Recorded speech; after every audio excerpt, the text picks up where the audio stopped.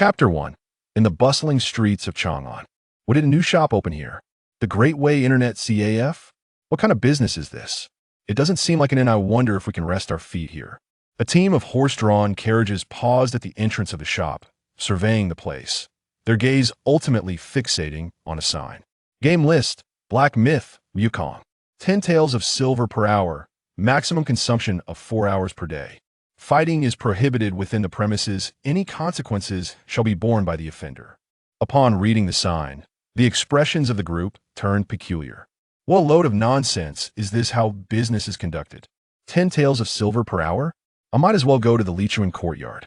Let's move on. We can't waste any more time. Suhan watched as the group drove away, unable to suppress a deep sigh. Alas, this business is truly unfeasible. He then returned to the counter, gazing despondently at the 4 computers within the establishment. He hailed from Blue Star, having rubbed a magical lamp that summoned a celestial being. The being granted him a wish to lessen his struggles by 50 years. He only remembered the celestial sketching something on the book of life and death, and then he found himself here. What deity are you? The king of hell? He had been here for several days and had even awakened a troublesome system. It had set him up with a Great Way Internet CAF in Chang'an. Even though the people in this dynasty lived in considerable prosperity, not everyone could afford to part with 10 taels of silver for an hour's entertainment. Moreover, the term Internet CAF was entirely foreign to them, and they had no idea what was sold inside, making them even less inclined to spend such money. Alas, life is unpredictable, like a large intestine wrapped around a small one. Suhan lamented, opening the system panel. Great Way Internet CAF system. Current users online, 0. Games sold, 0. Game list, Black Myth, Wukong. System suggestion. Attract the first customer as soon as possible to unlock the Great Way Roulette lottery system through in-game achievements, or risk starving. Seeing the system's advice, Suhan's expression soured further. You know that running an Internet CAF here will lead to starvation. Look at other systems. Which one isn't extraordinarily impressive? You, on the other hand, have me opening an Internet CAF in Chang'an. What a joke. Suhan began to vociferously berate the system. A cold voice from the system replied, if one is incompetent, do not blame. The uneven path practice makes perfect. Did you put in enough effort in your previous life? Just as a quarrel ensued between him and the system, a figure approached the entrance of the CAF. Ba, is the benefactor present? Su Yin turned to look at the door. There stood a young monk, around 13 or 14 years of age, holding a basket of vegetable leaves. These are freshly picked by this monk from the mountain, and I have come to share some with the benefactor. He was originally a monk from a temple outside the city. Having seen Suhan arguing with the system while passing by, he assumed Suhan was suffering from a mental affliction and felt pity. Noticing the desolate business, he decided to share some of his harvest with Suhan each time he collected vegetables. Suhan hurried a few steps to the young monk, grasping his hand. Come in and have a seat. It'll give you a 50 discount. Only 5 taels of silver for an hour guaranteed. You won't regret it. The young monk's face showed embarrassment. Not to mention 5 taels. I can't even produce 1 tael. Suhan added, you can also trade items. I've heard that the statues in your temple are made of bronze and could fetch a decent price. If not, you could simply bring a few useless relics. Upon hearing this, the young monk hurriedly fled, repeatedly muttering Ba and phrases of virtue. Watching the young monk's retreating figure, Suhan chuckled heartily. He knew full well the young monk could not come up with 5 taels of silver. His suggestion was merely a way to alleviate his boredom. At that moment, a crisp female voice resonated from behind. Who is this rogue, inciting the young monk to commit misdeeds? Suhan turned to see a little girl in a white dress standing a short distance away, hands on her hips, her face a picture of indignation. Her features were exquisitely delicate, her skin fair and tender, yet what captured the eye most was her small, jade-like nose. Perhaps it was merely Suhan's imagination, but it seemed that when the sun illuminated her nose, it radiated a golden glow. Do you know who that young monk is? His name is Jiang. He has been a good soul for 8 lifetimes and should not be thwarted by a black heart proprietor like you. Jiang. Suhan found the name somewhat familiar, though he was not in the mood to ponder it now. for the little girl before him appeared to be quite affluent, perhaps a potential first customer. With that thought, Su Han cleared his throat and straightened his posture. Blackheart? On what grounds do you accuse me of being Blackheart? The little girl snorted, pointing at the sign outside. 10 taels of silver per hour, how can that not be a black shop? Su Han smiled faintly. I have clearly marked my prices, engaging in a transaction based on mutual consent. How can this be termed a black shop? The little girl paused, stammering, but 10 taels of silver per hour is too expensive. What do you sell here that is worth that price? Su Han smiled slightly and replied, the treasures in my shop surpass the delightful wines and pastries of Xinghua village and are more precious than the rare flowers of Baiwa courtyard. Even the headliner of Lichuan courtyard cannot compare. Tell me, is 10 taels of silver too exorbitant? The little girl was taken aback, instinctively shaking her head. Not too expensive. Realizing her reaction, she quickly shook her head vigorously. No, no, no. You can say anything you like. I could claim to be a grand immortal too. Ultimately, this is still a black shop. Su Han gestured invitingly. Why not come inside and take a look? Now the little girl hesitated, glancing between Su Han and the interior of the shop, reminiscent of the exquisite wines and pastries of Xinghua Pavilion. Fine, I will trust you this once. If I find it unworthy, then afterward. Before she could finish, Su Han smiled nonchalantly. You may certainly smash my humble establishment. Oomph. The little girl raised her chin and walked toward the shop. But Su Han stopped her. What do you want? The little girl looked at Su Han. Su Han stated, payment first, then you may enter. Taking a deep breath, the little girl produced a pouch of coins from her bosom and tossed it to Su Han. Looking at the pouch in his hand, Su Han nearly burst into tears. A wave of happiness washed over him. The Internet CAF was finally open for business. Ding. Customer count 1. Name, golden-nosed, white-haired rat. Su Han glanced at the customer's name and then at the little girl's retreating figure, his mind swirling. Golden-nosed, white-haired rat? Who would bear such a name? He recalled that this was seemingly the true form of the Lady of the Earth from Journey to the West. She had gained considerable cultivation by consuming the wax before the Buddha, but had also committed a grave mistake. Later, she was saved by Tang Seng's previous life, Jin Shanzi, which led to her developing feelings for him. Then she was adopted by the deity Li Tianwang, becoming Nezha's sister. Countless monsters sought to devour Tang Seng on the journey, yet only the golden-nosed, white-haired rat wished to marry him. Could it be that this is the world of Journey to the West? At the same time, Su Han recalled the name Jiang Luer. Wasn't that the childhood name of Tang Seng? Previously, the golden-nosed, white-haired rat mentioned that the young monk was the 9th reincarnation of Jin Shanzi. Jin Shanzi needed to be a good person for 10 lifetimes to achieve enlightenment. No wonder the golden-nosed, white-haired rat was angered by his incitement of the young monk. If one were to calculate, it seemed the calamities of the journey to the West might soon commence. Hey, what is this thing? Can this black abacus be eaten? The voice of the golden-nosed, white-haired rat interrupted Su Han's musings. Returning to the shop, he saw the rat girl examining a mouse curiously. She opened her mouth, ready to take a bite. This is not edible, Su Han interjected.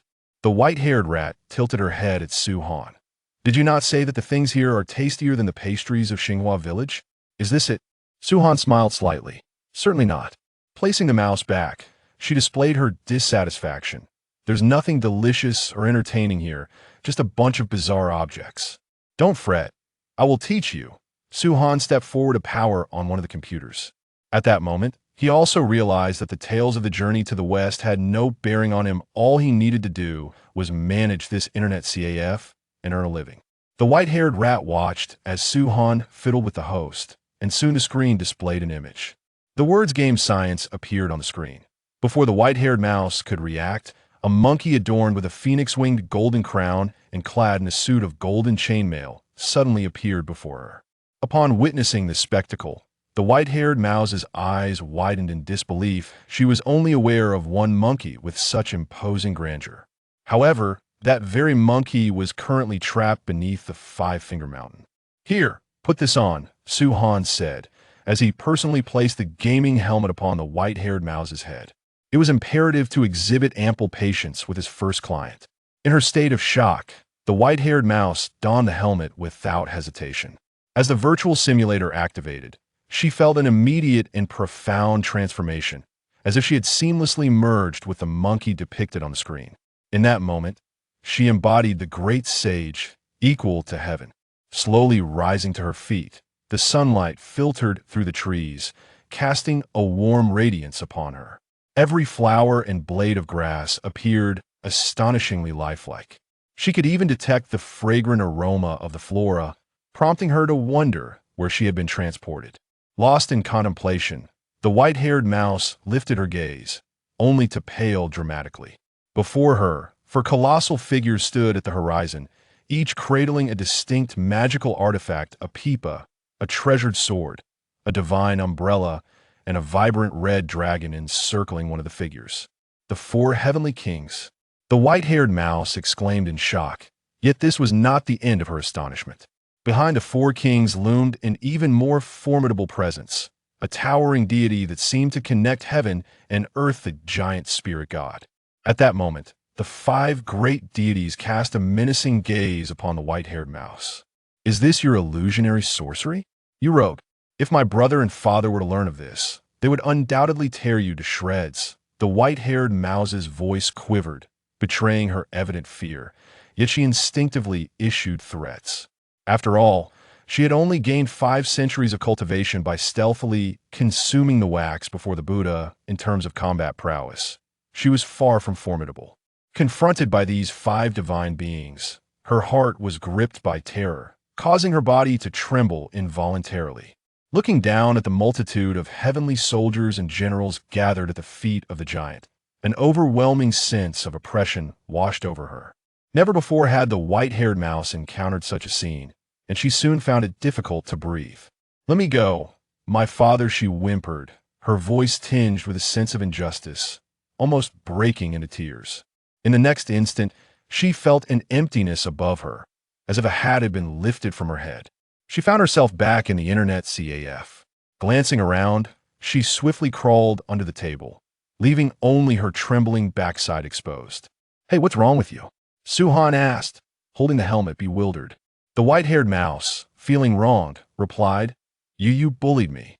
I will go back and tell my brother to settle the score with you." Suhan shrugged. "You're the daughter of the illustrious king, surely. You should not be so easily frightened by a mere game. Besides, you must have encountered the 4 heavenly kings before, right?" The white-haired mouse paused. "You're talking about a game?" She was momentarily taken aback, unable to comprehend how the shopkeeper knew her identity. Suhan nodded. "Indeed, everything you just witnessed was part of the game." The white-haired mouse recalled the exceedingly vivid imagery, which resembled demonic sorcery. Were not human games merely about jumping rubber bands and tossing sandbags? When had they become so extravagant?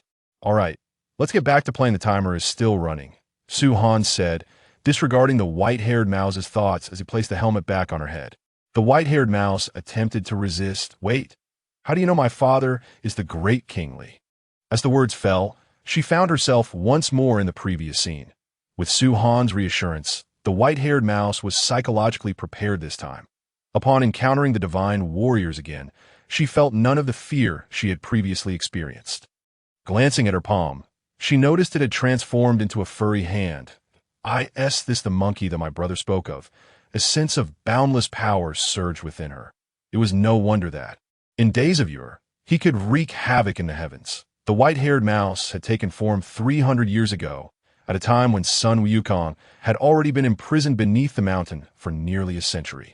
Thus, she had never witnessed the great sage equal to heaven in person, only overheard discussions among other deities. Surely, this power must already be at the pinnacle of the great Luo, golden immortal. To think that I could also experience such strength. It is no wonder the proprietor dares to charge 10 taels of silver for an hour. In that moment, the white-haired mouse even felt that 10 taels for an hour was exceedingly cheap. After all, not only she, but even mortals could partake in this experience, that in this light. It seemed that not just 10 taels, but even 1,000 taels would be worth it. Who wouldn't want to experience the sensation of becoming an immortal? Especially a great Luo golden immortal? Just as the white-haired mouse was lost in her thoughts, A cloud suddenly lifted her from behind, propelling her toward the locations of the four heavenly kings and the giant spirit god. Wait, wait, wait. I don't want to go there, she screamed, but the nimbus cloud paid her no heed. It soared through the thickets and shot into the sky, reaching heights comparable to those of the four colossal deities. The white-haired mouse not only sensed the murderous intent from the four gods, but also felt her own discontent brewing within. This emotion undoubtedly stemmed from the great sage equal to heaven. Am I to engage in combat with these deities? At this thought, a surge of excitement inexplicably welled up within her. This was something she had never dared to imagine. After all, it was son Wukong who was fighting, not her. Upon landing, the cloud beneath her feet dissipated. Countless celestial soldiers, armed with long spears, aimed at her. In that moment, the white-haired mouse felt as though she were at odds with the entire world. This sensation filled her with both fear and a peculiar thrill. Her body moved involuntarily once more. I have preserved my life. I have attained the scriptures. I, old son, desire no accolades, only to return to Flower Fruit Mountain and live out my days in leisure. Yet, how dare you kill my monkeykin? With each utterance, the white-haired mouse felt a twinge of indignation grow within her. Finally, the great sage equal to heaven pointed his staff at the giant spirit god. At that moment, a man clad in white stood upon the giant spirit god's shoulder, brandishing a three-pronged spear, with a black dog barking furiously at his side. The it was none other than Erling Shun. Yang Jian? Boom! With every strike exchanged between the white-haired mouse and Yang Jian, the earth trembled and the clouds roiled. Even the sun and moon dimmed in comparison. The two formidable beings, having attained physical sanctity, engaged in a fierce and exhilarating battle. This primal form of combat was the most invigorating. The white-haired mouse's eyes sparkled with excitement. "Take this, my lady," she proclaimed as she leapt high, wielding her long staff with all her might, and bringing it down upon Yang Jian. Yang Jian countered the attack. The celestial soldiers beneath them were sent flying by the sheer force of the blow, and even the massive giant spirit god staggered backward, collapsing onto the ground. "Ha ha! This is exhilarating," she gasped, her expression a mix of exhilaration and disbelief. But before the white-haired mouse could revel in her triumph, a beam of light flashed from the golden hoop above her head. Tightening its grip, in that instant, the majority of the great sage's power was sealed away. Simultaneously, the four heavenly kings struck in unison. These scoundrels, how despicable, she thought, her heart brimming with resentment, as she glimpsed a golden Buddhist light appearing in the distance. Before she could process this, Yang Jian descended with a strike, sending the great sage's body plummeting to the mortal realm. Sigh. She sighed quietly, removing her helmet. Indeed, it had been quite the spectacle, but all too brief. She hadn't even had enough time to immerse herself for an hour. She had felt the essence of the great sage's existence and found herself regretting the brevity of the experience. Wishing for just a bit more time to play, Yuhan opened a bottle of cola, looking at her with a peculiar expression. "Too short. You have just completed an introductory chapter. The main storyline involves seeking the 6 relics and reviving the great sage." Upon hearing this, the white-haired mouse was taken aback. "Are you saying the game has only just begun?" Suhan nodded. "Of course. Otherwise, I would truly be running a black shop." With that, he took a hearty sip of his soda. The white-haired mouse's eyes widened, facing off against celestial soldiers, experiencing the combat of a great Luo golden immortal, and contending with the divine Yang Jian. Everything she had just experienced far exceeded the worth of 10 taels of silver. Little did she know, this was merely the beginning. Realizing this, she hastily donned the helmet once more, fearing she might miss any part of the unfolding story. To end the scene, an elderly monkey wearing prayer beads spoke in a deep voice. Though unfortunate to have perished, his spirit did not completely dissipate. Instead, it transformed into 6 spiritual artifacts, each fleeing and concealing itself in the world. Thus began the legend of the great sage's 6 roots. As the words faded, a monkey clad in a tiger-skin skirt appeared on the screen, standing atop a mountain peak and gazing down upon the range. 5 characters gradually materialized.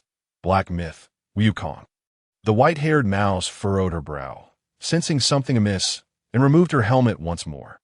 "Where is my cultivation? How has my peak great Luo golden immortal power vanished? And why have I transformed from the great sage into a wild monkey? Are you not deceiving me? Truly, this is a black shop. Ziwang could not help but feel exasperated upon hearing this. Sister, the joy of this game lies in gradually growing stronger and experiencing how the great sage evolved from a mere monkey to wreak havoc in the heavens. If you start off invincible, what fun is that? Hearing this, the white-haired mouse found a reasoning compelling. Just as she was about to put on her helmet again, she noticed the soda in Ziwang's hand. "What are you holding?" she inquired curiously, as Ziwang glanced at the cola in his hand and grinned. "This is what I call something even more delicious than the pastries and fine wines of Xinghua village." The white-haired mouse examined it and grimaced in distaste. "That murky liquid looks unappetizing, and all those bubbles. Did you poison it? Is this even safe to drink?" Ziwang rolled his eyes and returned to the counter. At that moment, the counter had transformed entirely. In addition to the original cash register, several shelves had been added, brimming with snacks, and there were even 2 large refrigerators filled with various beverages for easy selection. This was due to the arrival of the first customer, completing a system task that unlocked the snack and beverage functionality. Though prices were marked, taking them was free. Henceforth, she would no longer need to worry about food. He retrieved an ice-cold soda from the fridge and handed it to the white-haired mouse. "You are my first customer. Consider my treat." The white-haired mouse took the soda, initially taken aback. "It is the height of summer. Why is this drink so cold?" Remembering how the shopkeeper had discerned her identity, she felt a twinge of unease. Could it be that this unscrupulous boss is actually a hidden mighty figure? That cooling cabinet must be his treasure. It made sense. If he were not a secluded deity, how could he dare create a game like Black Myth? Wukong, which offends both the heavenly court and Buddhism. Should I inform my father and brother? If so, this little shop would surely be eradicated, and then there would be no more enjoyable game left. The white-haired mouse felt conflicted as Ziwang, noticing her furrowed brow, asked what is wrong. "Drink up? Why aren't you drinking?" He believed that the white-haired mouse was afraid that the happy drink contained poison, and even took a sip in front of her. The white-haired mouse instinctively exclaimed, "Oh," mimicking Ziwang's actions as she gulped down a mouthful of the happy drink. The moment the sweet liquid touched her lips, her vision brightened. The delightful flavor flooded her taste buds, and the effervescence tantalized her palate. Previously, when King Li had brought back a jug of celestial brew from the peach banquet, the white-haired mouse had thought it was the finest beverage she would ever savor. However, in comparison to this happy drink, it paled significantly. Not only was it delicious, but it also seemed to invigorate her mind. The dizziness she had felt while gaming dissipated entirely. How much silver does a bottle of this cost? The white-haired mouse mused aloud about the price. Ziwang extended a hand. 3 taels of silver. The white-haired mouse was once again taken aback. "Enough of this. Let us hasten into the game. You only have half an hour left to play." Upon hearing Ziwang's words, the white-haired mouse finally came to her senses, took another hearty swig of the happy drink, and donned her helmet. Perhaps due to the effects of the happy drink, she appeared even more exhilarated this time. Once inside the game, she brandished her stick, soaring and striking at several small demons. In just a few moments, she dispatched her foes effortlessly. "This is too easy." Even the first elite monster fell victim to her relentless assault. "I expected something formidable, but it turns out to be so weak. Haha." Observing the self-satisfied white-haired mouse, Ziwang nodded in approval. He thought to himself, "No wonder she's the daughter of King Li."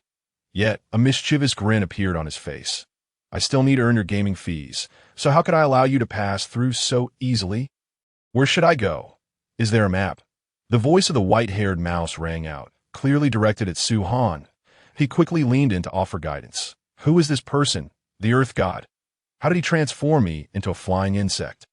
"Follow my instructions. Where should I go?" "Fly to the right. These monsters can't see me. Am I invincible now?" "Ah, right. Under Ziwang's careful coaxing, the white-haired mouse ultimately found herself before a monster with an extraordinarily large head. This creature, exuding dark energy, was known as the Wraith, the first boss of the game. It was notorious for being a rookie killer, having tormented many players to the brink of despair. Nevertheless, it was actually a hidden boss. Easily avoidable. Players could return to defeat it later when their strength had increased and they had acquired powerful artifacts. The white-haired mouse, playing for the first time, was blissfully unaware of this fact.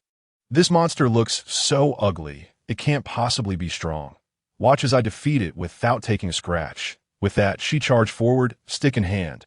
Half a minute later, with a resounding crash, the white-haired mouse was sent flying backward. The screen went dark. She had perished.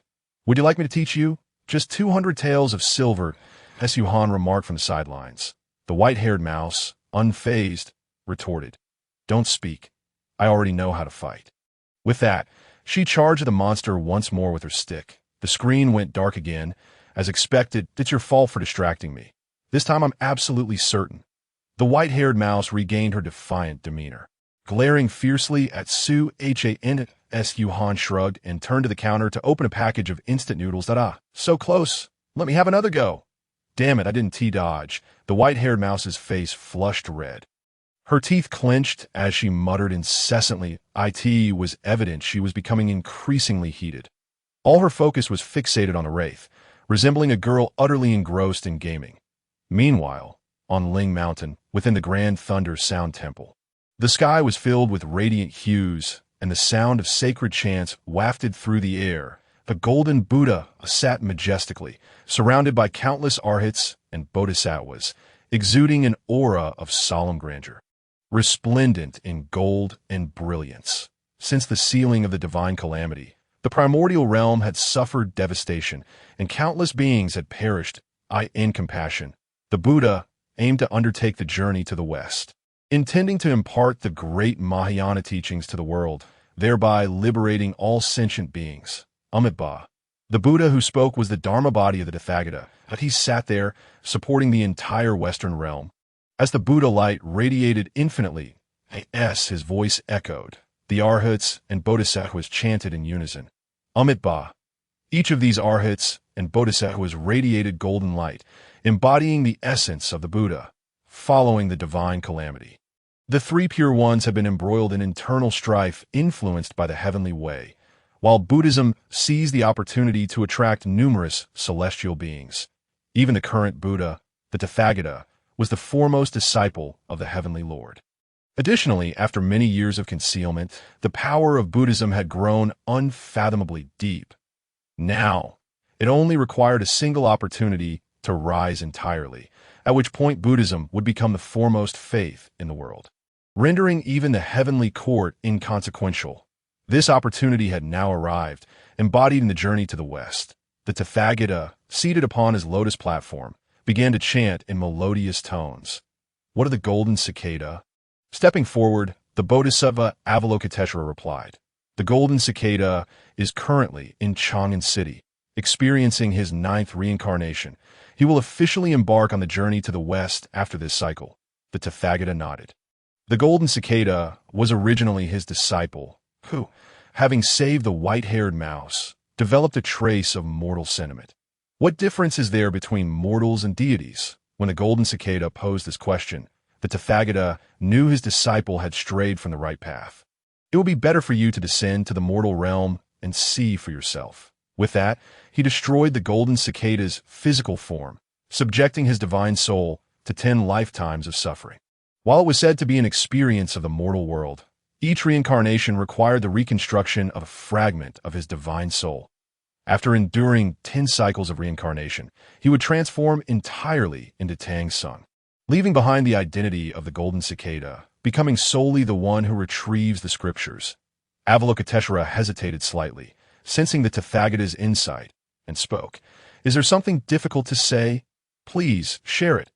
Avalokiteshvara then continued. Not long ago, the golden cicada befriended a mortal shopkeeper who actually persuaded him to engage in some unscrupulous activities. The Tathagata frowned, though he soon relaxed. The golden cicada is destined to be a virtuous person over 10 lifetimes.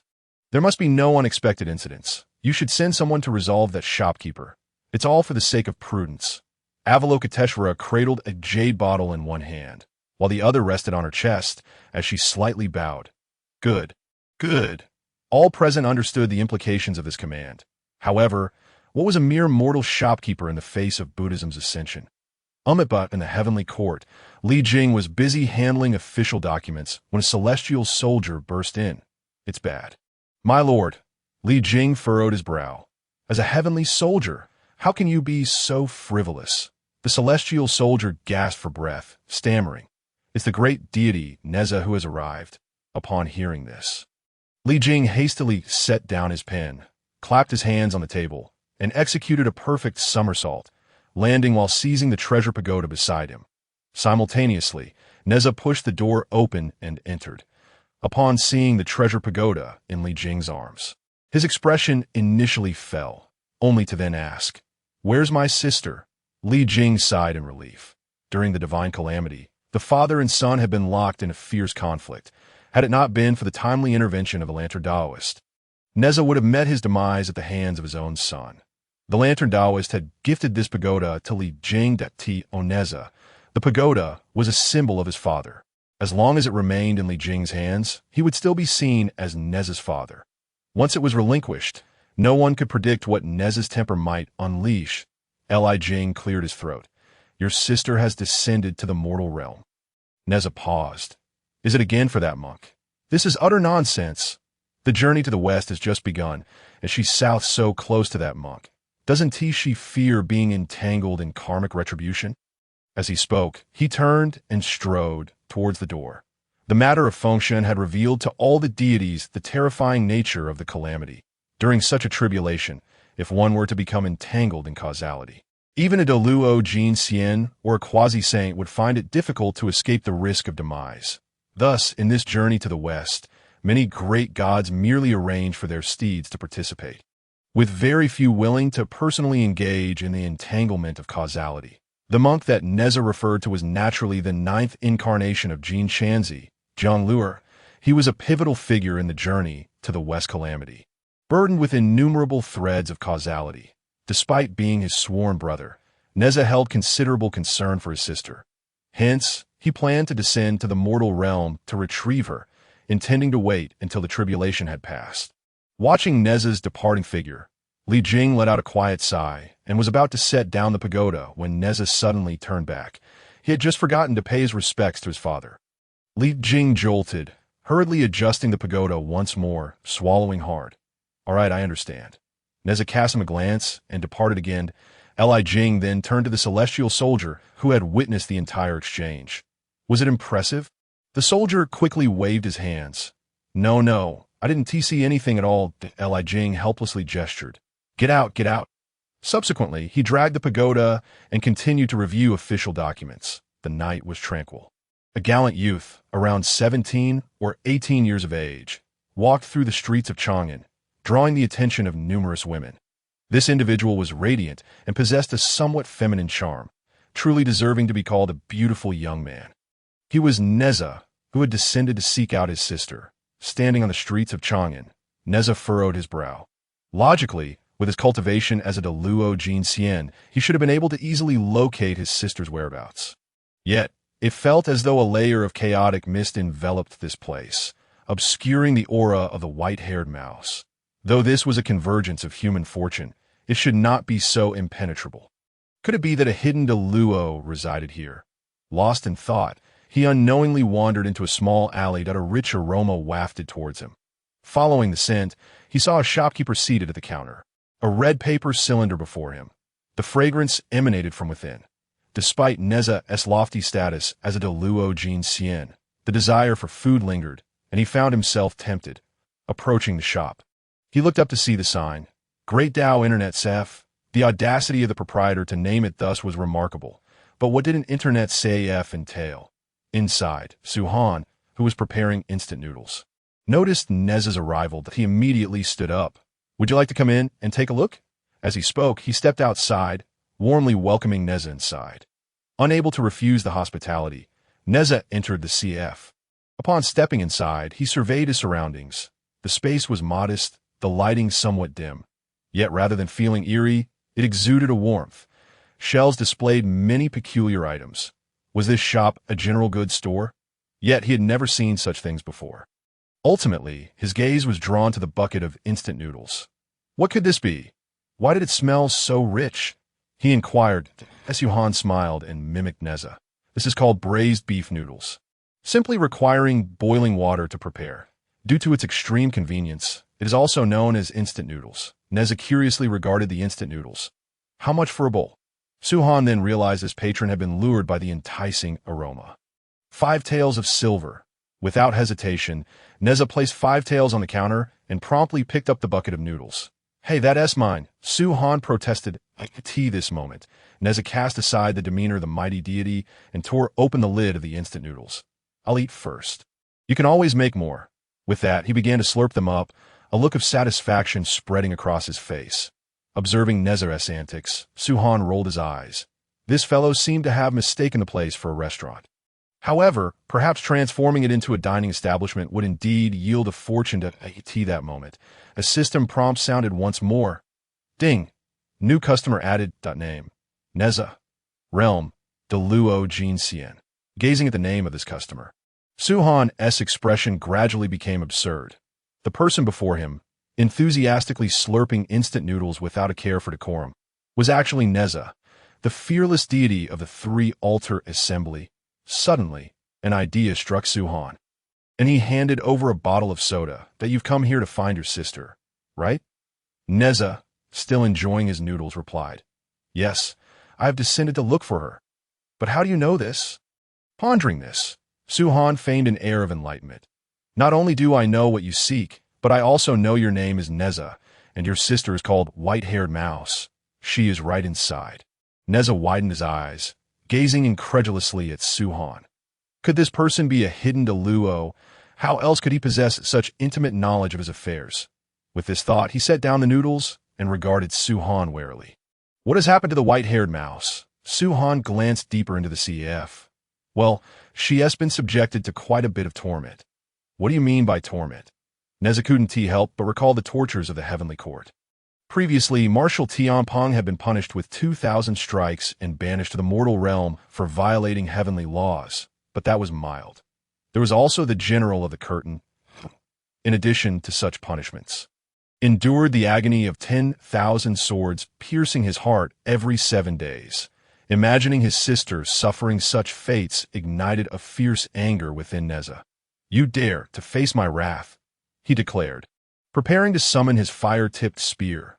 Strangely, however, he found himself unable to do so, an unprecedented failure since acquiring the spear. At the same time, a cold voice echoed in his mind.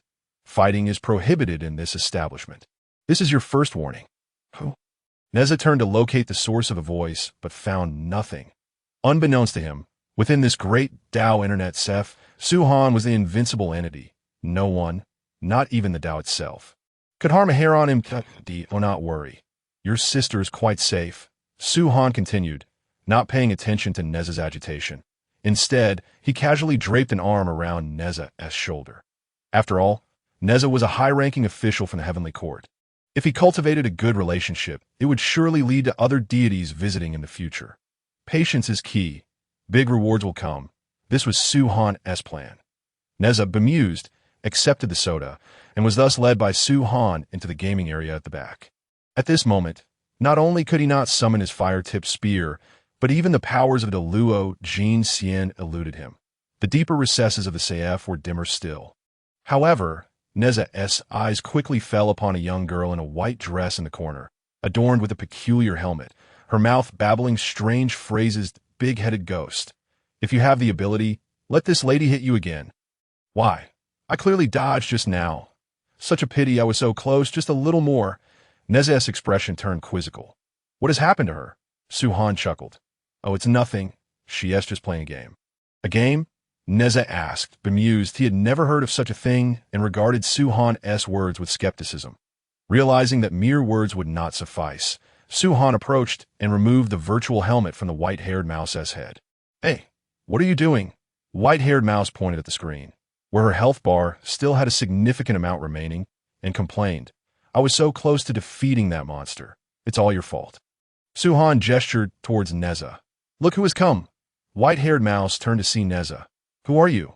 I don't know you. Perhaps due to the prolonged gaming session, her vision was blurred, and she failed to recognize Nezha at first glance. Nezha's face darkened, and he delivered a light smack to her head. This is what happens when you play too much. You can't even recognize your own brother. Brother, the white-haired mouse, in pain, rubbed her eyes, and finally recognized the figure before her as her own brother, Nezha. It was hardly her fault. Nezha typically exuded an air of valor and majesty, radiating an aura of divinity at all times. In his current human guise, it was only natural that she did not recognize him at first. "Brother, you finally arrived? I've been bullied." Nezha cast a disapproving glance at Su-Han. "You truly are a nuisance."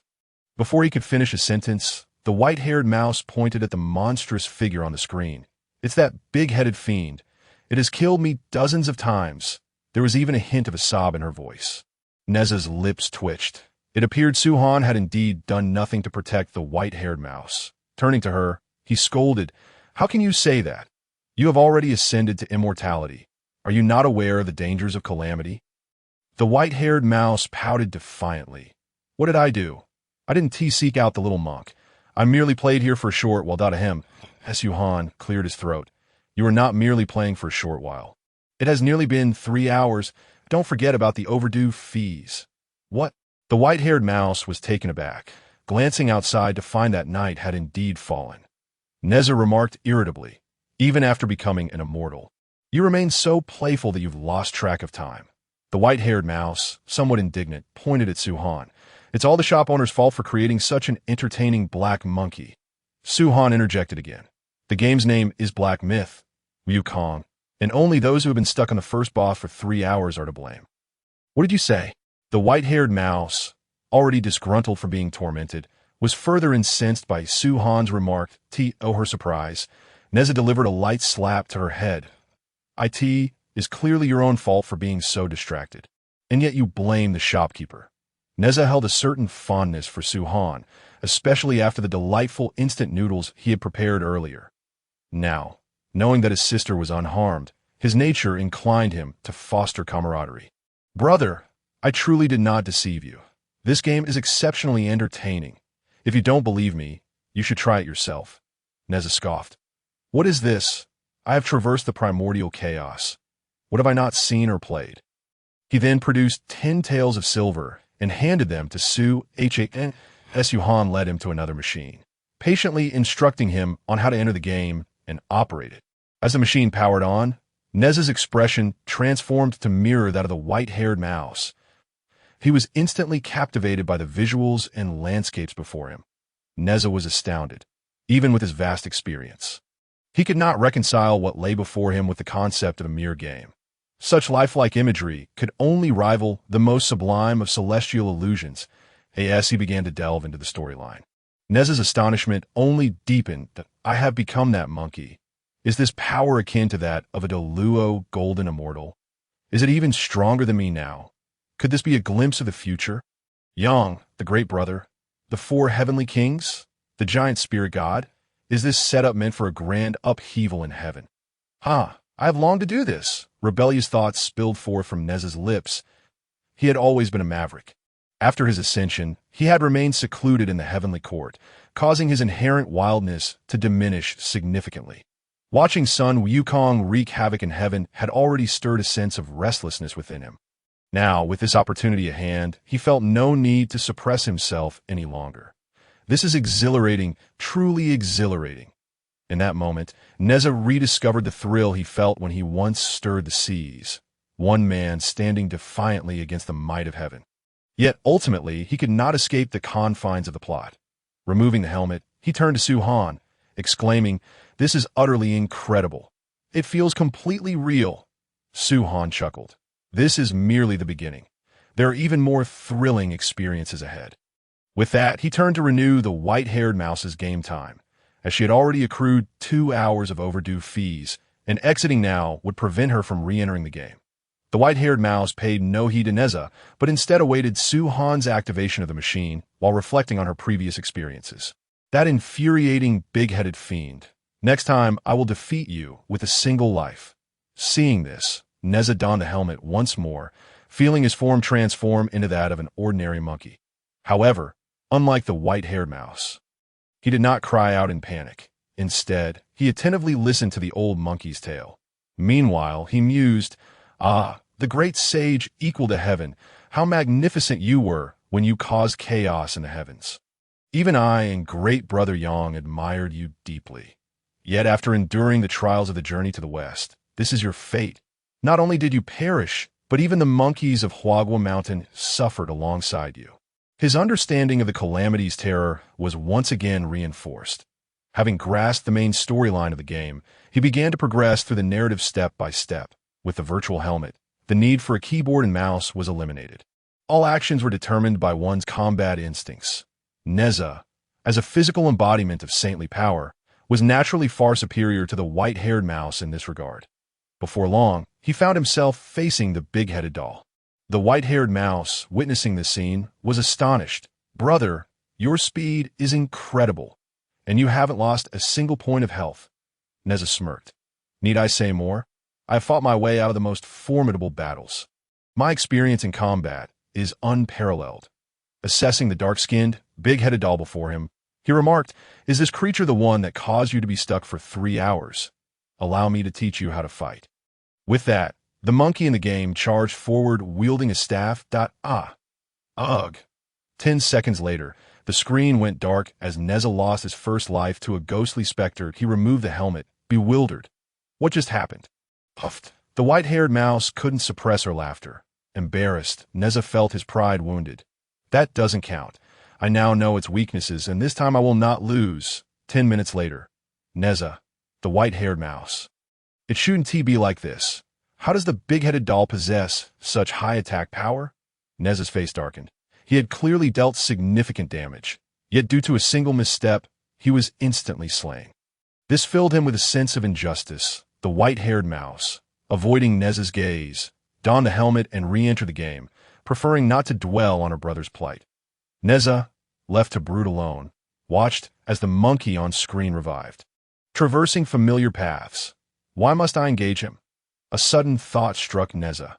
Unrestrained by convention, he began to explore alternative routes. After circling the map, he discovered a hidden passage. There is indeed another way. Nezha's pupils dilated as he approached the narrow path. Suhan observed with approval. It was no surprise that Nezha had identified the correct route.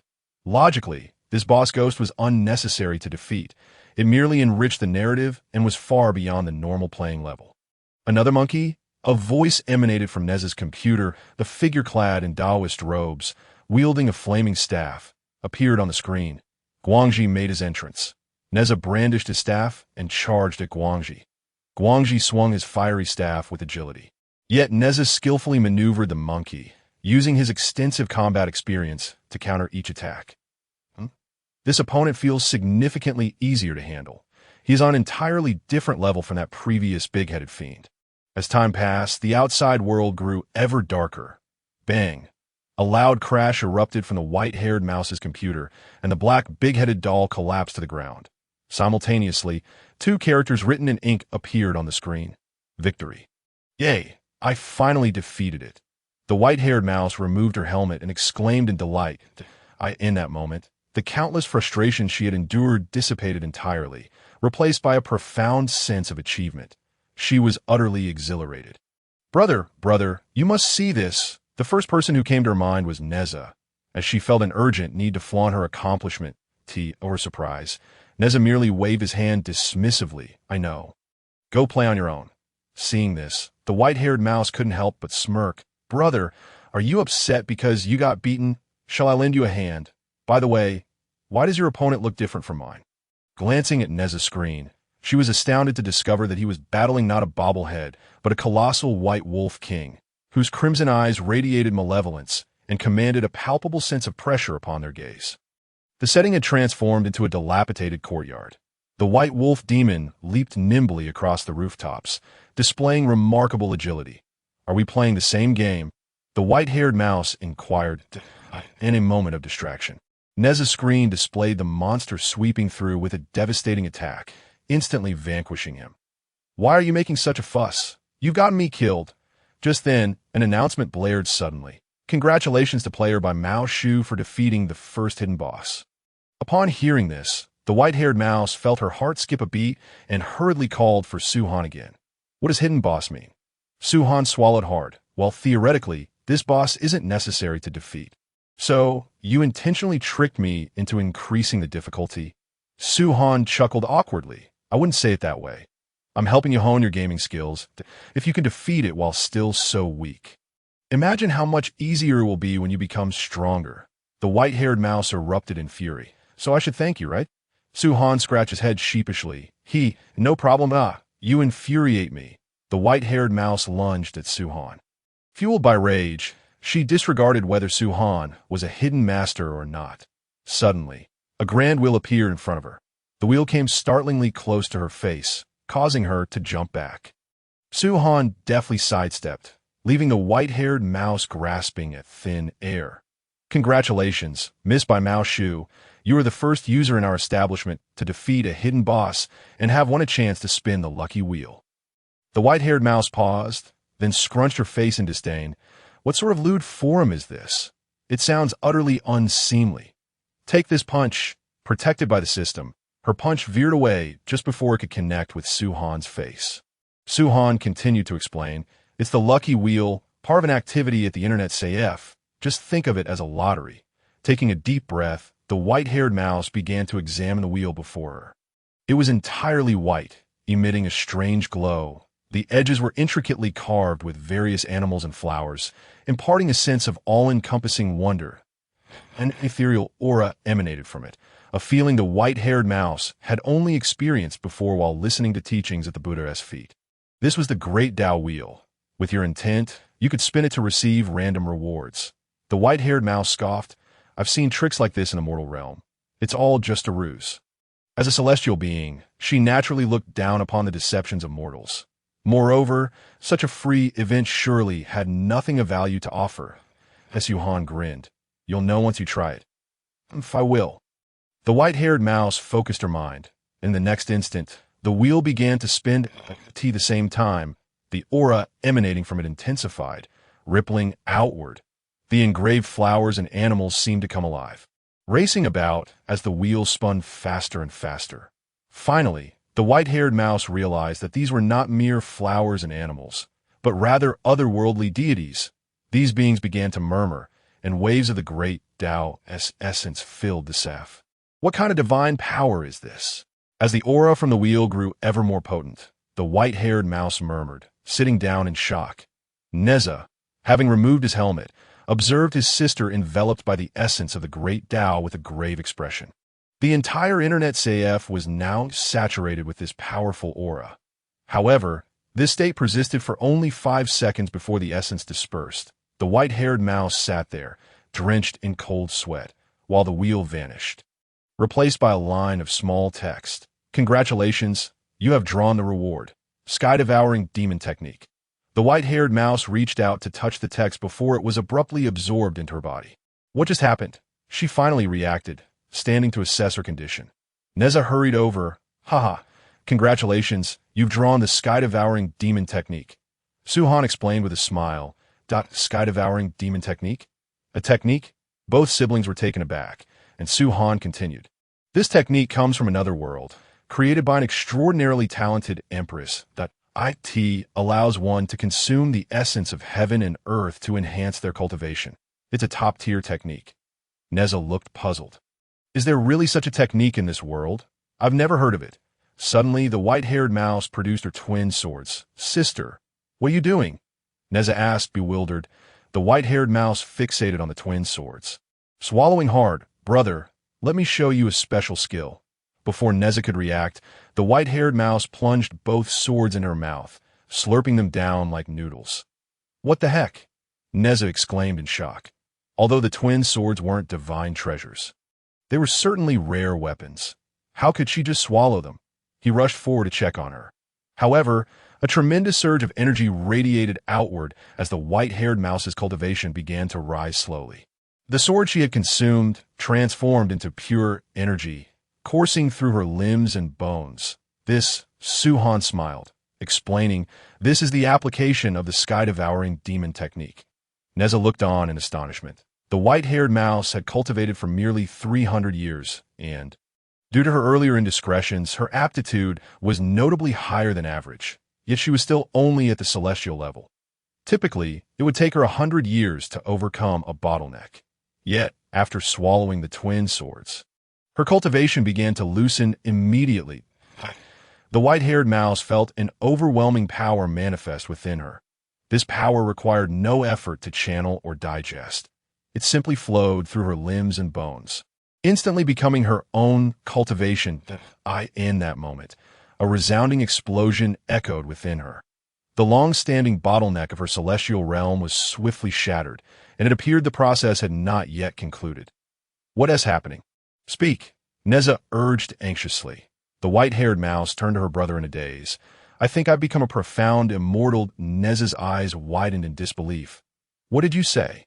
In this world, the levels of cultivation are classified as refining essence in a chi, refining chi into spirit, refining spirit into void, merging with the Tao, and after merging with the Tao, one becomes an immortal. The ranks of immortals include human immortal, earth immortal, celestial immortal, true immortal, profound immortal, golden immortal, supreme golden immortal, great Luo golden immortal, quasi-saint, and saint. Yet she had merely swallowed a pair of twin swords that didn't even qualify as postnatal spiritual treasures, and had managed to break through 2 major realms to become a profound immortal. How could this be? The sky-devouring demon technique is truly extraordinary. This feeling is simply marvelous. The white-furred mouse felt as though she had undergone a profound transformation. An aura of great power emanated from her being. It was not unheard of to break through 2 realms consecutively, but such feats typically required an immense foundation and profound depth, often achieved only by those who had long been capable of such advancements, suddenly experiencing enlightenment. Yet, astonishingly, this allowed her, a celestial being who had only practiced for a mere 300 years, to catch up, a reality that defied belief. Was this truly the realm of the Xianxian? As she sensed the surging power within her, her face radiated excitement. She felt invincible. Bang! Nezha delivered another playful strike atop her head. What are you doing, brother? The white-furred mouse exclaimed, shielding her head with a look of deep grievance directed at Nezha. She realized she had overestimated her situation. Although attaining the Xianxian realm in the primordial world provided a certain strength, it was still nothing formidable. Naturally, she stood no chance against Nezha, a Daluo Jinxian. Nezha, perceiving the mouse's moment of arrogance, intervened to bring her back to reality and remarked, "Shouldn't you express your gratitude to the shopkeeper?" The white-furred mouse snapped back to attention, approached Su Han, and humbly bowed her head, saying, "Thank you, master, for helping me break through to this realm." As Su Han quickly helped her to her feet, saying, "I am but a simple merchant. How could I possibly be your master? Rise, please." At that moment, the white-furred mouse not only calmed down, but also felt a genuine gratitude towards Su Han. Though the primordial realm had stabilized, the pursuit of higher realms among the celestial beings remained as fervent as ever. Without the Tunshin demon technique, she feared it would take her at least 800 years to reach the Xianxian level. Yet, this chance encounter with the shopkeeper had granted her such a monumental opportunity free of charge. If one were to speak of a price, it would be those 4 hours, the 40 taels of silver, for internet fees, and the earlier vexation she had experienced. However, Su Han's demeanor left her in a quandary. You've given me such a grand opportunity, yet you won't take me as your disciple. How can I repay this karmic debt? You must allow me to assist you in some way. The primordial realm places great emphasis on cause and effect. Having received a boon, the white-furred mouse felt compelled to return the favor to Su Han, lest she face unforeseen repercussions in the future. Observing the unyielding determination of the white-furred mouse, Su Han cast an awkward glance at Nezha. To his surprise, Nezha wore a look of satisfaction, as if to say, "Ah, she's growing up." Su Han relented. "Very well, just help me attract more customers in the future." Upon hearing this, the white-furred mouse perked up, thumping her small chest with confidence. "Rest assured, this task is in my capable hands." Nezha clasped his fists in gratitude, saying, "Thank you." Su Han smiled. "The great wheel of fortune is entirely random. All of this is merely your sister's own fortune," he yawned afterward, seeing Su Han in such a state. The white-furred mouse's eyes sparkled with mischief. "Since you're tired, shall we return tomorrow?" Nezha, aware of her intentions, quickly interjected, "We can assist you tonight." However, before he could finish his thought, Su Han interrupted, "Oh, Shirti then proceeded to shut down the only operational computer in the shop. Gazing at the now black-screened computer, Nezha felt a pang of anguish, glaring fiercely at the white-furred mouse. She stuck out her tongue and made a silly face. After all, her gaming time for the day had come to an end. So she felt no loss in logging off on the deserted street at night. Nezha wore a glum expression. The white-furred mouse, adorned with a radiant smile, asked, "Brother, what troubles you? Why the long face? Is it that you are simply not fond of smiling?" Nezha huffed. "Do you think everyone is like you? Obsessed with playing?" He then turned and walked toward an in order to continue enjoying the games tomorrow. He had no intention of returning to the heavenly court. It was known that a day in heaven equated to a year on earth, and any delay in returning could result in missed opportunities. Observing her brother's forlorn figure, the white-furred mouse smirked mischievously. "Let you keep hitting my head, humph." She then made her way towards the outskirts of the city. "The shopkeeper asked me to bring him more customers, yet I only know one little monk. I wonder if he is asleep now." In the internet Café, Su-Han watched the two leave before promptly opening the system space to that moment. An item materialized out of thin air. Tang demon technique. "Would you like to learn it?" Su-Han swallowed hard. Finally, the system is proving useful. It turned out that items drawn by customers could also be concurrently acquired by him. He had initially thought he would remain merely a black internet CAF owner for life. Not realizing this was the true function of the system, that if that was the case, as he developed a legion of internet-addicted youths, would he not soar to new heights? With this thought, Su-Han promptly chose to learn the technique. As the Tang demon technique vanished from the system's repository, a peculiar energy surged into his body. In just a few breaths, he found himself stepping into the realm of the Rinxian. With a simple gesture, the refrigerator door swung open, and a chilled bottle of joyous beverage flew into Su-Han's hand. This was the sensation of becoming an immortal. To his astonishment, he too could achieve immortality. He opened the lucky wheel of fortune. Perusing the various items it could yield, binding technique, 8-9 mysteries, law of heaven and earth, that he even caught a glimpse of the shadow of a congenital supreme treasure. The thought that these items could potentially belong to him in the future filled Su-Han with excitement. This system truly lived up to its reputation as the standard accessory for time travelers. There was no weakness to be found. Yet, Su-Han did not lose himself in self-indulgence. Instead, he began to contemplate. Upon encountering Nezha and the white-furred mouse, he realized he was in a primordial world. Here, not only were the realms of Rinxian subject to the heavenly court's oversight, but even beings as powerful as Nezha, a Daoyuo Jinxian, were not exempt. He was not yet in a position to be complacent. In the primordial world, anyone below the quasi-saint level was deemed insignificant, especially in the face of the formidable calamities. The utmost priority now was to develop covertly and expand the scale of the Internet CAF. Currently, the CAF housed only 4 machines, which would be utterly insufficient should the number of patrons increase. The system panel opened once more. Host, Su-Han points. 80 Task 1. Achieve simultaneous usage of 4 machines in the CAF task reward. Internet CAF expansion card 1 Task 2. Accumulate 5,000 points task reward. Unlock system all. Seeing the revamped system panel, Su-Han's eyes lit up. "System, what is the purpose of these points?" The cold voice of the system replied. "Points can be exchanged for items within the system mall." At this stage, the mall is not yet unlocked, but they can be used to cultivate techniques. Each cultivation session costs 50 points. Su-Han nodded. This would indeed save him time, but he then inquired again. "Why did you not issue me any tasks earlier?" The host was previously in the assessment phase that if no customers had appeared within a week, the host would have been automatically eliminated, and the system would seek a new host. Su-Han's lips twitched. He had unknowingly danced on the brink of oblivion. "Why didn't you inform me of such vital information sooner?" And my foot. In the heavenly court, within the Lingxiao treasure hall. The Jade Emperor sat with an air of solemn authority. Below him stood Guanyin, clad in white. Since leaving the Spirit Mountain, she had come directly here. "Why, dear minister, what brings you here?"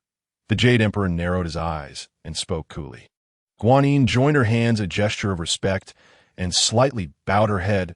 "I have come regarding the journey to the West Calamity. I wish to borrow 2 individuals from the heavenly court."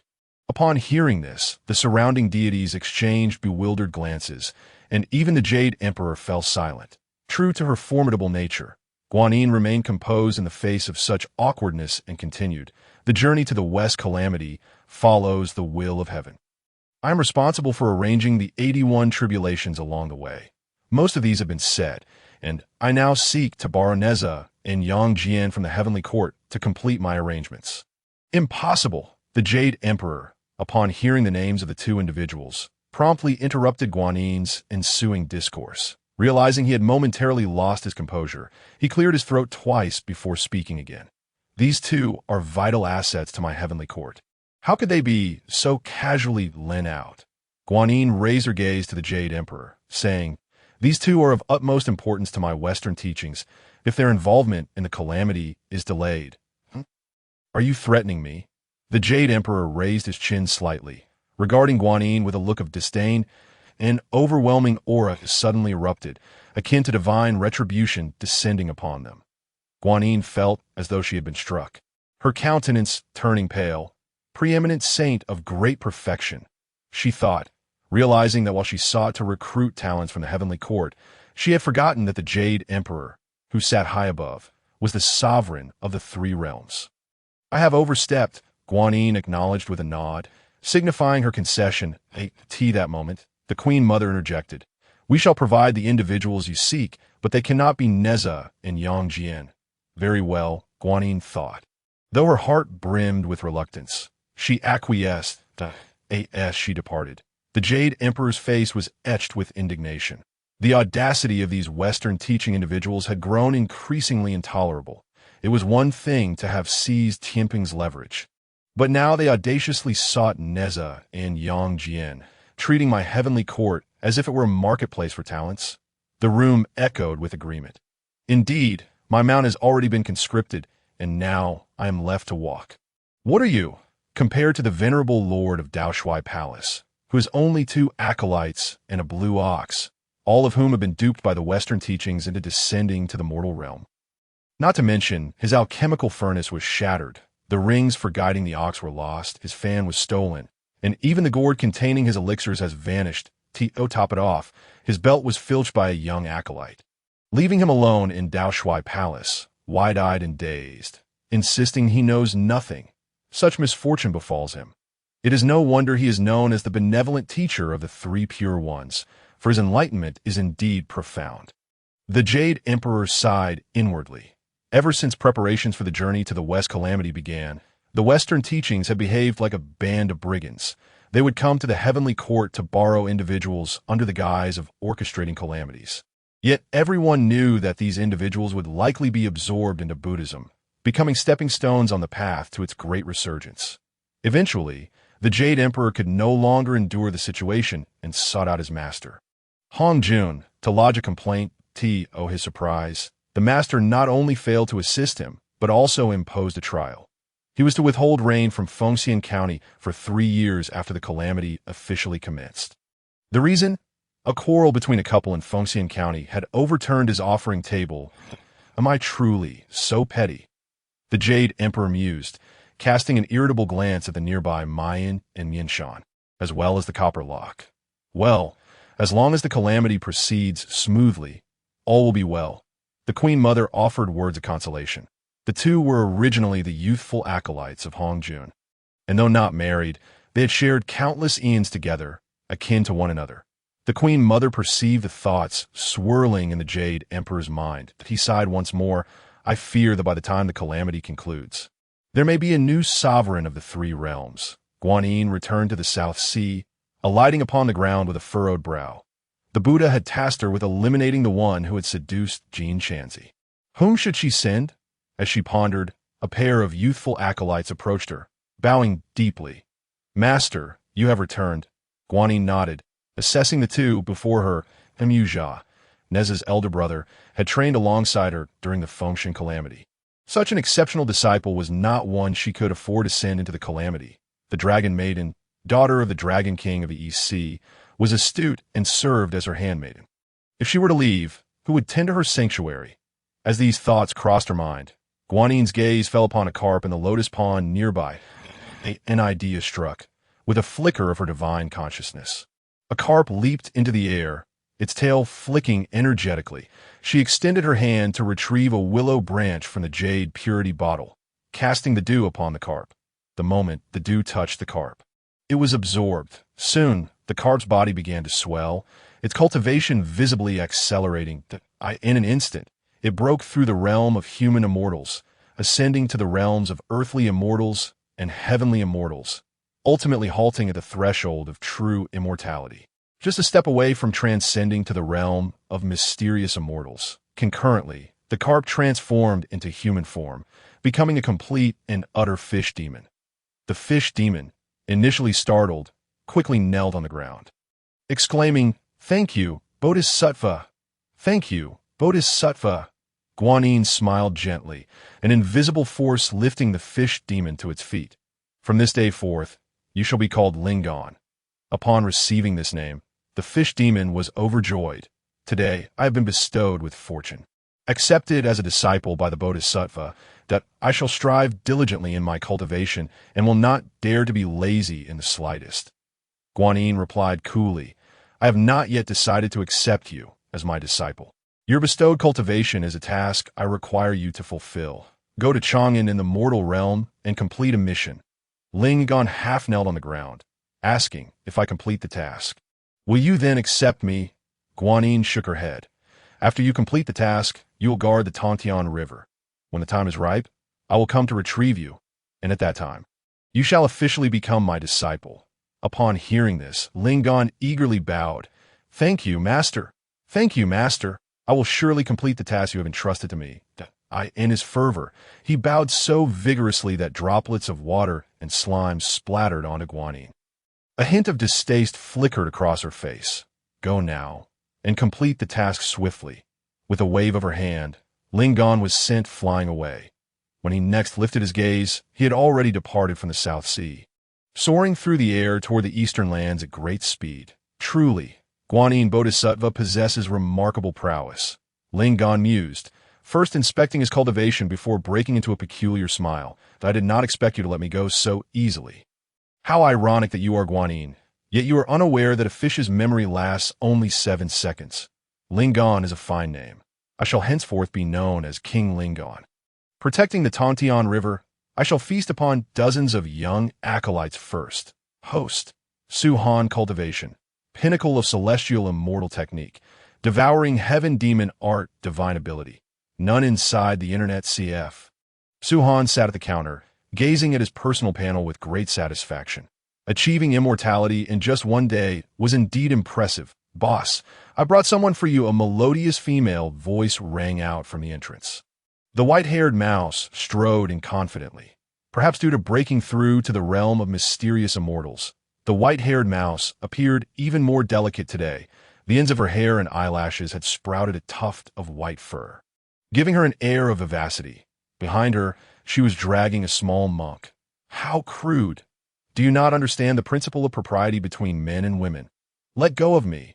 The small monk struggled, unwilling to enter the shop, but he was no match for the white-haired mouse's strength. Thus, he was unceremoniously pulled inside. The white-haired mouse regarded the small monk seriously. "Do you dare to resist? Are you aware that your actions contradict a woman's will? Can you guess what that implies?" "What?" The small monk blinked in surprise. The white-haired mouse leaned in and whispered 2 words in his ear, causing his ears to turn beet red. "Why you have no shame. You slander me. I shall accuse you of defamation."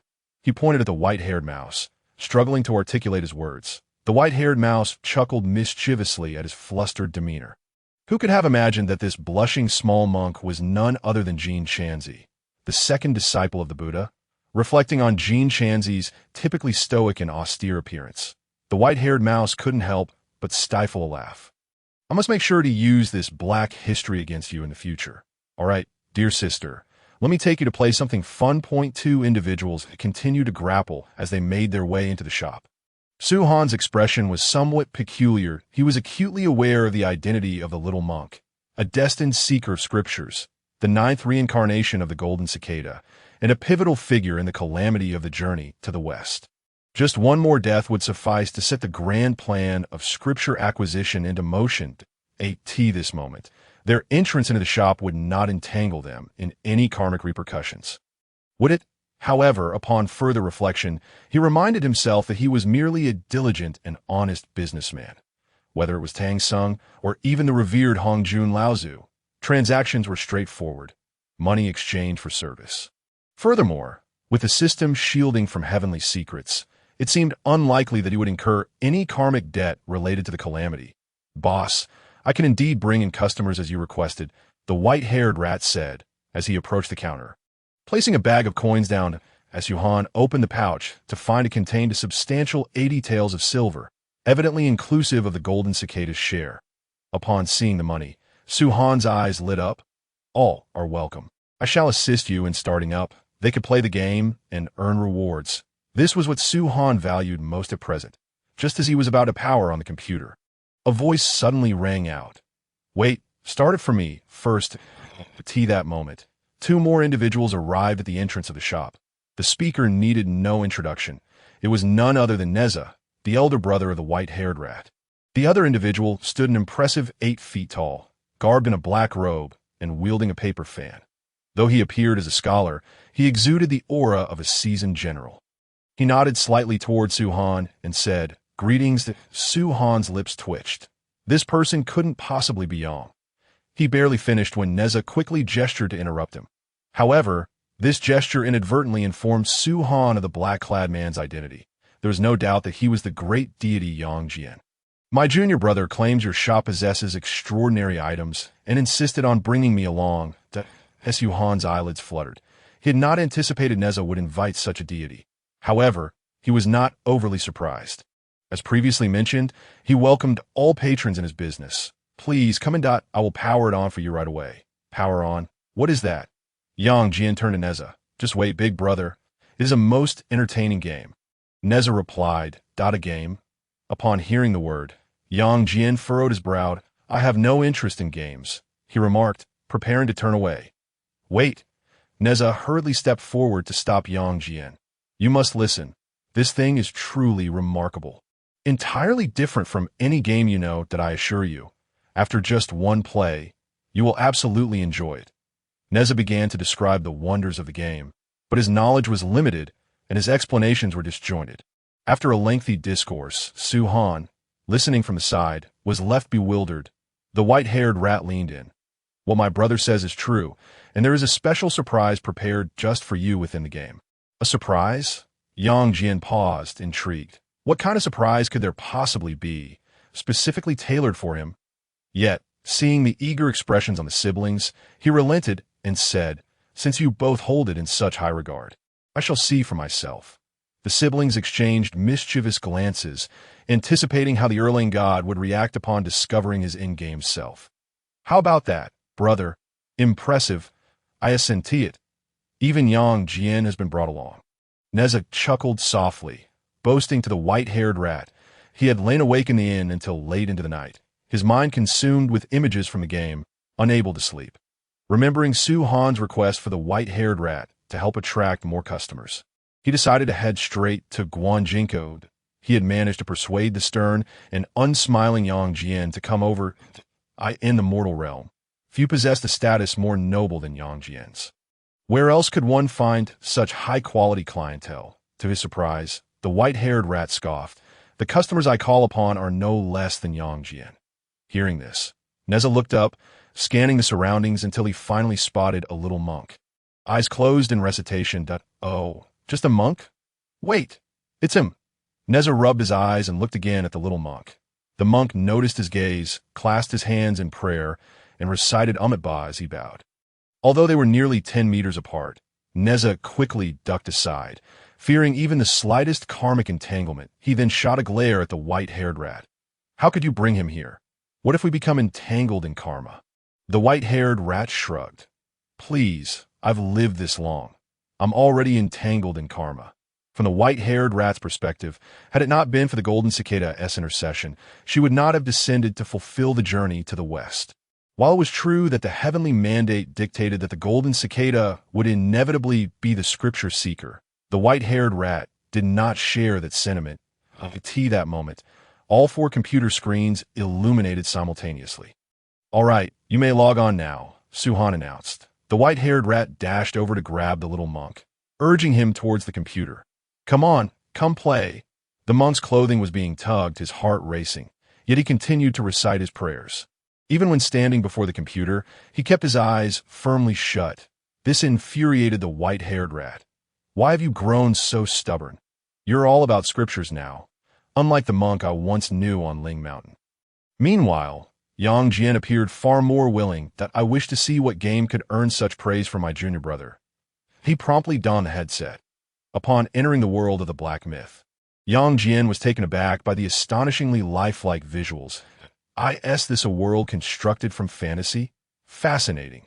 Compared to the exuberant Nezha and his sister, he remained composed. However, his calm lasted only 3 seconds until he looked up to see 5 colossal figures in the sky. Frozen in place. To be precise, he saw a white-robed man standing on the shoulder of the giant spirit. That? Me, Yang Jian murmured, staring at the character that bore an uncanny resemblance to himself. Disbelief lacing his tone. Nezha and the white-haired rat chuckled quietly.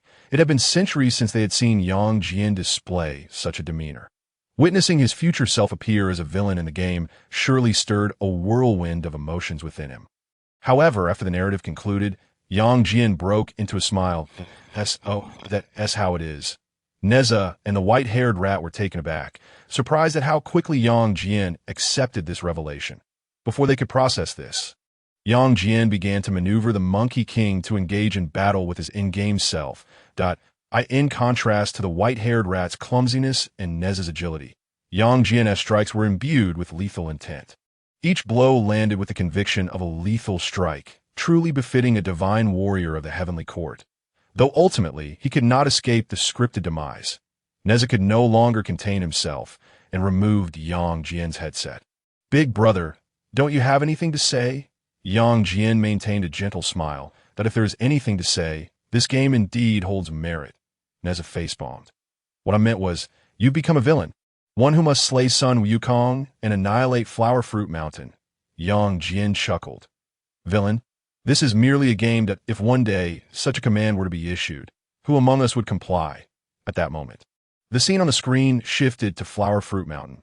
Yang Jian pointed at the display. Look, though I am to destroy Flower Fruit Mountain in the game, it remains intact, does it not? Nezha paused, turning to the screen. He had not noticed this during his first playthrough, but upon closer inspection, it was indeed the case. After the Monkey King's demise, Flower Fruit Mountain was not ravaged.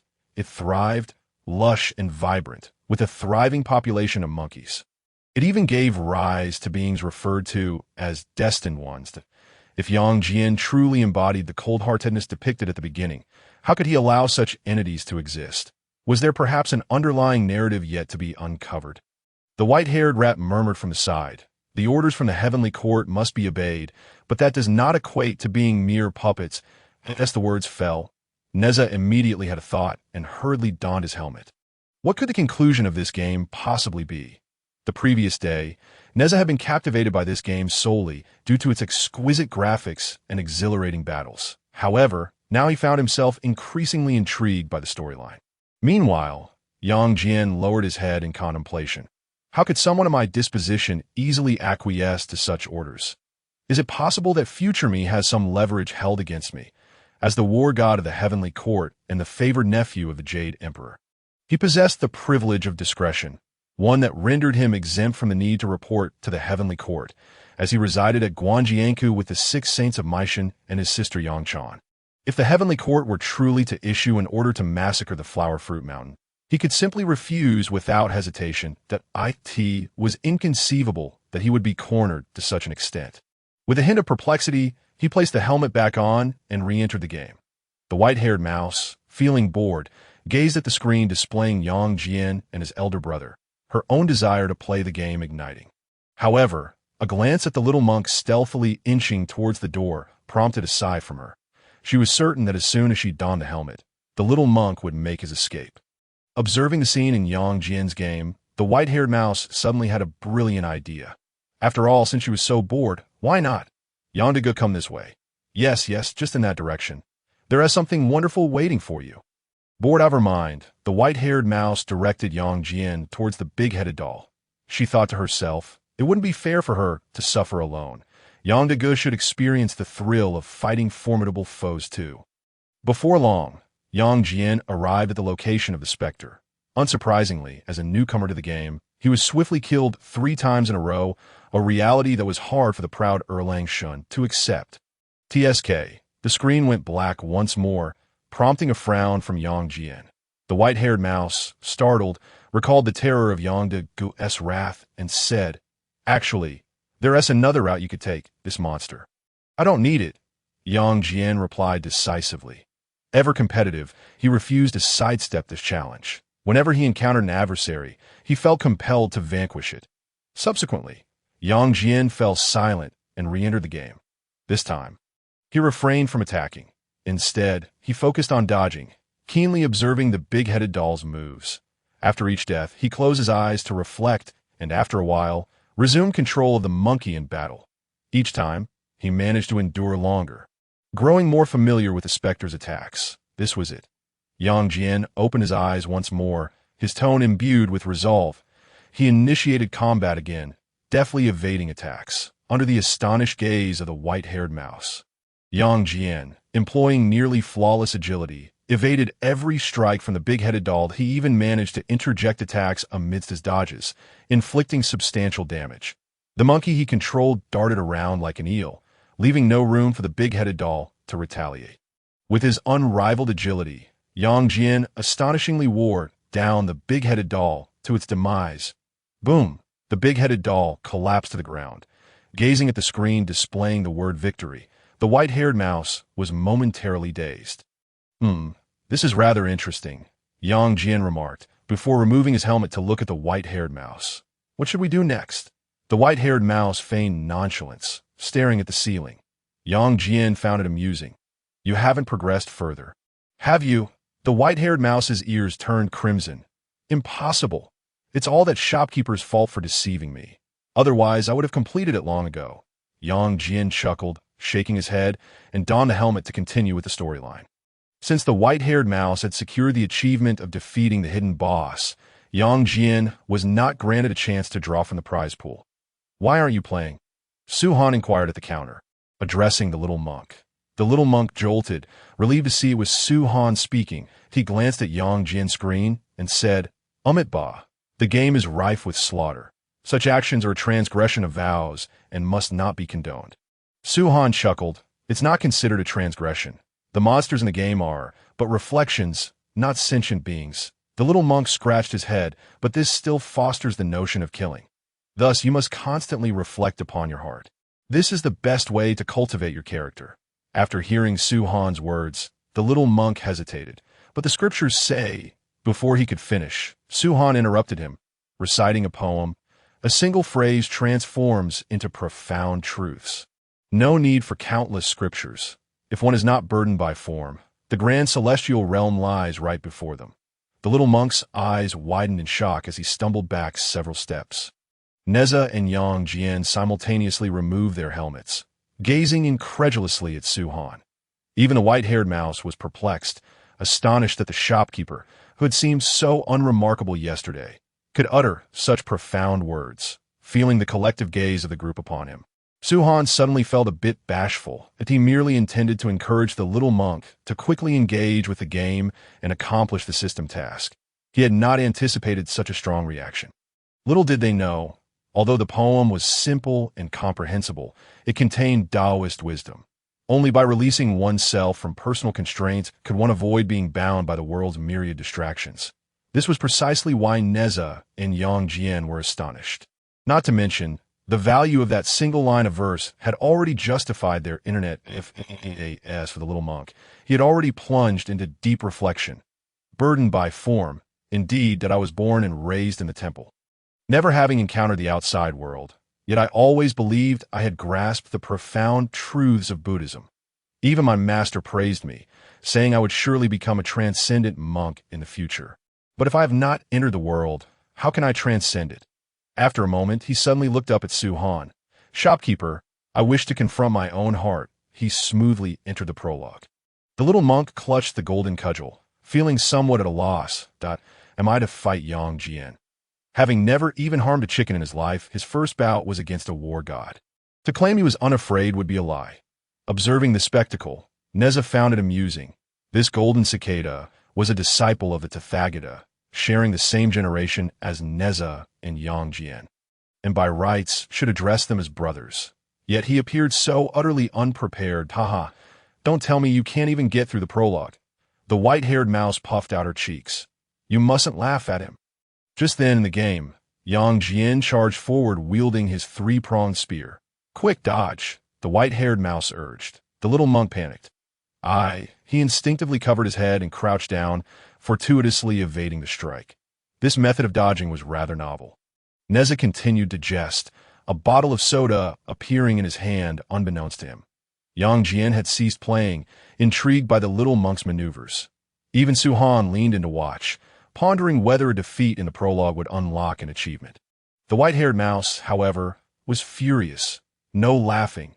You all mustn't laugh at the little monk. She then turned to him and said, Don't just stand there, grab your staff and fight back. The little monk finally reacted, seizing the cudgel and charging towards Yang Jian. However, just 5 steps away, he stumbled and fell, the cudgel slipping from his grasp and striking Yang Jian squarely on the forehead. This blow unexpectedly dealt considerable damage. Quite absurd indeed, he hurriedly scrambled to his feet, picking up the cudgel once more and repeatedly bowing his head. My apologies, as Yang Jian launched another attack. The little monk instinctively raised his cudgel to block. Uncertain how he swung it, he inadvertently struck Yang Jian's head yet again, inflicting another massive amount of damage. Nezha was left in a state of stupor. This fellow was exceptionally fortunate. Could this be the luck of the fated pilgrim? Yang Jian furrowed his brow in analysis. It must be due to his past lives as a benefactor, which has granted him such luck. The white-haired mouse was oblivious to the complexities, finding joy in watching the little monk narrowly evade every attack on screen, with an air of thrilling danger. The monk navigated through the prologue, eventually arriving at the looming presence of the big-headed doll, the first boss. Maintaining a relaxed demeanor, the white-haired mouse encouraged the little monk, assuring him that if he failed, they could simply take an alternate route. She even offered him a sip of joyful drink, akin to soothing a boxer before a match. Thus, the little monk stepped into the battleground against the big-headed doll. Dodge! Splendid! Exclaimed the onlookers. Dodge again! The crowd gasped in disbelief as the little monk skillfully evaded each attack with precision. This remarkable display of agility astonished everyone present. Despite sustaining a few hits, he managed to recover thanks to some gourd drinks. At this pace, it seemed highly probable that the little monk could clear the level with ease. You are truly impressive. How is this possible? The white-haired mouse marveled. The little monk scratched his head modestly. Honestly, I'm not quite sure. I just close my eyes and dodge whenever he tries to hit me. And somehow, I always manage to evade. Upon hearing this, the others exchanged incredulous glances. Remarkably, the little monk had relied solely on luck to persevere thus far. Rather than a destined seeker of enlightenment, he might as well be dubbed a fortunate fool. The big-headed doll's health dwindled. The tension in the room escalated, particularly for Yang Jian and Nezha, 2 celestial warriors who had previously succumbed to the doll's grasp. Yet, the little monk was on the verge of a flawless victory. Could this truly be achieved by mere chance? No, Yang Jian interjected. It was more than just luck. The onlookers turned to Yang Jian, who had inexplicably opened the third eye on his forehead, its gaze fixed upon the little monk, reflecting a beam of golden light. Is that merit? Nezha gasped, shocked at the mention of such a term. The white-haired mouse, confused, asked, What is merit? Yang Jian explained, Merit has profound applications. It can form a protective shield against all evils, or be refined into divine artifacts that commit no sin. Nezha clicked his tongue in disbelief. Each unit of merit equates to an astonishing 129,600 units of luck. Even we haven't attained such a thing, and to think it has been utilized by the little monk in this manner. He felt it was a gross misallocation of precious resources. In the primordial chaos, merit was not rare, descending from the heavens intermittently. The goddess Nuwa had amassed immeasurable merit through the creation of humanity, ultimately achieving sainthood. However, In today's stable realm among various races, acquiring even a fraction of merit was akin to ascending to the heavens, as the focal point of the journey to the West catastrophe. Jin Shanzi was surrounded by countless forces from humanity, demonkind, the heavenly realm, and the West, naturally endowed with merit by the celestial order. Yet, even the celestial order could not have foreseen that this invaluable merit would be squandered on a video game. It was no wonder Nezha wore such a bewildered expression. Suddenly, with a resounding crash, the big-headed doll collapsed. The little monk had triumphed with a flawless victory. The Internet Café fell into a profound silence. Congratulations to player Zhang Luer for achieving a flawless kill on the boss and completing an achievement. The announcement shattered the stillness. Did he truly just kill it? Is that what a flawless victory looks like? Can one fight in such a manner? I must learn this, Nezha exclaimed. Such a fighting style is beyond the grasp of ordinary individuals. You might as well give up, dear Nezha, came the retort. The little monk removed his helmet. Realizing that everyone in the room was staring at him, feeling somewhat bashful, he scratched his head.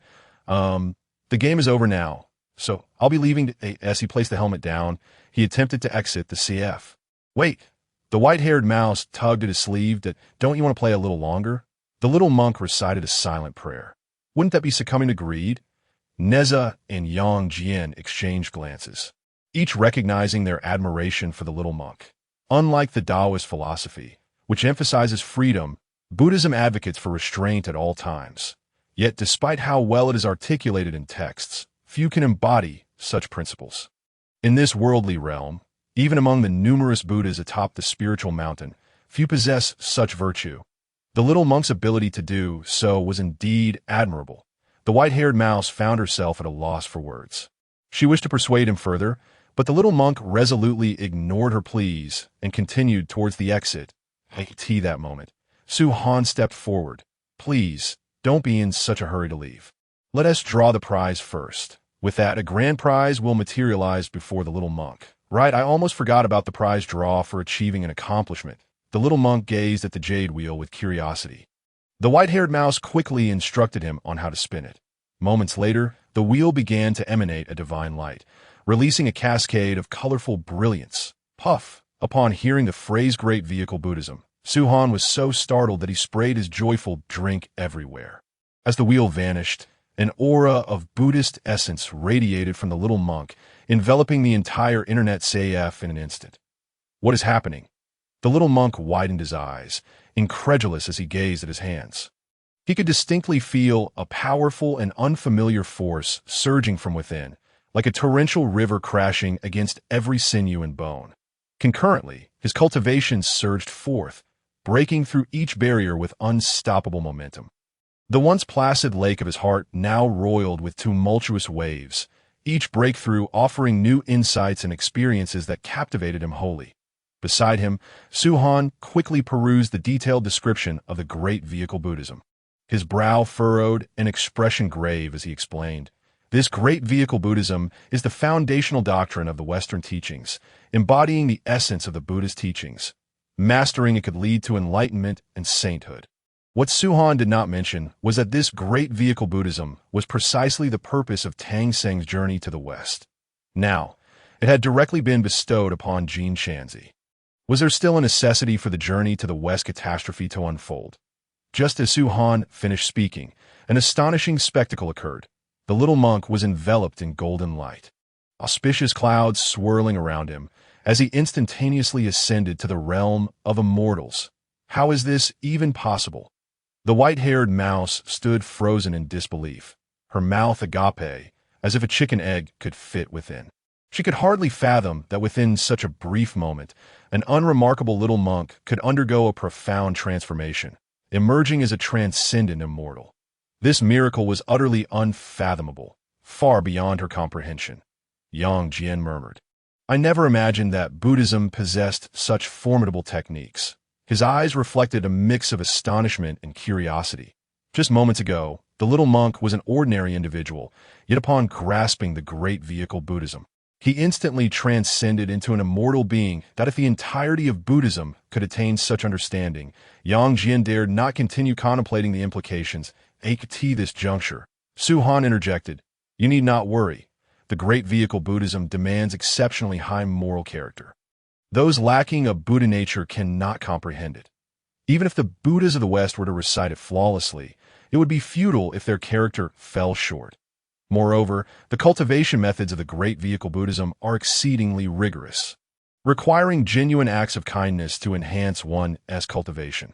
Performing good deeds is not difficult, but doing so from the heart without seeking reward is a rarity, Nezha pondered, nodding as if he had grasped the essence of the matter. On the surface, it seems merely a fleeting moment, yet in reality, it represents the culmination of 9 lifetimes of arduous accumulation to achieve this immortal form. Ziwang concurred. Indeed, that is precisely the case. The golden cicada has traversed through 9 cycles of reincarnation, steadfastly adhering to benevolent intentions and diligently performing good deeds.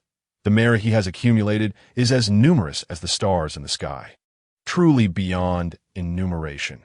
Yet, when he suddenly comprehended the profound teachings of Mahayana Buddhism, it was as if a river had found its course, resulting in a remarkable transformation, ultimately attaining enlightenment. The young monk stood quietly in a corner of the Internet Café, his eyes tightly shut, seemingly entering a realm detached from the world. That moment, countless unfamiliar yet familiar Buddhist scriptures surged in his mind like a tidal wave. These texts, in stark contrast to the classics he had diligently studied in the temple, focused on individual cultivation and enlightenment. However, the scriptures now, flooding his consciousness, presented a grand perspective, elucidating the truths concerning all sentient beings that in awe and confusion. The young monk murmured, "Is this also the Dharma?" He immediately sensed the disparity between the two, his words laced with reverence and uncertainty. In this moment, he was entirely oblivious to the happenings of the outside world, nor did he notice the changes within his own body. He resembled a fierce beast, ravenous for knowledge, striving with all his might to engrave the profound Mahayana teachings into his heart.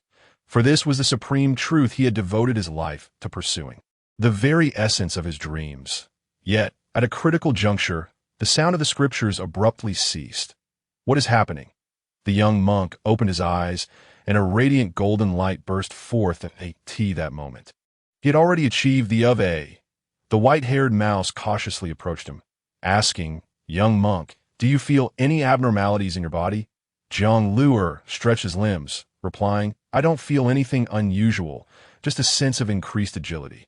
The others exchanged glances, rendered speechless. "Are you still going to play games?" inquired the white-haired mouse. The young monk retorted, "Why have those scriptures vanished?" The white-haired mouse was taken aback. "What scriptures?" "I don't know," Yuhan chimed in. "Those scriptures have been inscribed in your consciousness. You cannot see them because your cultivation level is insufficient." The young monk, with a hint of urgency, asked, "How can I improve my cultivation?" Su-Han smiled and replied, "By performing more acts of kindness." The young monk stood pondering Su-Han's words, while the white-haired mouse tentatively asked, "Are you okay? Do you still want to play games?" The young monk suddenly looked up at the white-haired mouse, exclaiming, "Games? I understand now. All beings suffer. I must enable more people to experience the game. Liberate sentient beings is the greatest act of kindness." He then turned to Su-Han, saying, "Shopkeeper, I wish to inform others about this place. Is that permissible?" Su-Han was taken aback. "Of course, that would be splendid." The young monk's face lit up. "Excellent." After eagerly agreeing, he strode towards the door. "Hey, wait for me," the white-haired mouse called out, chasing after him.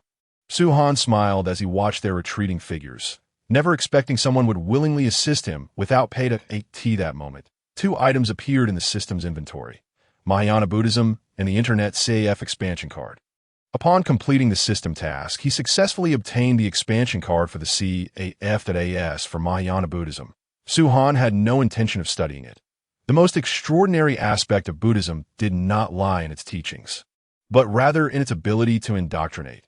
Just look at during the Fengshen calamity, how many of its disciples willingly fell for the allure of Buddhism and became mounts? What if he learned this doctrine and ended up renouncing the worldly life?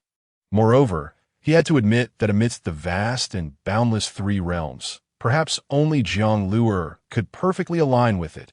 Contemplating this, Su-Han couldn't help but once again marvel at Zhang Luer's enviable fortune. After reflecting on his luck, he took out the Internet CAF expansion card. Should I use it? Without hesitation, Su-Han chose to proceed. As the card vanished, the already spacious gaming area expanded at a visible rate, doubling in size.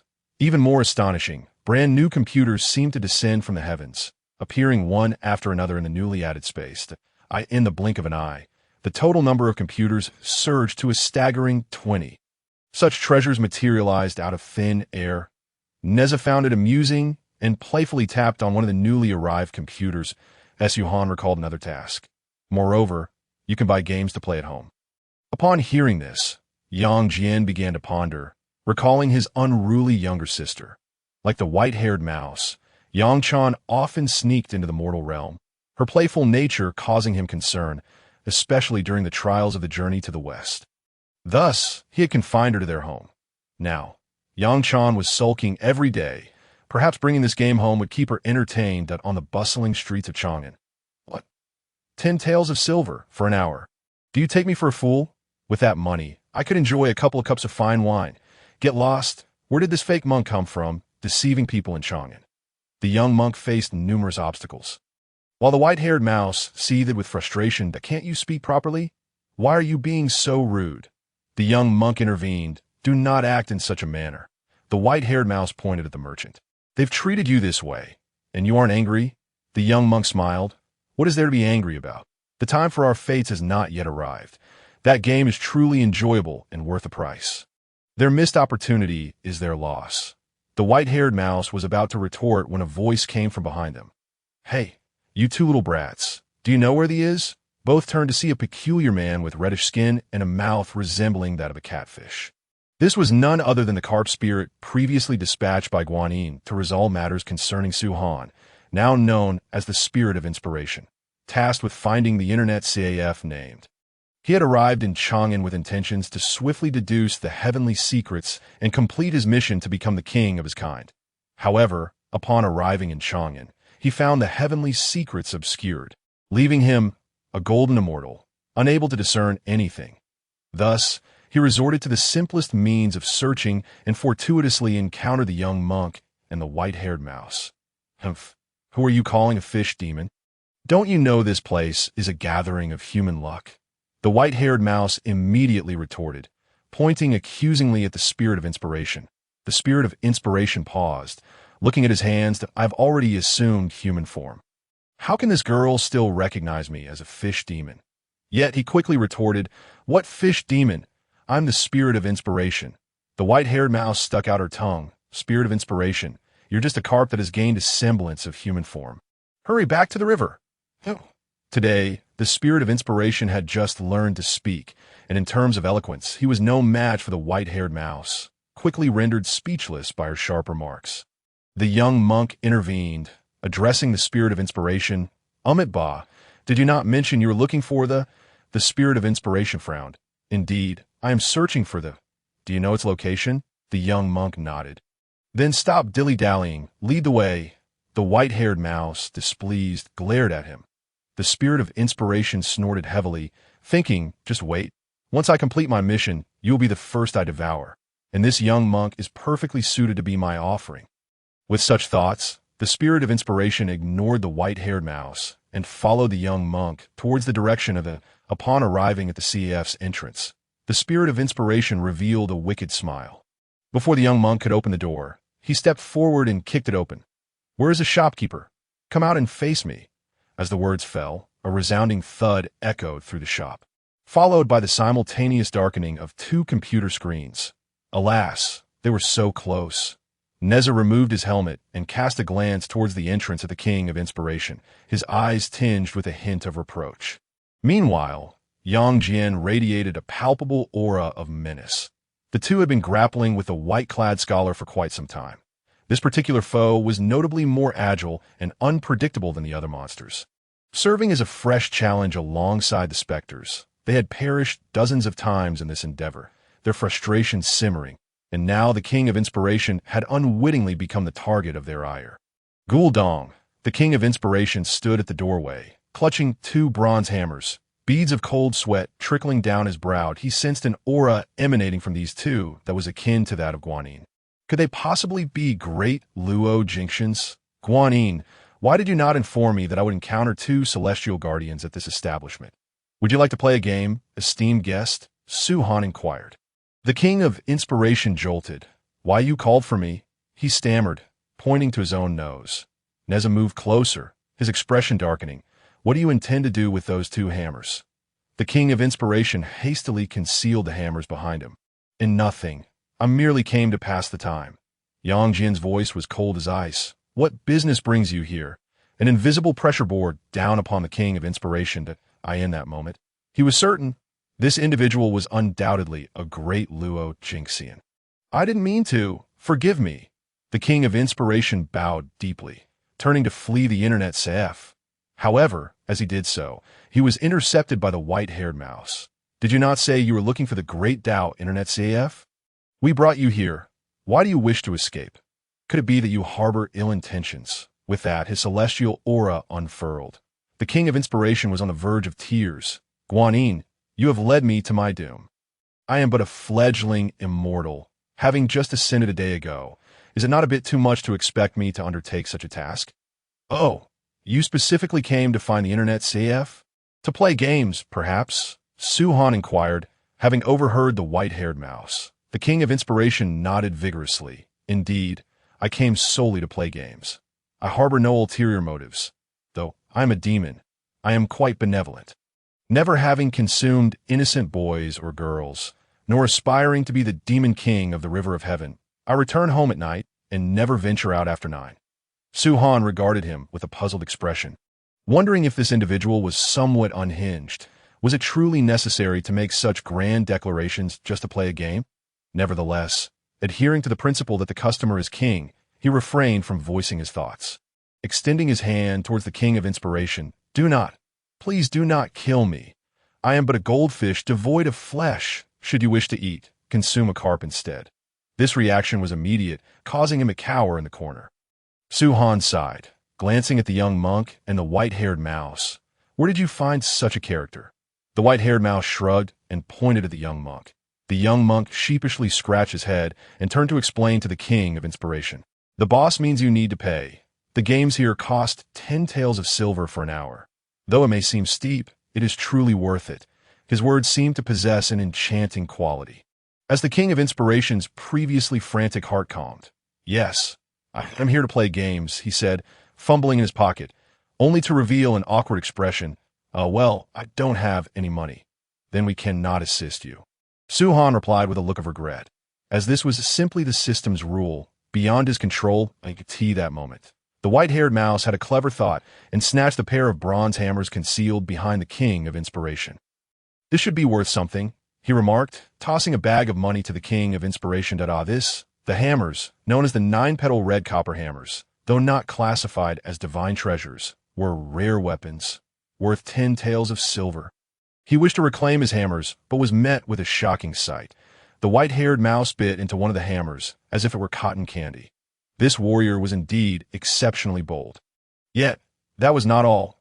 Before he could even warm the silver he had just received, Su Han took it away. Esteemed guest, please come inside.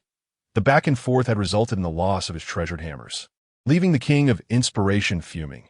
This establishment was clearly a den of thieves. What manner of creature is this? A sickly figure. The white-clad scholar. Is he a boss? What? My brother and Brother Yang are stuck here. Is this fellow truly that formidable? The white-haired mouse's interest peaked as he observed the screens showing Yang Jian and Nezha that he pulled the young monk to sit beside him to watch the battle unfold. I still need to help the boss attract customers, the young monk said somewhat shyly. Just then, Su Han approached with 2 bowls of instant noodles. First, let's eat. I'm not a miser. You assist me, and I shall ensure you are fed. The young monk inhaled deeply. What a delightful aroma! The white-haired mouse, disregarding the mention of a miser, eagerly accepted a bowl and began to devour it. The young monk hesitated slightly. Consider it a form of alms. Just eat. Su Han refrained from mentioning the name of the braised beef noodles, fearing it might deter him from eating. Meanwhile, the king of inspiration scoffed, a bunch of Navi, great Luo Jingxians. Becoming addicted to a mere game, the white-haired mouse glared at him fiercely, prompting him to promptly shut his mouth, feigning ignorance. Donning the helmet like Yang Jian and Nezha, he officially entered the game. The visuals within the game left the king of inspiration utterly astounded. His mouth agape, he became so entranced that a pair of gills sprouted beneath his neck. When the figure of Erlang Shun appeared on screen, he was momentarily taken aback. This individual has 3 eyes atop his head. Could he possibly be Erlang Shun? Upon contemplating this possibility, the king of inspiration hastily prostrated himself on the ground, knocking his head against the floor like a pestle. Tianjuan, I am merely a lowly demon. Spare my life. This display caught the attention of several within the shop, eliciting exasperated expressions. You have thoroughly tarnished the great sage's reputation.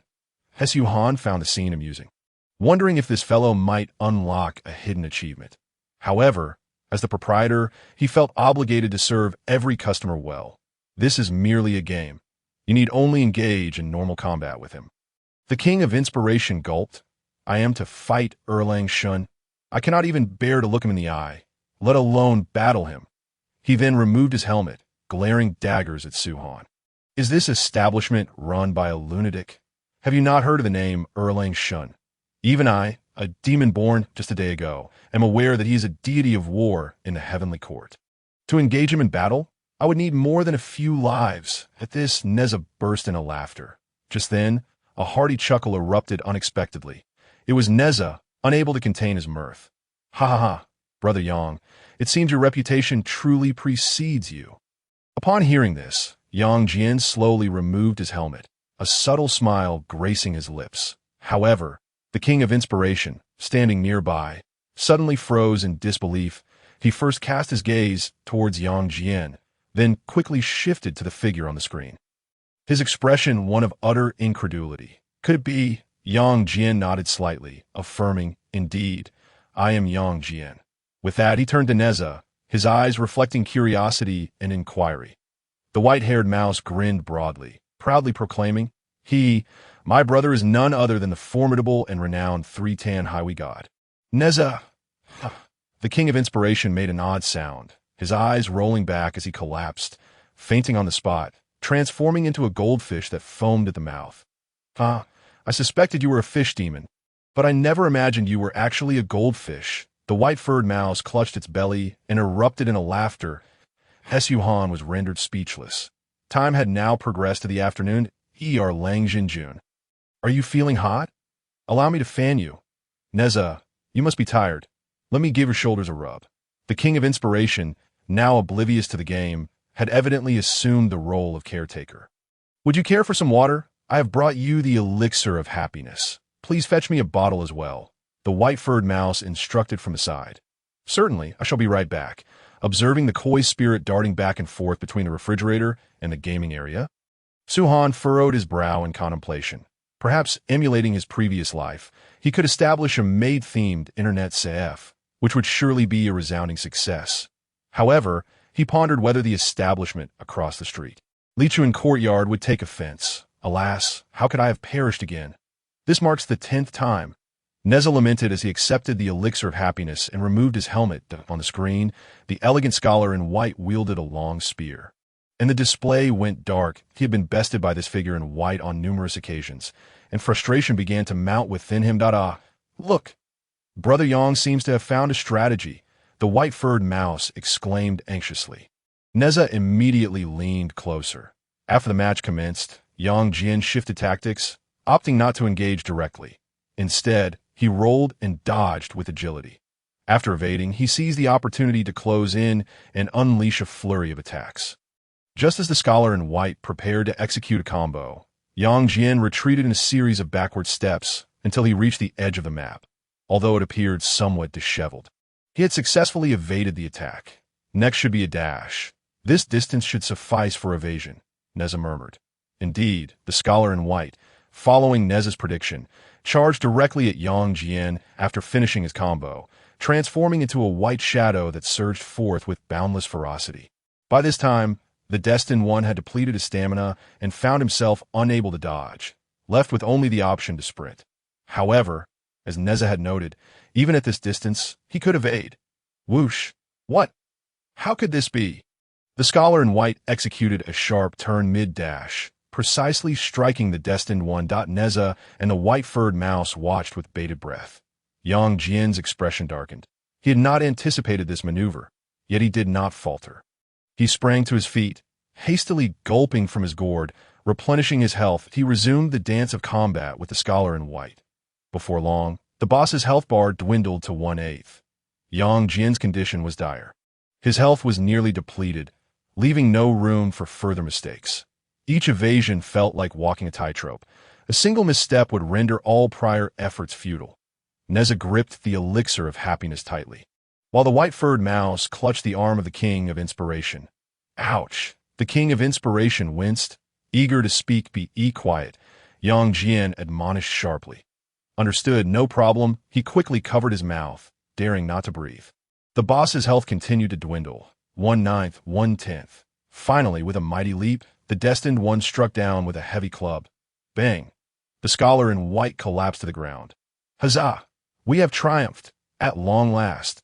The white-furred mouse leaped for joy, shaking the king of inspiration's arm excitedly.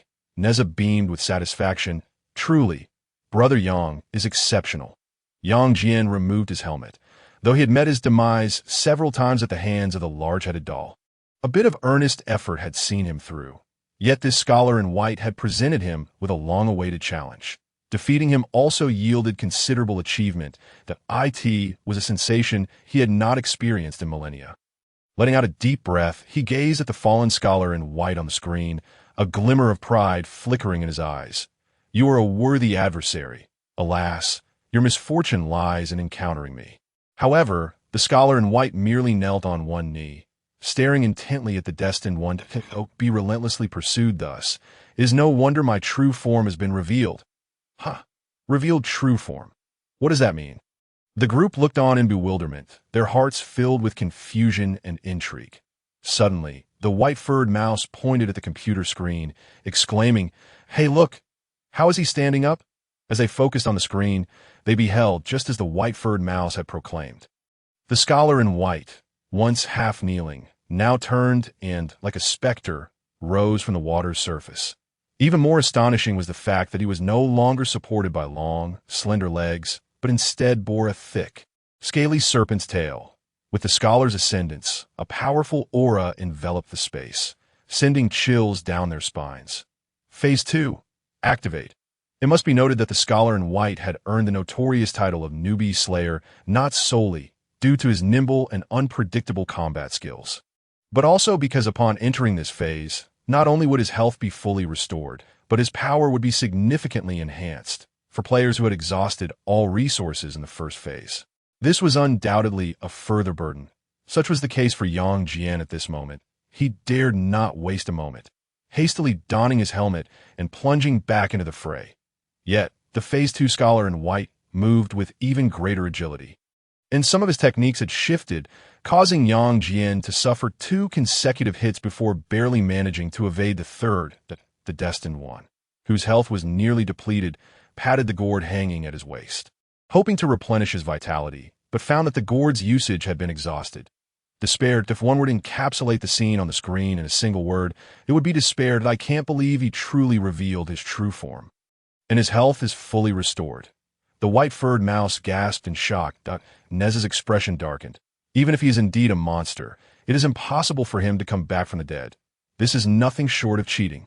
Bang! A resounding crash echoed as the destined one was sent flying. The screen went dark, and this challenge ended in failure. Yang Jian removed his helmet, his brow furrowed.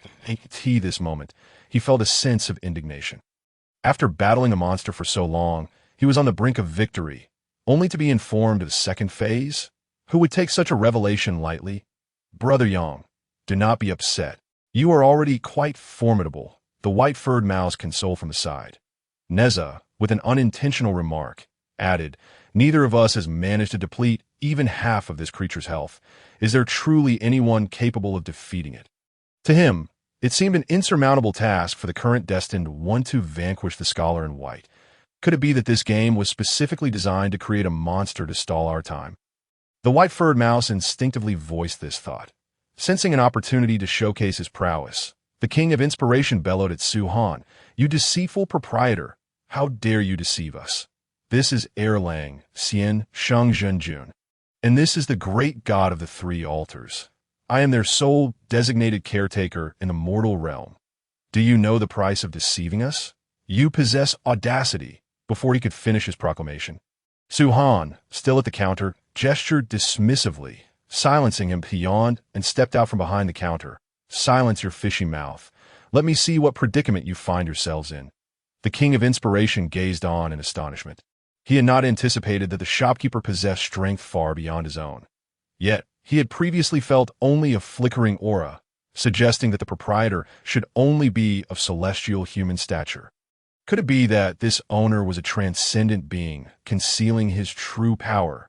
In truth, within the confines of the Grand Dao Internet Café, Su Han was the very embodiment of the Dao, effortlessly managing a mere fish spirit.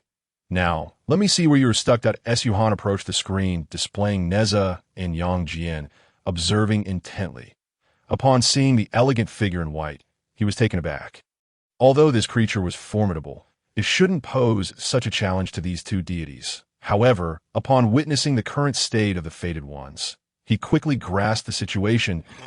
Why elder brother indicated that given the current strength of the fated ones, they simply could not contend with this monster. Just as the words of the white-haired mouse were about to finish, Nezha suddenly unleashed a punch, striking the creature's head with a resounding crack. Elder brother, what are you doing? Didn't you say that? The white-haired mouse protested, clutching his head with a look of indignation. Yet, Nezha remained unfazed, casually placing his hands behind his back as if nothing had occurred, and calmly remarked, "While it is true that I spoke those words, I never claimed there was a flaw in the game." Elder brother, you know better than anyone that you're merely worried that if the game itself is flawless, the one at fault would be you. The white-haired mouse, hands on hips, unabashedly exposed Nezha's thoughts. Hearing this, Nezha's expression darkened. When have I ever made such claims? Do not speak foolishly. The white-haired mouse, undeterred, grew even more smug. Don't think I am oblivious to your thoughts. Elder brother, the heavenly court's god of war, the great Luo golden immortal, now facing setbacks in this game, unable to handle even a mere creature. What a joke that would be if it got out. Naturally, you wouldn't want anyone to know about this. All right, Su Han interjected, sitting down at the computer desk. This game is akin to cultivating. One must continuously enhance their abilities from various aspects. The white-haired mouse was taken aback. Various aspects? What other ways are there to grow stronger in this game? Su Han explained. Of course, there are attributes, equipment, roots, elixirs, unique techniques, staff techniques, and so forth. The others looked on, bewildered, with Nezha incredulously asking, "Really? There are so many elements in this game." "I had no idea," Yang Jian pondered. "In that case, it does resemble our cultivation," as Su Han manipulated the keyboard and mouse, clicking through the interface. Indeed, there are no attribute points in spirit crystals or equipment. But there are crimson tides. The others gathered around Su Han, closely observing his actions as Su Han provided a rough explanation, and they nodded in a daze, unsure if they truly understood, after optimizing the equipment and status of the fated ones. Su Han finally removed his hand from the keyboard. Now, the fated ones are at least 10 times stronger than before. The others exchanged glances, perplexed. The white-haired mouse spoke. "You can't be serious. You merely clicked around randomly to make them 10 times stronger." The king of inspiration chuckled. "Do you think you've mastered the heavenly law? Claiming to be 10 times stronger. What a bold boast." Nezha and Yang Jian shared a knowing look, both harboring doubts. Seeing their skepticism, Su Han cleared his throat. "Very well, let me demonstrate the correct way to play this game." The fated ones once again stood before the elegant figure in white, but this time, Su Han took control. Is this even possible? He isn't even wearing a helmet. I tried using the keyboard and mouse before. It's far too cumbersome. Indeed, it was less convenient than a helmet. Yang Jian and the others watched intently as Su Han opted for keyboard and mouse controls, leading to hushed whispers among them. They had previously attempted to use the keyboard and mouse, but given their unfamiliarity, it was quite challenging.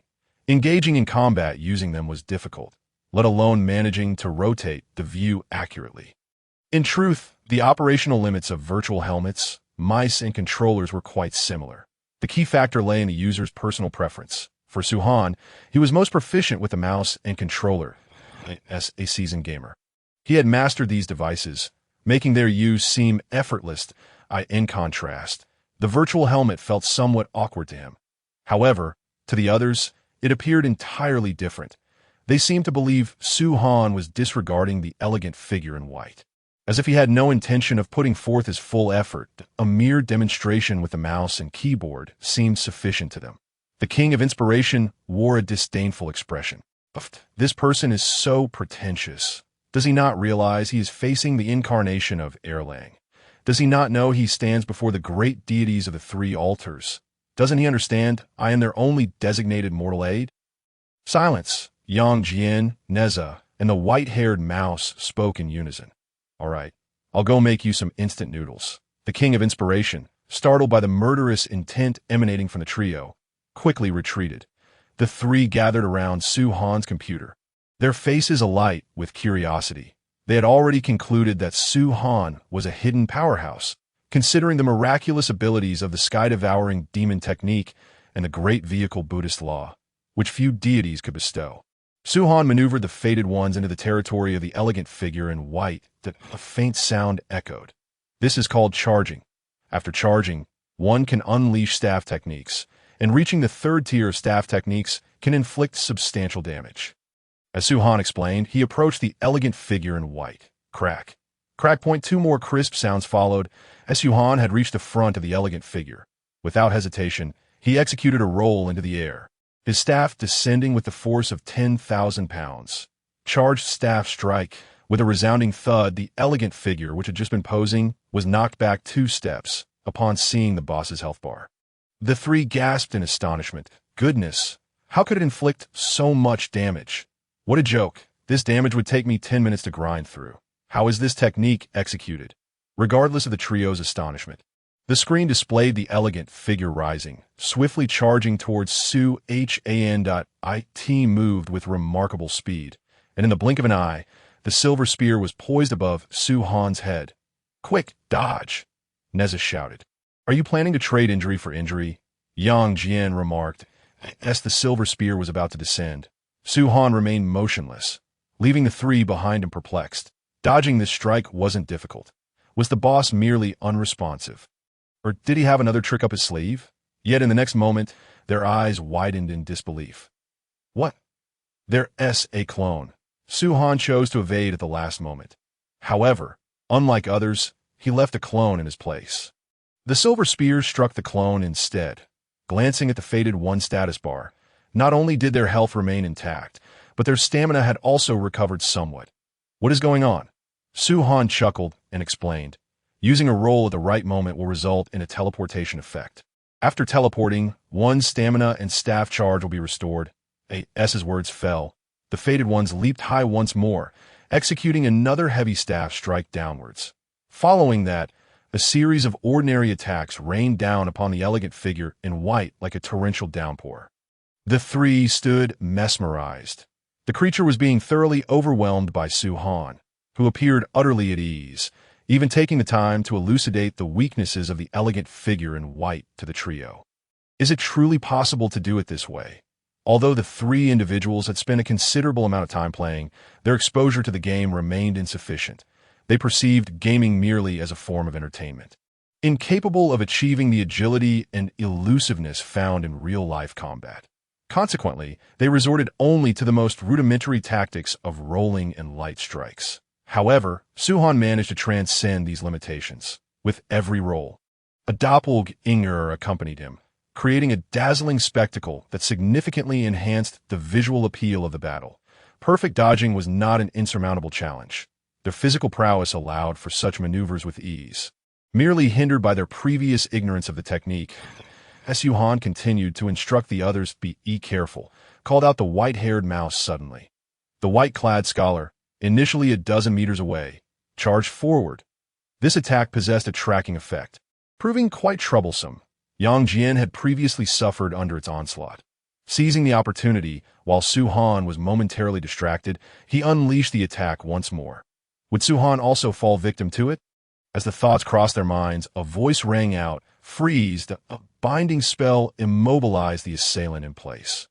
Right, how could I have forgotten about this spell? Yang Jian remarked. This binding technique was a gift from the Earth God at the beginning, and they all knew how to use it, though it often slipped their minds during combat. From there, the battle became straightforward. Dodge, charge, strike, and deliver light blows. After a couple of rounds, the white-clad scholar's health bar had plummeted to near empty. Incredible! The white-haired mouse was left in a double. In fact, it wasn't just her. Even Nezha and Erlang Shun found themselves at a loss for words.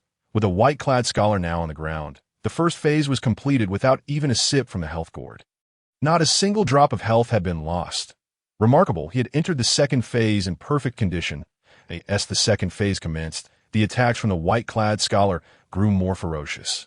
Yet, Su Han remained unfazed. Is this a transformation technique?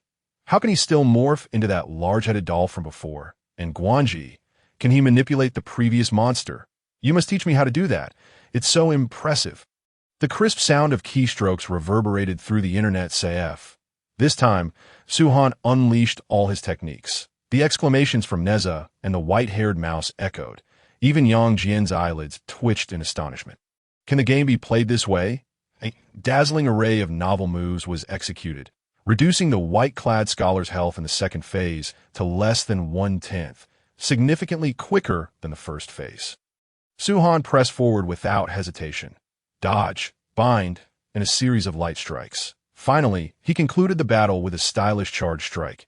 The word victory appeared. The internet CAF fell into a profound silence. How did you perform those moves? The white-haired mouse could not restrain herself from asking. Su Han shrugged. It simply comes with practice. His nonchalant tone resembled that of a boss advising an employee that diligence leads to success. The three exchanged glances, momentarily at a loss for words. Su Han smiled. You've only recently engaged with this game and are still unfamiliar with its mechanics. Encountering difficulties is perfectly normal. With that, he turned and walked toward the counter, exuding an air of an otherworldly sage. The boss is right. Gaming is akin to cultivation. One must practice, Nezha remarked as he picked up his helmet, eager to re-enter the game. Yet he noticed Yang Jian standing silently. Lost in thought. Brother Yang, what's wrong? Nezha inquired. Yang Jian furrowed his brow, recalling the formidable monster that had made him question his existence. How had Su Han dispatched it with such ease and without sustaining any damage? Maintaining an upper hand throughout the encounter? Moreover, he had done so using just a keyboard and mouse. The disparity was simply too vast. Typically unyielding, he now felt a profound sense of defeat. He glanced at Su Han, who had returned to the counter, and with a determined expression approached him. The astonishment of everyone present. He clasped his fists and bowed. Please teach me how to play this game. Su Han was taken aback. And even the king of inspiration was startled. What is happening here? Yang Jian continued. I wish to learn from you, to surpass you. Though proud, he was also humble. In his eyes, Su Han was a hidden master whose prowess matched his own. Moreover, his depth of knowledge in gaming was indeed unfathomable, so seeking his guidance did not seem shameful. Su Han's expression was peculiar.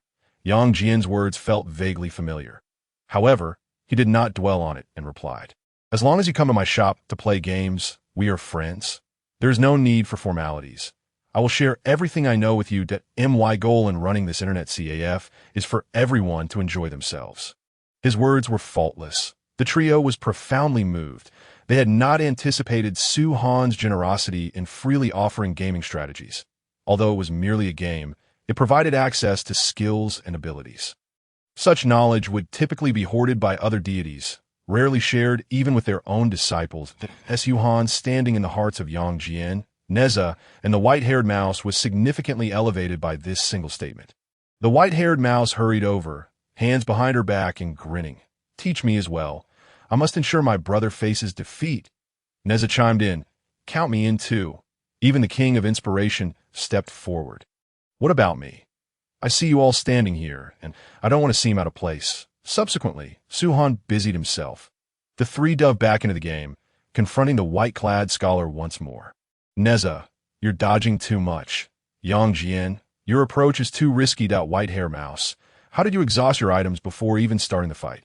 I'm not called white-haired mouse. Su Han had clearly assumed the role of their instructor. With his guidance, Each attempt against the white-clad scholar resulted in further reductions to his health. Meanwhile, the King of Inspiration took on Su Han's previous role, sitting idly at the counter, observing the four engrossed in the game. He felt a deep sense of melancholy. Guanyin, it's not that I'm failing to complete your task. My abilities are simply limited. This fellow has become brothers with Yang Jian and Nezha. And what can I possibly resolve? As afternoon approached, the trio's gaming time was drawing to a close. I'm so tired. Nezha stretched and stood up. The white-haired mouse rubbed her eyes, appearing utterly exhausted. How can playing a game be more tiring than cultivation? Yang Jian, however, furrowed his brow. Contemplating his gaming insights, Su Han felt a swell of pride watching the trio he had nurtured into avid gamers.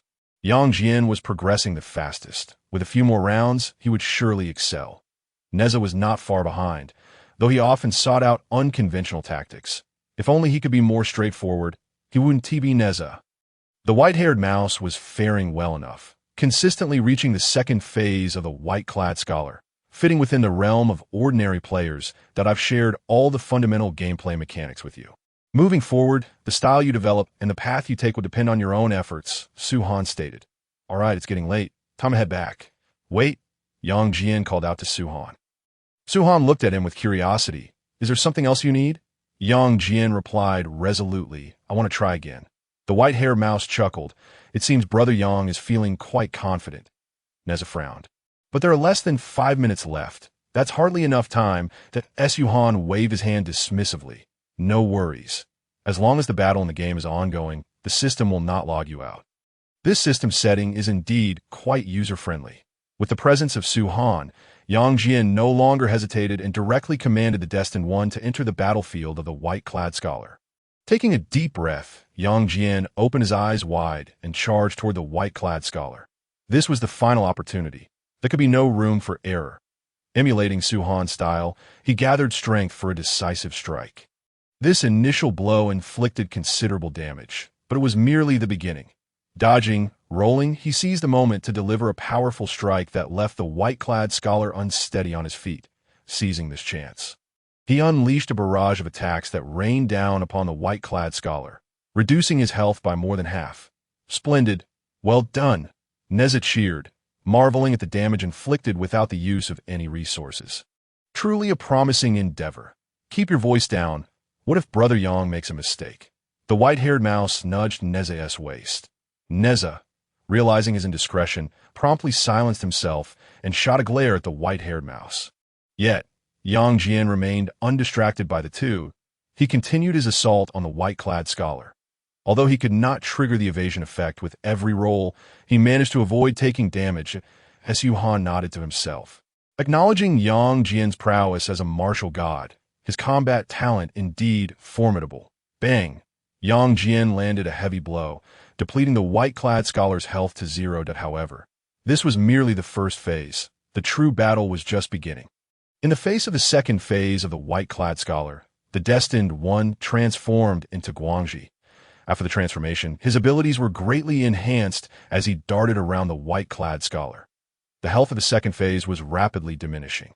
Finally, Guangxi leaped high into the air, engulfed in flames, and charged fiercely at the white-clad scholar. This strike dealt massive damage and also concluded the transformation. Nevertheless, the Destined One did not cease his movements. Instead, he morphed into the giant-headed doll he had previously vanquished. He raised his head and slammed down towards the white-clad scholar. If this hit, the white-clad scholar's health in the second phase would dwindle to nearly nothing. And coupled with the immobilization spell's damage, his demise would be assured. A smile crept across Yang Jian's lips. However, at that moment, the white-clad scholar's body twisted in an uncanny manner. Not good. Nezha's pupils contracted. To everyone's astonishment, the white-clad scholar evaded this lethal strike, and one had anticipated such an outcome. Though the giant-headed doll transformation boasted outrageous damage, it was a skill that could be employed from the onset to achieve victory. Yet, its accuracy left much to be desired. This flaw was particularly pronounced when confronting a creature like the white-clad scholar. Known for its erratic movements, it seemed that Yang Jian's heart was also shaken by this turn of events. A series of thuds echoed as the Destined One was sent flying. Yang Jian instinctively reached for a potion, but the white-clad scholar shot a water arrow from a distance. Not only did he fail to heal, but he also lost additional health. TSK. Yang Jian furrowed his brow, his rhythm disrupted. Just then the white-clad scholar lunged forward, raising his spear for a downward thrust. In that critical moment, Yang Jian employed the immobilization spell. Observing the white-clad scholar suspended in midair, Yang Jian first took a sip of potion to replenish his health before choosing to continue his assault. However, due to the delay from drinking the potion, he ultimately could not execute the most damaging strike. What to do? Am I going to lose? The white-haired mouse inquired of Su. Su Han smiled. This is Yang Jian we're talking about. The white-haired mouse was taken aback, not understanding the meaning behind Su Han's words. At that moment, Yang Jian, despite exhausting all resources, could only rely on the rudimentary skills he had just learned to contend with the white-clad scholar. Gradually, he regained his rhythm. Evasion, charging, striking, attacking. Each move became increasingly fluid. The health of the white-clad scholar was steadily dwindling. Remarkable. The white-haired mouse was left in awe. She reflected that had she been in his position, she would have surrendered long ago to begin anew. Yet brother Yang Jian not only refused to give up, but also continued his relentless assault, his skills notably improving. How was this possible? The white-haired mouse murmured. Su Han explained, this is the charm of black myth. Wukong. Upon hearing this, the white-haired mouse appeared contemplative. Just then, Yang Jian suddenly misjudged a dodge, his positioning amiss, and the white-clad scholar raised his spear to strike. Gazing at his dwindling health, Yang Jian's eyes widened in despair. Was it still not enough? How frustrating. At that moment, Su Han's voice resonated in his ears. Light strike followed by a heavy strike. Recognizing Su Han's voice, Yang Jian acted without hesitation. In the scene. Facing the white-clad scholar's fatal blow, the destined one not only evaded but continued his own attack. Then, to the astonishment of Nezha and the white-haired mouse, the destined one leaped high into the air, surrounded by a red aura, and delivered a powerful blow. They were baffled as to what had just transpired. Yang Jian found that not a drop of health had been lost. Instead, the white-clad scholar staggered backward, his attack interrupted, and he fell into a state of rigidity. Yang Jian was momentarily dumbfounded. Rush in. Su Han's voice rang out again. Yang Jian responded with an "oh," not having time to ponder further, and dashed forward to unleash a flurry of attacks upon the immobilized white-clad scholar. As the final jumping strike landed, the words victory slowly emerged on the screen. I won. Yang Jian removed his helmet in disbelief. At that moment, he felt his heart racing, a sensation he hadn't experienced in millennia. Nezha and the white-haired mouse seemed even more elated than he was. Haha, Brother Yang is incredible. Yay, we finally defeated this monster. Watching the three embrace in celebration, Su Han smiled to himself. It was then that Yang Jian inquired, what was that move just now? Su Han explained, that move is called see-through. Already know how to execute it. Just practice more. That moment, a notification sound echoed in the internet CF. Congratulations to player Yang Jian for defeating the white-clad scholar and achieving the milestone officially hooked, earning one lottery chance. The others were momentarily stunned. And then a large spinning wheel appeared before Yang Jian, as Su Han had anticipated that defeating the white-clad scholar would trigger an achievement. Given the name of the achievement, it seemed that many newcomers had been defeated by the white-clad scholar, thus earning its title as the newcomer killer. Unlike the previous achievements of the white-haired mouse and the little monk, this was a legitimate achievement, meaning that henceforth, anyone who could defeat the white-clad scholar would earn a lottery chance. Nezha sighed, had I known, I would have played one more round at the end. The white-haired mouse laughed heartily. Haha, old brother, you're so unlucky. Little did Nezha realize that the Yang Jian he had brought not only surpassed him in game progress, but also secured a lottery chance before him, leaving him with a sense of unspoken frustration. Su Han chuckled and reassured. It's all right. Tomorrow will come soon. As long as you defeat the white-clad scholar, you can earn a lottery chance. The white-haired mouse's eyes sparkled. As the first to participate in the lottery, she was eager to initiate the second draw. Nezha silently resolved to defeat the white-clad scholar by tomorrow. Ling Mountain, standing nearby, was left bewildered. What lottery? What are you all talking about? It's an in-store event. Completing the achievement grants you a lottery chance, Su Han explained. Ling Mountain scoffed, "What good stuff could your little shop possibly have?" Su Han smiled without further engaging him. Turning to Yang Jian, he said, "Use your will to spin the wheel and commence the lottery to attain." This moment, a white disc materialized before Yang Jian. Upon hearing Su Han's words, he nodded and closed his eyes. Subsequently, the disc began to rotate. The curiosity of Nezha and the white-haired mouse was palpable as they pondered what Yang Dao might draw. Meanwhile, the Spirit King stood to the side, his face a mask of confusion, unable to comprehend the actions of these deities. However, he had already resolved that once he had sent off the deities, he would take action against Su Han. So, Su Han, the shop owner, would soon realize the consequences of his actions. His thoughts were abruptly interrupted by a surge of violent energy permeating the internet CF. Following this overwhelming aura, he discovered it emanated from Yang Jian. At that moment, Yang Jian wore an expression of astonishment. He sensed a peculiar transformation occurring within his body. His limbs and bones were infused with a ferocious energy, compelling him to close his eyes and concentrate on assimilating this newfound power. "Congratulations, player Yang Jian. You have drawn the technique." The undying scripture echoed a voice. The white-haired mouse regarded Yang Jian with curiosity. "The undying scripture? What kind of technique is that? I've never heard of it." Nezha laughed heartily. "Brother Yang, your cultivation has always been based on the top-tier technique, the 8-9 profound art. This lottery opportunity seems wasted."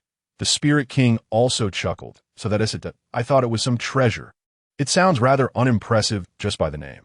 Only Su Han, standing nearby, remained silent with a smile. Yang Jian's tightly shut eyes suddenly flew open, and a beam of golden light flashed through the internet saf. He gazed incredulously at his hands. Nezha, noticing the unusual reaction, stepped forward to inquire, "What's wrong, Brother Yang? Is there an issue with the technique?" Yang Jian shook his head, murmuring, "My cultivation has already reached the late stage of deluo." "What?" Nezha's eyes widened in disbelief. Stumbling back a couple of steps, it was known that both of them were at the early stage of deluo. Even with their unparalleled innate talents, advancing to the mid-stage of deluo would require at least several thousand years. Yet, Yang Jian had somehow leaped to the late stage of deluo simply by learning a technique. This was utterly unfathomable, even in the entirety of the primordial realm, from the shock in Yang Jian's eyes. It was evident that even he had not anticipated such a remarkable outcome. "If only I could draw the late stage of deluo," the white-haired mouse murmured, her understanding of the deluo golden immortal being distant and abstract. At this moment, Su Han interjected, "You needn't dwell on that. This technique is not suited for you." The white-haired mouse blinked in surprise. "What do you mean? Is it because my talent is insufficient?" Su Han proceeded to explain to the group, "The undying scripture originates from another world, mastered by a being known as the Emperor of Desolation." "The Emperor of Desolation? What a strange name," they murmured. Su Han refrained from detailing the Emperor's deeds, and instead continued to elaborate on the origins of the undying scripture. This scripture was born of heaven and earth, a supreme treasure specifically designed for humanoid beings. Hence, I maintain that the white-haired one cannot cultivate it, that I am not called white-haired." The white-haired mouse retorted, glaring at Su Han.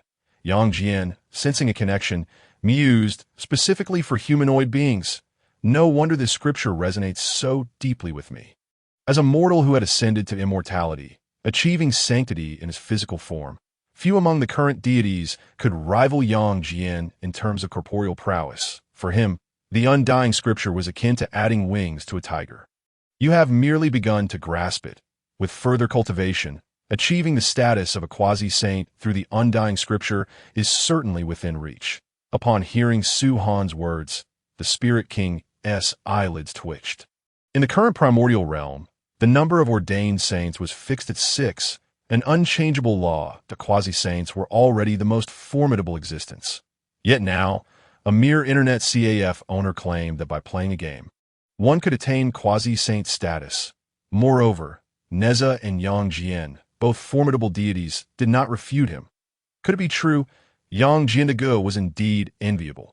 The white-haired mouse gazed at Yang Jian with envy, while Nezha, unwilling to be outdone, declared, "Just wait. When it's my turn to draw, I will surely obtain something even stronger. As if, first, you need to defeat the white-clad gentleman before you start boasting, teased the white-haired mouse. As Nezha and the white-haired mouse bantered, Yang Jian appeared somewhat conflicted, but he spoke softly. I cannot cultivate this technique. What? This statement once again startled the group. Here was a top-tier technique that others would beg for, and he was willing to forego it. Su Han furrowed his brow and looked at Yang Jian. Why not? Yang Jian replied, I am practicing the 8-9 profound art, and my master is the Jade Dingzhenren. I cannot take another as my teacher. Su Han chuckled. I thought it was something serious. The lottery system here is entirely random. As the white-haired one said, it's merely a matter of luck, and you needn't feel any psychological burden. In truth, Su Han wanted to thank Yang Jian for drawing the undying scripture meant that the system's repository now had an additional copy. But Yang Jian attempted to add more. Yet Su Han, with a serious expression, interjected, Let me ask you this. The undying scripture was born of heaven and earth, and you drew it through your own luck. Doesn't that signify it is a gift from the heavenly Dao? Yang Jian instinctively nodded that in the primordial realm, fate was a tangible force intricately linked to the heavenly Dao, and Su Han's assertion held merit. Your master, the Jade Dingzhenren, is a disciple of the Yuan Shi Tianzun, who in turn was a student of Hong Jun Lao Zu. Presently, Hong Jun Lao Zu is one with the heavenly Dao. He is the heavenly Dao itself. Thus, the undying scripture is, in effect, a gift from your grandmaster. Yang Jian's mouth twitched. He felt that something was amiss, yet he could not articulate it. Indeed, Brother Yang, when did you become so finicky? Just accept it. The boss said to bring more customers in the future. Nezha and the white-haired mouse chimed in to persuade Yang Jian, and he eventually acquiesced, casting a grateful glance at Su Han. Nezha suddenly recalled something. By the way, boss, can we purchase games here? Su Han nodded. Of course. Are you interested in buying one? Nezha nodded eagerly. I want to buy a copy as a gift. The white-haired mouse looked at her brother quizzically. A gift? Who are you giving it to? Nezha chuckled. An old friend from long ago. I heard he is enjoying life at Gao Lao Zhuang. Now, Su Han's brow shot up. Gao Lao Zhuang. Could he be referring to Marshal Tianpeng? Nevertheless, it was unwise to turn down business opportunities. Glancing at the system's pricing, a game cost 268 taels of silver. Upon hearing this price, the three marveled at how affordable Su Han's prices were. Although over 200 taels was significant for mortals, exchanging such a sum for a chance at immortality felt like a steal. Nezha pulled out a pouch of money and handed it to Su Han. In return, Su Han produced a virtual helmet for him. The purchase game only includes the virtual helmet. The mouse and keyboard are too complex to take away, he explained. Nezha was unconcerned. That is fine. We aren't accustomed to using a mouse anyway. Just as he finished speaking, an announcement echoed through the CF. Congratulations, player Nezha, for becoming the first customer to purchase a game at this establishment. You have earned one lottery opportunity. Huh. Is that possible? Ha. I knew it. Ha. Nezha was momentarily stunned before bursting into raucous laughter. He had long coveted this lottery opportunity. He had expected that being the first customer to make a purchase would trigger a hidden achievement. All he needed to do was focus his thoughts. That Su Han proceeded to explain the lottery process as customary. Nezha waved his hand, interrupting, I already know. Just watch me. With the experiences of the white-haired mouse and Yang Jian as a guide. He required no further instruction. Nezha concentrated fiercely, and the white jade lottery disc began to spin rapidly. A wondrous spectacle unfolded once more. Nezha caught sight of various item names within the lottery disc. 9 turns great pill. How long has it been since the Grandmaster refined one? Can it truly be drawn here? Innate supreme treasure. Am I seeing this correctly? The primordial sacred body.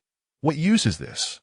As the final lottery wheel came to a halt, a chime echoed through the air. Nezha's eyes sparkled upon drawing the burning decision, for he was well aware, thanks to Yang Jian's previous experience, that this technique was anything but ordinary.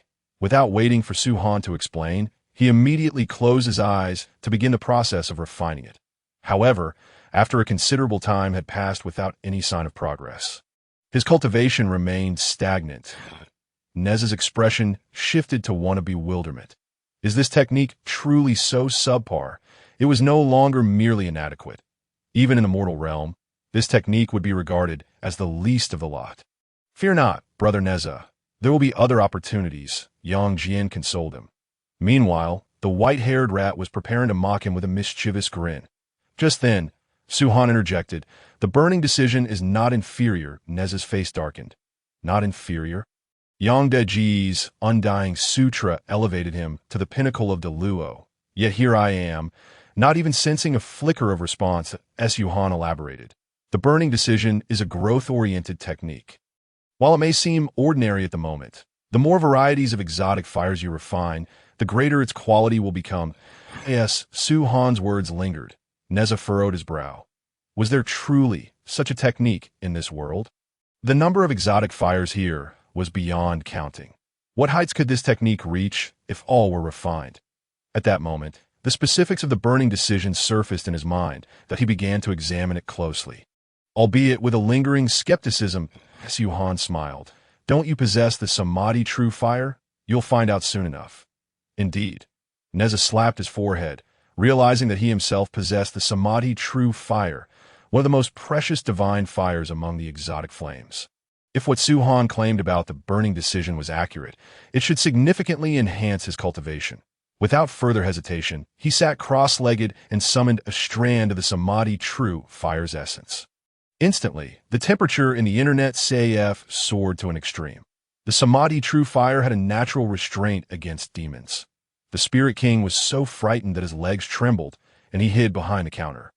Although the white-haired rat had witnessed it several times before, facing the essence of the divine fire made her complexion turn pale, a fear emanating from the depths of their souls. Yet, this fear quickly dissipated. For Nezha had seized the essence of the Samadhi true fire and began refining it in an instant. This strand of essence had been with Nezha for thousands of years and had long become part of his being. Refining it was a matter of ease. Following the operational method outlined by the burning decision, he guided the Samadhi true fire within his body. Soon enough, the cultivation that had remained stagnant for so long began to rise. Nezha's eyes widened in astonishment. The burning decision had directly ascended to a celestial-level technique, and his cultivation had reached the early pinnacle of the Luo Jingxian, just a hair's breadth away from breakthrough. This was truly miraculous. Nezha felt the gradual enhancement of his cultivation. His heart swelled with excitement. Although it did not compare to Yang Jian's extraordinary leap, such growth-oriented techniques primarily reveal their true potential in the later stages. The 6 Ding Divine Fire, Ziwei Heavenly Fire, Yuming Ghost Fire, and Sun True Fire. If he were to devour all the renowned divine fire from the primordial era, this technique could potentially reach the pinnacle of quasi-saint status. Or even higher. Congratulations, Brother Nezha.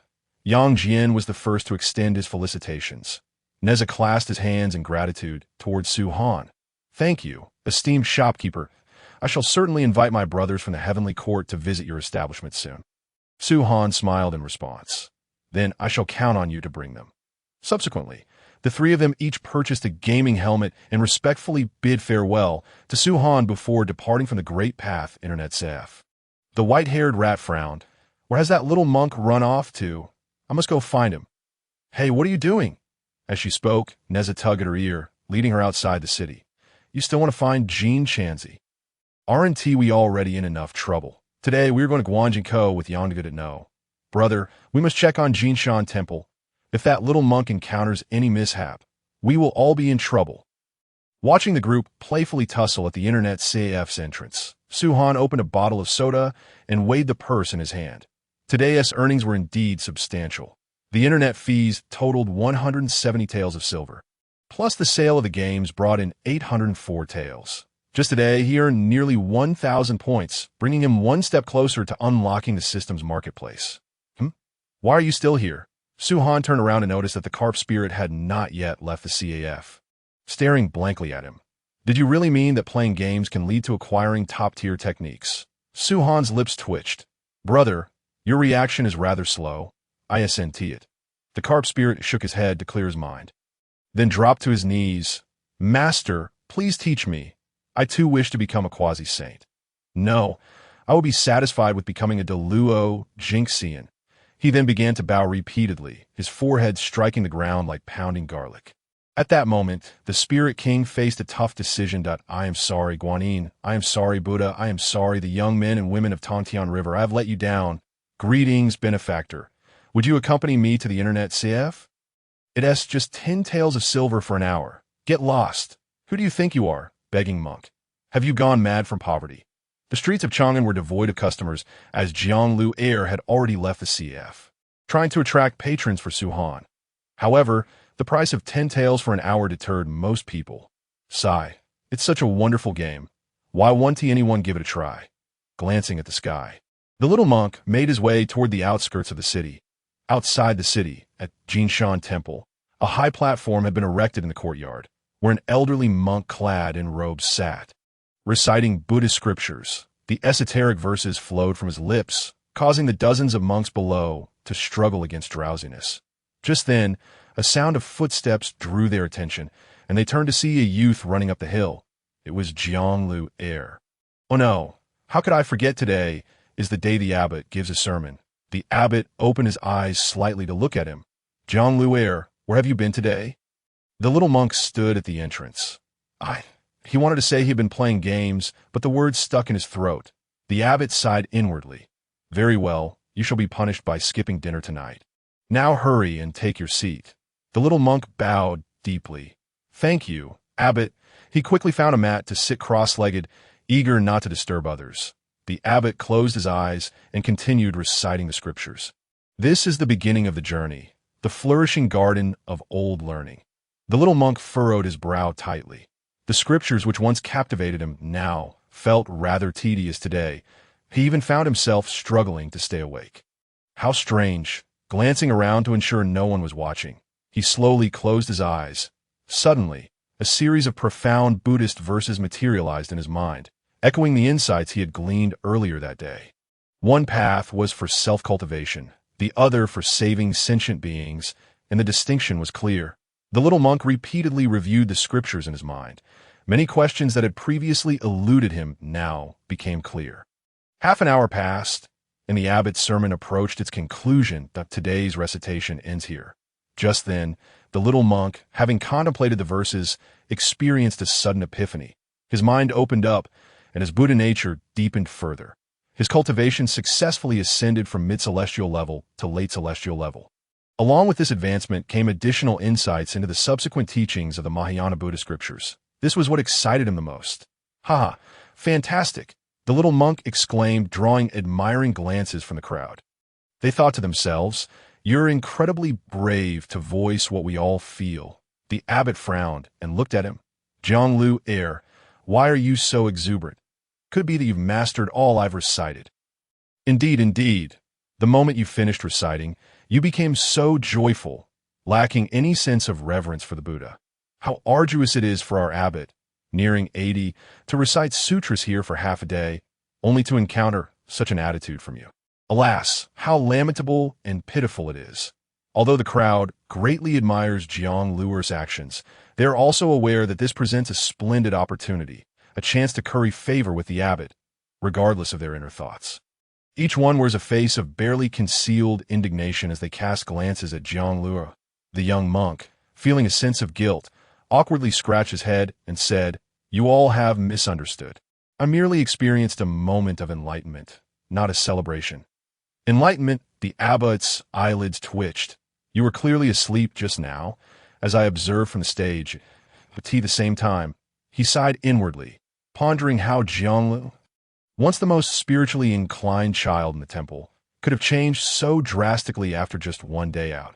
How can he inherit my position as the elder of Jinshan Temple if this continues? No, this undesirable trend must be curtailed.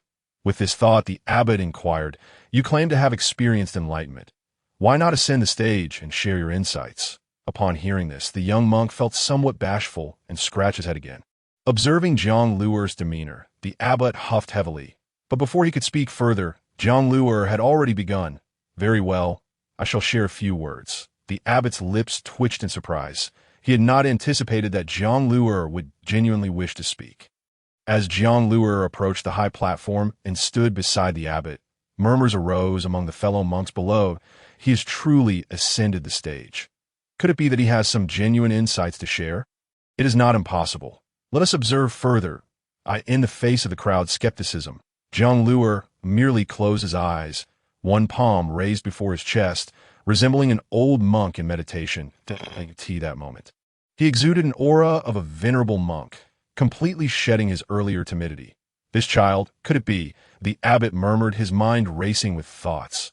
Finally, Zhang Luer opened his eyes, his mouth slightly agape as he slowly articulated 16 words. Abstain from all evils. Practice all virtues, purify one's mind. This is the teaching of all Buddhas. Boom! These succinct 16 words detonated within the minds of the assembled monks, succinctly encapsulating the essence of Buddhism in a manner easily comprehensible. Even a beggar who could not read would grasp the general meaning. The abbot's eyes widened in disbelief as he gazed at Zhang Luer. Merely this one statement had surpassed his realizations of the day, no, the year, nay, even his lifetime. With these 16 words alone, he was worthy of being called a high monk. Yet Zhang Luer did not pause. He continued, the three realms are unsafe, akin to a house ablaze. Suffering abounds, exceedingly fearsome. As he uttered these words, the monks pondered deeply. The abbot murmured to himself, to liken the three realms to a burning house. Indeed, all are steeped in suffering. We wandering monks ought to deliver all beings from the flames. For a while, profound wisdom and compassionate strength flowed from Zhang Luer's youthful yet resolute lips, reciting verses rich in Buddhist profundity. The monks within the temple were enraptured, each word and phrase illuminating their understanding, revealing truths they had never before encountered. The entire temple seemed enveloped in a sacred and solemn Buddhist light. Even the surrounding flora and fauna felt the call. The branches, once swaying in the wind, now appeared to come to life, slowly converging toward Zhang Luer. Animals that had been wandering at the temple's entrance settled around him.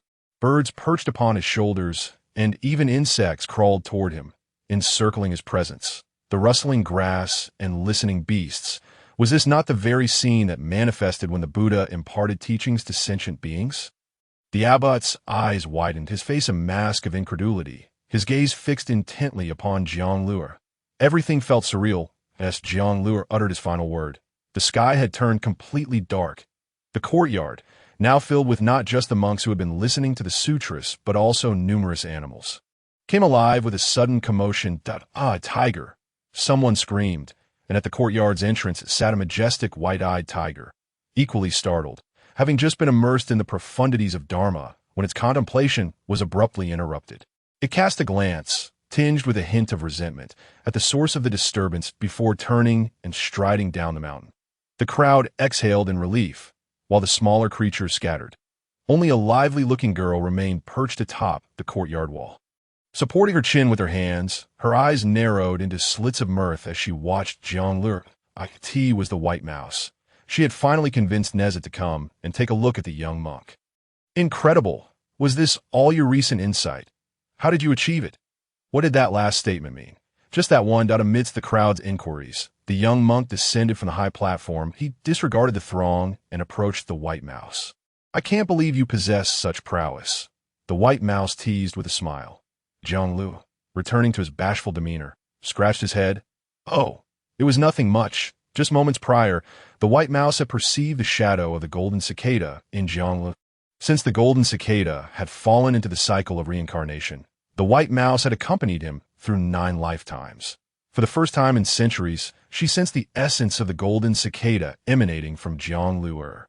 Sometimes, she had wondered if she had mistaken him for someone else, perhaps merely an ordinary monk.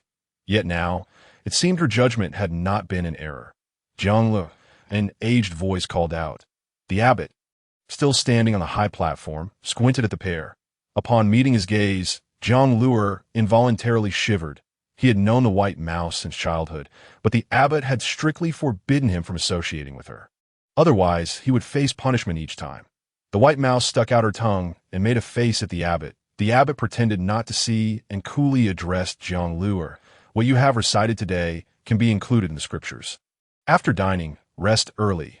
We shall transcribe it together tomorrow. This pronouncement. Shock rippled through the courtyard. Transcribe. The abbot truly intends to commit Zhang Luer's recent revelations to scripture. TSK, at merely a decade or so of age. He is capable of articulating the profound truths of Buddhism. How mortifying for others. Indeed, when I was his age, I could hardly comprehend the teachings. Zhang Luer's face lit up with joy as he turned to the white mouse. For each scripture I transcribe, the temple shall reward me 100 coins. I will repay you then. The white mouse blinked in surprise. Repay? For what? Zhang Luer grasped her shoulders. For today's internet fee, of course. 40 taels of silver. I will transcribe 400 books to cover it. The white mouse rolled her eyes.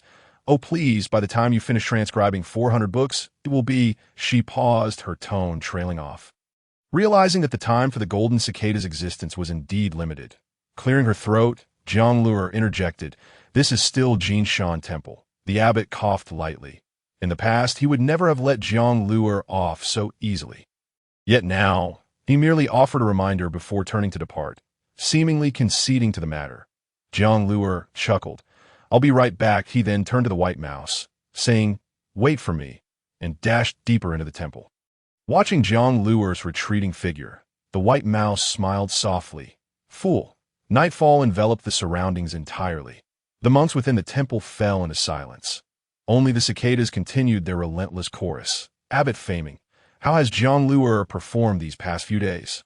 A mysterious sound resonated, and the already slumbering abbot furrowed his brow, beads of sweat trickling down his forehead. That moment in his dream, an imposing statue of a bodhisattva stood before him. The recent inquiry had emanated from this very statue. I report to Guanyin, in the past few days, Zhang Luer's daily life has been as usual, without any anomalies. Abbot Faming bowed deeply, displaying no surprise, as though this scene was a commonplace occurrence. Excellent. You need only to carefully watch over Zhang Luer. In due course, he shall transcend into the cycle of reincarnation and surely attain enlightenment in the Western paradise. Guanin's voice resounded once more. Ensure the successful navigation of the impending trials of the journey to the West. Guanin deemed it essential to place informants near the designated scripture seeker. Abbot Faming was one such presence. He had found himself in this dreamscape during the second year of sheltering Zhang Luer. Initially, he was terrified, fearing he would be punished for breaking his vows. Yet upon hearing Guanin's request, he sighed in relief. Since then, he had frequently dreamed of similar scenes every few days, tasked solely with reporting Zhang Luer's recent circumstances, whether he had fallen ill or with whom he had interacted. His attitude towards the white-haired mouse was also bestowed upon him by Guanin. Since all is well, I shall take my leave. Guanin's commanding voice echoed. By the way, something else occurred today. Abbot Faming suddenly interjected. Oh, what is it? Guanin inquired. Abbot Faming then relayed the events of Zhang Luer's sermon that day. Guanin fell silent for a moment. That is not unusual. Zhang Luer possesses a profound Buddhist nature, so it is not surprising for him to utter a few classic phrases. Pausing briefly, Guanin continued with caution. What scriptures did he recite? Please repeat them to me. Abbot Faming nodded and promptly replied, Do no evil. Practice all good. What? Before Abbot Faming could finish a sentence, Guanin's astonished voice interrupted him. Abbot Faming was taken aback. Do no evil. Practice all good. Guanin was internally shaken. I did not expect him to grasp the first 8 characters of the 16-character mantra of Buddhism. Truly, he is a golden cicada. Even in the cycle of reincarnation, he retains such insight. However, the words that followed from Abbot Faming nearly caused Guanin to topple from his lotus seat. Not just those 8 characters, there's more. Subsequently, relying on fragments from his memory, Abbot Faming recounted Zhang Luer's teachings of the day. Luckily, these scriptures were simple and clear. Had they been the convoluted text from the ancient scripture repository, even an old monk like him would have been unable to recite them. Guanin's astonishment grew with each word. Isn't this content from the great vehicle of Buddhism? The journey to the West hasn't even begun, yet he has already learned it. What need is there for scripture collection? What was it again? Abbot Faming stammered, unable to articulate the last sentence. Enough. Guanin's voice cut through sharply. You, Abbot Faming, I instructed you to carefully oversee Zhang Luer, and now he has been manipulated, and you remain oblivious? Witnessing Guanin's wrath, Abbot Faming immediately knelt on the ground. I have always reported truthfully. There has never been a word of deceit. Guanin, of course, knew that Abbot Faming spoke the truth, but someone wished to disrupt the impending trials. It would be exceedingly simple for an ordinary old monk to be bypassed, that Guanin's words were merely a means to shift responsibility. He bore full accountability for the trials, and with this situation arising, he needed someone to take the blame. You must relay all matters concerning Zhang Luer from these past days to me, with not a single detail concealed. Guanin spoke with a detached demeanor. He sought to uncover who possessed the audacity to obstruct the normal progression of the journey to the West. This trial was in accordance with the heavenly order. Even the deities of the heavenly realm were required to cooperate closely. Could it be those rogue immortals? Among them, some indeed did not wish to see Buddhism flourish. Yet from where did they acquire the teachings of the great vehicle? He needed to swiftly ascertain the identity of the culprit. Abbot Fuming dared not hesitate and began his report, detailing Zhang Luer's every aspect of daily life meticulously. Wait, Zhang Luer has been frequently interacting with that girl these past few days? Upon hearing this, Guanin's brow furrowed, that he knew that the girl must certainly be the white-haired mouse. In the previous reincarnations of the golden cicada, she had lingered as an unyielding spirit. However, as the white-haired mouse was part of the tribulations, and with the heavenly court's involvement, as long as her actions were not excessively egregious, Guanin would not restrain her. I could see this moment. The answer became apparent. The white-haired mouse had once listened to teachings before the Buddha and was privy to some of the great vehicle's doctrines. Guanin's expression turned frostier. These little ones must be managed appropriately. With that, he vanished from the scene, and Abbot Fuming's dream returned to normalcy. Within the city of Chang'an, as evening descended, Nezha and the white-haired mouse sought an inn on the street to rest for the night, planning to continue their gaming escapades at the Internet Café the following day. Suddenly, a voice echoed from behind them. "Umitba, do you have any food to spare?" Turning around, they saw a monk who had inexplicably approached, extending his hand for alms. Nezha scrutinized the monk coldly and replied, "No, seek another." The monk persisted, "I have not eaten for 2 days. Look at your fine attire.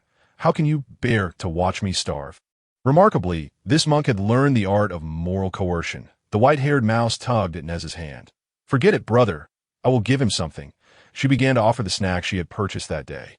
Nezha, however, halted her, narrowing his eyes at the monk. "Are you truly a monk? You do not seem like one that upon hearing this." The monk's expression soured. "I am merely here to seek alms. If you do not wish to give, that is fine, but why the rudeness?" Nezha seized the monk's hand. Does a monk possess such delicate and soft hands? Nezha's words prompted the white-haired mouse to realize that the monk's hands were not only delicate, but also as pale as jade, resembling those of a woman in comparison to the monks outside the city. Even the Abbot Fuming, who did not engage in heavy labor, bore numerous calluses on his hands. Nezha snorted. Now, in the city of Chang'an, everyone is prosperous. These false monks exploit people's goodwill to amass wealth, utterly devoid of conscience.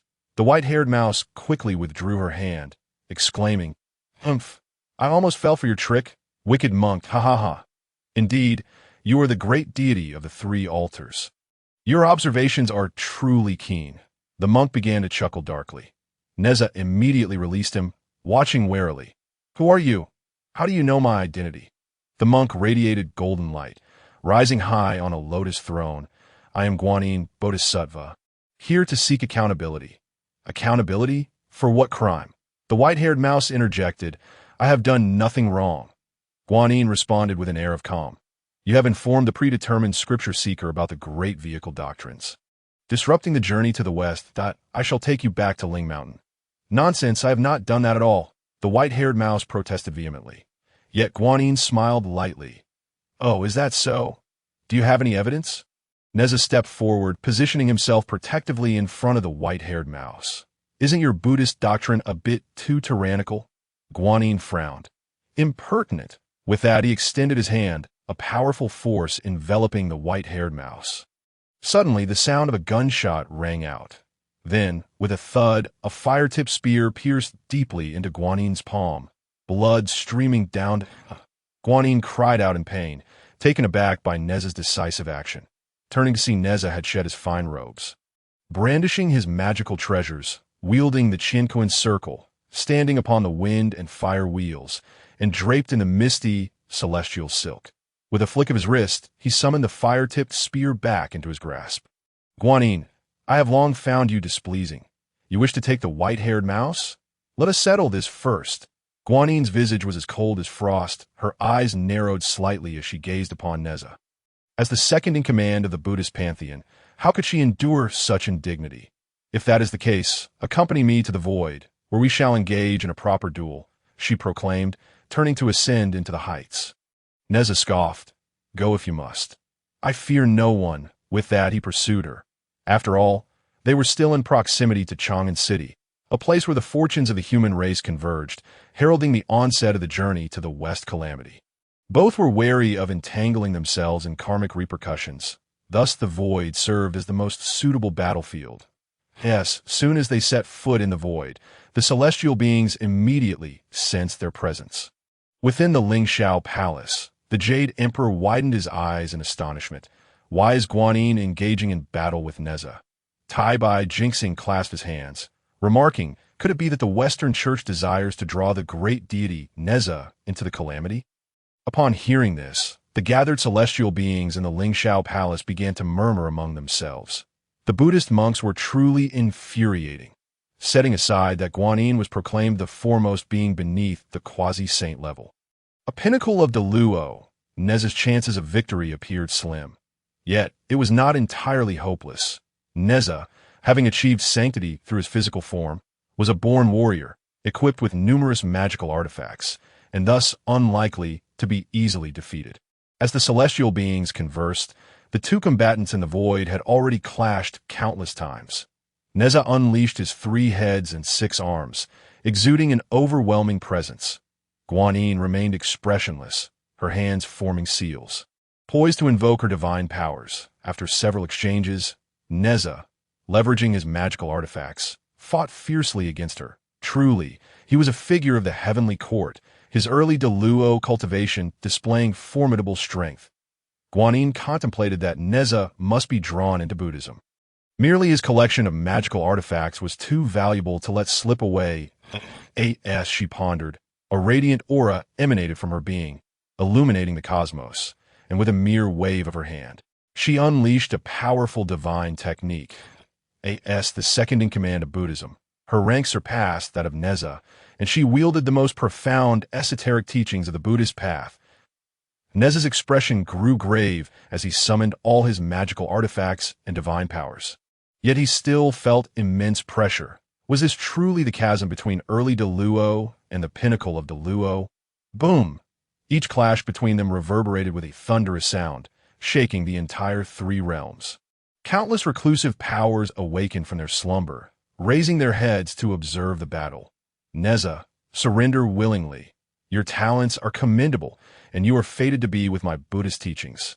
Come to the Western Paradise to listen to the scriptures, where you may have the opportunity to attain quasi-sainthood, Guanyin proclaimed, her voice resonating grandly, shaking the very void itself. Nezha scoffed derisively. What a delusion! Guanyin's demeanor turned cold. In that case, do not blame me for being merciless. With a flick of her wrist, a golden hoop shot forth, aimed directly at Nezha's head. The observing celestial beings recognized the artifact and widened their eyes in shock to bewhy the heavens. That is the golden hoop. The Buddhist artifact, known for its 3 tightening rings, would root itself upon contact, and with the utterance of a spell, it could constrict, causing unbearable pain to the wearer, ultimately forcing them to beg for mercy. This artifact was said to be a postnatal treasure of immense power, and Guanyin was clearly serious in her intent. In the face of the impending golden hoop, the celestial beings sighed inwardly. Within the Ling Palace, the Jade Emperor clenched his fists, filled with trepidation. Suddenly, a white figure emerged from behind Nezha, charging towards the golden hoop. Upon recognizing the newcomer, Guanyin laughed coldly. A mere white-haired mouse. Do you truly believe you can save a Deluo, golden immortal? How laughable! The observing celestial beings shared her sentiment. However, the ensuing scene left them utterly agape. The white-haired mouse opened its mouth wide, biting down on the golden hoop. Bang! A tremendous sound reverberated through the void. The golden hoop had shattered. A mere Xianxian white mouse had bitten it in 2. What? Guanyin's expression froze. and before she could react, the remnants of the golden hoop were swallowed by the white mouse. In an instant, the mouse's aura surged, breaking through to the golden immortal realm, its battle prowess multiplying tenfold. What had just transpired? The Jade Emperor in the Lingxiao Palace was equally stunned, even with his countless epochs of experience. He had never witnessed such an occurrence. The artifact that was cast away was simply consumed. How could one be more domineering than Buddhism? Is there more? Bring forth another. The white-haired mouse, seemingly unsatisfied, wiped its mouth and addressed Guanyin. Nezha quickly pulled her behind him. Stay back. This battle is beyond your capability to intervene. Yet Guanyin, increasingly enraged, remembered that Buddhism espouses the principle of not picking up lost items. Now, having had her artifact consumed, this was a violation of the Buddha's true intent, which she returned to Lingshan only to be mocked by her peers. Nevertheless, while the white-haired mouse's cultivation was modest, its ability to devour artifacts was uniquely potent. Resonating with the profound meanings of the Buddhist path, Guanyin began to entertain different thoughts to white-haired mouse. I perceive that your cultivation method is fated to align with my Buddhist teachings. Why not come to my South Sea as a good fortune boy? As she spoke, she formed hand seals, enveloped in a vast expanse of Buddhist light, her immeasurable teachings descending upon them. Guanyin aimed to subdue both Nezha and the white-haired mouse siblings in one fell swoop. Just then, a magnificent aura surged forth. I come to assist you. Yang Jian stepped upon the void, arriving just in time. Brother Yang, be cautious. Nezha warned, but Yang Jian charged at Guanyin like a moth to a flame, intending to withstand her blow with his physical form. Guanyin, enraged, declared die. Seizing this opportunity, she intensified the potency of her Buddhist powers. A torrent of Buddhist light surged forth, cascading towards the trio. Suddenly, she froze momentarily. What was Yang Jian attempting? He stood resolutely amidst the Buddhist radiance, seemingly unaffected. Could it be that he too was fated to the Buddhist path? Yang Jian harnessed his energy to withstand the boundless Buddhist law, the golden light of the Buddhist teachings, which ordinary Luo cultivators could not endure, sizzled upon contact with Yang Jian's skin. His flesh burned, yet it healed almost instantly. This was the Undying Sutra, a technique he had recently comprehended, just as Su Han had proclaimed. This method was tailor-made for him. It greatly enhanced his physical prowess, and if fully mastered, it could grant him eternal life, allowing his spirit to be reborn even after death. Although now he struggled within the overwhelming Buddhist light. If given a bit more time to cultivate the Undying Sutra, Yang Jian was confident he could completely disregard the damage from the Buddha's radiance. Guanyin, recognizing this, spoke. Yang Jian, if you relinquish now and spend 1,000 years before the Buddha listening to teachings, I shall spare your life. Yang Jian remained silent, his expression contorting with strain. Brother Yang, you cannot persist like this, Nezha urged from the side. Yang Jian had come to save him. If he perished here, how could Nezha face his own conscience? They had walked side by side through the calamity of the Fengshen, the closest of brothers. How could he stand idly by as Yang Jian took the brunt of the attack on his behalf? Just then, Yang Jian erupted with a fierce roar. He stepped forward, unleashing a torrent of murderous intent that forcibly repelled the Buddhist powers. This was astonishing. Guanyin stared wide-eyed in disbelief at Yang Jian. Yang Jian slowly raised his head. Guanyin, no, I should refer to you as Master Cihong. How long has it been since you last faced a blow? Hearing Yang Jian utter his former name from the Chan sect, Guanyin was momentarily taken aback. Seizing this opportunity, Yang Jian pushed against the onslaught of countless Buddhist laws, directly confronting Guanyin. Receive my punch. Yang Jian clenched his right fist and swung it with tremendous force. Akin to a golden sun, hurtling towards Guanyin. Her pupils constricted. It was too late to evade. She could only brace herself to absorb the blow. With a resounding impact, Guanyin's white figure was sent flying. Though the sound of the punch was not loud, it reverberated throughout the three realms, leaving countless deities and Buddhas speechless in astonishment. Could this truly be Yang Jian? Ultimately, it was the Jade Emperor who, with an incredulous tone, spoke up. When did Yang Jian become so formidable?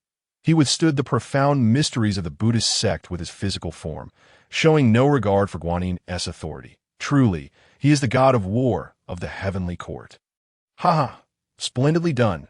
It would be best if he could annihilate Guanyin with a single punch. However, that is a fanciful thought. Guanyin possesses the pinnacle of the Luo cultivation, and it would not be so easy for him to perish. Boom! A deafening sound resonated from the void. Guanyin steadied himself, appearing somewhat disheveled, his white robe stained with blood and his complexion grim. Although that punch was fierce, it did not inflict substantial harm. Rather, it was a blow to his spirit. Good, Guanyin uttered 3 affirmations in succession. Truly, these two, the most formidable disciples among the 3rd generation of the Chan sect, have even made me, their uncle master, suffer. Yang Jian furrowed his brow and approached Nezha, cautioning him, "Be wary. He is about to get serious." That a series of grand and resonant sounds emanated from Guanyin, and the boundless light of the Buddha once again burst forth. Guanyin's expression gradually morphed into one of ferocity as he entered another realm of Buddhism. Demon Buddha. With a single thought, one could become a Buddha or a demon. With the fierce glare of a Vajra, the power to subdue dragons and tigers, the Bodhisattva's wrath could turn the heavens and earth upside down. Sensing the dramatically different and overwhelming aura, Yang Jian and the others simultaneously swallowed hard. They knew Guanyin was strong, but they had not anticipated him to be this strong. That I shall cast you into the cycle of reincarnation, never to be reborn. In the state of Demon Buddha, Guanyin's voice became distorted.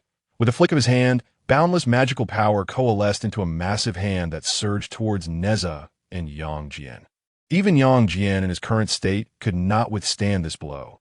The two exchanged grim looks beneath the shadow of the colossal handprint and gritted their teeth, bracing themselves for impact.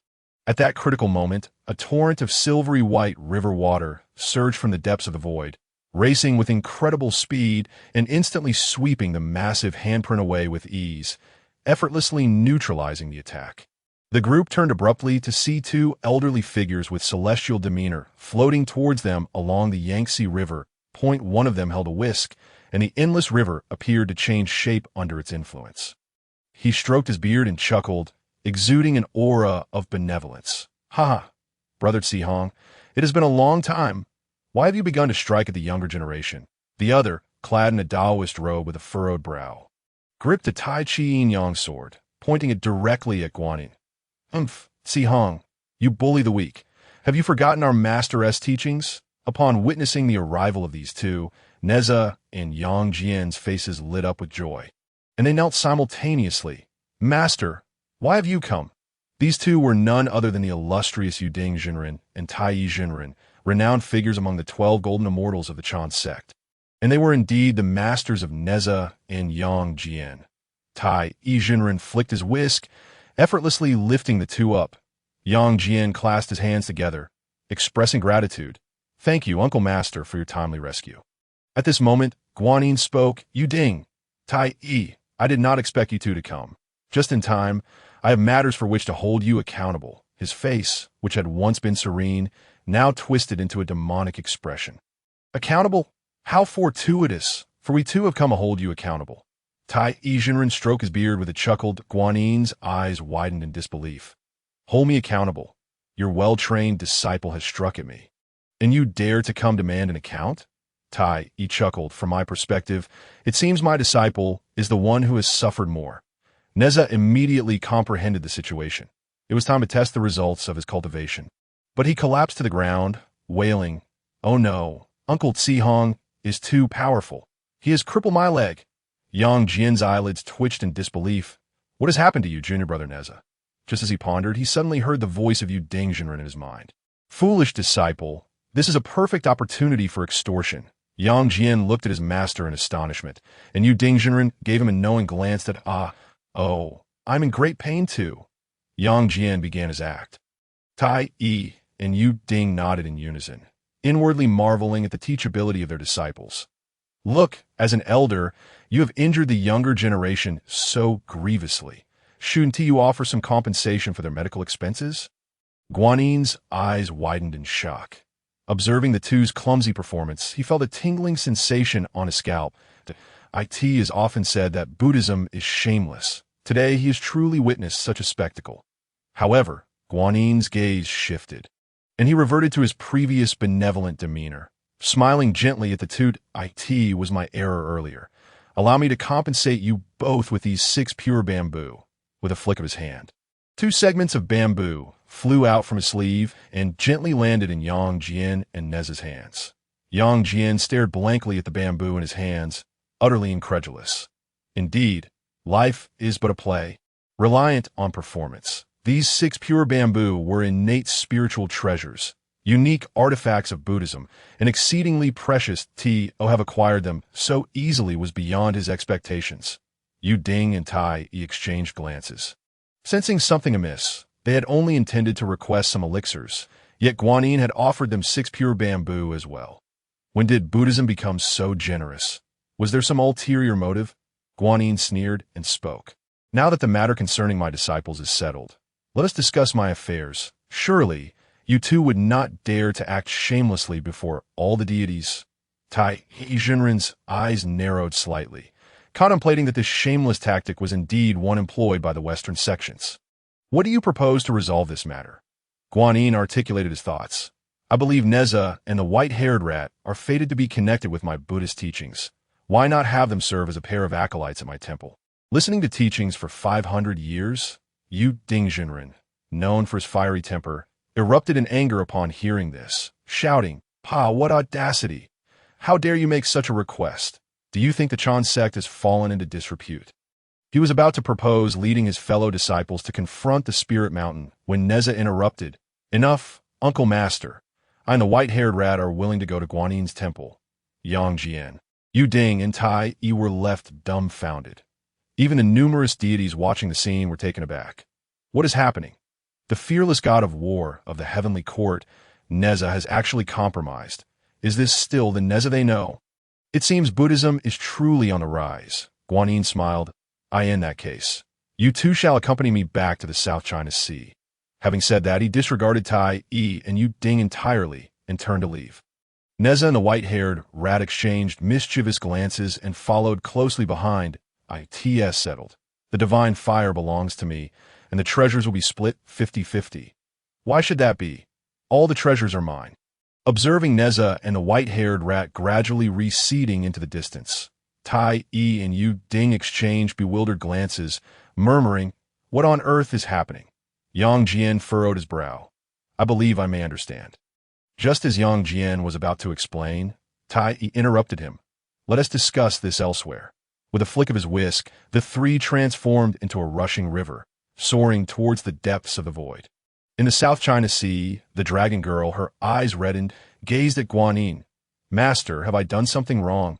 Just moments ago, Guanin had returned to the South China Sea and instructed her to go to the mortal realm for tribulation assessment. Being frequently by Guanin's side, she naturally understood the implications. With her current golden immortal cultivation, a slight misstep during the tribulation could threaten her life. Guanin regarded her coldly. "Though it carries danger, it is also an opportunity. Upon your return from the tribulation, you shall attain enlightenment." The dragon girl, however, paid no heed, fixated instead on Nezha and the white-haired rat behind Guanin. "Master, have you found a new acolyte and deem me useless?" Impudence! Guanin's eyes flared with anger as he glared at her. The dragon girl gritted her teeth, locking eyes with him, although the disparity in their cultivation was as vast as the clouds to the mud. Her gaze showed no signs of yielding, even surpassing Guanin's resolve. Guanin, feeling somewhat irritated by her defiance, abruptly flicked his hand, using immense force to cast the dragon girl away. Nezha silently nodded in approval from behind.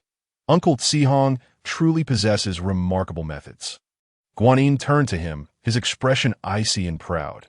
"From this day forth, do not refer to me as Tsihong." Nezha nonchalantly turned his head.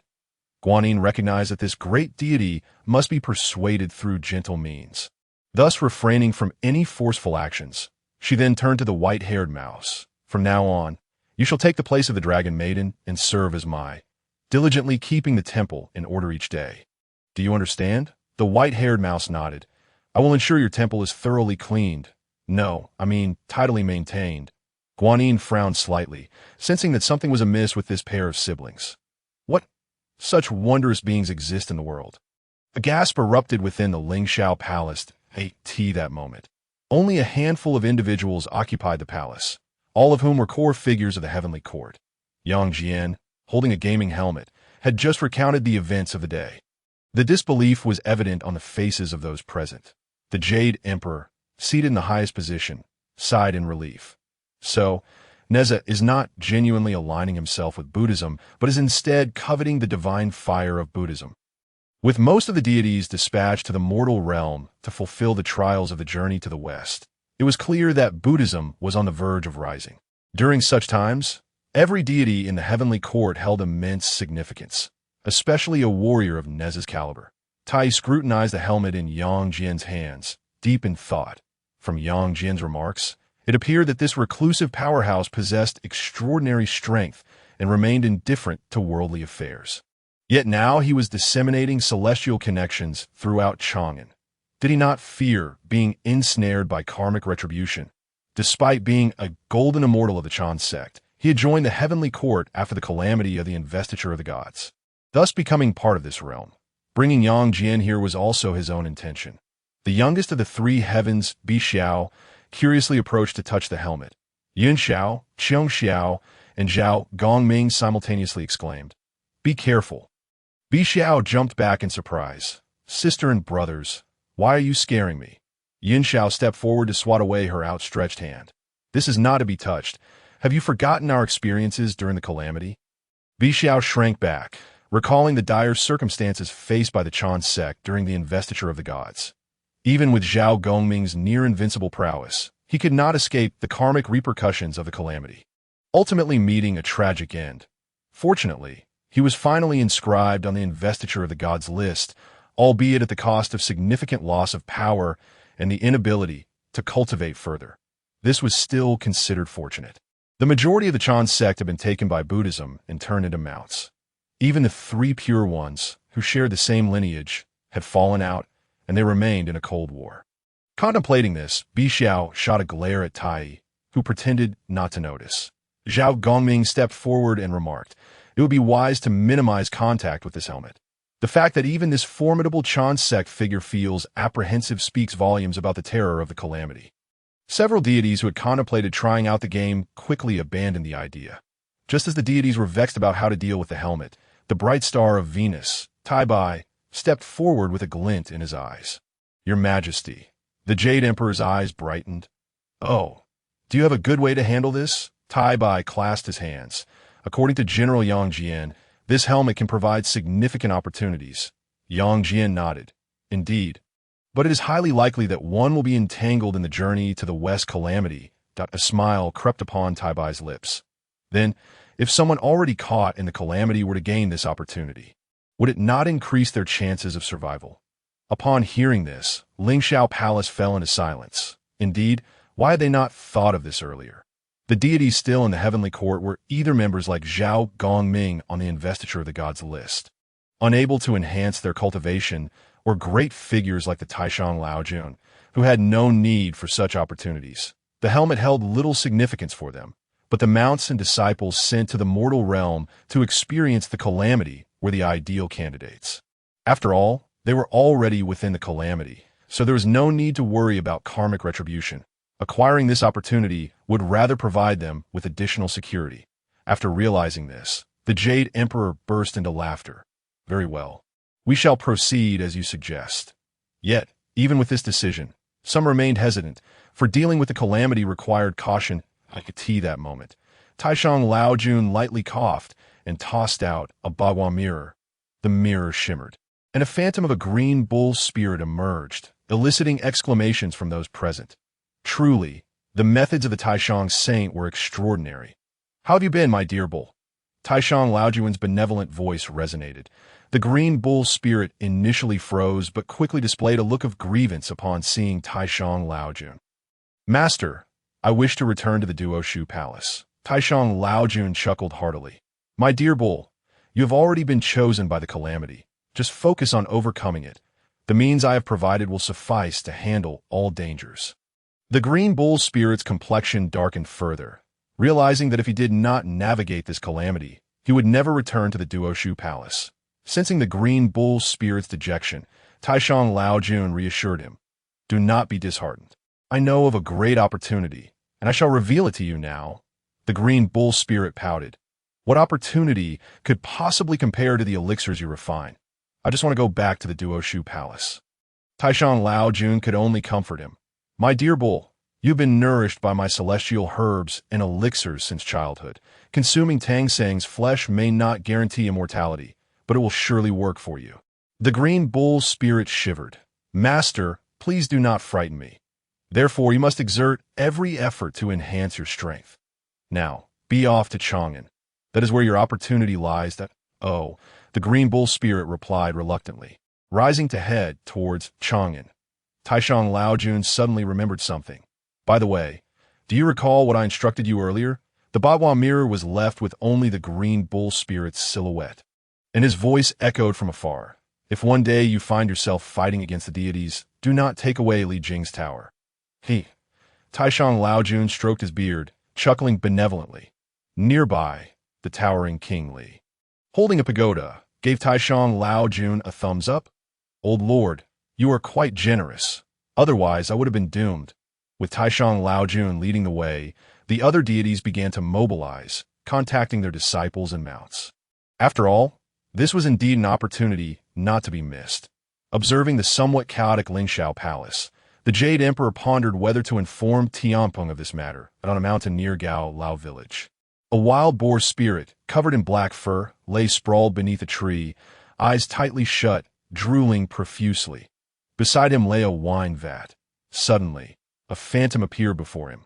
Tianpeng. The phantom spoke in a hoarse voice. The black pig spirit waved dismissively. Don't bother me. He smacked his lips twice and drifted back into slumber.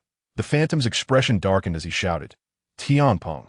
The black pig spirit jolted awake, rubbing his eyes, and then immediately knelt on the ground. The phantom bore an appearance identical to Taishang Laojun, but radiated a more ancient and sacred aura. It was indeed the Taishang saint. The black pig spirit, also known as the banished Marshal Tianpeng, swallowed hard. Holy cow! Master, are you also here for the calamity? This calamity is quite extraordinary. Even saints cannot escape it. The phantom of Taishang Laojun's expression soured. Were it not for the fact that this was his only disciple, he would have relished the opportunity to dispatch this fool on the spot. Go to Chang'an. There lies your opportunity. As daylight broke, Su Han stretched lazily in the internet café. Master, when will you teach me? A visage resembling that of a deceased fish suddenly appeared before Su Han, startling him momentarily. This was none other than the Inspiration King, who had knelt in homage to him just the day prior. At this moment, he had reverted to his true form, a diminutive creature measuring less than half a meter in height, adorned with shimmering golden-red scales and crowned with an extravagant golden fish head. Despite his bizarre appearance, he possessed an undeniable charm. His cultivation had been forcibly elevated by the nectar of guanyin, rendering it unstable. His authentic size was indeed that small. Only through the nourishment of rare celestial treasures could he grow swiftly, such as through the essence of young boys and girls. Su Han waved his hand dismissively, saying, I am not your master. Simply refer to me as your boss. He harbored no intentions of taking on disciples, especially since, if not for the Internet CF, his current strength would hardly suffice for self-preservation in the primordial chaos. What if his identity as a mentor to these creatures were to be exposed? However, while he could not accept a disciple, he could certainly employ staff. Thus, he had entrusted various tasks within the CAF to the Inspiration King the previous night, easing his own burdens for the future. Master, I comprehend. There is a girl in Guanin's Taoist temple who has diligently maintained the sanctum for centuries without formally becoming a disciple. Surely, this is a test for me, declared the Inspiration King. Promptly seizing a mop taller than himself and beginning to clean the floor, Su Han stretched lazily, casually taking a bite of his breakfast. Gazing out at the sun ascending the sky, he mused that it was nearly time to open for business. He anticipated the arrival of Yang Jian and Nezha, among others. Muttering to himself, he pushed open the door, only to find himself frozen in place. At the entrance of the CF stood a gathering of over a dozen individuals, each possessing peculiar features. Although they bore human forms, They hardly resembled humans at all. It was as if I am a monster was inscribed upon their foreheads. Nevertheless, despite their oddities, they exuded an aura of celestial elegance, rendering the scene quite bizarre. Upon witnessing Su Han open the door, they too were momentarily taken aback. These individuals had hurriedly arrived after receiving news from their master. Although they hailed from the heavenly realm, not all were demon kings. Some are merely minions of the monsters. After all, the journey to the West is infamous for its 81 tribulations, yet it certainly encompasses more than 81 monsters. Even lesser demons must be accounted for.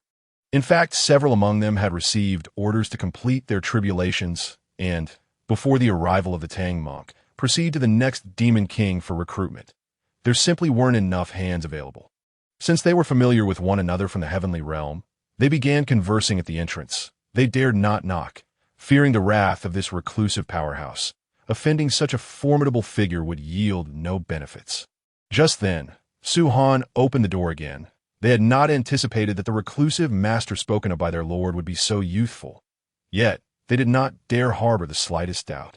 One astute individual promptly knelt, exclaiming, "Senior, please grant us a chance." The others swiftly followed suit, kneeling in unison and imploring, "Senior, please bestow upon us an opportunity."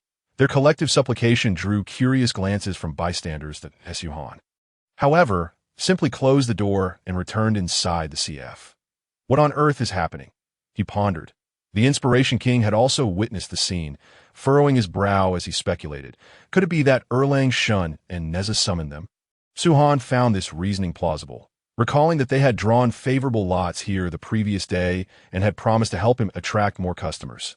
However, he had not anticipated such a large gathering.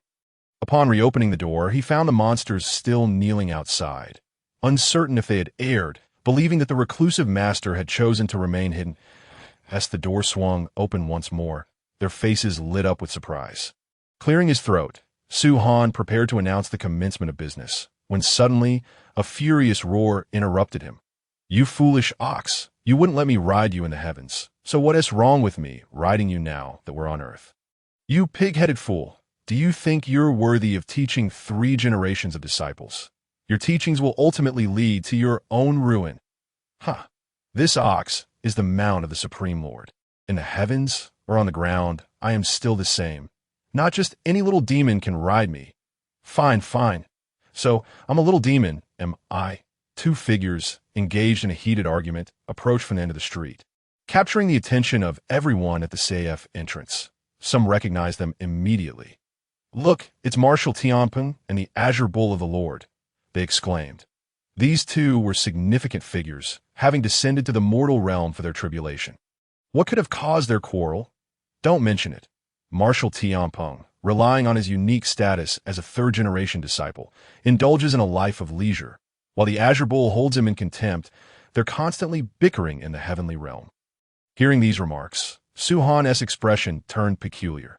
The 2 red-faced, burly figures striding towards him were none other than the illustrious Marshal Tianpeng and the Azure Bull. He hadn't expected their arrival. As they drew closer, the murmurs outside the CF quieted down. The current heavenly court was primarily constituted of the 3 pure ones, although the human teaching had the fewest disciples, with only 1 per generation. They were renowned for their exceptional prowess and protective nature towards their own Daha. By rights, you should be addressing me as Uncle Master. Come, let me hear you say it, taunted Tianpeng. Shut your mouth, you a mere mount. Dare to utter such words? Retorted the Azure Bull, who typically referred to the Supreme Lord as his master. Thus, technically, he could consider Tianpeng his uncle. However, that was where it ended. Tianpeng, incensed, raised his fist, while the Azure Bull coldly snorted. The ring in his nose gleaming ominously, it appeared a conflict was imminent. Cough. Gentlemen, please remain calm, Su Han interjected nonchalantly. Both figures, brimming with rage and stubbornness, paid no heed to his entreaty, simultaneously barking, "Shut up!" The surrounding demons gasped in surprise, turning their gazes towards Su Han. Indeed, his expression had grown icy. Before my crossing, I would have overlooked such insolence. Now that I have traversed realms, you dare speak to me in such a manner? Am I to have traversed for naught? With this thought, Su Han's mind shifted, and several transparent tendrils erupted from within the CF, ensnaring the limbs of Tianpeng and the Azure Bull, hoisting them into the air. Tianpeng struggled briefly, only to find the tendrils remarkably resilient, imbued with the essence of the Tao, rendering him incapable of breaking free. His eyes widened in disbelief. Which blind fool dares to lay hands on your grandmaster, Tianpeng? Release me at once. The Azure Bull, sensing the bizarre turn of events, swallowed nervously. Hey, old pig, have we arrived at our destination? At this remark, Tianpeng finally composed himself, glancing at the sign bearing the words Daoist Internet Café. A cold sweat breaking out upon him. Oh no, I was careless. The other demons were taken aback by Su Han's formidable display. Both individuals were of the highest caliber, yet they had been subdued without even witnessing their senior's intervention. No wonder their master had mentioned opportunities lay within this place. Casting a glance at the two suspended figures, Su Han coolly declared, "The door is open. We are now in operation." The throng of demons entered the CF, curiously surveying their surroundings, marveling at the plethora of items previously unseen by them. Eventually, one individual noticed a sign that read, 10 taels of silver for 1 hour. Senior, what does this mean? Questioned another, pointing at the sign.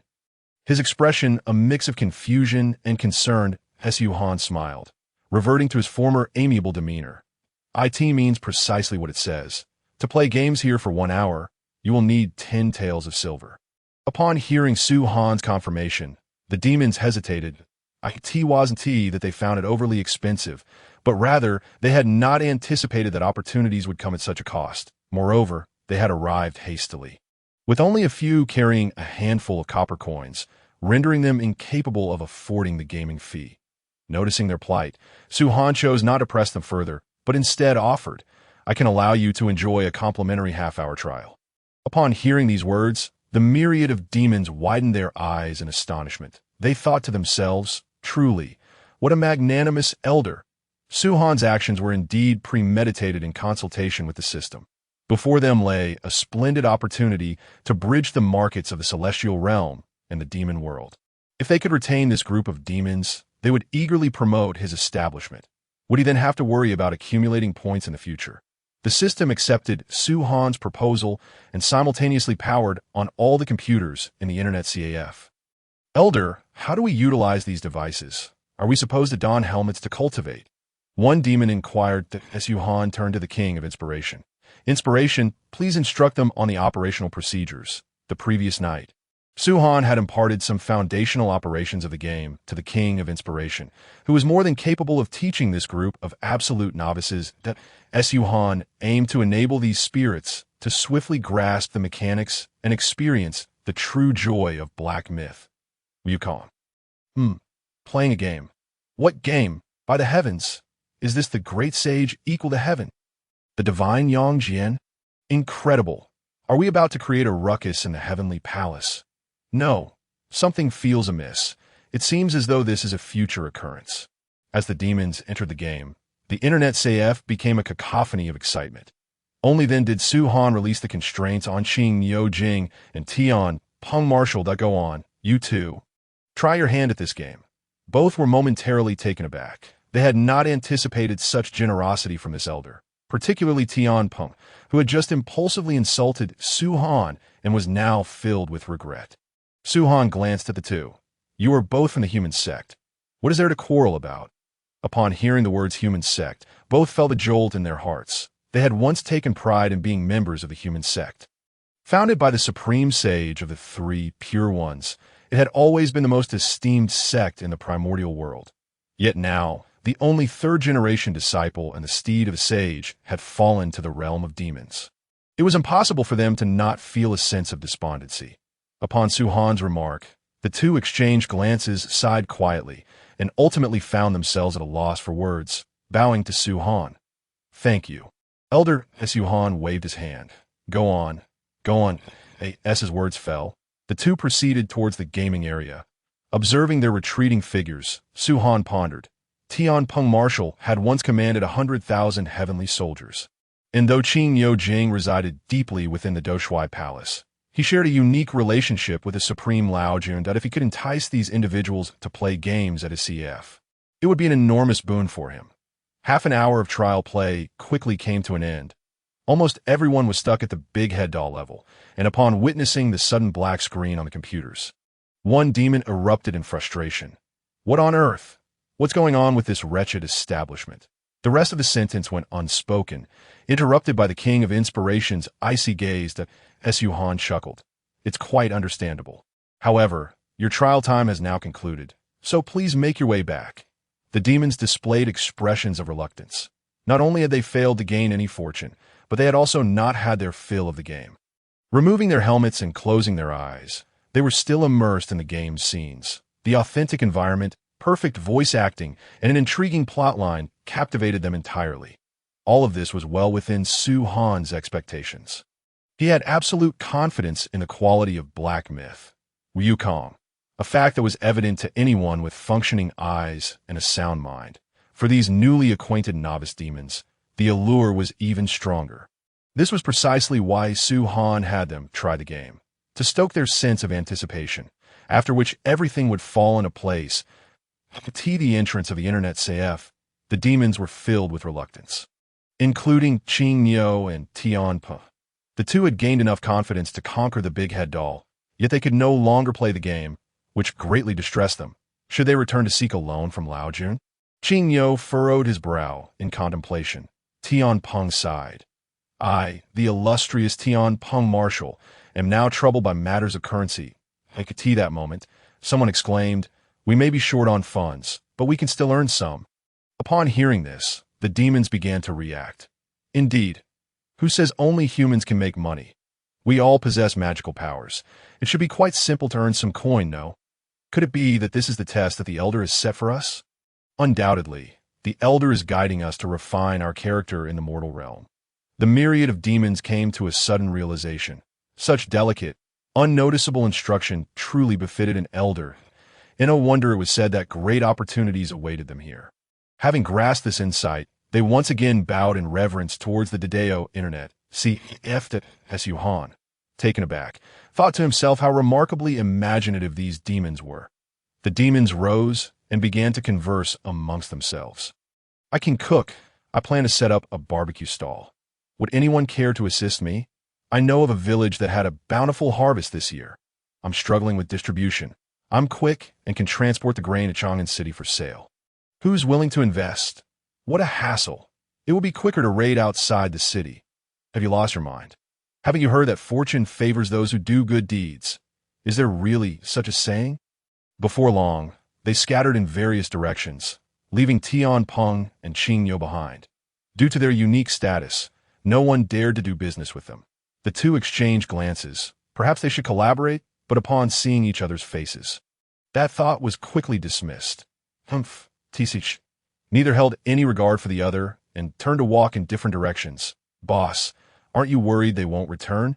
The king of inspiration asked Ziwang as they stood at the entrance.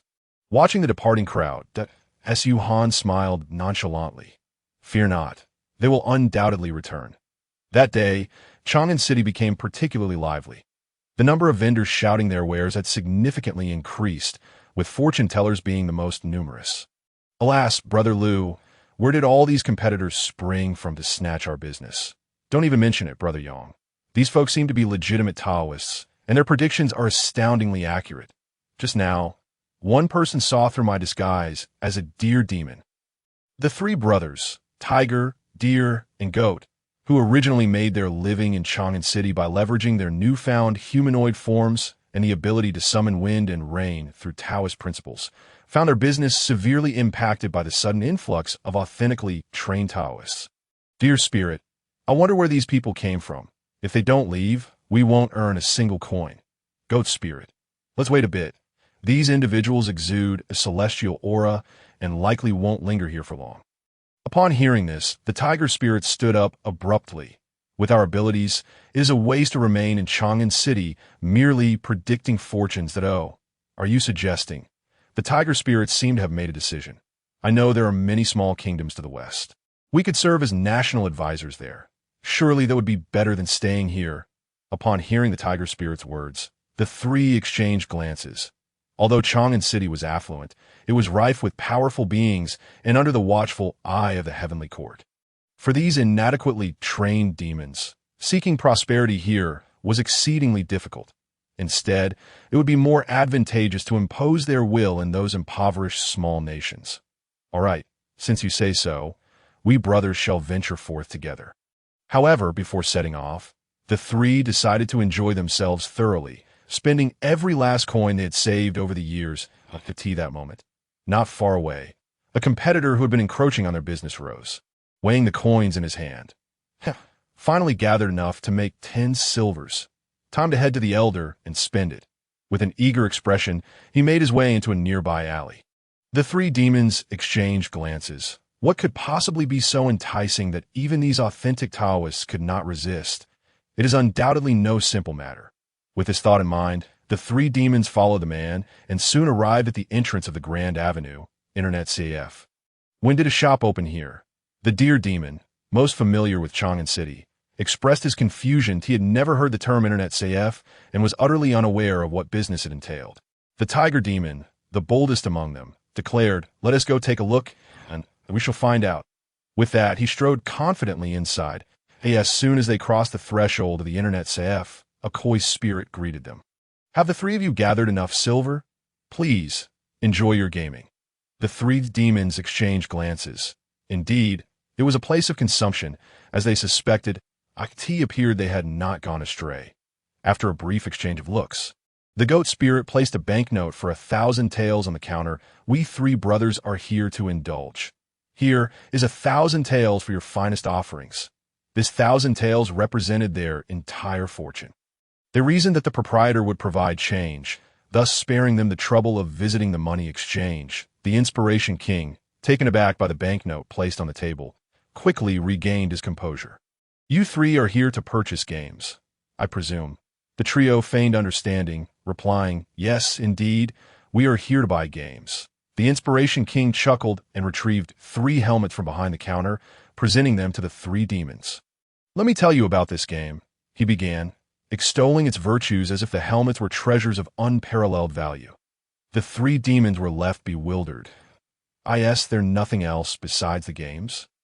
The Inspiration King pondered for a moment. "That we also have snacks and beverages, delicious and inexpensive, the finest delicacies of the mortal realm." As he spoke, he handed them instant noodles and sugary drinks, simultaneously explaining their uses. By the time the tiger, deer, and goat demons realized what had transpired, they found themselves standing at the entrance of the CF. The goat spirit glanced at the helmet in his right hand, then at the packet of snacks in his left, his mind swirling in disbelief. Did we truly just pay 1,000 taels for these items? Could it be we have fallen victim to a scam? Damn it, this scoundrel of a shopkeeper dares to deceive us. The tiger demon, quick to anger, declared his intention to confront Chang'an that moment. A group of individuals who had just returned with their own silver overheard his words. "How dare you insult our senior?"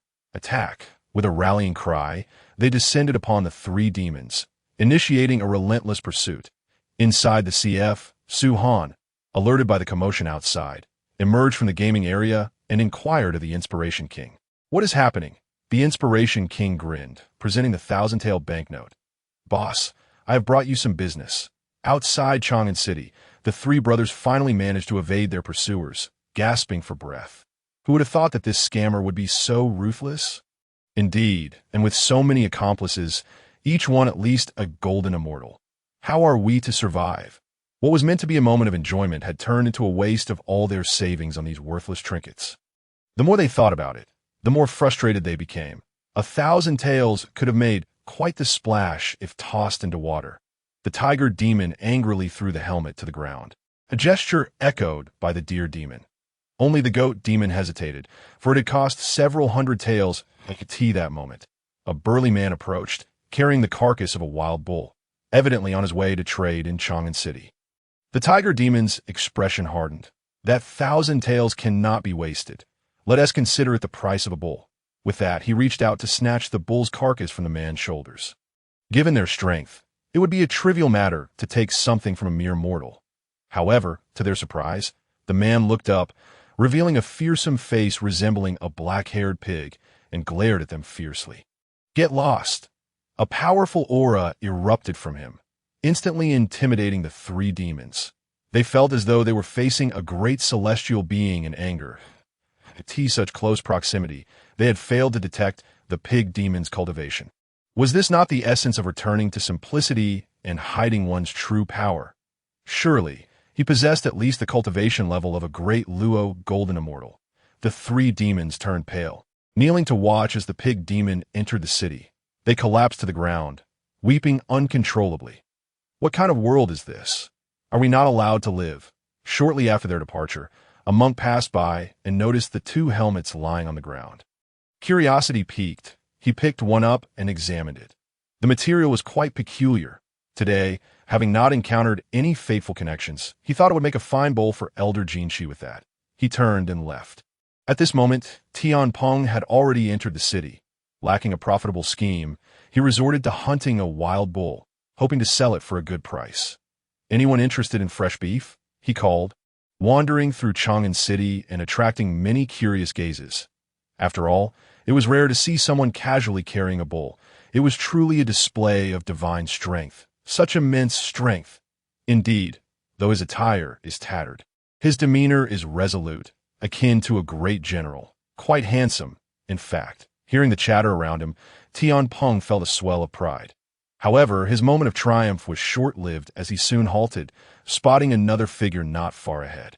This person matched him in stature, but more importantly, he bore a dead pig on his shoulder. Anyone interested in pork? Freshly slaughtered wild boar, it was none other than the transformed Qing Yojing. The two locked eyes, instantly recognizing one another. "Ah, you foolish ox. Instead of pursuing legitimate business, you deliberately choose to peddle pork to irritate me, don't you?" Tian Peng glared at the dead pig on Qing Yo's shoulder, his irritation growing. Qing Yo retorted, "And what about you? What are you carrying on your shoulders?" The two glared fiercely at each other before parting ways in opposite directions. Once they had left, a young girl emerged, observing their retreating figures. What are those two doing here? Weren't they supposed to be on the journey to the west? Before she could ponder further, a large black dog approached, its mouth clutching a skewer of grilled meat. Ah, mortal food truly is delectable. This girl was none other than Yang Chan, the sister of Yang Jian, and the dog was the famed Xian Tianquan Di. "Oh, take it easy. I don't have much silver with me this time." "If you eat it all, how will we be able to indulge in games?" Yang Chan complained to Xian Tianquan. The dog rolled its eyes in response. "And what about you? How many novels have you bought?" "All filled with romance and love, far exceeding what I have spent." Yang Chan's face flushed with embarrassment. It had been over 500 years since they had determined to embark on the journey to the west. During this time, Yang Jian, fearing for his sister's safety, had kept her confined at Guanjiankou, and she was on the verge of losing her mind. Finally, seizing the opportunity to sneak out, she was determined to buy enough novels to stave off boredom upon her return. "Brother is truly something else. What was meant to be my gift is now entirely his," Yang Chan said, attempting to change the subject. The gift she referred to was, of course, the gaming helmet that Yang Jian had purchased from Suhan. However, Yang Chan had yet to use it, as it had already been reclaimed by Yang Jian. Xian Tianquan defended Yang Jian. Didn't the master say it was for him to grasp the divine arts and rescue the siblings of Nezha? Yang Chan furrowed her brow in contemplation. "I wonder if brother's words hold any truth. Can playing games truly lead to the acquisition of divine methods? I have never heard of such a thing." Before long, the girl and her dog arrived at the entrance of the Grand Avenue Internet Café. Xian Tianquan closed his eyes to sense the surroundings and noted the absence of any spiritual energy fluctuations, indicating that there were no practitioners within. "This seems to be an ordinary shop. Could we have come to the wrong place?" Yang Chan glanced up at the sign. Grand Avenue Internet Café. Unmistakably correct. Could there be another establishment of the same name? Let us enter and take a look. With that, she stepped forward into the café. However, as soon as they reached the entrance, a fish-faced attendant blocked their path. "Miss, no pets are allowed in this establishment." Yang Chan was taken aback. "Pets?" The king of inspiration gestured towards the celestial hound by her feet. The hound's expression darkened instantly. Who was this reckless little demon to dare refer to it as a pet? "I am the sun-eating divine monarch, after all." The celestial hound was about to unleash its formidable Tai golden immortal aura to intimidate the demon before it. However, to its surprise, it found that it could not release a single trace of its internal energy. Gritting its teeth and exerting all its might proved futile. The King of Inspiration looked at the celestial hound with a peculiar expression. Even if you were constipated, you shouldn't act this way. Uffed. Yang Chan almost burst into laughter upon hearing this. The celestial hound stared wide-eyed at the King of Inspiration. You! At that moment, Su Han from behind the counter spoke up. Let them in. It's a good business day that I don't want any unpleasantness over trivial matters. The celestial hound shot a glance at the King of Inspiration and swaggered into the Internet CF. The moment it stepped inside, it froze, although it felt no trace of spiritual energy outside. Upon entering, it immediately detected dozens of different levels of cultivation. This Internet CAF was completely isolating these energies. This could only be achieved in a Taoist venue of at least the Great Luo realm. Yang Chan, however, was oblivious to all this. Her gaze was fixated on Su Han. With his sword-like brows and starry eyes, he possessed an extraordinary presence, rivaling that of her brother. Furthermore, he exuded an air of detachment from worldly affairs. Such handsome men were indeed rare, even in the celestial realm. The only regret was that the identity of the shopkeeper did not align with her preferences. If only he were a scholar like the ones depicted in novels. Is this your first visit? Su Han inquired. Yes, we were referred by someone. Yang Chan snapped out of her trance, explained her purpose, and handed over 80 taels of silver to Su Han. Su Han placed the silver back into the drawer, then paused. With the system's prompt, he realized the identities of the two, the celestial hound and the sister of Yang Jian, and oh wonder they were willing to part with 80 taels. It was the combined internet fee for both. Lingon, please escort these two to the computers. Yang Chan, glancing back 3 times, made her way to the gaming area. It was only upon reaching the computer that she sighed. Sigh, the shopkeeper is so handsome.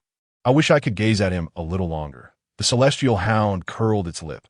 Look at you, so easily impressed. The King of Inspiration observed with a peculiar look, surprised that this large black dog was also a demon. If you were a demon, why not transform into human form? However, he refrained from asking further, as some demons could become quite psychologically twisted after prolonged periods of being in their demon forms. It was best not to meddle with such matters. Now, allow me to teach you how to play the game. The King of Inspiration began, explaining the basic mechanics and combat methods within the game. This was specifically instructed by Su Han. Only by mastering the basics quickly could players maximize their enjoyment of the game and subsequently recommend it to others, allowing him to earn more points.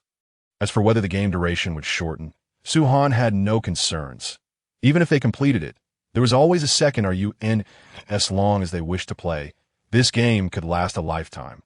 With new games being introduced in the future, both Yang Chan and the Celestial Hound, possessing considerable aptitude, quickly grasped the game's operations, leading them to practical application. Upon entering the game, both were awestruck by the scenery before them. Is that my brother? Gazing at Yang Jian on the screen, Yang Chan's hands trembled. She was not afraid, but rather exhilarated. She directly controlled the character to charge at Yang Jian, striking down with the staff. I wanted to do this for a long time, but am I being too harsh? Oh well, it's just a game. Brother, take this hit. The Celestial Hound, after much internal struggle, hesitated, for it was about to strike its own master. Its canine nature felt a twinge of guilt. However, after a few attempts, it quickly became addicted. Night fell. Players gradually logged off, removing their helmets with expressions of sheer delight. This game was incredibly enjoyable. Indeed, though it's a bit challenging, that white-robed scholar is too agile. Just wait. I must defeat him tomorrow to be. By the way, what was our purpose for coming here? As soon as these words were spoken, the Internet CAF fell silent. They almost forgot. They weren't here solely for gaming, but for opportunities. Several recently logged-off little demons immediately approached Su Han and knelt. Senior, please don't mislead us. We came to seek opportunities as instructed by our master. Su Han was taken aback. I sent the opportunity right here in the game. Game. The little demons reflected on their experiences from that day. Is Senior testing us? This game is indeed fun, but before they could finish, an alert sounded within the Internet CF. The sudden broadcast startled the little demons into a stupor. What on earth? A lottery. The king of inspiration shot them a glance. Umph. This is the opportunity you sought. Upon hearing this, the little demons finally reacted, oh my, so defeating that monster grants a chance for a lottery.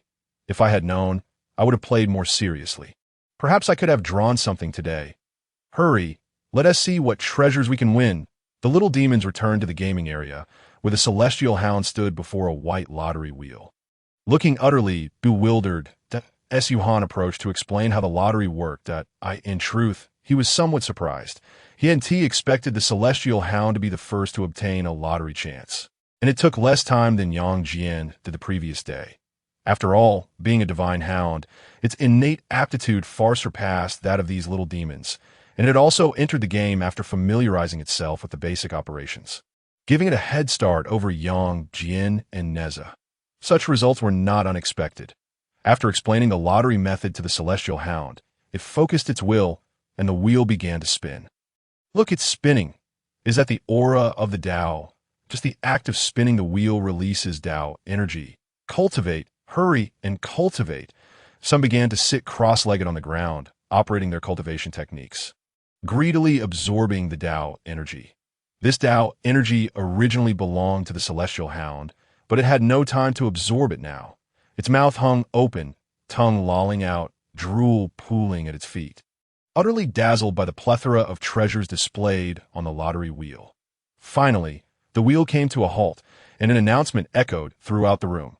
Congratulations to player Celestial Hound for drawing the Wangtian Bao Gao. Upon hearing these 4 words, Su Han's brows furrowed, and his expression turned grave. The Wangtian Bao Gao originated from a peculiar celestial organization known as Ziwang Dao. This organization thrived on tricking others for amusement while gaining cultivation. The better the trick, the greater the reward in cultivation. Each member of Ziwang Dao was exceptionally dangerous, and it was astonishing that the celestial hound had drawn this technique. After all, dogs traditionally symbolize loyalty. Moreover, this divine hound likely lacked any talent for deception. Yes, Su Han pondered this. The celestial hound had already refined the technique. Hey, sun-eating divine monarch, what did you draw? Someone, sensing the surge of energy emanating from the celestial hound, gathered the courage to inquire. The celestial hound leaped atop the table, surveying the crowd with an air of superiority. This is a technique. By performing good deeds and being generous, one can elevate their state of mind, transcend oneself, return to the essence of life, and ultimately reach the sage realm.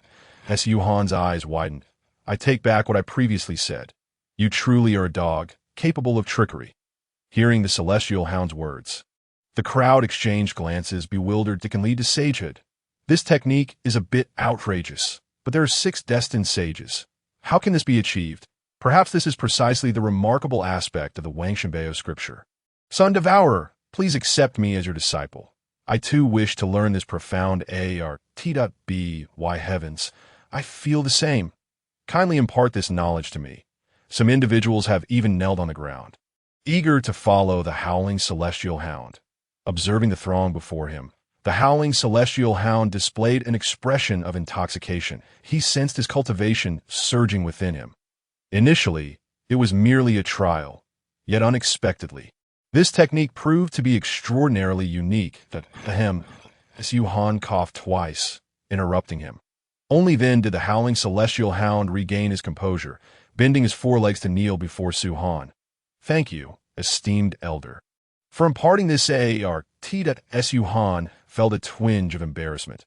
With a wave of his hand, an invisible force lifted him up, thinking to himself that he merely hoped not to be deceived in the future. The howling celestial hound turned to glance at his eager followers, these little demons who possessed scant silver and lacked the means to earn it.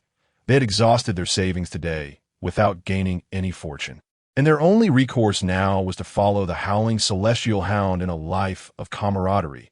With a toss of his head, the howling celestial hound declared, from now on, our organization shall be called the Ziwang Dao. Follow me, and let us bring joy to others. Yes, the little demons enthusiastically followed suit, having found a big brother in this venture, rendering their journey not in vain.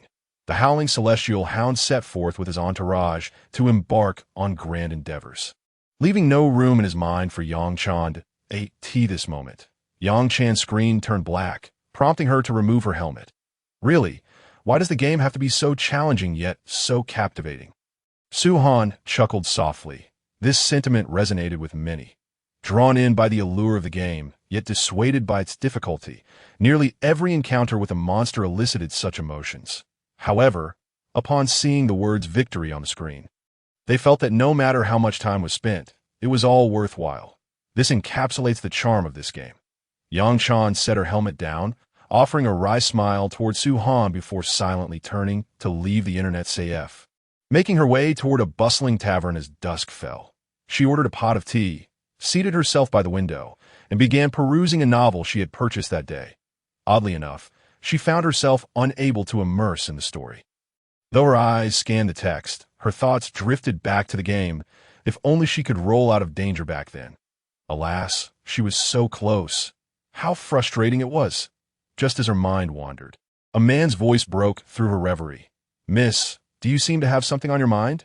Yang Chan looked up to see a tall, imposing figure before her, exuding a sense of security despite being in his early 20s. "I'm merely reading," she replied casually.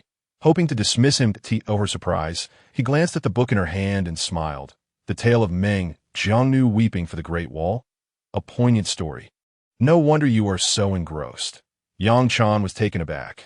She hadn't expected him to be familiar with the novel's content. For 5 centuries, she had been confined to the Guanjinku, facing only Yangjian, the 6 saints of Meishan, and the howling celestial hound, without a shared topic of conversation. This man's words immediately captivated her. "Oh, you know any other novels?" She inquired eagerly. He grinned. "Have you heard the story of Liang Shambua and Zhu Yingtai?" The two engaged in lively conversation, while a few individuals at a nearby table cast surreptitious glances their way. "It appears he has truly become a debauched scion." One whispered that we should report to the Crown Prince.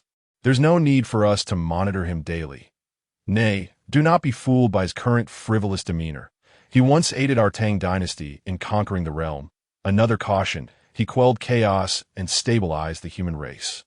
Yet the Crown Prince has overlooked such monumental contributions, which is indeed a pity. "What? Do you wish to support Li Shimin? Are you not afraid of the Crown Prince's wrath?" The young man conversing with Yang Chan was none other than Li Shimin, a hero who quelled the conflicts of the human race. It could be said that without him, the Tang dynasty would not exist as it does today. However, it was unexpected that after establishing such great merit, he had not been conferred the title of Crown Prince, implying he had narrowly missed the throne and lost all opportunity to inherit the empire. Countless individuals lamented this injustice, for with Li Shimin's wisdom and military prowess, he rightfully deserved the title of Crown Prince and dominion over the realm. Regrettably, fate is capricious, and predetermined events cannot be altered to compound matters. The current Crown Prince, Li Shimin's elder brother, had schemed to strip him of his military power. Undermining his influence, he had even dispatched spies to surveil him, ready to eliminate any perceived threats without hesitation. In such dire circumstances, Li Shimin found himself in an unprecedented predicament. Once brimming with ambition and lofty aspirations, he had now succumbed to despondency, idling away his days aimlessly. The two conversed until the late hours of the night. "Tomorrow, I shall take you to enjoy something delightful," Yang Chan declared at the tavern's entrance. Her previous gloom lifted as she bounced away into the night. Li Shimin felt a tinge of embarrassment. This girl was quite the conversationalist. He had merely intended to put on a fade before the spies, but had not anticipated that Yang Chan would open up so freely. Their dialogue continued until the second watch of the night. Little did he know, Yang Chan had been pent up at Guanjinku for 500 years, facing only individuals like the 6 saints of Meishan and the howling celestial hound. Unable to engage in meaningful conversation, she had long been frustrated, and Li Shimin's sudden approach provided her the opportunity to finally express herself. "By heavens, where has he gone? Lower your voice. Was he not standing at the door? Should we not follow him?" Murmurs arose from a few spies within the tavern. Li Shimin cast a sidelong glance at them, his demeanor far removed from that of a debauched youth. After yawning, he re-entered the tavern and headed straight for the backyard. This was where he resided. Although he had lost his royal authority, he still possessed wealth. Renting a courtyard in this tavern was no great challenge for him. A few spies trailed behind, hesitating at the entrance of the backyard. Deterred by the two imposing guards stationed there, Shimon's lips curled into a smile, disregarding them entirely. "Who goes there?" As soon as he stepped into the courtyard, a commanding voice rang out. The speaker was a burly man who approached Li Shimin and was taken aback upon recognizing him. "Your Majesty, you have returned." Li Shimin nodded. "Indeed, I have been followed again." The burly man wore a fierce expression. "The crown prince has gone too far." Although their voices were low, they captured the attention of those inside the house. Several doors swung open, revealing over 80 robust men, who greeted Li Shimin with expressions of surprise. They knelt on one knee, collectively exclaiming, "Your Majesty." Li Shimin surveyed the 80 or so men in the courtyard. This was his remaining military strength and the foundation upon which he would reclaim his throne. Resignation? Is that even an option? This world was conquered by my own hand. Not even the crown prince, nor the king of heaven, could seize my throne and to his core. Li Shimin was a warrior, and even with only 80 men, he was willing to fight for what was rightfully his. Noticing the two kneeling at the forefront, they were none other than the esteemed generals Chang'an Wuji and Yuqi Jingda. Shimin nodded in satisfaction. "Rise, you two, follow me." The two exchanged glances before trailing behind Li Shimin. "Today, I struck up a conversation with a girl," Li Shimin stated casually. Yuqi Jingda smirked. "Don't you frequently engage with young ladies?" Li Shimin nearly stumbled upon hearing this. Chang'an Wuji added, "Indeed, just a few days ago, you were chatting with several." Shimin's expression darkened. "Those were mere performances, understand?" For the crown prince's eyes, the two exchanged a glance, sharing an understanding look that conveyed a silent message to Li Shimin. Li Shimin found himself at a loss for words. However, it must be said that while our esteemed emperor may possess a penchant for carnal pleasures, he would never allow it to interfere with matters of importance. Indeed, this is a quality worthy of emulation. Once again, Li Shimin was left speechless, pondering whether this was a compliment or a reprimand. After adjusting his demeanor, he continued, "I engaged in conversation with that young lady because I was being monitored by the crown prince's men. You all should exercise caution as well." The group made their way to a side chamber, where several men were already gathered. These individuals were renowned generals from the military and staunch loyalists of Li Shimin. Upon his entrance, they rose in unison, bowing respectfully. Shimin gestured for them to sit. "Have you made any progress in your deliberations?" he inquired. A heavy silence ensued. Shimin remained quiet as well. A rebellion with a mere 80 soldiers was nothing short of fantastical. It was already a rare occurrence that they were willing to support him. After casually discussing the recent military training, he dismissed them to rest. Alone in the now empty room, he sat at the table, poring over a map of the palace. With their limited forces, their only chance of success lay in surprise attacks, though he held little confidence in this strategy. This thought led him to recall the young woman he had conversed with earlier that day. She had mentioned a shop in Chang'an where one could acquire methods to attain immortality. A smile crept across Li Shimin's face at the thought. Immortality? If it were truly attainable, reclaiming his power would be significantly easier. He envisioned sweeping across the realms, leading humanity to establish an even greater legacy. Lost in this reverie, Li Shimin eventually succumbed to slumber at the table. He was awakened by the voice of Wei Qi Jingda. "Your Majesty, there is a lady outside seeking you. She mentioned that you had arranged to play a game together yesterday." Instantly, Li Shimin recalled his conversation with Yang Chan from the previous day. "Understood. Please inform her that I shall be there shortly." A dedicated performer. He felt compelled to continue the charade. However, Wei Qi Jingda did not depart. Instead, he approached with a mischievous grin, slipping something into Li Shimin's hand. Li Shimin glanced down to find several fish bladders. Wei Qi Jingda remarked, "Your Majesty, safety should be a priority, even in games." Shimin's expression darkened, realizing that this fellow had undoubtedly misunderstood something. He shot Wei Qi Jingda a fierce glare before exiting the room. Wei Qi Jingda lamented, "After all, she is the Majesty, isn't she? They just exchanged pleasantries last night, and now they can play games together. Perhaps we should consider operating 24 hours a day." Suhan murmured at the counter of the Internet Café. The number of gamers was steadily rising, and operating only during the day no longer sufficed to satisfy his appetite. He pondered whether to hire someone to manage the night shift as well. Opening the system panel, he noted, Host, Suhan, points, 3020, task, accumulate points to reach 5,000, task reward, unlock system marketplace. Over the course of yesterday, he had earned more than 2,200 points. Thanks to the spending of the Hu, Lu, and Yang brothers. Without them, he would have likely only earned about 1,000 points in a day. It appeared that he would unlock the system marketplace by tomorrow. Suhan reflected on his current skills, which included the swallowing heaven devil technique, the undying scripture, the burning decision, and the wandering heaven precious edict. Rapidly cultivating these techniques through accrued points, he had already reached the realm of Xianxian, a significant improvement from when he first arrived. However, in the grand expanse of the Hongwang world, even Xianxian lacked the ability to ensure their own safety. With a sigh, Suhan resolved not to step outside the CAF until he achieved the status of Deluo Jingxian. Having made this determination, he opened the CAF doors and commenced operations for the day. The first to enter were Tian Peng and Qing Niu. Boss, turn on the machines, they exclaimed in unison, placing 40 taels of silver on the counter. Suhan smiled and powered on their computers. Although both were disciples of the same sect, they had never been particularly fond of each other.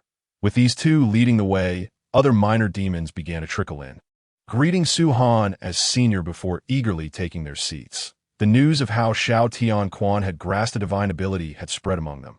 Defeating the white-clad scholar would grant them a chance at a lottery, and the opportunity to comprehend divine abilities, fueling their enthusiasm for the day. You foolish ox, I've already slain the big-headed monster. One boasted, don't be arrogant. I will surely comprehend the divine ability before you. Another shot back. Carp spirit, bring me a bottle of happy water. Why is this demon so difficult to defeat? The CAF gradually buzzed with excitement.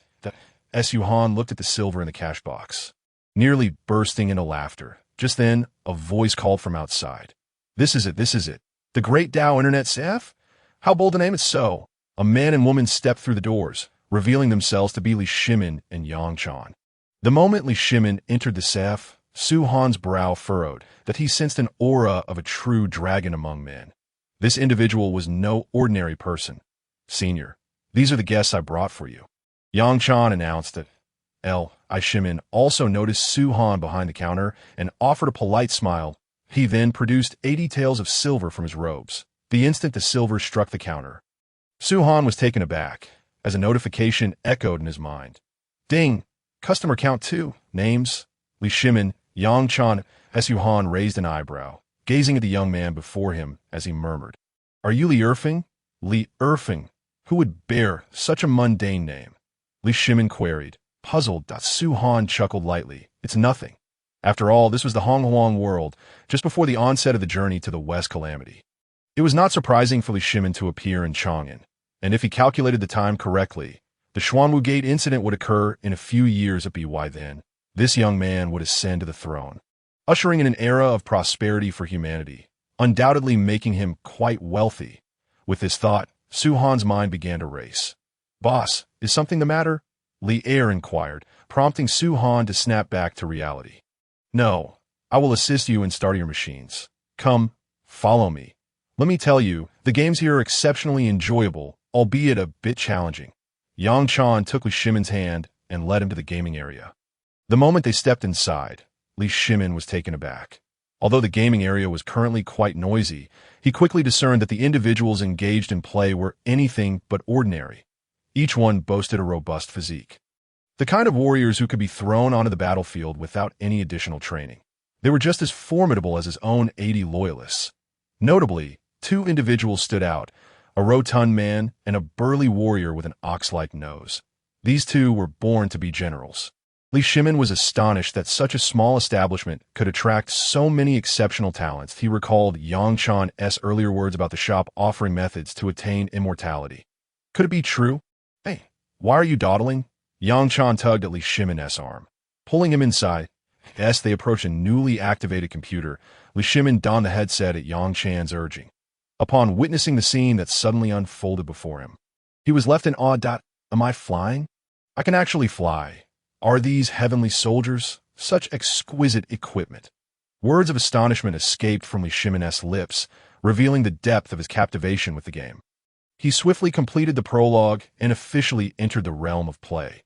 However, unlike the other brash players, he exhibited no haste in advancing. His curiosity was piqued by the game's mechanics that he opened the interface. Exploring various attribute information. How intriguing. This monkey possesses remarkable potential for growth. Could it truly balance upon a stick? Li Shimin observed the descriptions of the attributes with keen interest. Every point allocation represented a choice of combat style, each with its own advantages and drawbacks. Is your computer malfunctioning? Yang Chan inquired, noticing that Li Shimin had yet to progress beyond the initial stage. With a smile curling at the corners of his mouth, Li Shimin removed his helmet, replying, I have already grasped the true essence of this game. With that, he maneuvered his character toward the first boss, the ghostly doll. His declaration drew the attention of those around him, who turned to ponder who would dare speak so boldly. Shimin wore a confident smile, his movements composed. Could he truly be as skilled as he claimed? Just as doubt lingered in the minds of onlookers. A sudden crash echoed through the Shimin's screen went dark, and his character met a grim fate beneath the iron head of the doll. What on earth? How is this monster so formidable? He exclaimed, eyes wide with disbelief. Laughter erupted in the internet café, while Yang Chan face-bombed in exasperation. Tian Peng approached, patting Li Shimin on the shoulder. I thought you were going to make a grand move. But instead, you've floundered. From across the room, Qing Yo joined in the laughter. Young man, you boast even more than the celestial master. Though Li Shimin's face flushed with embarrassment, he refused to succumb to despair and continued to guide his character back into the fray against the ghostly doll. This time, his expression turned serious. He aimed to memorize the creature's attack patterns. After several attempts and errors, he removed his helmet and, deep in thought, addressed Yang Chan. Do you have any paper and pen? Yang Chan was taken aback. Why would one need paper and pen while gaming? Nevertheless, she retrieved them and handed them to Li Shimin. With swift strokes, he began jotting down notes, capturing the attention of Suhan, who glanced at the paper and widened his eyes in astonishment. Shimin meticulously documented all 13 of the ghostly doll's attacks, detailing evasion methods and what he believed to be the most opportune moments to strike. Suhan inhaled sharply. This was akin to crafting a gaming strategy. He hadn't anticipated Li Shimin possessed such aptitude. However, the other creatures around them failed to comprehend Li Shimin's actions. Look at this human. He has lost his mind, one scoffed. Indeed, the elder's gaming time is limited. Instead of playing, he is scribbling notes as if this were a private academy. Another chimed in. Let me see what he has written. Wait, I can't read. Ignoring the commentary of the surrounding creatures, Li Shimin had entered a state of deep concentration. Yang Chan found herself captivated by this focused version of him, realizing only then how charming he appeared when serious. For half an hour, Li Shimin's pen danced across the page, filling it with fine script before he finally paused.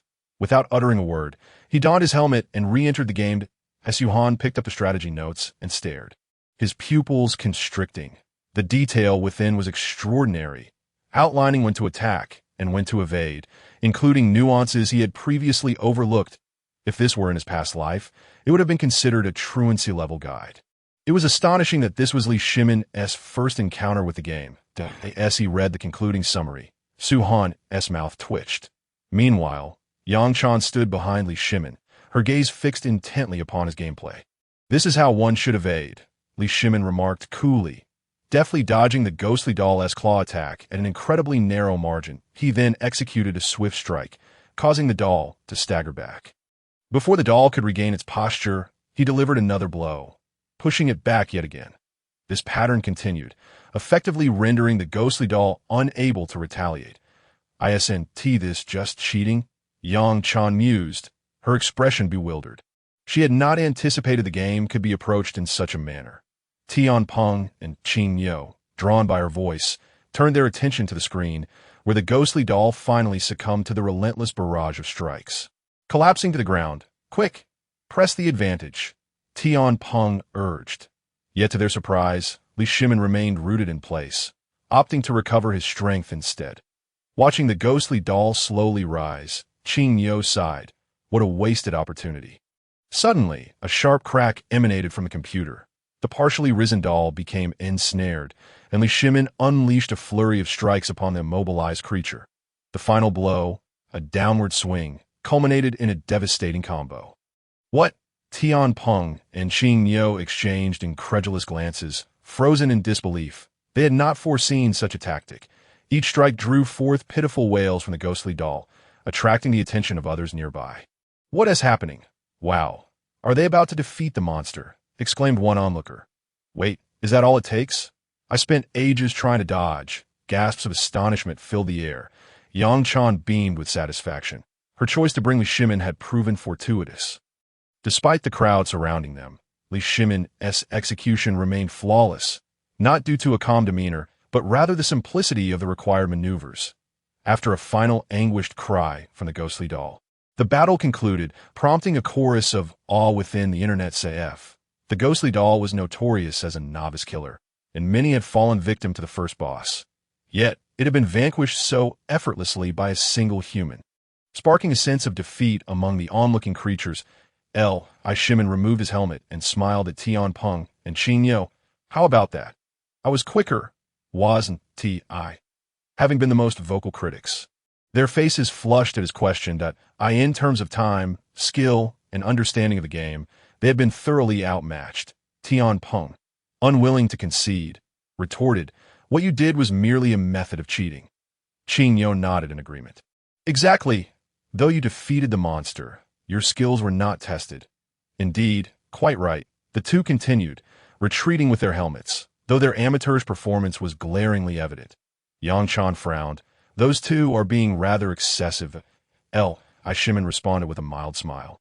Patience that moment. A few small demons approached. Could you teach us, please? We're stuck at the ghostly doll. They gesture at their screens, clearly struggling at the same stage that Li Shimin smiled. Of course, he promptly handed them the strategy he had crafted, which they received with gratitude. Thank you so much. If there is anything we can do for you in the future, just let us know. The small demons returned to their computers, diligently studying the guide Li Shimin had provided. Carefully following the instructions for point allocation, Yang Chan, puzzled, wondered why those who had previously mocked Li Shimin were now so eager to accept his guidance. In truth, Li Shimin was already plotting to recruit them. This was merely his first step. Miss, do you have any more paper? Li Shimin once again addressed Yang Chan. This moment, the fated individual he commanded stood before Guangxi. Yes, of course. Yang Chan quickly reacted and handed over a piece of paper. The sight of Li Shimin's focused demeanor already brought her great satisfaction, and she did not wish to dwell on it further. Time passed incrementally. Li Shimin approached the figure of the white-clad scholar. Meanwhile, the majority of the patrons in the Internet Café were sweating profusely, for this seemingly ordinary individual had previously dispatched every monster he encountered with the simplest and most effective methods. Most importantly, he had the ability to draft strategies and share them freely with everyone. This indirectly accelerated the progress of all players. Defeating the white-clad scholar would grant them a chance to win a lottery, a fact that was no longer a secret. This was precisely the reason they had gathered here, seeking their fortuity. If Li Shimin could devise a strategy for the white-clad scholar, it would significantly shorten their time in acquiring this opportunity. As they watched Li Shimin repeatedly perish and accumulate experience, anxiety gripped everyone. Even Tianping and Qing Yo found themselves eagerly anticipating what strategy he would ultimately create, given that this white-clad scholar had previously stymied both of them for quite some time. Finally, after yet another demise, Li Shimin spoke to Yang Chan. Give me a piece of paper. Upon hearing this, all present displayed expressions of excitement. At last was a strategy about to be formulated. Even Su Han was taken aback. Having only been at the computer for a mere 2 hours, was Li Shimin truly this brilliant? Yang Chan promptly handed over the prepared paper. A small demon stepped forward to assist him with ink and offered a shoulder massage. Here you go. You've worked hard. Feeling the appropriate pressure on his shoulder, Li Shimin found it quite pleasurable. After all, he was still immortal, and the prolonged exertion of mental energy had begun to wear him down. The small demon's massage was perfectly timed. While drafting the strategy, Li Shimin inquired, What is your name? The small demon chuckled. I am called Xiao Zhuanfeng. Li Shimin nodded, silently committing this name to memory. This prompted Yang Chan, standing nearby, to feel a pang of jealousy, casting a fierce glare at Xiao Zhuanfeng. She stepped forward to replace him and began massaging Li Shimin herself. Before long, Li Shimin set his pen aside. Everyone understood that the strategy concerning the white-clad scholar had been completed. All that remained was to enter the game to verify its efficacy. Just as all eyes were fixed on the screen, Su-Han suddenly approached and shut off the computer display. What is going on? Tianpong exclaimed, his eyes widening. That Su-Han pointed at Li Shimin, stating this was just conveyed to me by him. With Su-Han speaking, no one dared to refute. Although they began to piece together certain implications, as time ticked by. 10 minutes elapsed, and Li Shimin removed his helmet. Yang Chan rushed forward, asking, how did it go? Did you defeat him? Li Shimin's brow furrowed in concentration, remaining silent. Tianpong snorted. I knew it. Did you truly think this opportunity would be so easily attained?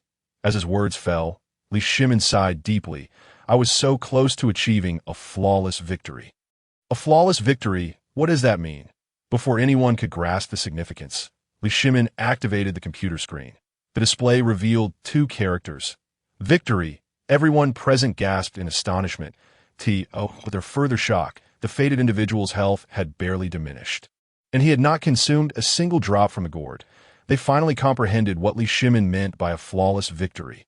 Incredible, someone exclaimed, igniting a wave of excitement. This indicated that their fortuity was about to be within their grasp. Some individuals rushed forward, eager to seize the strategy, as they had done previously. However, at that moment, Li Shimin clutched the strategy tightly in his hands, declaring, this cannot be given away for free. The assembled demons were momentarily taken aback. It had not been this way before that I understand now. This human deliberately led us all to be stuck at the white-clad scholar level, just for this moment. They mused. This human is truly treacherous. This game belongs to everyone. You are being selfish. Yang Chan's face flushed with anger upon hearing these words. It was evident that without Li Shimin's guidance, many of these individuals would have struggled against even the first-level specters. How could they suddenly adopt such a demeanor? She was about to voice her objections when Li Shimin grasped her hand and shook his head. But Yang Chan wished to protest. Li Shimin positioned himself before her, stating, acquiring the strategy is quite simple. All you need to do is swear that within a year, you will permit me to summon you at will. Upon hearing this declaration, silence enveloped the crowd. Their eyes filled with resentment as they regarded Li Shimin. He continued, to obtain this strategy, you need only swear to be at my beck and call for a year. You may pursue your own endeavors during this time. I shall contact you when necessary, and I will also provide you with compensation. Furthermore, this strategy is not only for your use. You may pass it down to your descendants, a legacy for your progeny. At this proclamation, the crowd fell silent, contemplating the implications and benefits.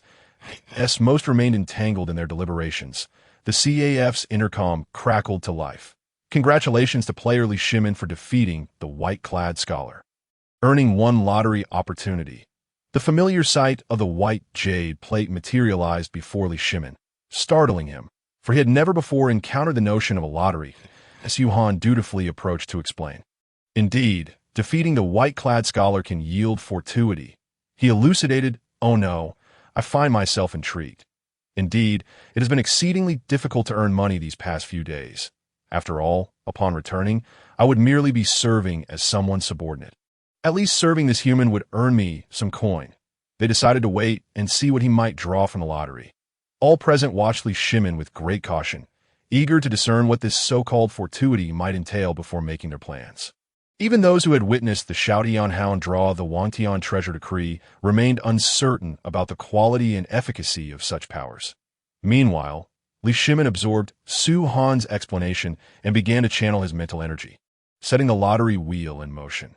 The familiar scene unfolded, and the atmosphere within the CAF shifted, drawing the attention of both Tianpeng and Qingyo, who could not help but turn their gazes toward the enchanting white lottery wheel.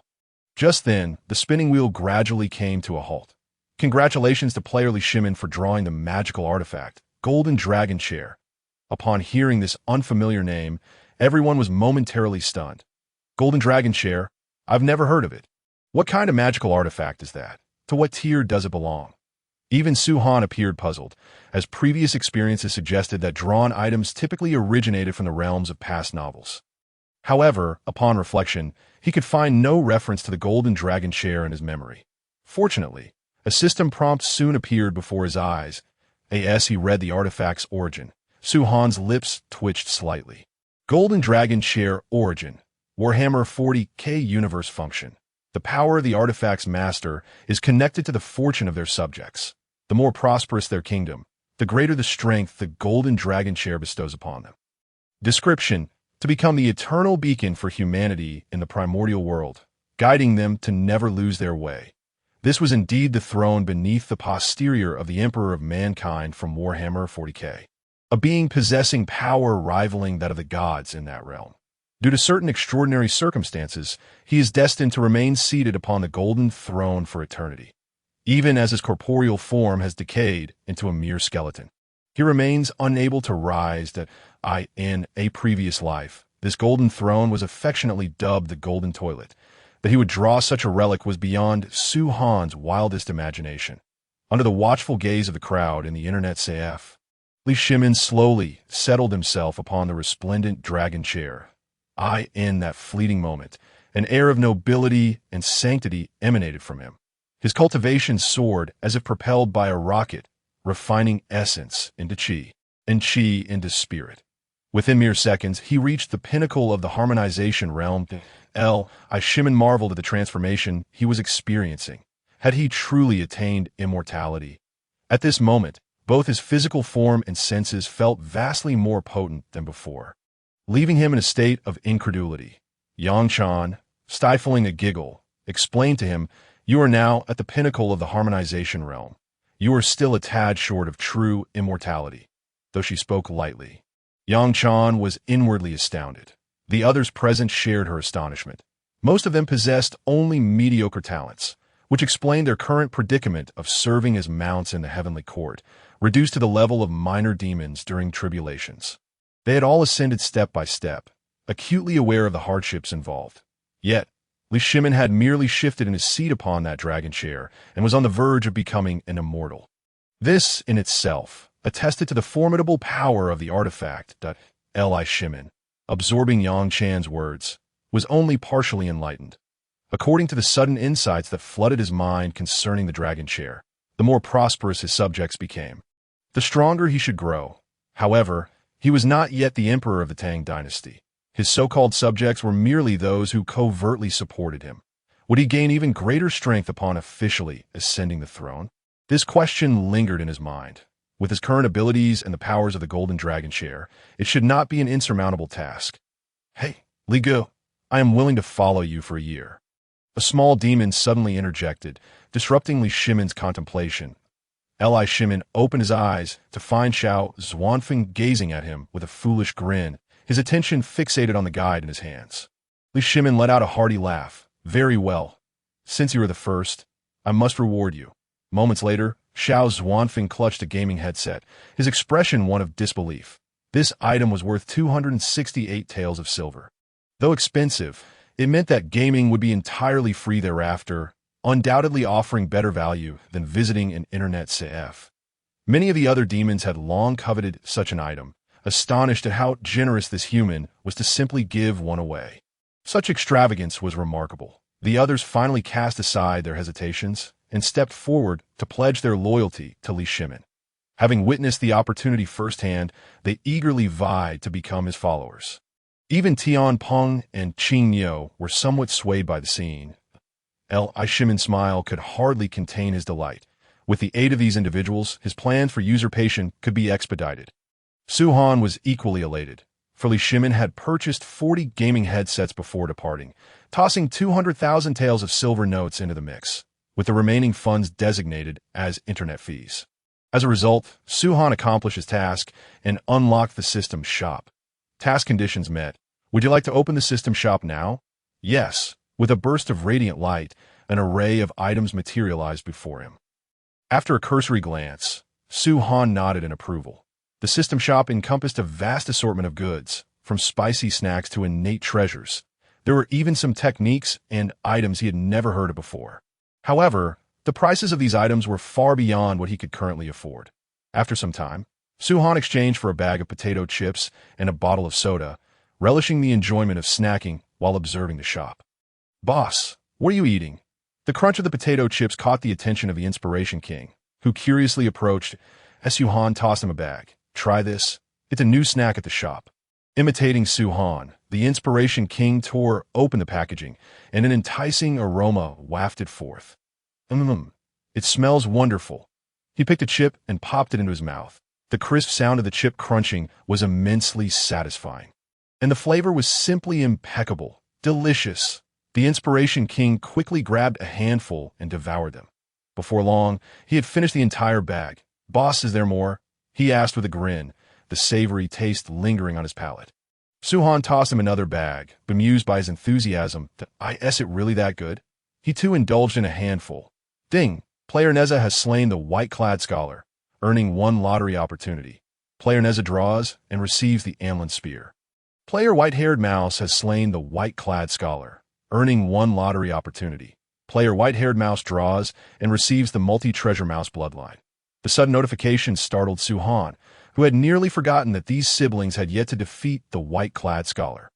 Upon examining their drawn items, he realized they were quite remarkable. The Amlin Spear was a weapon wielded by an individual named Amlin from the same realm as the Emperor of the Wild Sky. Renowned for its tremendous offensive power and the moniker before the man arrives, the spear has already claimed its prey for the multi-treasure mouse bloodline drawn by the white-haired mouse. It belonged to a now extinct divine beast from the primordial era. Although its strength was not formidable, it possessed the ability to seek treasure. Coupled with the swallowing technique she had previously comprehended, their combined use would yield exceptional results. The luck of these siblings was indeed commendable. In Lingshan, the Buddha sat in a high position, reciting the profound teachings of the Mahayana, causing the surrounding flora and fauna to sway in rapture. The multitude of Buddhas present mirrored this reverence. Among them, the most striking figures were the two acolytes beside Guanyin, a boy and a girl, none other than the siblings Nezha.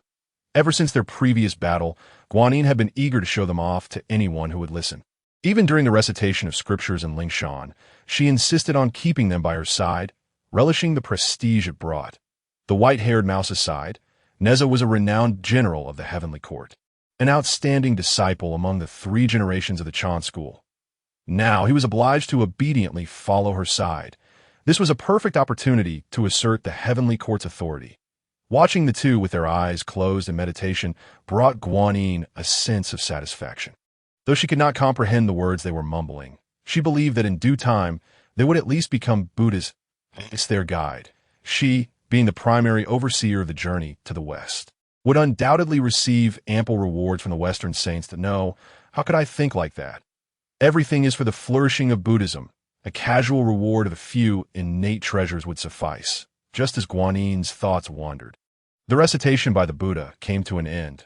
With his mouth slightly ajar, he inquired, "How are the arrangements for the 81 tribulations?" At his words, all eyes turned towards Guanyin, who appeared to be in a trance, occasionally breaking into a smile, which seemed rather inappropriate. The Buddha furrowed his brow. Guanyin. Only then did Guanyin awaken. "Yes, thank you, Buddha." Now was the Buddha's turn to be puzzled. "What reward? What are you thinking?" The Buddha frowned again and reiterated, "I just asked you how the arrangements for the 81 tribulations are proceeding." Guanyin finally grasped that he was not offering her a reward. However, she did not feel awkward, as long as she remained unembarrassed. The awkwardness would fall upon others. After a moment's contemplation, she replied, "Most of the tribulations have been arranged, but a few remain without suitable candidates. Unfortunately, there are truly few options available. Tang Seng is merely immortal. What if someone mishandles it and inadvertently kills him?" Thus, they diligently sought individuals with proper official positions within the organization. The number of such individuals was indeed limited. Upon hearing this, the Tathagata Buddha nodded slightly and cast his gaze over the assembly below. Wherever his eyes fell, all the Buddhas bowed their heads, much like mischievous students in a classroom fearing their names would be called. and one wished to become embroiled in this murky affair. Although it was merely a performance, the nature of calamities was unpredictable, and it could very well lead to dire consequences if we tea that moment. The Tathagata Buddha sighed quietly. In that case, let us deliberate on another day. Amit Ba. Upon these words, a collective sigh of relief swept through the crowd. Simultaneously, they joined their hands in prayer, murmuring Amit Ba. Whether they were Buddhas or creatures of the wild, they all performed the same gesture. Wait, why are your hands not joined in prayer? The resounding, majestic voice of the Tathagata Buddha suddenly echoed. The assembly turned in unison, wondering who possessed the audacity to disregard such fundamental etiquette while enjoying the free teachings of the sutras. However, upon spotting a scorpion with a bewildered expression, their faces took on an odd look. Was it a lack of sincerity? Faced with the Buddha's inquiry, the scorpion initially appeared dazed, then nervously waved its pincers. No, I truly cannot do it. Guanyin immediately grasped the Tathagata's intent and spoke. Then why can everyone else manage it? Yet you cannot? At this point, even the dim-witted understood the situation. The scorpion was merely a challenge set for the golden cicada by the Tathagata. Though the method was somewhat unscrupulous, it was certainly preferable to direct involvement. Realizing this, the assembled Buddhas began to denounce the scorpion vociferously. Why are your hands not joined in prayer? Indeed, why not? How can you not comprehend the most basic expression of gratitude? How did you even arrive at the sacred mountain? On this sacred mountain, everything possesses Buddha nature. How did a creature like you come into existence? In response to the multitude of accusations, the scorpion instinctively pointed to the side. What about him? He hasn't joined his hands in prayer either. It was a large maggot he was indicating. The maggot writhed, devoid of even pincers, let alone hands. Upon hearing the scorpion's remark, the Buddhas turned their gazes toward the Tathagata. Indeed, why is that? The Tathagata Buddha snorted coldly. Do you dare to retort? Without granting the scorpion a chance to defend itself, he struck down with his palm. Ah, a cry of anguish rang out, but it was not the scorpion's. It was the Tathagata himself. The entire sacred mountain fell silent, bewildered by the sudden turn of events. The Tathagata's hand slowly rose, revealing a gaping wound, from which dark purple blood oozed, indicating he had been poisoned. Gasps of shock filled the AI. It was known that the Tathagata was a being of quasi-saintly power. There were no more than 10 entities in the universe capable of injuring him. How could such a minor scorpion achieve this? The Buddhas were perplexed, and the animals were utterly baffled. However, they all understood one thing. The scorpion had harmed the Buddha, who freely imparted teachings to them daily. This incited their collective wrath. As the scorpion contemplated how it had seemingly not touched the Tathagata, it suddenly noticed an animal from the zoo charging angrily towards it. The scorpion's eyes widened in terror, and it let out a startled cry before fleeing. After witnessing the stampede of animals, the Tathagata chuckled softly, and the injury on his hand healed instantaneously. This spectacle left the Buddhas in astonishment. Buddha, what is the meaning of this? The Tathagata explained. I perceive that this scorpion possesses weak abilities, and thus my strike granted it a modicum of cultivation. Upon hearing this, the assembly understood. The wound on the Tathagata's hand was merely a ruse, designed to evoke the wrath of the scorpion. Guanyin inquired again, but what if it inadvertently injures the golden cicada during the calamity? The Tathagata Buddha replied confidently, once that scorpion descends, you shall transform into the earth god and inform it that joining with the seeker of truth will grant it immortality. Brilliant! That way, the scorpion will not harm the golden cicada. Indeed, this provides ample time for the monkey to rescue him. May the Buddha bless us. The Tathagata is indeed wise. Good. Listening to the praises from the Buddhas, the Tathagata's laughter resonated. Humph, these bald donkeys are truly no good. The white-haired mouse, having observed everything, quietly remarked to Nezha. Yet, Nezha paid him no heed, still with his eyes closed, reciting the sutras. The white-haired mouse was taken aback, wondering why his elder brother had suddenly become so enlightened. Upon feeling Nezha's steady breathing, the white-haired mouse raised an eyebrow. Brother, how do you manage to recite the sutras while asleep? Teach me. I wish to learn. Nezha waved his hand dismissively. What reciting? I was merely speaking in my sleep. The white-haired mouse fell silent. Initially, the siblings had scoured Guanin's sanctuary but found no valuable treasures or divine flames. Later, upon hearing from Nezha, they learned that Guanin always kept these treasures on his person, unwilling to part with them. Disheartened, the siblings contemplated returning to the heavenly realm, but the white-haired mouse suggested that Guanin could carry all the treasures because he had few. The sacred mountain was rich in treasures. Surely, it was impossible for him to carry them all. Upon hearing this, Nezha recalled the treasure vault of the sacred mountain, which housed all the precious relics since the establishment of the Western teachings. It undoubtedly contained numerous divine flames and artifacts. The two fearless souls set their sights on the sacred mountain.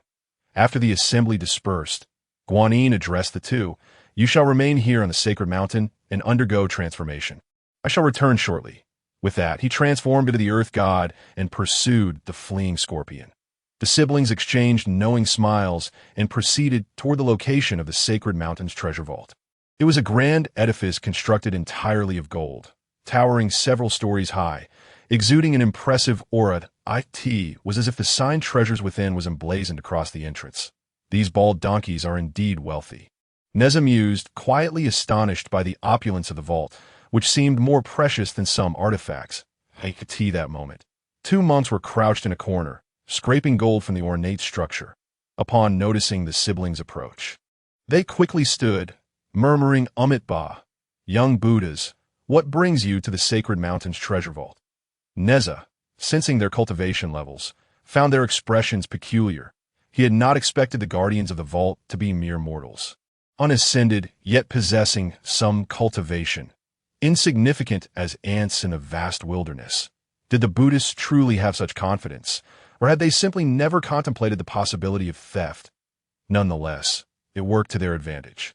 They could simply charge in and seize the treasures before anyone could react. Just as Nezha prepared to take action, the white-haired mouse unexpectedly stepped in front of him. Ba, we are merely passing by, and we're curious to take a look."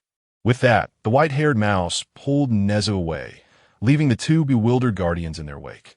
Once they had reached a deserted area, Nezha, aware of the white-haired mouse's intentions, inquired, "Did you sense something amiss?" The white-haired mouse nodded. "The vault contains no treasures." Nezha paused. "Are you suggesting it is an illusion?" The white-haired mouse replied, "Fortunately, I awakened the bloodline of the multi-treasure mouse last night. Standing at the vault's entrance, I could tell that the best artifacts inside were merely acquired ones. Most were scriptures and mundane tools that I should have anticipated it. These monks are so avaricious they would never be unguarded. But where is the real vault?" Nezha furrowed his brow. The white-haired mouse grinned. "Just wait, brother, and I'll sniff it out." Upon finishing her words, she tightly closed her eyes, and her nose shimmered with a golden hue. Taking a deep breath, she inhaled the spiritual energy from every corner of the sacred mountain. Then, by channeling the bloodline of the treasure mouse, she instantly discerned the direction of the treasure. Opening her eyes, a smile curled at the corners of her mouth. One could not help but ponder whether this group of monks was astute or foolish. Upon hearing this, Nezha's eyes brightened. "Have you located the treasure vault?" "Where is it?" The white-furred mouse pointed towards another mountain peak. Nezha looked over and immediately felt his pupils constrict. That mountain was known as the Buddha's burial mountain, where even the most novice of the sacred mountain's Buddhist practitioners were interred after death. No one would suspect that they could construct a treasure vault in such a location. However, precisely because of this, no guards were stationed there. It was no wonder the white-furred mouse had made such a remark. It was a classic case of intelligence backfiring. Knowing the true location of the treasure vault, the two concealed their forms and made their way towards it. The white-furred mouse led the way, occasionally sniffing the air with her nose, soon displaying an expression of delight. With their swift pace, they quickly arrived at the Buddha's burial mountain. Just as Nezha was about to approach the largest Ksiddhagarbha Bodhisattva's tomb, he was halted by the white-furred mouse. "This way," she indicated towards a small mound. Nezha's eyelids twitched. The monks were rather overly cautious, weren't they? Under the cover of night, the two unearthed the coffin. Upon opening the lid, they indeed discovered a passage leading downward. They had finally arrived. The two plunged headlong into the abyss and employed their magic to restore the scene before them. Descending several meters, a radiant light appeared at the end of the path. They exchanged glances and quickened their pace towards it. Soon, a colossal stone door came into view, from which the divine light emanated. Pushing open the stone door, the sight that greeted them left their eyes wide in astonishment. There, seated upon platforms carved into the walls, were golden skeletal figures draped in cassocks, numbering in the tens of thousands. They gazed at the wooden racks below, which were meticulously arranged with an array of magical treasures, as if they were guardians of these artifacts. They had finally found it. Nezha laughed heartily as he approached the racks, beginning his search for the divine fire. However, the white-furred mouse was transfixed by the 8 skulls seated together on the wall. These 8 skulls were headless, mere frameworks. The white-furred mouse sensed a familiar aura emanating from them. Jin Shanzi, she soared up to the front of the 8 headless Buddhas, closing her eyes to attune to the essence of Jin Shanzi within. Could these be the 8 corpses before Jin Shanzi? From these remains, the white-furred mouse could sense the essence of their origin, rendering her nearly unable to maintain her composure. She had initially thought that Jin Shanzi's 10 reincarnations merely involved enduring 10 deaths. Yet, she had not anticipated that each death would entail a loss of a fragment of his essence. And oh wonder, the little monk became increasingly unlike Jin Shanzi with each life. It was likely that after this incarnation, the so-called Jin Shanzi would vanish entirely, leaving behind merely an ordinary disciple of Buddhism named Tang Seng. Coming to this realization, the white-furred mouse found it difficult to calm her tumultuous emotions. The Buddhist sect did not seek for Jin Shanzi to attain enlightenment. Rather, they desired a puppet, a marionette to manipulate, a compliant figure to endure the 81 trials. Such a ruthless scheme. The white-furred mouse's chest heaved, clearly indicating her profound rage at this moment. With a wave of her hand, she collected the 8 skeletal remains of Jin Shanzi, turning her gaze towards the wall adorned with golden Buddha figures. She activated the devouring demon technique, voraciously consuming a significant portion of them in one breath. Subsequently, she seated herself cross-legged to begin the process of refinement, consuming the essence of others to augment her own. This was the rightful application of the devouring demon technique. Practicing this art was akin to foraging for herbs in the mortal realm, for all things were akin to potent medicines. Essentially, this was a transgression against the natural order, hence why it bore the name of a demonic art. The white-furred mouse had discerned the complexity of the devouring demon technique upon her comprehension of it. Previously, she had been compelling herself to refrain from consuming the essence of living beings.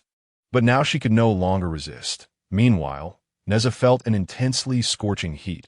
Around a corner, he finally beheld a divine fire. This divine flame resembled a red lotus in full bloom. Red lotus karma fire.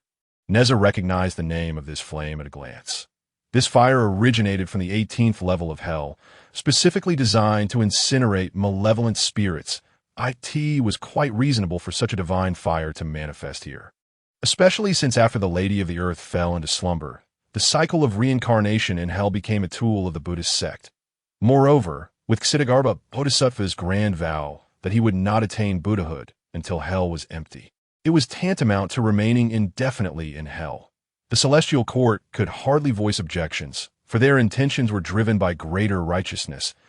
As Nezha gazed at the divine fire, he contemplated that, given his current strength, it would take him approximately half a month to refine it. Fortunately, there were no onlookers, and half a month should suffice. With this thought, Nezha activated the burning decision, enveloping himself in the true fire of samadhi. Extending his hand to touch the red lotus karma fire, as the 2 divine flames made contact, an immense surge of fiery energy nearly incinerated Nezha. He felt as if he were boiling, on the verge of becoming a roasted lotus root. Enduring the agony, Nezha grasped the red lotus karma fire with determination. The burning decision surged into action, initiating the refinement process.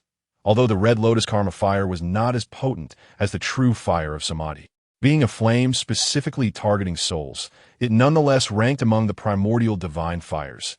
Its might was not to be underestimated. Even Nezha had to exercise caution during the refinement process, lest he become distracted for even a moment. The 2 siblings thus sat in their respective corners, exchanging not a single word. Yet their powers surged exponentially. 15 days slipped by unnoticed on this day. Guanyin returned from the mortal realm, coinciding perfectly with the conclusion of the Buddha's sermon. "How has it been? Is everything arranged?"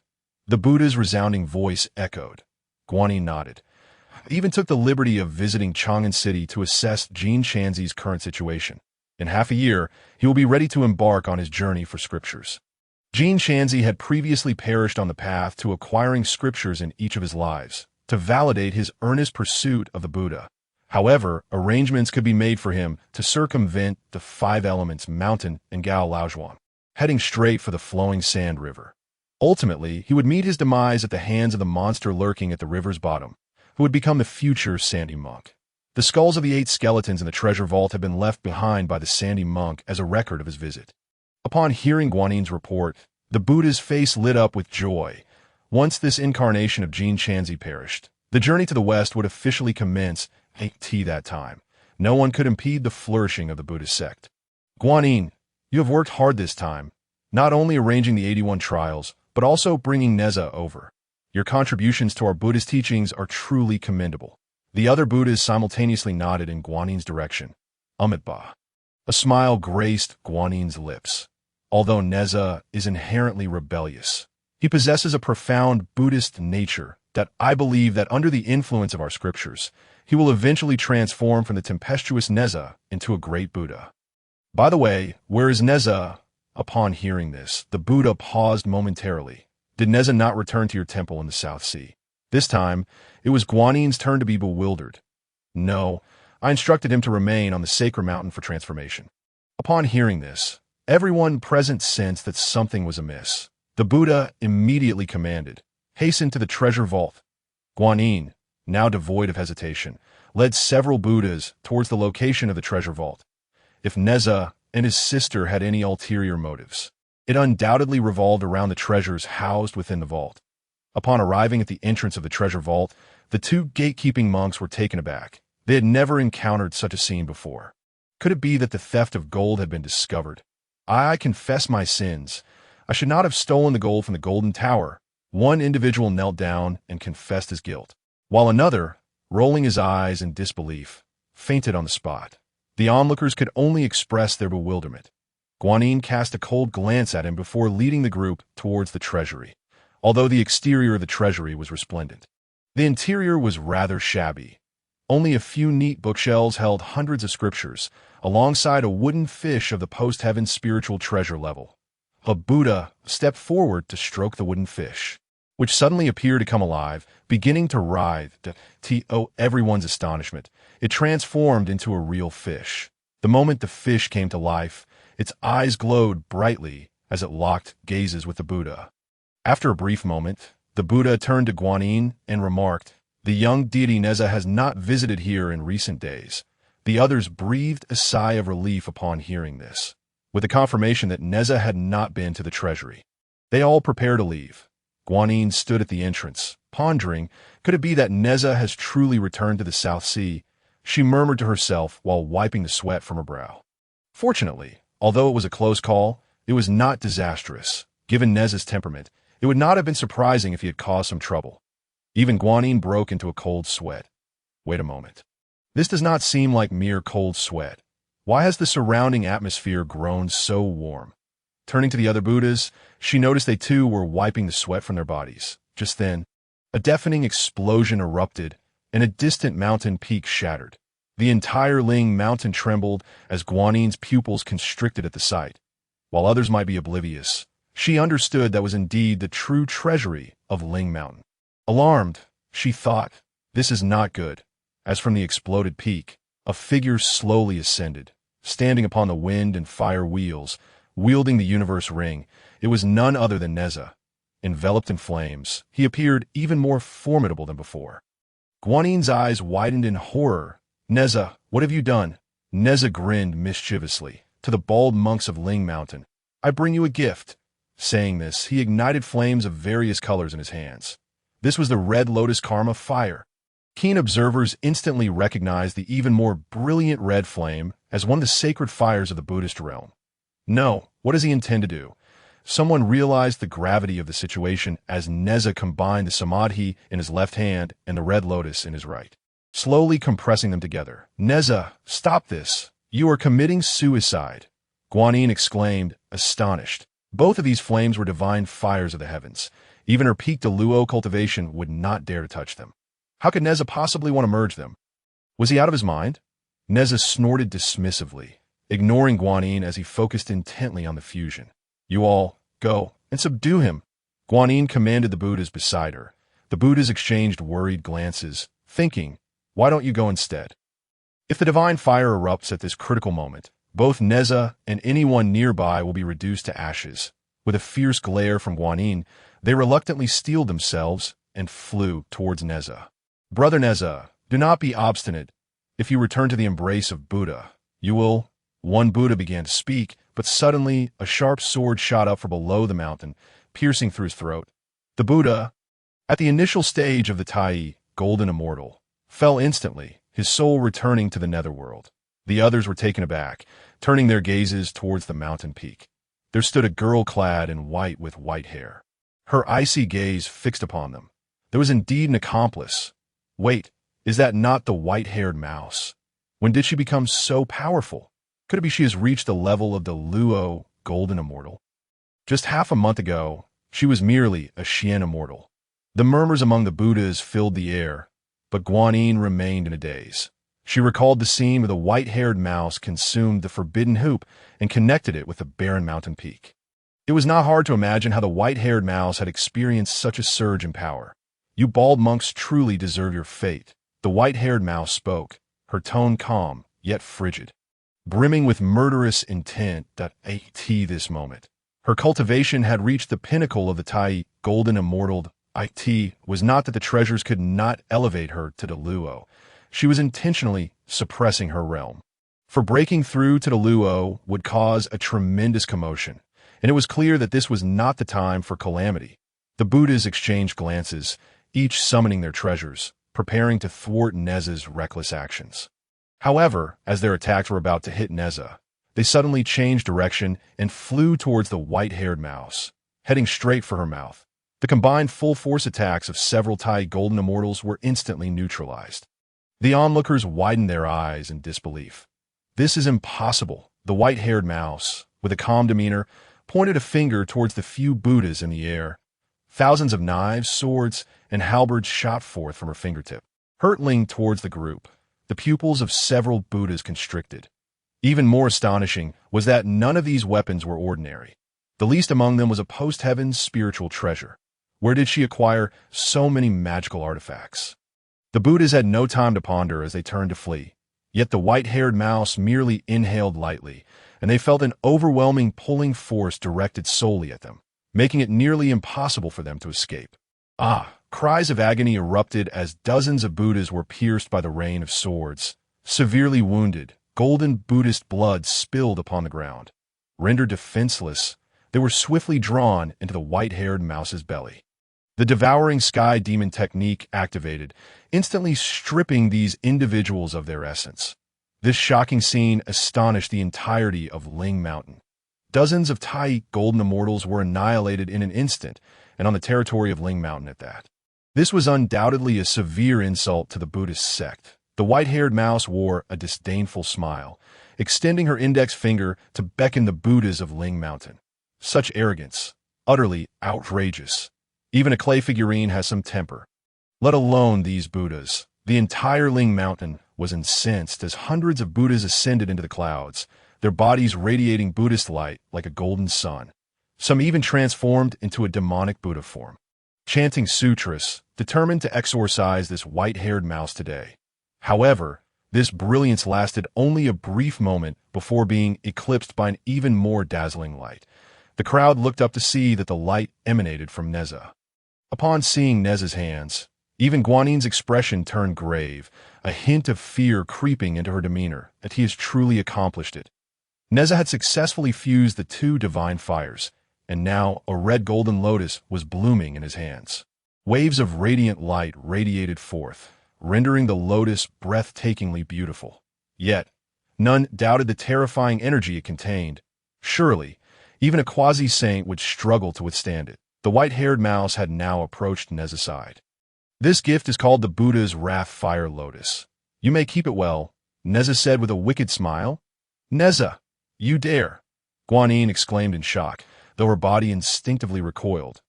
Nezha, of course, paid her no mind, flipping his palm as the lotus descended from the sky. Some Buddhas turned to flee, while a few dozen rushed forward in an attempt to catch the lotus. Ha! I've caught it!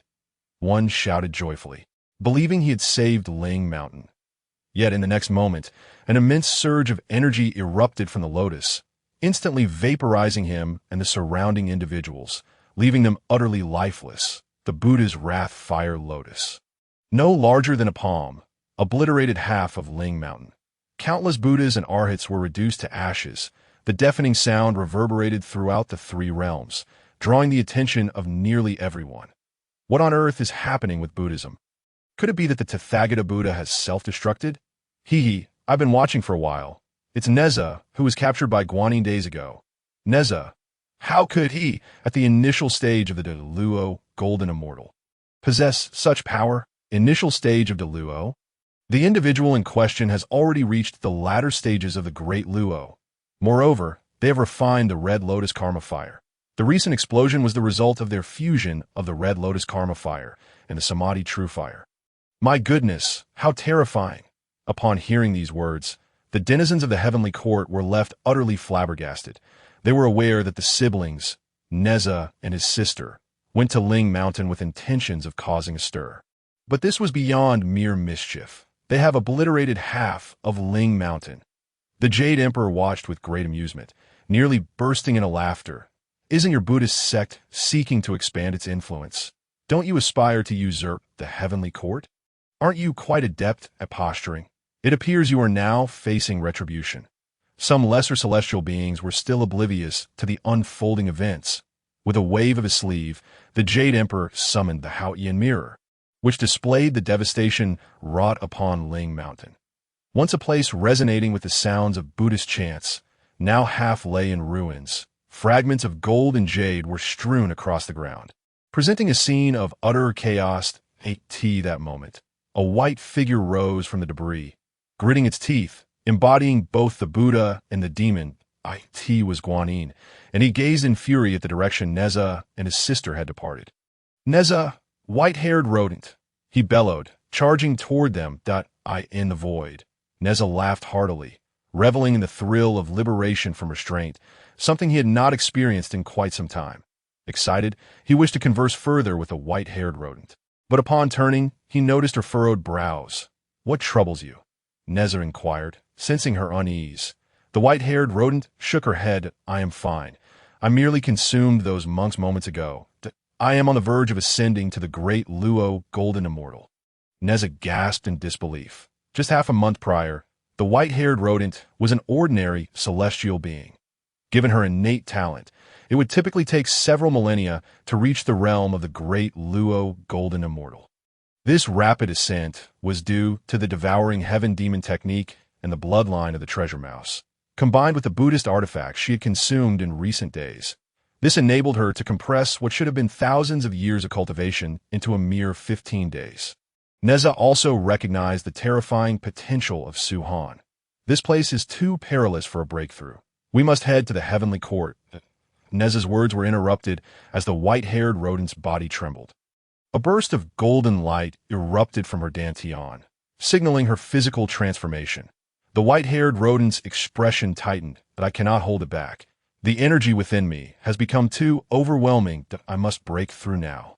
Some individuals had long possessed the requisite cultivation for a breakthrough, but had hesitated due to various concerns. However, the devouring heaven demon technique did not possess such limitations, as long as sufficient primordial energy was amassed.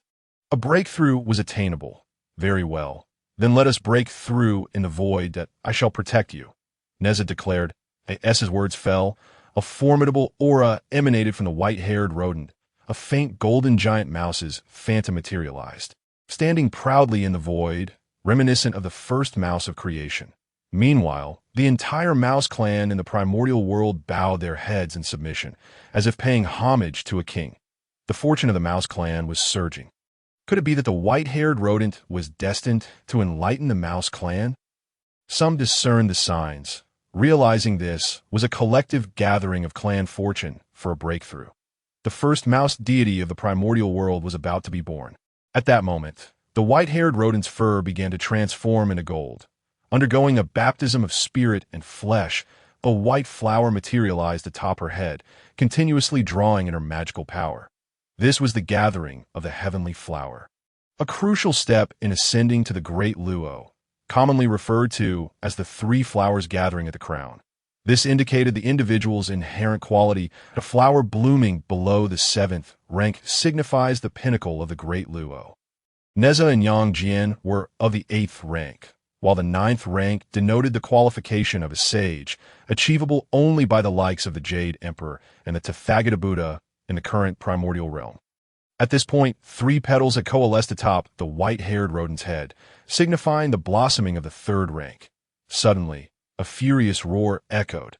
"You dare to destroy my Buddhist sect and still hide here to break through to the great Luo? You truly disregard my Buddhist sect." Hearing this, Nezha looked up sharply to see a fearsome giant Buddha looming above him. It was Guanyin, having entered a demonic state. Nezha's expression soured. He had not anticipated being pursued so swiftly. He immediately summoned all his magical energy, manifesting his 3 heads and 6 arms. 2 hands wielded the fire-pointed spear. Another 2 grasped the Amlin spear, and the remaining 2 clutched the Qingquan circle and the Hunyuan silk. This was Nezha's strongest form, and he was prepared to confront Guanyin with all his might to buy time for the white-haired rodent's breakthrough. Without hesitation, Guanyin unleashed a colossal handprint, infused with unparalleled power. A concentrated strike of his millennia of cultivation. Any ordinary great Luo would perish upon contact. Even an existence like Nezha could not escape serious injury. Nezha gritted his teeth, clutching the fire-pointed spear. Engulfed in divine flames, ready to withstand the impending blow. Just then, an unexpected turn of events occurred. "Nezha, I come to assist you." A voice, resonant like a great bell, echoed from the depths of the void. Arriving instantaneously at the battlefield, it was a towering figure clad in shining silver armor, wielding a 3-pronged, double-edged blade, his third eye upon his forehead. Yang Jian. Without pause, Yang Jian delivered a powerful punch to the forehead of the transformed Guanyin. A resounding crash reverberated across the 3 realms, sending the once mighty Guanyin flying thousands of miles, momentarily vanishing from view. An astonished chorus erupted across the 3 realms. Yang Jian had actually sent Guanyin flying with a single punch. "Yang Jian, brother, what brings you here?" The sudden arrival of reinforcements relieved Nezha, for in his current state, he would have stood no chance against Guanyin unless he had sufficient time to merge with the Buddhist fury lotus. Yang Jian smiled. "I have been making my way here since you detonated Ling Mountain." Nezha noticed that Yang Jian's strength seemed to have significantly increased. Yang Jian casually replied, "I've been diligently studying the Undying Sutra these past few days and have now reached the pinnacle of the Great Luo." Nezha's mouth twitched. He had hoped that consuming the red lotus karma fire would allow him to catch up to Yang Jian, yet he found himself still a step behind. Yang Jian glanced at the white-haired rodent, who had now coalesced a 6th petal. Various phenomena were beginning to brew. If this momentum continued, the white-haired rodent would also achieve the qualification of an 8th rank bloom. Yang Jian produced several spiritual treasures and elixirs, tossing them to the white-haired rodent. Upon contact, these items transformed into spiritual energy and were absorbed. Meanwhile, the 7th petal slowly took shape. "Thank you, Brother Yang." Nezha expressed his gratitude. Yang Jian nodded. Now is not the time for pleasantries. Turning around, the previously repelled Guanyin returned like a meteor through the void. Well, I did not expect you to arrive as well. Even if the Jading and Tai come, you will still perish." Guanyin's furious voice echoed through the void. Yang Jian scoffed dismissively. "Last time, I only managed a partial victory. This time, I intend to fully experience the might of my Uncle Chen to the mention of some." Guanyin's fury intensified. "Die." As the words fell, an endless radiance of Buddha's light enveloped the 3 individuals. Nezha stirred the Hunyuan silk, shielding himself and the white-haired mouse from the impending strike. as for Yang Jian. He disregarded the harm of the Buddha's light. Fortified by the formidable physique granted by the Undying Sutra, he withstood the celestial radiance, launching relentless punches towards Guanyin, each blow akin to a mighty sun. Its overwhelming aura reverberating throughout the three realms. Seizing this opportunity, Nezha simultaneously hurled the fire-tipped spear and the Anlin spear into the air. These divine weapons, renowned for their invincibility, particularly the Anlin spear, which effortlessly bypassed Guanyin's protective aura. Even with Guanyin's strength, she found it impossible to endure such an onslaught. The collaboration between Nezha and Yang Jian momentarily granted them the upper hand. The celestial denizens, witnessing this spectacle through the Haotian mirror, were utterly astonished. When did these two become so formidable? Could it truly be, as Yang Jian claimed, attributed to that establishment in Chang'an? Yet, what left them even more astounded was the revelation that atop the white-haired mouse's head. The flower had blossomed with its eighth-petaled blossomed with the stature of an eighth-rank semi-saint. When had the white-haired mouse become so powerful? Did she truly possess the qualifications to become a semi-saint? What a white-haired mouse! Look at the spectral form of her true body behind her. The golden giant mouse unmistakably resembled the long-extinct Bao mouse from ancient times. The crowd buzzed with speculation. Even the gaze of Taishang Laojun towards the white-haired mouse brimmed with admiration.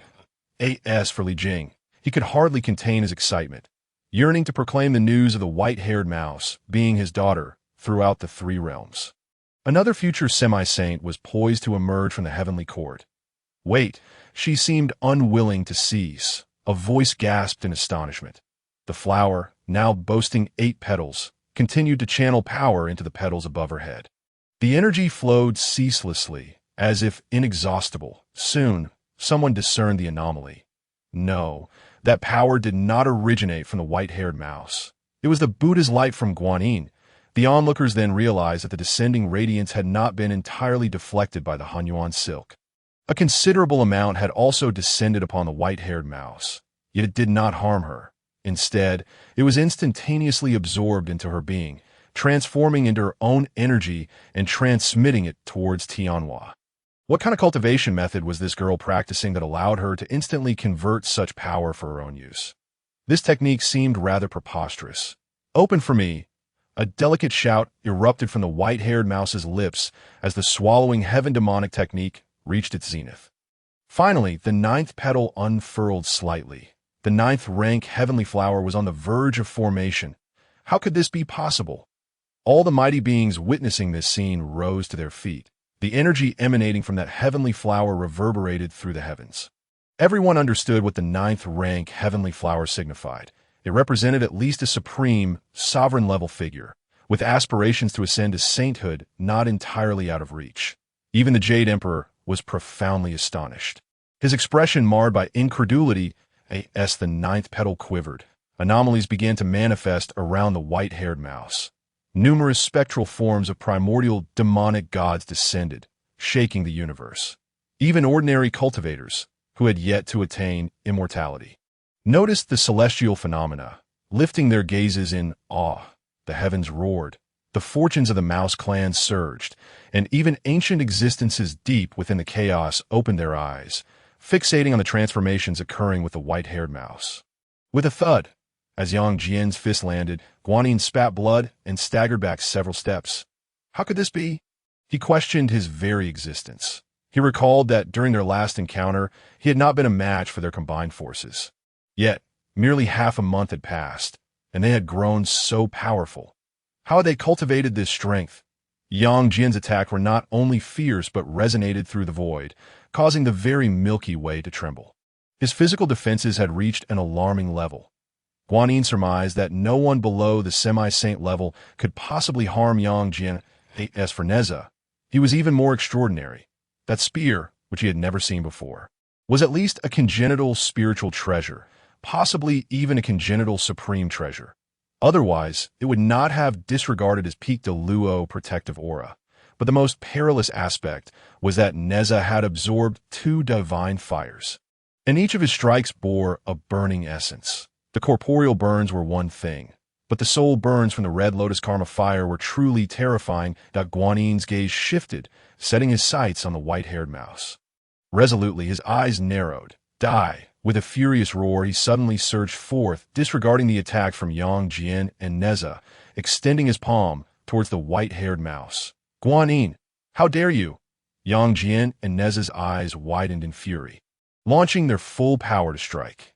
Yet at that moment, Guanin was determined to interrupt the white-haired mouse's breakthrough, even at the cost of sustaining severe injuries. Their attacks struck Guanin, inflicting significant harm.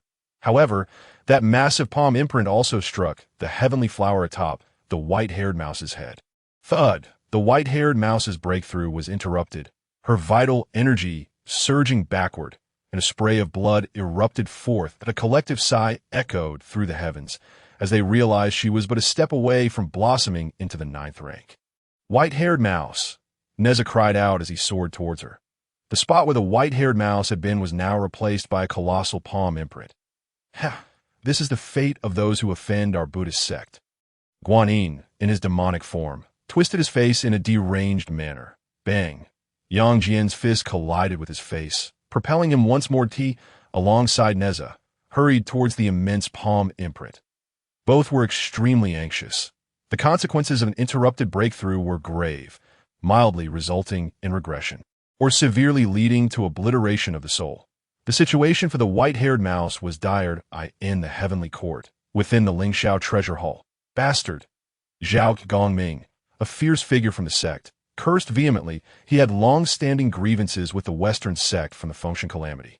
His junior sister, the Turtle Spirit Holy Mother, had been slain by the Mosquito Daoist, and many of his other junior brothers and sisters had been abducted as mounts by the Western sect. Witnessing this scene, he could hardly restrain himself from flying to Ling Mountain to cause a ruckus. The others in the heavenly court wore grave expressions, especially the Jade Emperor, whose face was lined with darkened veins. The white-haired mouse's silent ascent to the 9th rank would undoubtedly become a significant force within the heavenly court. Yet, unexpectedly, she had been gravely injured by Guanin. Though the Buddhist sect sought to flourish, he still reigned as the sovereign of the 3 realms. Contemplating this, the Jade Emperor's eyes narrowed as he gazed towards Ling Mountain. Wait, something feels amiss. Suddenly, the Taibai Jinxing spoke up. That palm imprint is shrinking. Upon hearing this, everyone turned their attention to the Haotian mirror. Indeed, the grand handprint composed of pure Buddhist power was rapidly diminishing, the Buddha's light dimming significantly. What is this?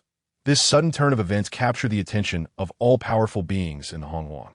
Could it be that the white-haired mouse had not perished? Soon, the once colossal handprint, stretching 100 zhang, shrank to less than 100 meters. The silhouette of the white-haired mouse became visible at that moment. She sat cross-legged within, her mouth slightly agape, seemingly absorbing the energy from the palm imprint. Observing the white-haired mouse's safety, the denizens of the heavenly court let out a sigh of relief. Li Jing nodded. My daughter was already gravely injured, but relying on this special technique, she absorbed the energy from that hand to heal herself. This technique is indeed remarkable. Taishang Laojun interjected. No, the white-haired mouse did not use that power to heal herself, but rather transmitted it to the white lotus above her head. Hearing this, everyone turned their gaze towards the white-haired mouse's head, their pupils constricting, but a collective gasp echoed throughout the Lingshao treasure hall. Hiss, the 9th petal has bloomed. It is complete, someone murmured softly. Simultaneously, a faint crack echoed from the Haotian mirror. Though the sound was subtle, it sent shockwaves through the 3 realms as the 9th petal unfurled.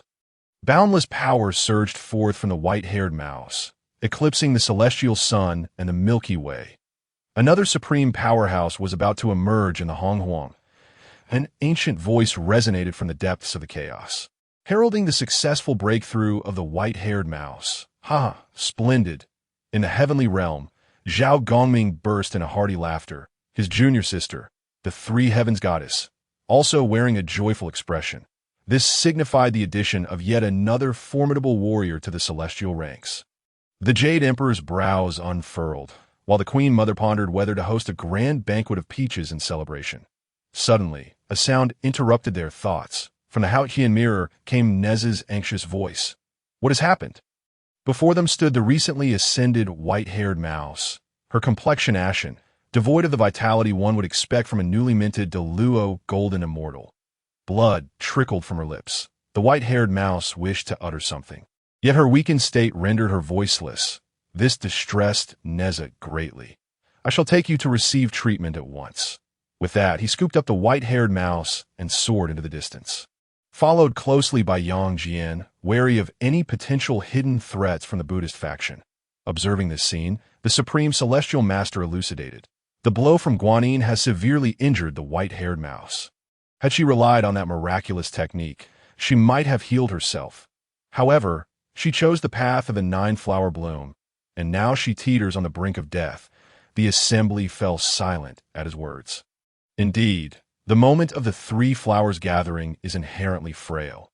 To be struck by a full-force attack from a peak Deluo expert at such a critical juncture is nothing short of miraculous that she survived, let alone unscathed. The Jade Emperor was the first to regain his composure. Supreme Celestial Master, do you have confidence in saving her? The Supreme Celestial Master furrowed his brow. The 9 transformation golden pill may be worth a try. Yet, within, he held little assurance. The primary efficacy of the 9 transformation golden pill is to enhance cultivation, with healing being merely a secondary benefit. Nevertheless, it was the finest elixir available at present. The Jade Emperor recognized the urgency of the situation and commanded, "Very well. Supreme Celestial Master, return to the Duoshui Palace immediately and prepare the healing elixirs. When the 3 return to the heavenly realm, they must be directed there without delay." The Supreme Celestial Master bowed and turned to leave, but was suddenly halted by Zhao Gongming. It seems the direction they are heading is not towards the heavenly realm. Where then? The Supreme Celestial Master pondered. If even he lacked certainty regarding her injuries, who else could possibly save her? Could it be a sage? As they observed the path the 3 took, the crowd at Lingshao Palace exchanged puzzled glances. They had ventured to the mortal realm, arriving at the gates of Chang'an City like tea that moment. Chang'an was shrouded in the fog of calamity, its celestial mechanisms obscured. As the 3 stepped into the city, the Haoqian mirror became veiled in layers of chaotic mist. Could it be? Were they seeking that reclusive master residing in Chang'an? If that individual could bestow such powers upon the white-haired mouse. Indeed, their strength was extraordinary. Yet, when it comes to healing, who in the 3 realms could rival the Supreme Celestial Master? The crowd buzzed with speculation. The Jade Emperor felt a twinge of displeasure. What did this mean? They would rather seek a rogue in a mortal realm than return to the heavenly realm? Did they believe that individual superior to himself? A ripple of unease stirred within him, though he quickly suppressed it. Simultaneously, he marveled at the shift in his own disposition. Why would his temperament waver over such matters? At that moment, Zhao Gongming interjected. "Your Majesty, allow me to take the 9 transformation golden pill to the mortal realm. It would provide an additional layer of assurance." The Jade Emperor waved his hand dismissively. "No need. This is their own decision. They must have their own plans. Some wish to voice further opinions." But the Jade Emperor had already retracted the Haoqian mirror, signifying that this matter had reached a conclusion, and no further discussion was permitted. Yet, unbeknownst to all, as the Jade Emperor retrieved the Haoqian mirror, he released a fragment of divine awareness, sending it towards the direction of Chang'an. In Chang'an, Nezha cradled the white-haired mouse at the entrance of a large internet café. He spotted the Spirit King, adorned with a fish head, about to close the door. "Wait!" Nezha shouted. The Spirit King, startled, sensed a shadow dart past him that were closed. "Come back tomorrow," he called out to the sudden intruder. As he spoke, he recognized the aura of the newcomer, and upon the individual turning around, he realized it was none other than the great Nezha. The girl in his arms bore a striking resemblance to the white-haired mouse, though she was taller and more voluptuous. If the white-haired mouse was a youthful girl, this woman was an elegant, mature figure. Could she be the sister of the white-haired mouse? Perhaps even her mother? Observing Nezha's demeanor, the Spirit King pondered. As the Spirit King lost himself in thought, Nezha urgently exclaimed, "Where is the senior? Please, have him save my sister." "Your sister? This woman is truly the white-haired mouse." The Spirit King was taken aback. At that moment, Su-Han emerged from the back of the CAF, yawning as he inquired, "What is going on? Aren't we closed?" Upon seeing the trio's imposing entrance, Su Han was momentarily stunned. Yang Jian explained. Nezha caused an uproar at Ling Mountain and was pursued by Guanyin. Just as the white-haired mouse was on the verge of breaking through to the Luo Golden Immortal, Guanyin struck at a critical moment, and she was injured. Su Han's expression turned peculiar. Did he mishear? Or did Yang Jian misspeak? You blew up half of Ling Mountain? Do you want to listen to what you're saying? I knew you could stir up trouble, but I didn't expect it to be this grand. Yet, as the first client who helped him establish his market, Su Han could not abandon them in their time of need. Provided he was able to assist, he quickly instructed Nezha to lay the white-haired mouse on the ground for a preliminary assessment of her injuries. Su Han's countenance darkened. The injuries had encroached upon her soul. Ordinary methods would be utterly ineffective. This was primarily due to the excessive power she had utilized during her breakthrough. Though she had achieved the 9-flower bloom, her foundation was unstable. While her body kept pace with the aid of the devouring heaven demonic art, her soul remained fragile. This was not an insurmountable issue. Typically, one could recover by continuing to absorb primal essence after the breakthrough. However, the calamity struck at a pivotal moment during her advancement, as Yu Han's expression grew increasingly grave. Unbeknownst to him, outside the SAF, an individual had silently appeared, observing his every change in expression. So, this was the reclusive powerhouse. It seemed he too was at a loss. The person was none other than a manifestation of the Jade Emperor, curious about the existence of this highly esteemed recluse advocated by Yang Jian. However, he did not anticipate the individual to be so youthful, with a visage comparable to his own. Most importantly, as the sovereign of the three realms, he was unable to sense any cultivation from him. The white-haired mouse's injuries were grievous. Only a chaotic treasure-level remedy could provide AIT. Su Han wasted no time, stating plainly, I could see these words. A chill swept through the hearts of the others. A remedy of chaotic treasure caliber was singular. The fabled 10 transformation golden pill.it was merely a theoretical construct of the supreme celestial master and could not possibly be refined successfully. Was it true, then, that their fate was sealed? Su Han continued. However, fortunately, the white-haired mouse cultivates the devouring heaven demonic art, enabling her to absorb primal essence to heal herself. Good heavens, can you not speak so breathlessly, senior? Nezha exclaimed joyfully. I have 2 divine fires here, both containing primal essence. As he spoke, he ignited 2 flames of different colors, causing the temperature in the CAF to soar. Su Han furrowed his brow and gently blew. The 2 divine flames extinguished as easily as candles. The essence of those flames has already been refined, unless the white-haired mouse consumes you directly. Nezha hesitated. Just then, the white-haired mouse struggled to open her eyes, forcing a bitter smile. Brother, once I am gone, tell Jean Shanzi that there once was a girl. Stop, stop. Do not start that with me. Su Han interrupted her. He then produced a gourd from the system space, filled with weak water, which contained a significant amount of primal essence. Upon concluding his words, he directly handed the matter over to Nezha. Outside, the Jade Emperor stood momentarily stunned. He was aware of the weak water, one of the primordial divine waters, notorious for its toxic essence, which would ensnare the emotions of ordinary deities. It was a poison that directly stimulated the divine soul. However, as the shopkeeper had indeed stated, weak water did harbor a significant amount of primordial power. Yet he had never heard that such a substance could possess healing properties. Nezha's heart leapt with joy as he prepared to offer the weak water to the white-haired mouse. Unexpectedly, the mouse abruptly turned its head away. I'm grateful for your kind intentions, esteemed elder, but my current injuries cannot be remedied by merely a gourd of weak water. As she spoke, her expression fell into despondency. Of course, it must be accompanied by this as well. Su Han extended a hand, revealing a small handful of soil. This soil, devoid of any magical influence, began to grow slowly, its volume gradually expanding. Is this the breath of the earth? Yang Jian was the first to recognize the object in Su Han's hand. His eyes widening in astonishment. Upon hearing the term, the Jade Emperor was equally taken aback.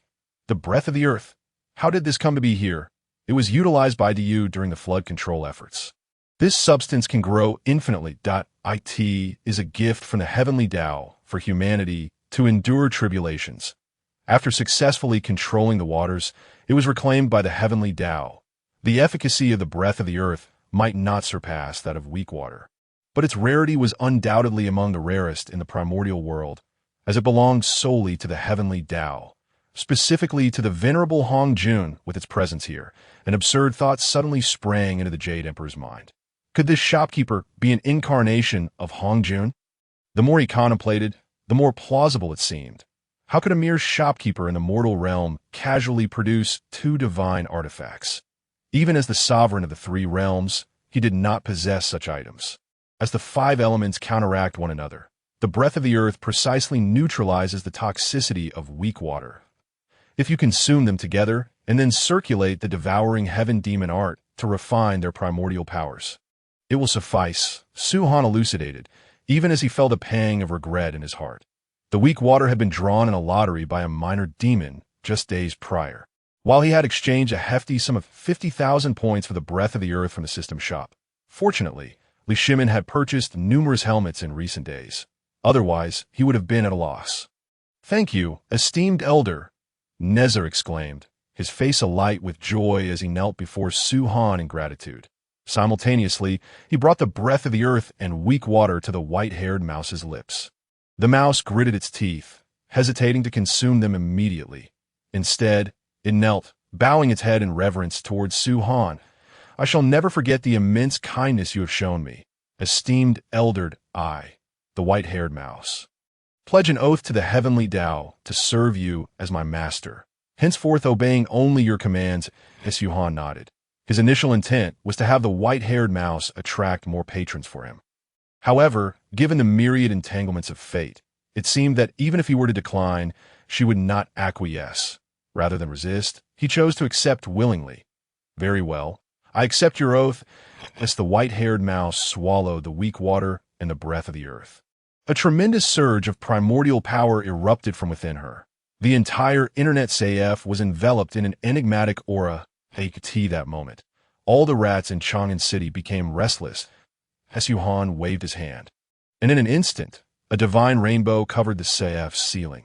Like a glass dome, shielding the establishment from the overwhelming energy, a 9-petal golden lotus revolved above the white-haired mouse's head, marking her true breakthrough to the great Luo stage. At this moment, she was undergoing a metamorphosis as Su Han observed the woman seated in meditation before him, sensing her rapidly ascending aura. Nezha excitedly grasped Yang Jian's hand, exclaiming that the white-haired mouse would not perish after all. Of course, his deepest gratitude was reserved for Su Han. Leaving him at a loss for words, he silently resolved that, should Su Han ever require his assistance, he would unreservedly oblige. Outside, the Jade Emperor gazed in astonishment at the divine rainbow encircling the Internet CF. Could it truly obscure the mysteries of a 9-petal golden lotus? This was at least a technique indicative of a peak quasi-saint. Could he truly be an embodiment of the heavenly Dao? "Hey, would you like to come in and play a game?" Su Han, having noticed the figure outside, called out. The Jade Emperor swallowed hard. Upon locking eyes with Su Han, he was instantly reminded of Hong Jun. "Oh, it's nothing. I'm merely a wandering Taoist named Zhang Beineng, passing by chance." With that, he hurriedly departed, as if fleeing. Su Han was left bewildered. Why did he run off? Moreover, the name Zhang Beineng sounded vaguely familiar. 3 days whisked by in an instant. During this time, the backyard of the Internet CF was continually resonating with vast waves of energy that on this day, the energy suddenly diminished significantly, replaced by another formidable presence. Mid-stage Great Luo Golden Immortal. The golden, ethereal giant mouse dissipated, and the white-haired mouse, seated in meditation, opened her eyes. Those eyes resembled the cosmos, encompassing all within the Milky Way. To the counter, Su Han felt a surge of vibrant life energy, far surpassing that of an ordinary Great Luo Golden Immortal, that he hurried towards the backyard, where Nezha and Yang Jian had been waiting eagerly. Inside the room, golden light erupted forth, akin to a radiant sun. Once the brilliance subsided, footsteps echoed from within. The door swung open, revealing an extraordinarily beautiful woman clad in a white fur robe, standing at the threshold. Barefoot and breathtaking, her hair shimmered with a golden hue. and her features were flawless. The white-haired mouse had not only transcended to the great Luo golden immortal, but had also become a supreme deity bearing the fortunes of her lineage. Exponentially stronger than an ordinary great Luo. Upon seeing Nezha, she beamed, declaring, "I'm the 9 transformations of the great Luo. From now on, I shall be your elder sister." Her proud voice rang out, but before she could finish, Nezha transformed into a shadow, appearing behind her. With a resounding smack, he delivered a playful hit, reducing the once proud goddess back to her earlier form as a white-haired girl. "Brother, be gentle. My injuries have only just healed." The white-haired mouse complained, rubbing her head. Nezha, clasping his fists, retorted, "Who told you to act all high and mighty?" The white-haired mouse stuck out her tongue, then noticed Ziwang. Without hesitation, she dashed towards him and knelt, expressing her gratitude. "Thank you for saving my life, esteemed elder. From this moment forth, you shall be my master, and I vow to the heavenly Dao. Should I, the white-haired mouse, utter a single falsehood, may my soul be extinguished, and my kind forever denied resurgence." Her oath reverberated with a thunderous resonance of the D. Ziwang smiled gently. "Your recovery is more important than anything else." He assisted her to her feet. Though she had just broken through, she already possessed the cultivation of mid-stage Great Luo. This was primarily due to her prior accumulation of magical power, making this breakthrough a culmination of her efforts. "Master, do you still have any weak water or breath of the earth? I feel a bit hungry," the white-haired mouse shyly inquired. As Ziwang's lips twitched, could these items be so casually produced? Feeling hungry means you want to eat? Observing the mouse, whose saliva seemed ready to spill onto the floor, he wondered if he had inadvertently fallen into her trap. "Oh, by the way," the white-haired mouse suddenly recalled something, with a wave of her hand. 8 skeletal frames emerged from her sleeve. "These are the remains of Jin Chan's past life that I discovered in the Buddhist treasure trove. I wish to present them to the little monk." Ziwang gulped. He had never encountered corpses before and was ill-equipped to handle such a scene. "Quickly, quickly go," he urged, waving his hand dismissively at the white-haired mouse. "Thank you, master." The white-furred mouse chuckled, leading 8 skeletons towards the temple outside the city. Meanwhile, the Inspiration King, still working in the Internet Café, felt a flicker of unease in his heart upon witnessing this scene. As a seasoned employee of the CF, he had naturally established a connection with a white-clad scholar and obtained a chance to draw a lottery. However, he only managed to win a spell called Water Flooding Gold Mountain, which allowed him to summon a vast ocean as long as there was sufficient water for a carp spirit like him. It was quite a remarkable spell, yet it did little to elevate his realm. With a sigh, he deepened his resolve to enhance his gaming skills, determined to unlock a second lottery opportunity soon and acquire a miraculous technique. On Lingshan, the Buddha remained seated on his lotus pedestal, delivering teachings, but the once resplendent Lingshan had now transformed into a half-dilapidated ruin.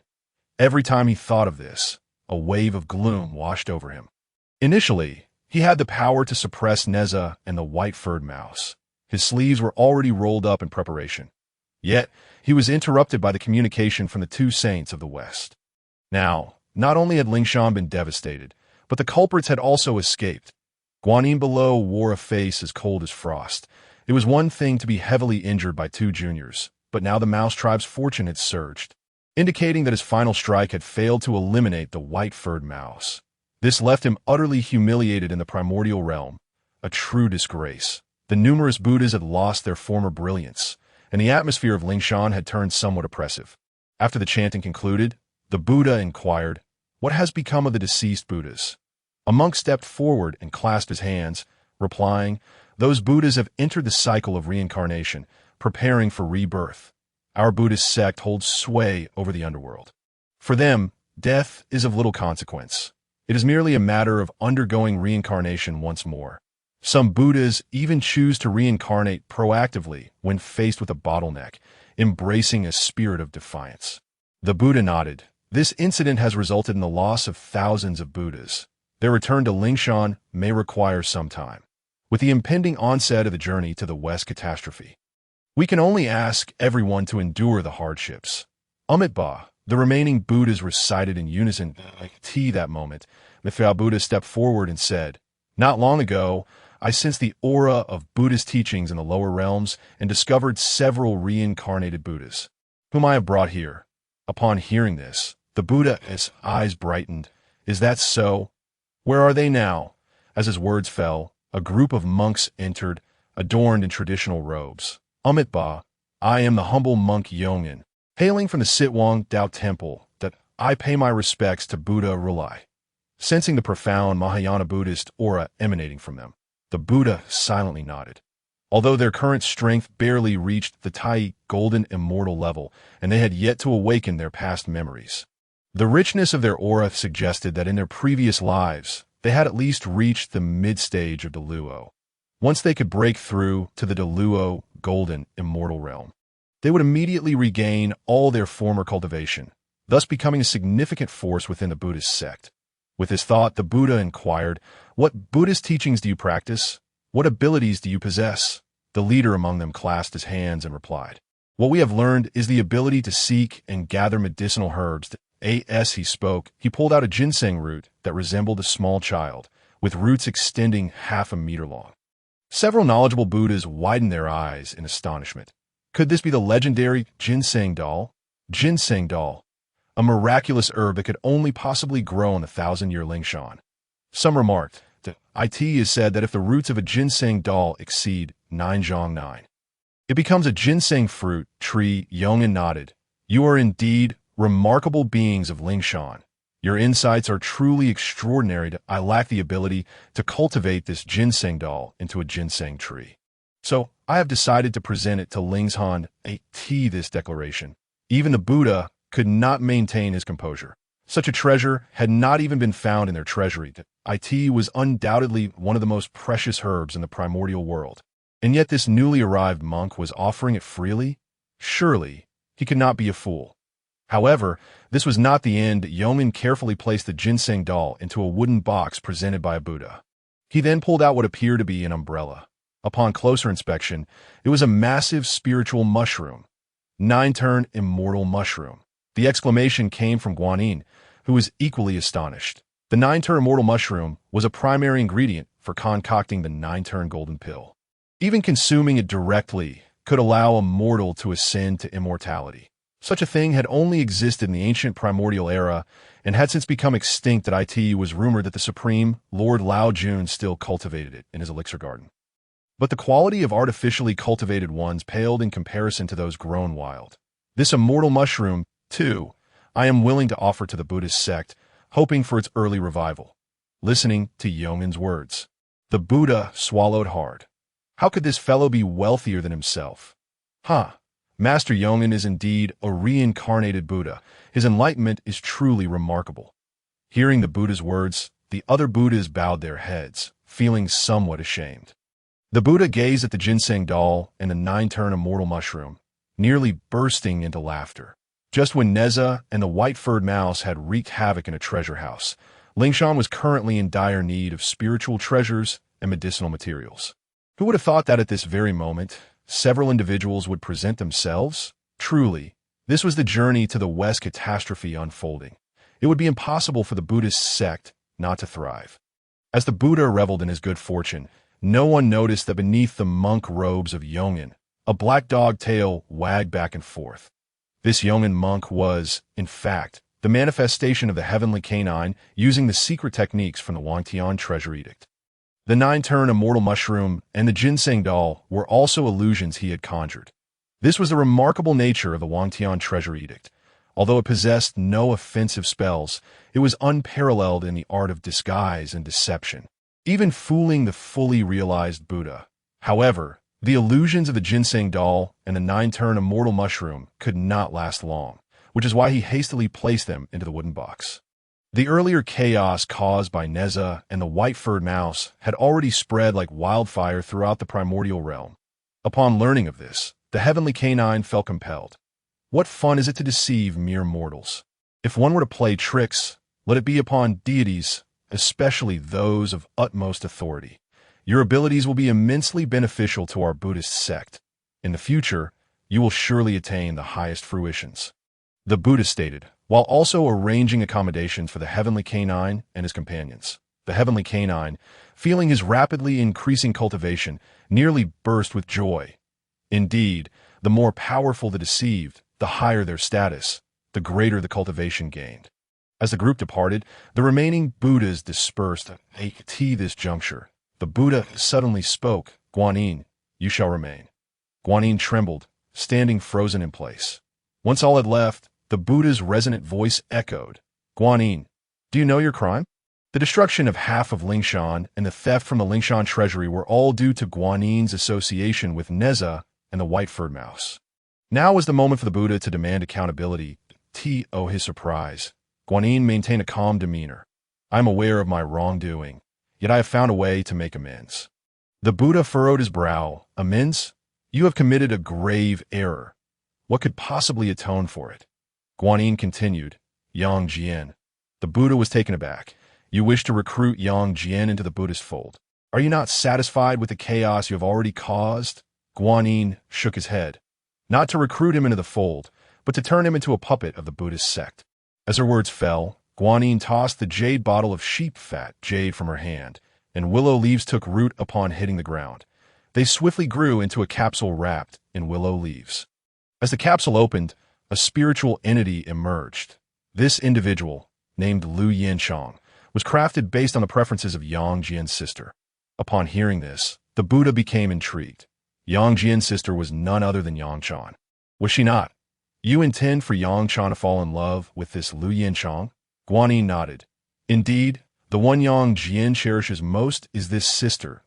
If Yang Chan falls in love with a mortal and bears a child, it would violate heavenly laws. At that time, we need only a few words to sway Yang Jian to our side." The Buddha's eyes sparkled. What a brilliant scheme! Subsequently, the two began to deliberate over the intricate details. Little did they know that a monumental power shift was unfolding in the mortal realm. "Impudent!" exclaimed the man seated upon the dragon throne, striking it with force. Before him stood the civil and military officials, with Li Shimin, the future emperor, standing at the center. "Are you forcing me to reinstate the crown prince in front of all these officials?" Li Shimin raised his gaze to his father, Li Yuan. "You misunderstand. I am here to request your abdication." The pupils of the officials constricted, their expressions toward Li Shimin shifting dramatically. Many among them had been covertly supporting Li Shimin, yet none had anticipated him voicing such audacity publicly. Li Yuan was nearly overcome with rage. "You ungrateful wretch!" Li Shimin straightened, fixing his stare upon him. "Ungrateful? Do you still consider me your son? You must be aware of how the current crown prince, Li Jianshang, has stripped me of my military power, weakened my influence, and even attempted to assassinate me on several occasions." Li Yuan's face darkened. "The principle of appointing the eldest over the capable stands firm. Even with your significant contributions to the Tang dynasty, you have no chance of ascending to the throne." At this proclamation, Zhang Beinian, who had been secretly observing from outside, nearly burst into laughter. The Jade Emperor. He had made a rare visit to the mortal realm and sought to witness how the human emperor governed his court, only to stumble upon such a spectacle. The principle of favoring the eldest over the capable was indeed a strategy to stabilize the crown prince. But the gap in capability could not be too great. Zhang Beinian, with a mere calculation, discerned the events that had transpired. Following Li Jianxing's designation as crown prince, a rift had formed among the officials.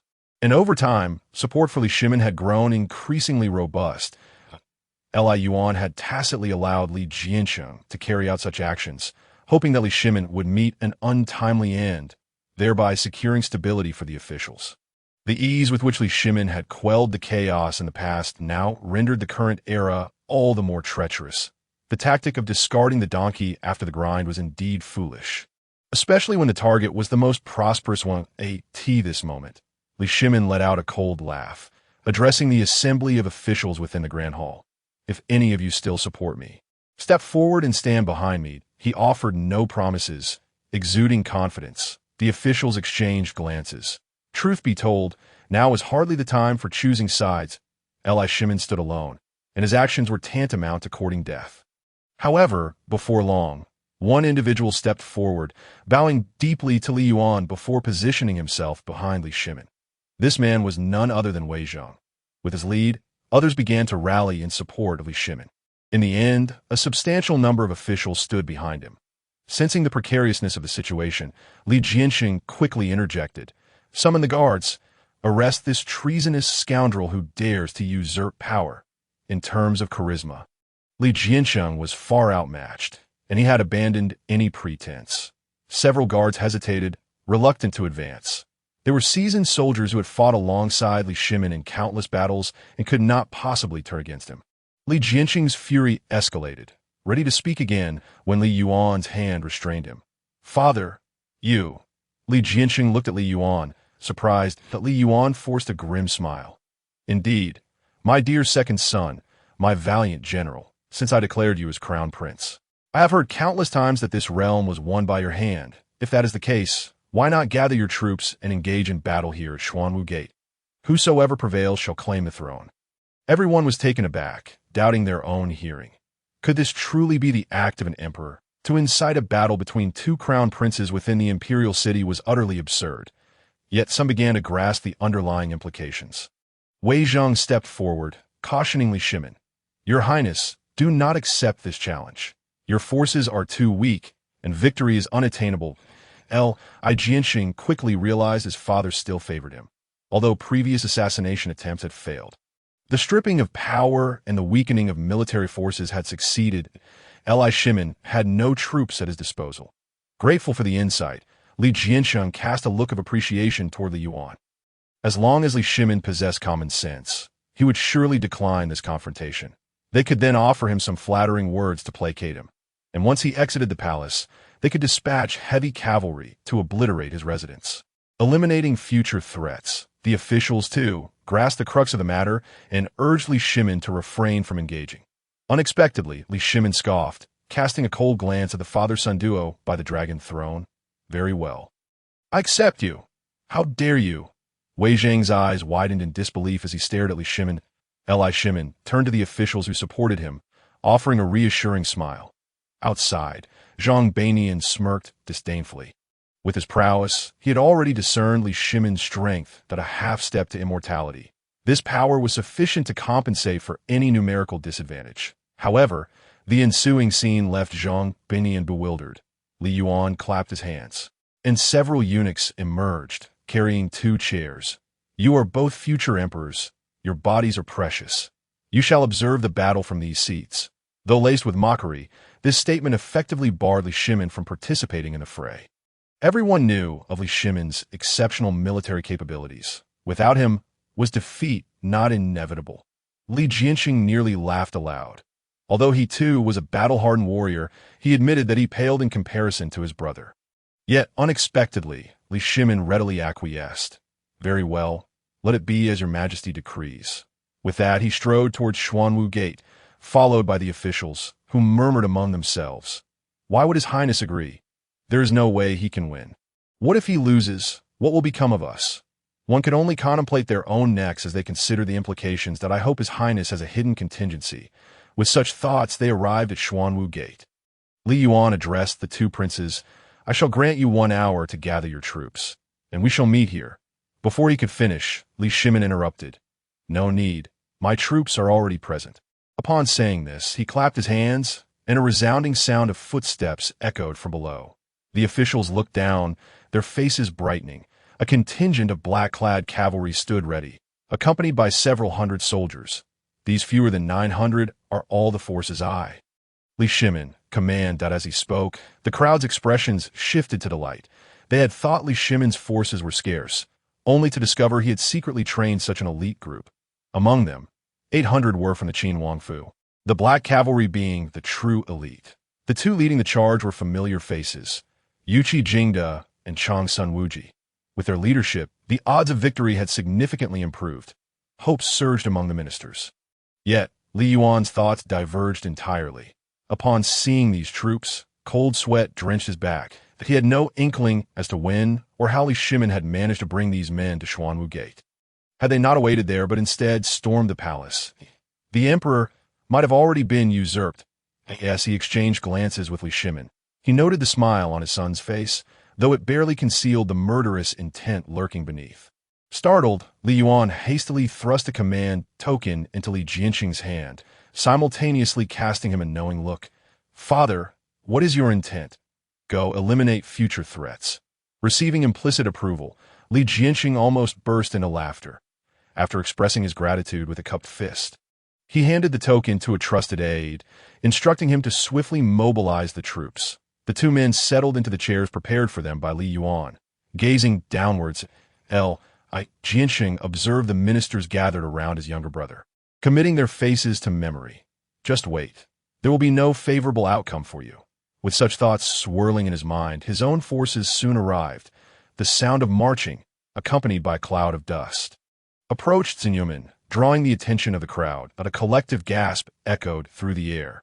Before them marched an impressive array of soldiers, their ranks meticulously organized, numbering at least 5,000. These are the royal guards. Someone exclaimed in astonishment, pointing at the heavily armored soldiers wielding long spears amidst the throng. Although they were not cavalry, their equipment surpassed that of the horsemen.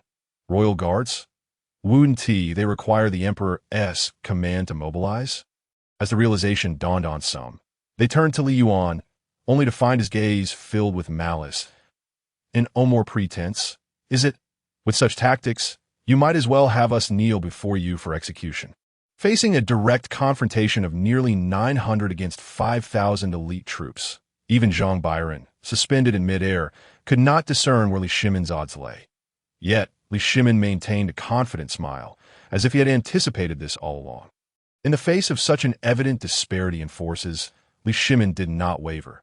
Instead, he stood upon the city walls, shouting to the officials behind him, I, Li Shimin, stand here to battle today. If you do not believe in my present strength, feel free to return to the side of the crown prince. Should I ascend to the throne today, I shall never forget your loyalty. His resounding voice echoed throughout Zinyuman. The officials who had previously stood behind him exchanged glances, hesitation flickering in their eyes, yet none moved from their positions. Wei Zheng stepped forward, cupping his hands. We shall not regret our choice. It is beyond our authority to select a wise ruler. However, it is our duty as subjects to support one. With this declaration, not only did no one withdraw from Li Shimin's side, but several ministers also crossed over from Li Jianqing's faction. Even Zhang Byron could not contain his disbelief. Are they courting death? Have they lost their minds? Is Li Shimin's personal charisma truly this formidable? Li Jianqing and Li Yuan shared the same bewilderment. Very well.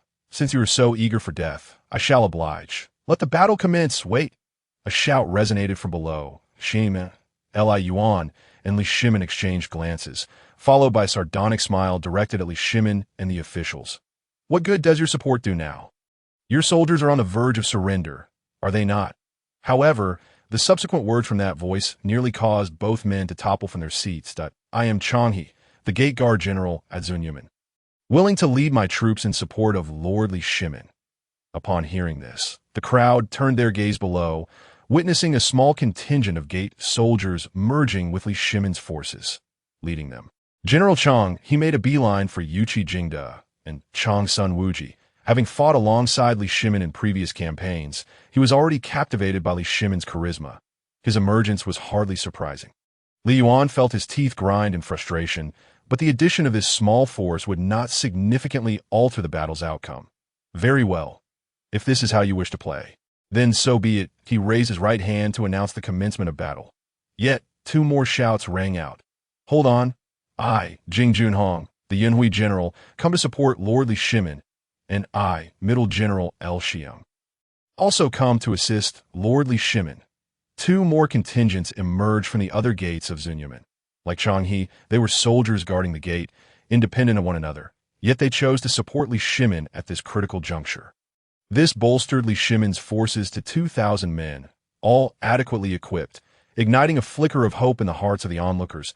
Li Jiansheng furrowed his brow. Although outnumbered, Li Shimin still had several seasoned generals. Their extensive experience in battles involving fewer forces against greater odds made Li Jiansheng uneasy. However, this anxiety was quickly alleviated as a contingent of approximately 2,000 soldiers approached from the direction of the Crown Prince's residence. Their equipment was on par with that of the royal guards, and every soldier exuded a fierce demeanor, radiating an aura of bloodshed. These were his personal troops, the Chang'an army, handpicked from the battlefield for their exceptional combat prowess. Most importantly, accompanying the Chang'an army was none other than his fourth brother, Li Yuanji, riding a white horse, tall and lean, bearing a resemblance to Li Yuan. This fourth brother was the mastermind behind the scheme to wrest military power from Li Shimin. With him leading the charge, Li Jiancheng felt considerably reassured. It seems the emperor has prepared extensively for today, managing to rally such an elite force. Shimin remarked from aside. Jiancheng revealed a sinister smile. It appears, dear second brother, that even on the brink of death, you still have numerous supporters. He cast a glance at the officials behind Li Shimin, feeling an undeniable sense of defeat. Yet, Li Yuan remained unfazed.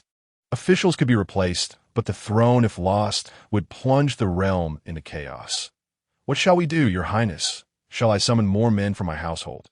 Enough. Your household servants might manage a chicken, but... good idea. We could release the prisoners for assistance. That could work, though it may take some time. Forget about that. We must at least make an attempt that I shall handle it. The officials devised what they believed to be a viable plan, eager to implement it. Yet they were halted by Li Shimin.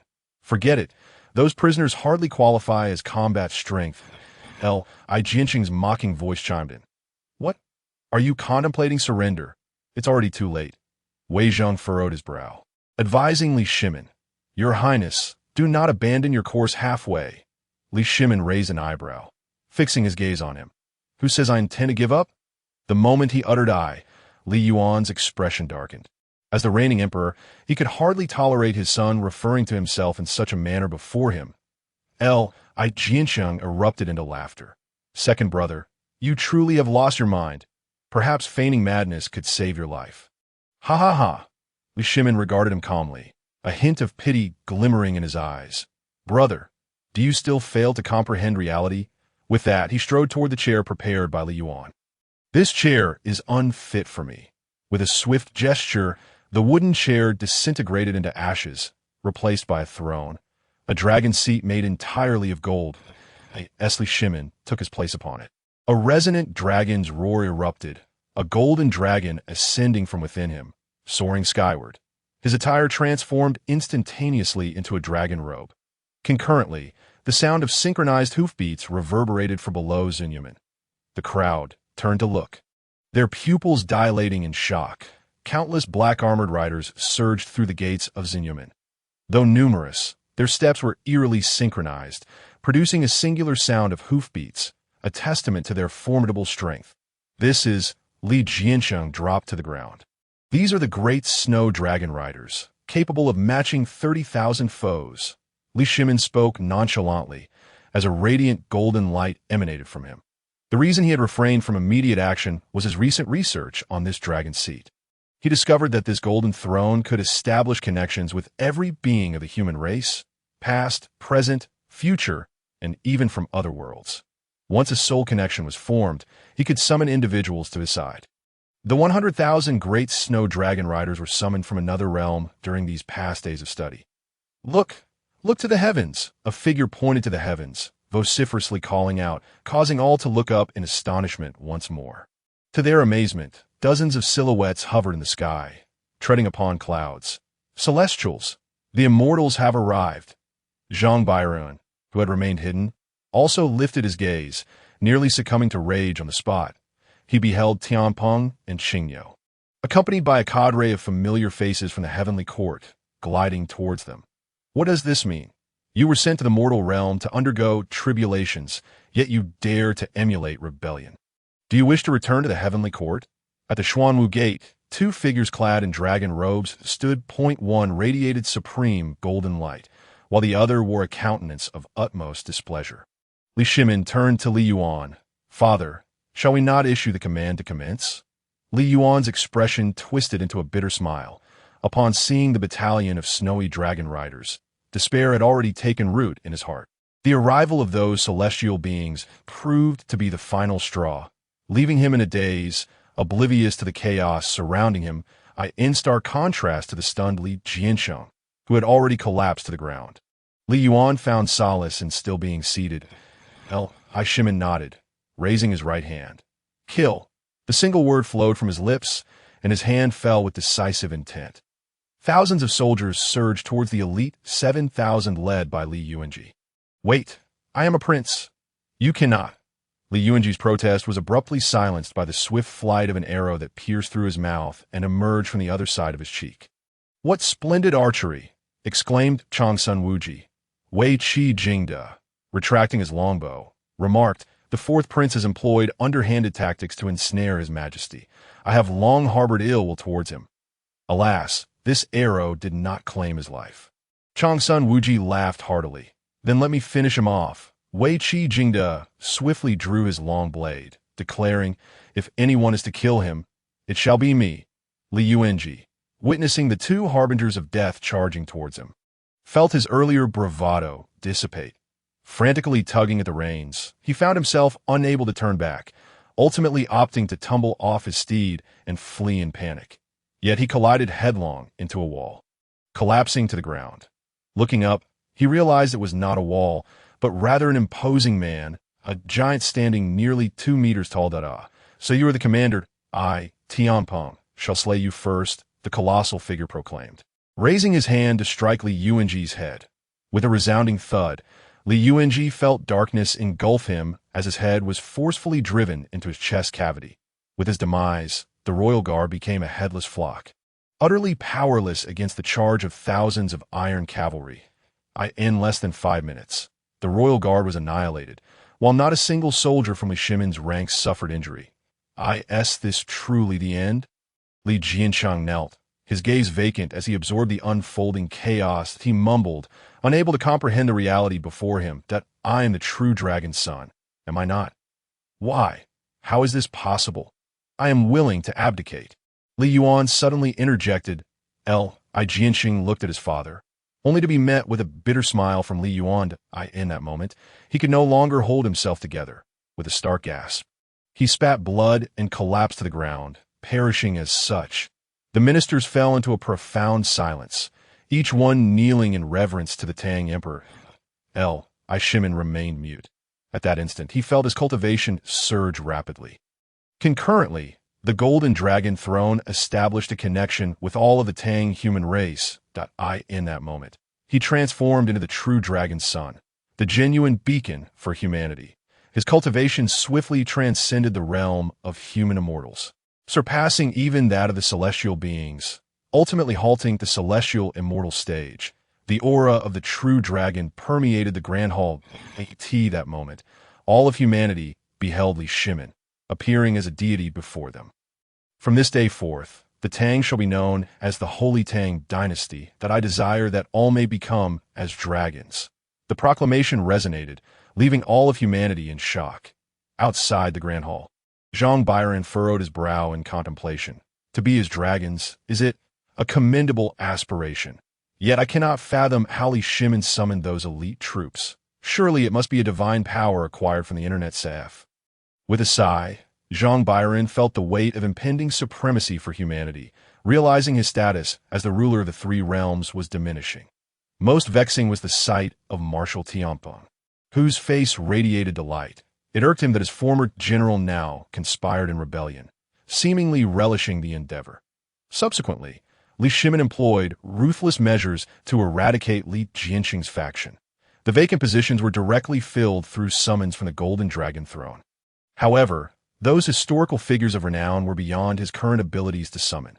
The fortunes of the entire Tang dynasty began to ascend at a terrifying pace, as for the myriad of demons who had come to lend support. Li Shimin generously rewarded them, causing Su Han's Internet Café business to flourish. But a few days later, the clientele at the Dao Internet Café surged unexpectedly. Beyond the demons, Li Shimin and his esteemed generals also graced the establishment. Having concluded his affairs, Li Shimin promptly visited the Café to express his gratitude to Su Han. Today, the expenses shall be on me.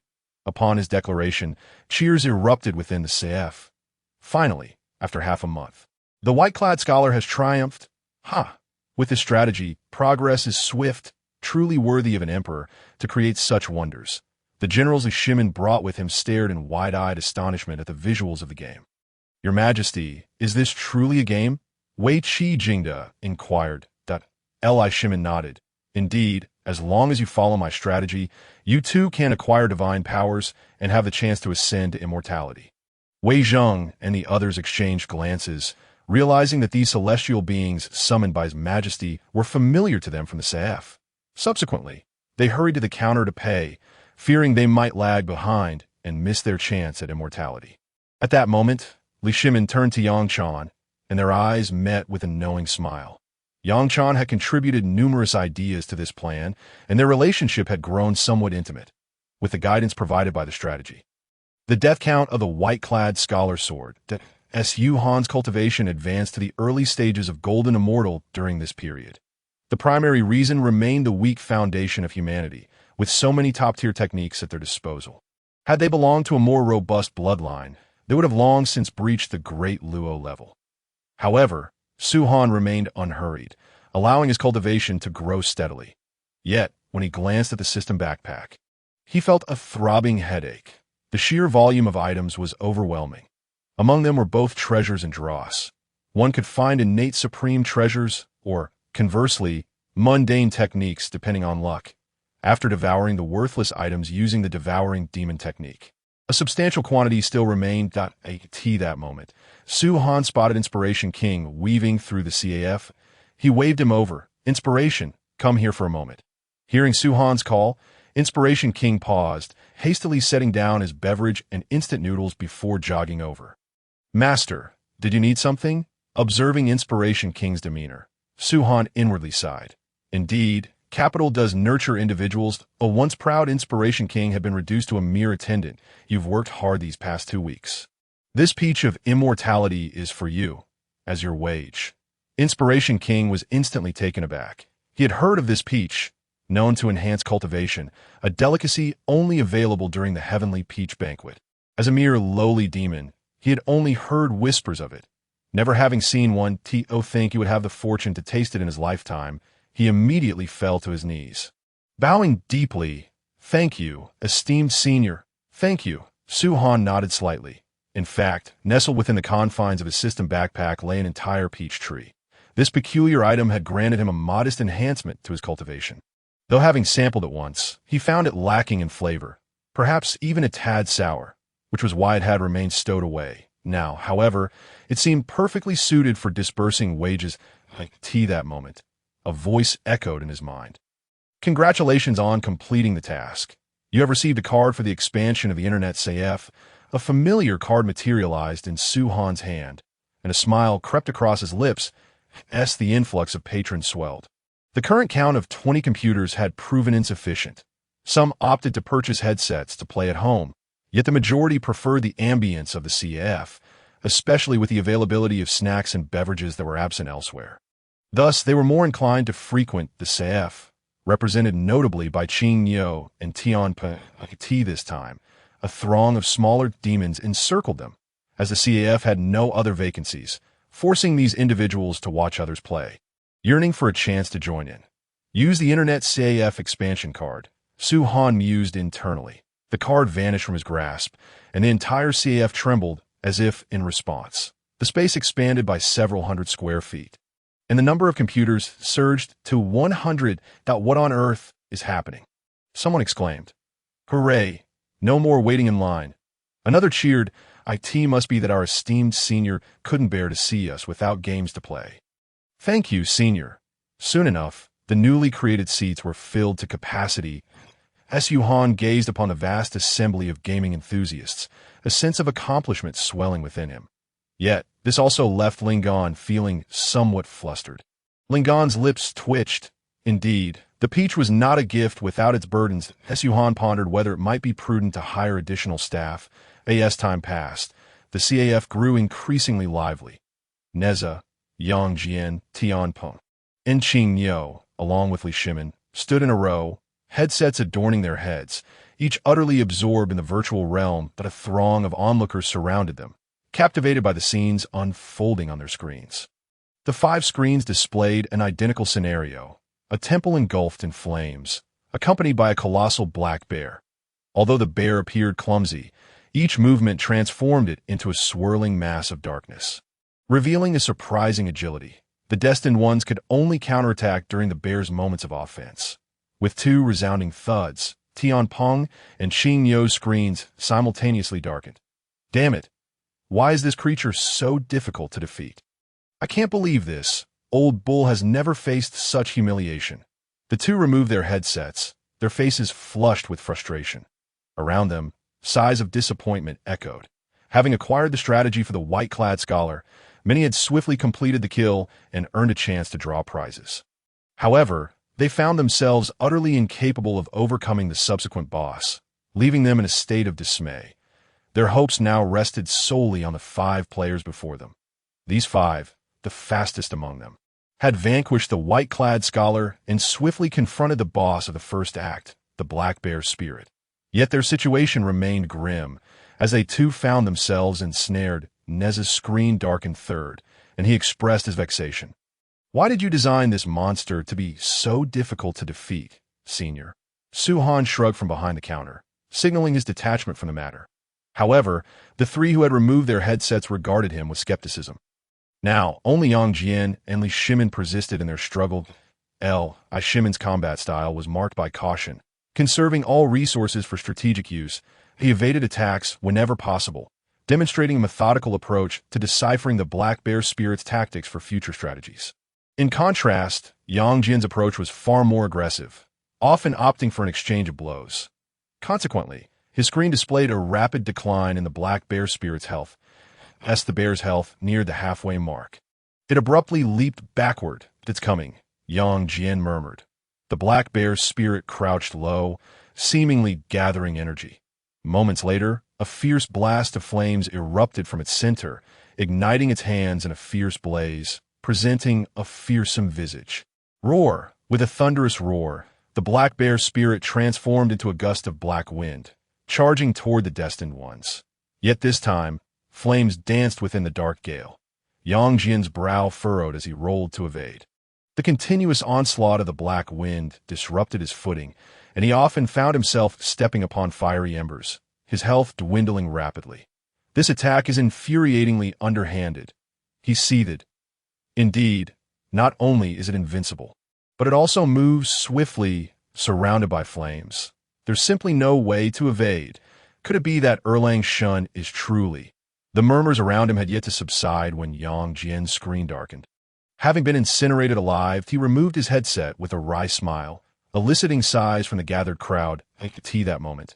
Nezha approached, offering him a bottle of happy water. Tianpeng and Qing Yo each held their own bottle as well. Tianpeng, brimming with indignation, declared, "If I find out who this black bear spirit is, I shall skin it alive." The others nodded in agreement, even the typically serious Yang Jian not dissenting. The black bear spirit's antics had become truly exasperating. The Internet CAF had already trapped some players for over 10 days. Even these 4 celestial beings felt the long-lost sensation of rising blood pressure. "Look, His Majesty is preparing to strike," someone cried out. Drawing everyone's attention to Li Shimin, a throng of human generals surrounded him, faces alight with excitement. Even Yang Chan clenched her fists, her expression tinged with anticipation. Generally, Li Shimin would never act recklessly without understanding his opponent's moves. His decision to engage now indicated he possessed a certain level of confidence.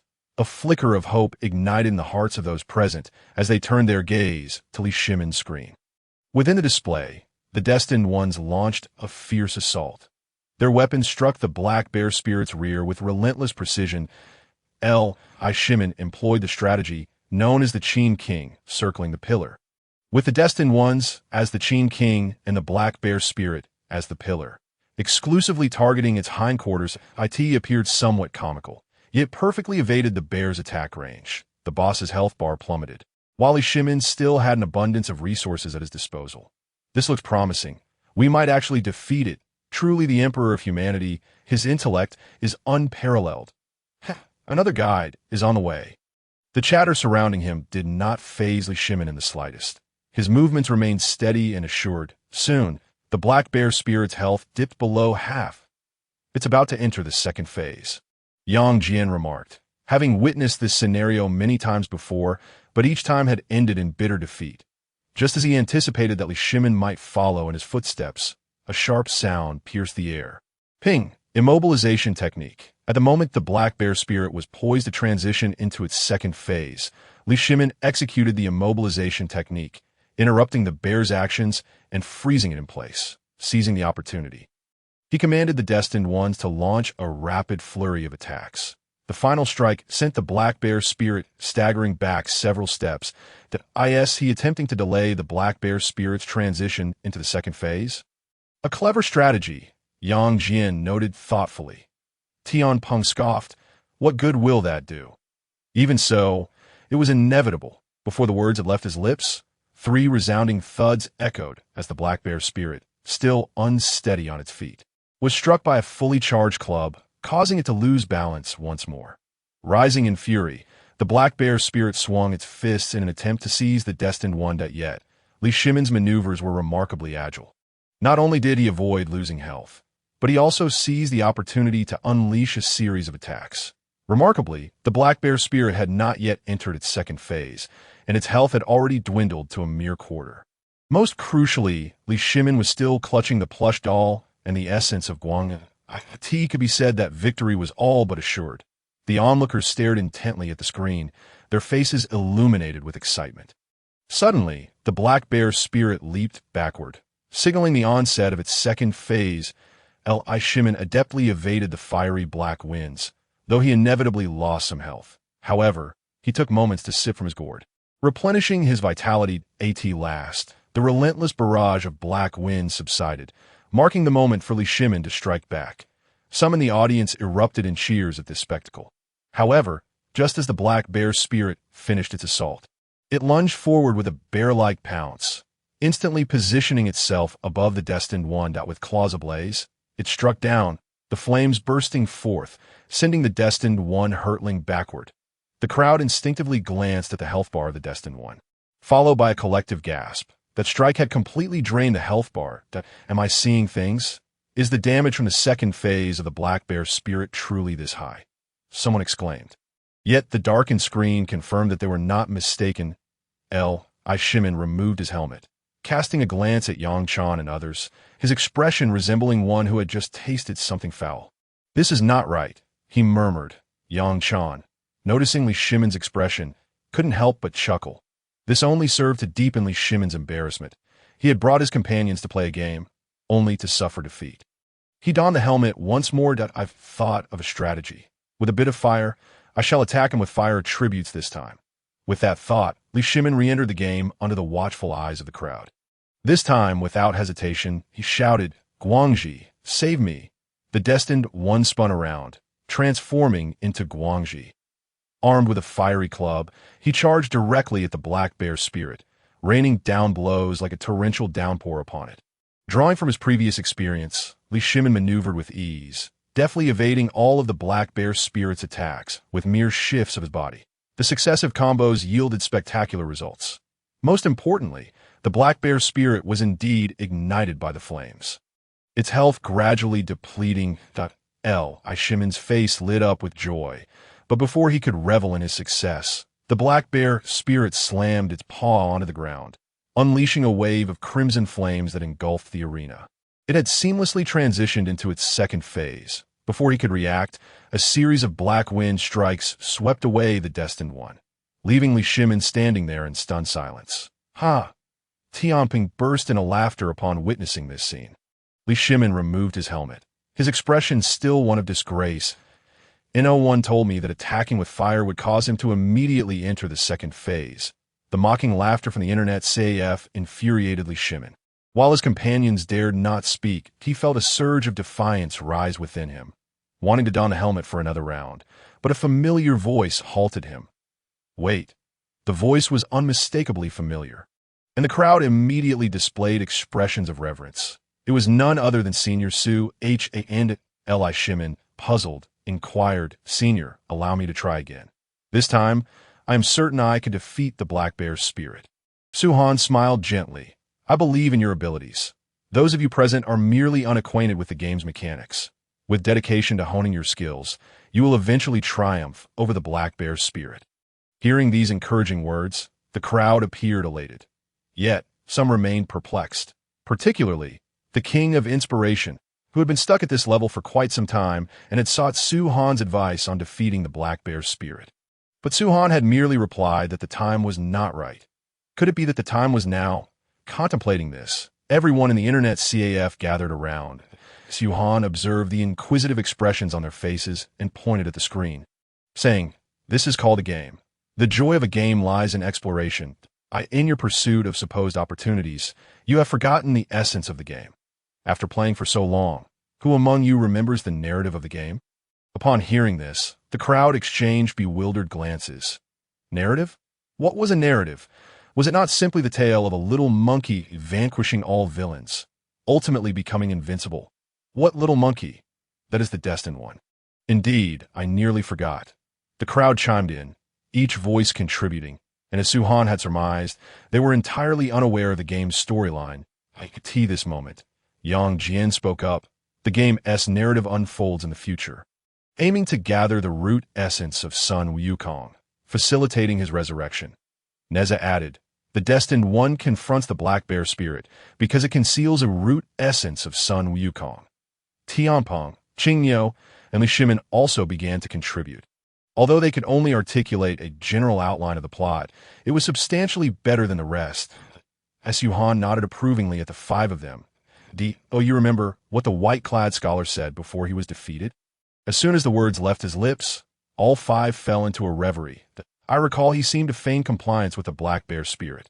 Yes, he appeared to be dispatched by some elder brother to act as an insider. An insider? An insider for whom? The destined one. He must have mentioned something about 3 objects on a mountain. His exact words were, "Have you all seen the 3 bells?" And then he vanished that moment. Su Han suddenly interjected. Indeed, it was the 3 bells as he spoke. He approached a computer, seated himself, and began to operate it. He opened his backpack and used a teleportation talisman to return to the entrance of shrine. Soon, he arrived at the site where he had previously battled the white-clad scholar. All that remained was a puddle of water and a grand gate. Rather than crossing through the gate, Su Han took a left down a narrow path. What is this? Many were taken aback upon seeing the path that was not hidden per se, but they had been so exhilarated after defeating the white-clad scholar that they had evidently forgotten about it. Su Han guided the destined one along the path until, at its end, he spotted a massive bell. The atmosphere felt somewhat eerie, with a hanged ghost lingering beside the giant bell. This was indeed one of the 3 bells. As Su Han spoke, he struck the bell with great force. The resounding tone echoed through the mountains, startling birds in a flight, lingering in the air for an extended period. Nothing happened. Someone queried. Puzzled, Su Han replied nonchalantly, "This is merely the first bell." With that, he made a beeline for the locations of the other 2 bells. The inhabitants of this world, having never played a game, were oblivious to the existence of hidden levels. Black myth. Wukong offers 2 endings. The true ending can only be witnessed after completing all hidden levels. Given their impatient approach to gaming, they would eventually clear the game, but the outcome would inevitably be unsatisfactory. Thus, Su Han aimed to enlighten them at a moment when the most were present, urging them to relish the game's joys, ensuring they would achieve the most gratifying results. Before long, the 3rd bell tolled, and the screen went dark, transporting them directly to the Guanyin Monastery. Is there truly a hidden narrative? Why does this place appear so dilapidated, as if abandoned for ages? There must be a story. There is undoubtedly a story here.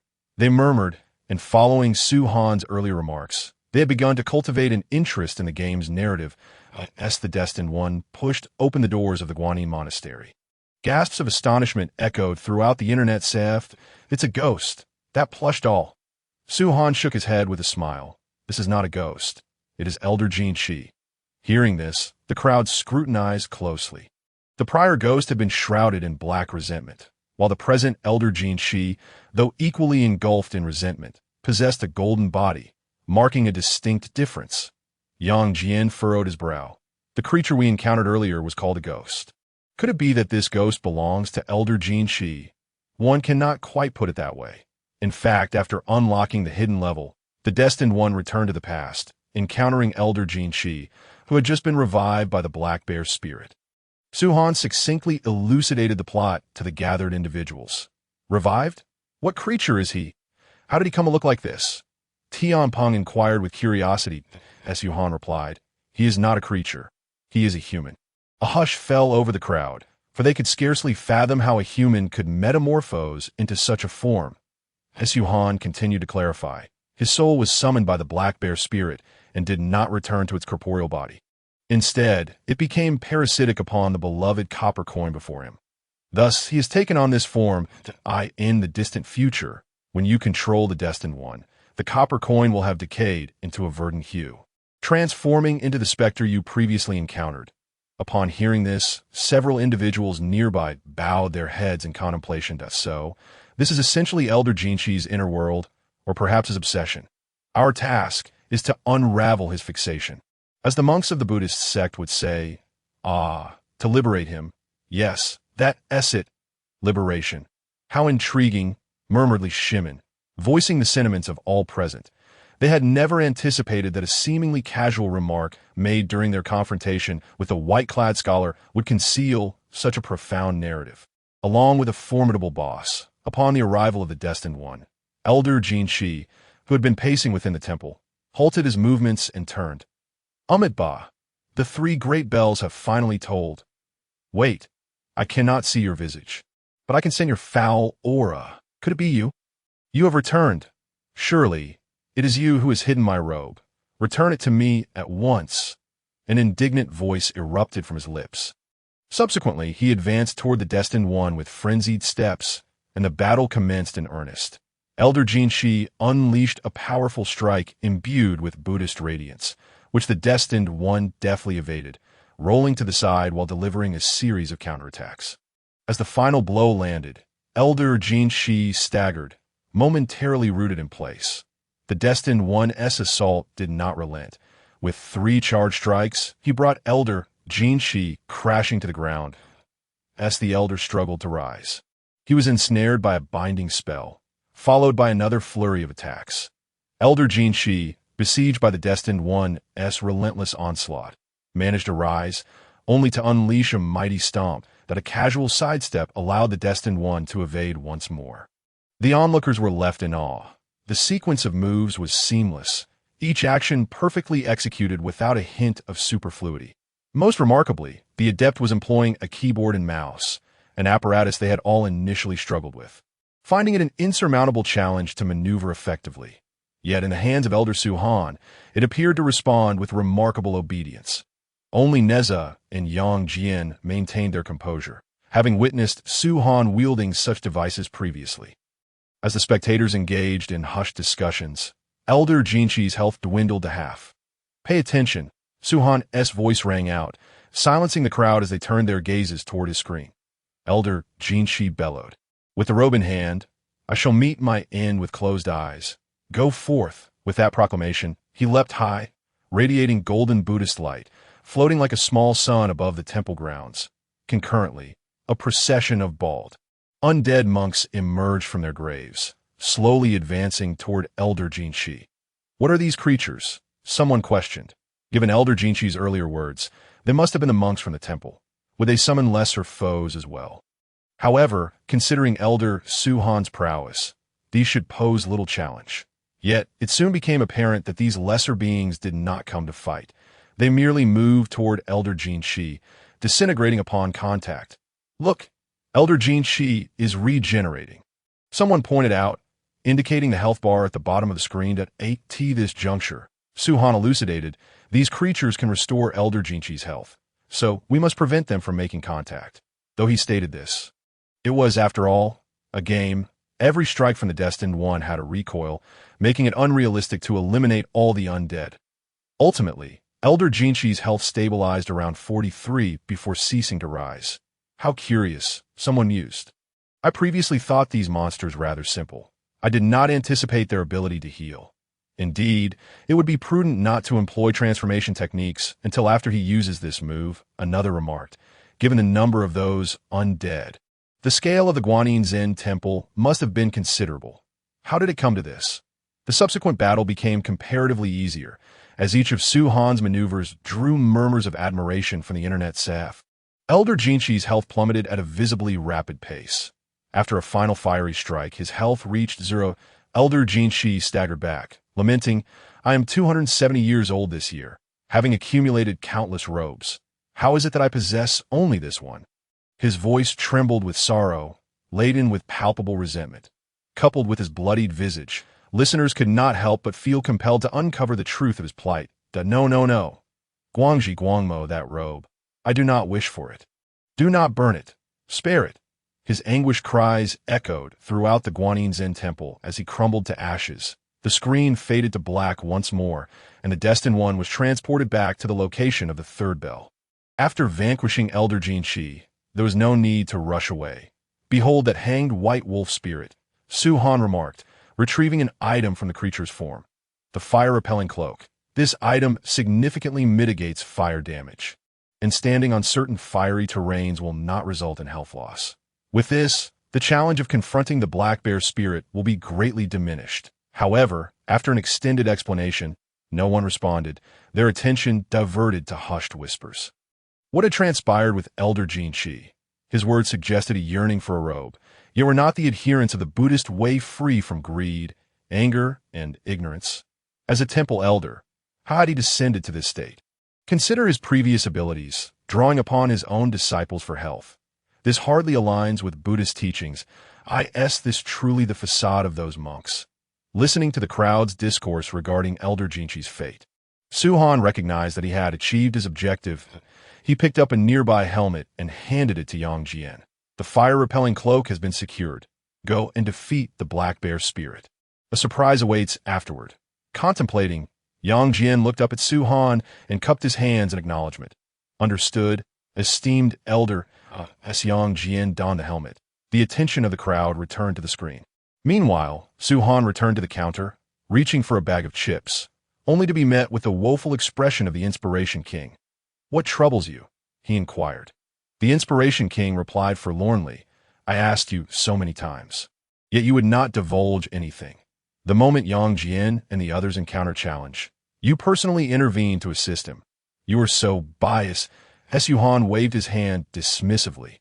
"Spare me the theatrics." With a flick, he tossed a celestial apricot into the A.I.R.D. "Oh, not disturb my afternoon rest." The Inspiration King's expression brightened, akin to a well-trained hound, as he caught the apricot mid-air. "Thank you, esteemed proprietor." At this moment, a wave of cheers erupted from the gaming zone. It was evident that Yang Jian had reduced the black bear spirit's health to about half, just as he was about to enter the second phase. Yang Jian employed the immobilization technique. Mimicking Li Shimon's approach, a flurry of combos ensued, leaving the black bear spirit's rear severely bruised. The black bear spirit transitioned into the second phase. Yang Jian activated the fire shield. Tentatively, he took a couple of steps across the flames on the ground, and to his delight, he felt no harm. With this, he could confidently evade the black wind charge from the black bear spirit. Once the black wind charge concluded, the destined one transformed into a large-headed doll and forcefully slammed its head to the ground. The black bear spirit, already low on health, was left with none. Though it steadied itself and attempted to retaliate, the destined one morphed again, this time into Guangji. Guangji surged forward, executed a somersault with the flaming staff, and with a resounding crash, the staff descended, engulfing the black bear's spirit in an explosion of flames. Meanwhile, the health bar at the bottom of the screen finally hit zero. However, before the crowd could fully rejoice, the black bear's spirit transformed into a mass of dark clouds and soared into the sky. Was there a third phase? As the audience speculated about the ensuing developments, a roar from the black bear's spirit reverberated through the internet. It then turned into a swirling black wind, heading straight towards the burning tower's pinnacle. That little creature has some tricks up its sleeve. Today, this king shall not engage with you. The voice of the black bear's spirit echoed as the dark clouds enveloped a golden orb atop the tower. This time was different, with no allies to assist you. Once I seize this treasure, I can easily reconstruct the temple. With that, the black wind attempted to flee into the distance. The patrons of the CF grasped the situation. This creature intended to escape, but how could it take away the great sage's root artifact? Quickly, Erlang Shun, pursue it. At this moment, controls were utterly unresponsive. As Suhan had previously remarked, it felt akin to a transitional scene.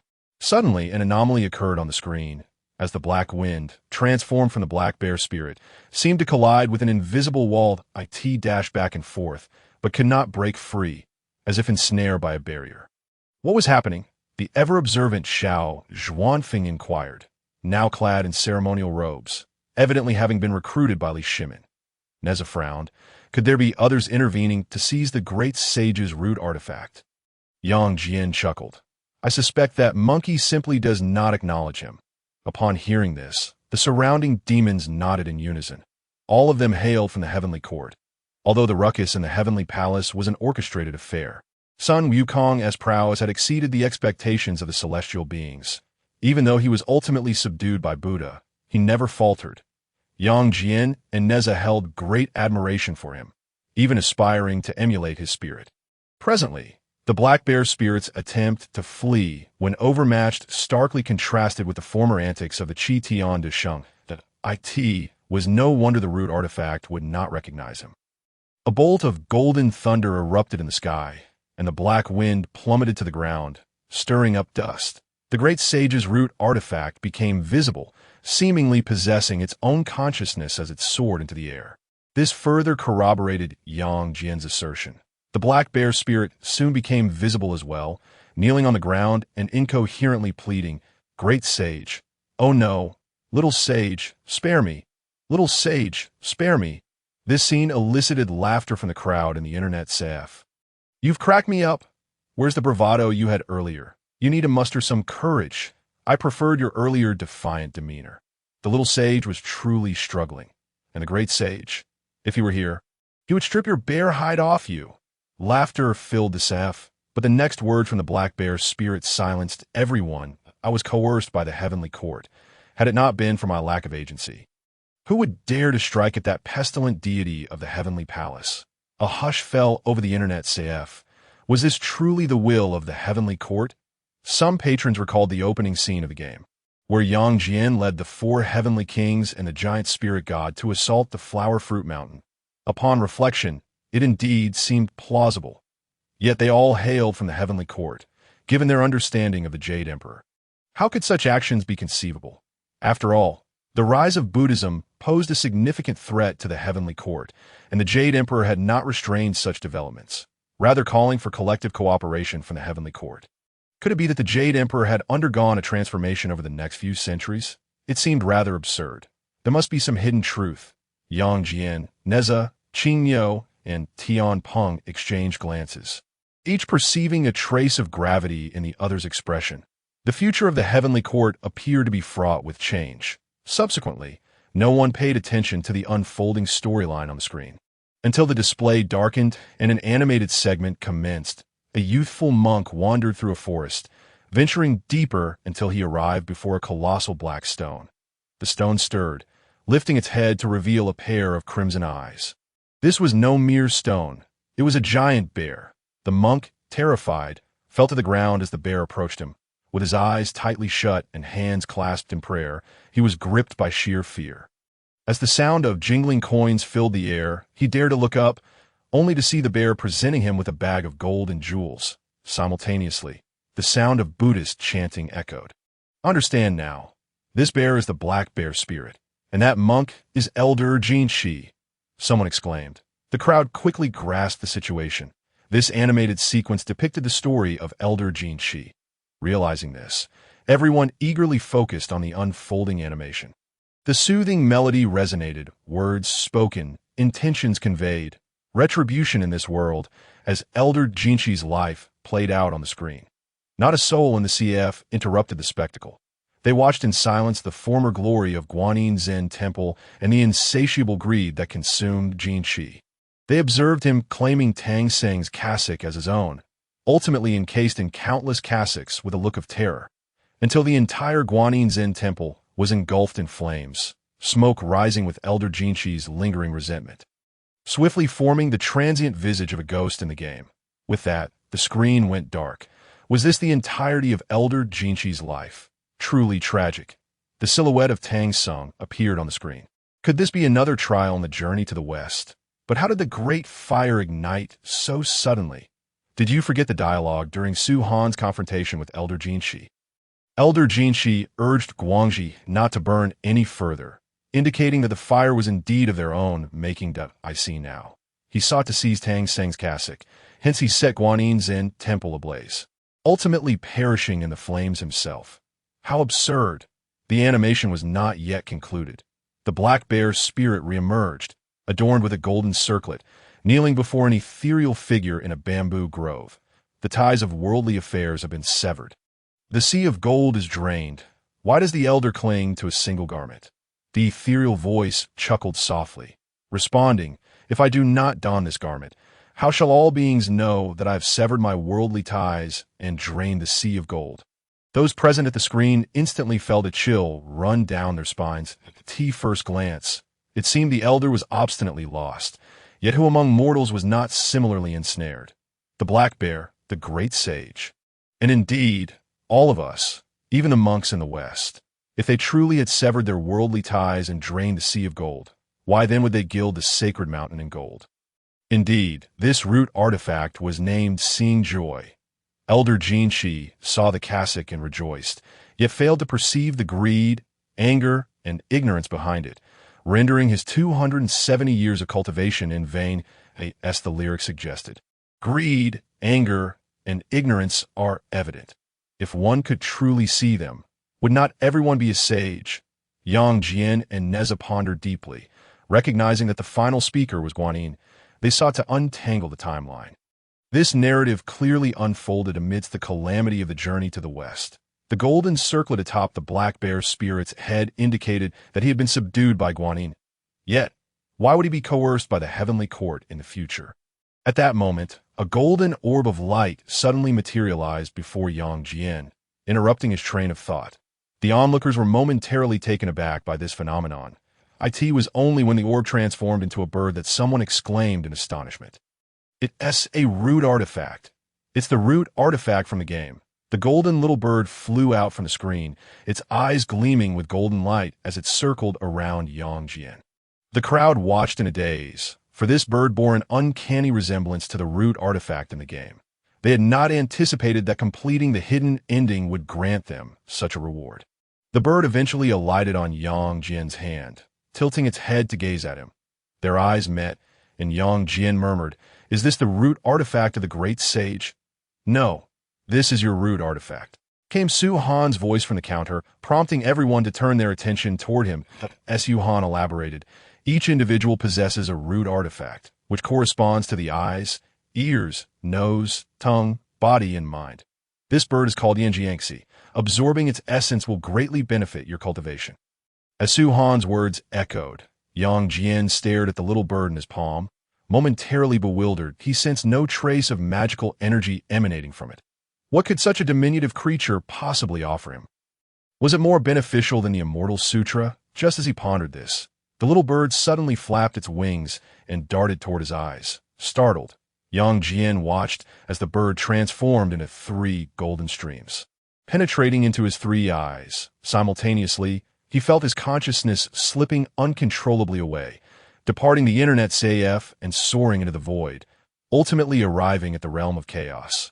Here, amidst the vast emptiness, his 3 eyes shone like beacons, illuminating everything around. "At last, you have arrived," a voice resonated unexpectedly. Yang Jian furrowed his brow, attempting to speak, yet found himself utterly voiceless. His entire being seemed immobilized, leaving only his eyes capable of movement. It was as if he had been reduced to just 3 eyes. "You have come to fetch me, to take me away from here," the voice echoed from the depths of chaos, growing ever closer. The chaotic expanse quivered as the source of the voice finally materialized before him. Upon seeing the figure's visage, Yang Jian was drenched in cold sweat, for the man bore an identical appearance to him. Before Yang Jian could react, the figure lunged toward him. "Get away!" Yang Jian roared. His eyes, snapping open, a blinding golden rainbow erupted from his gaze, illuminating the entire Internet Café. "What is happening?" Yang Jian regarded his own body with disbelief. "Brother Yang, what has happened to you?" Nezha inquired with concern. As Qing Miao and Tian Peng approached curiously, a bead of cold sweat trickled down Yang Jian's forehead. I think I just broke free from the control of the heavenly Dao. What?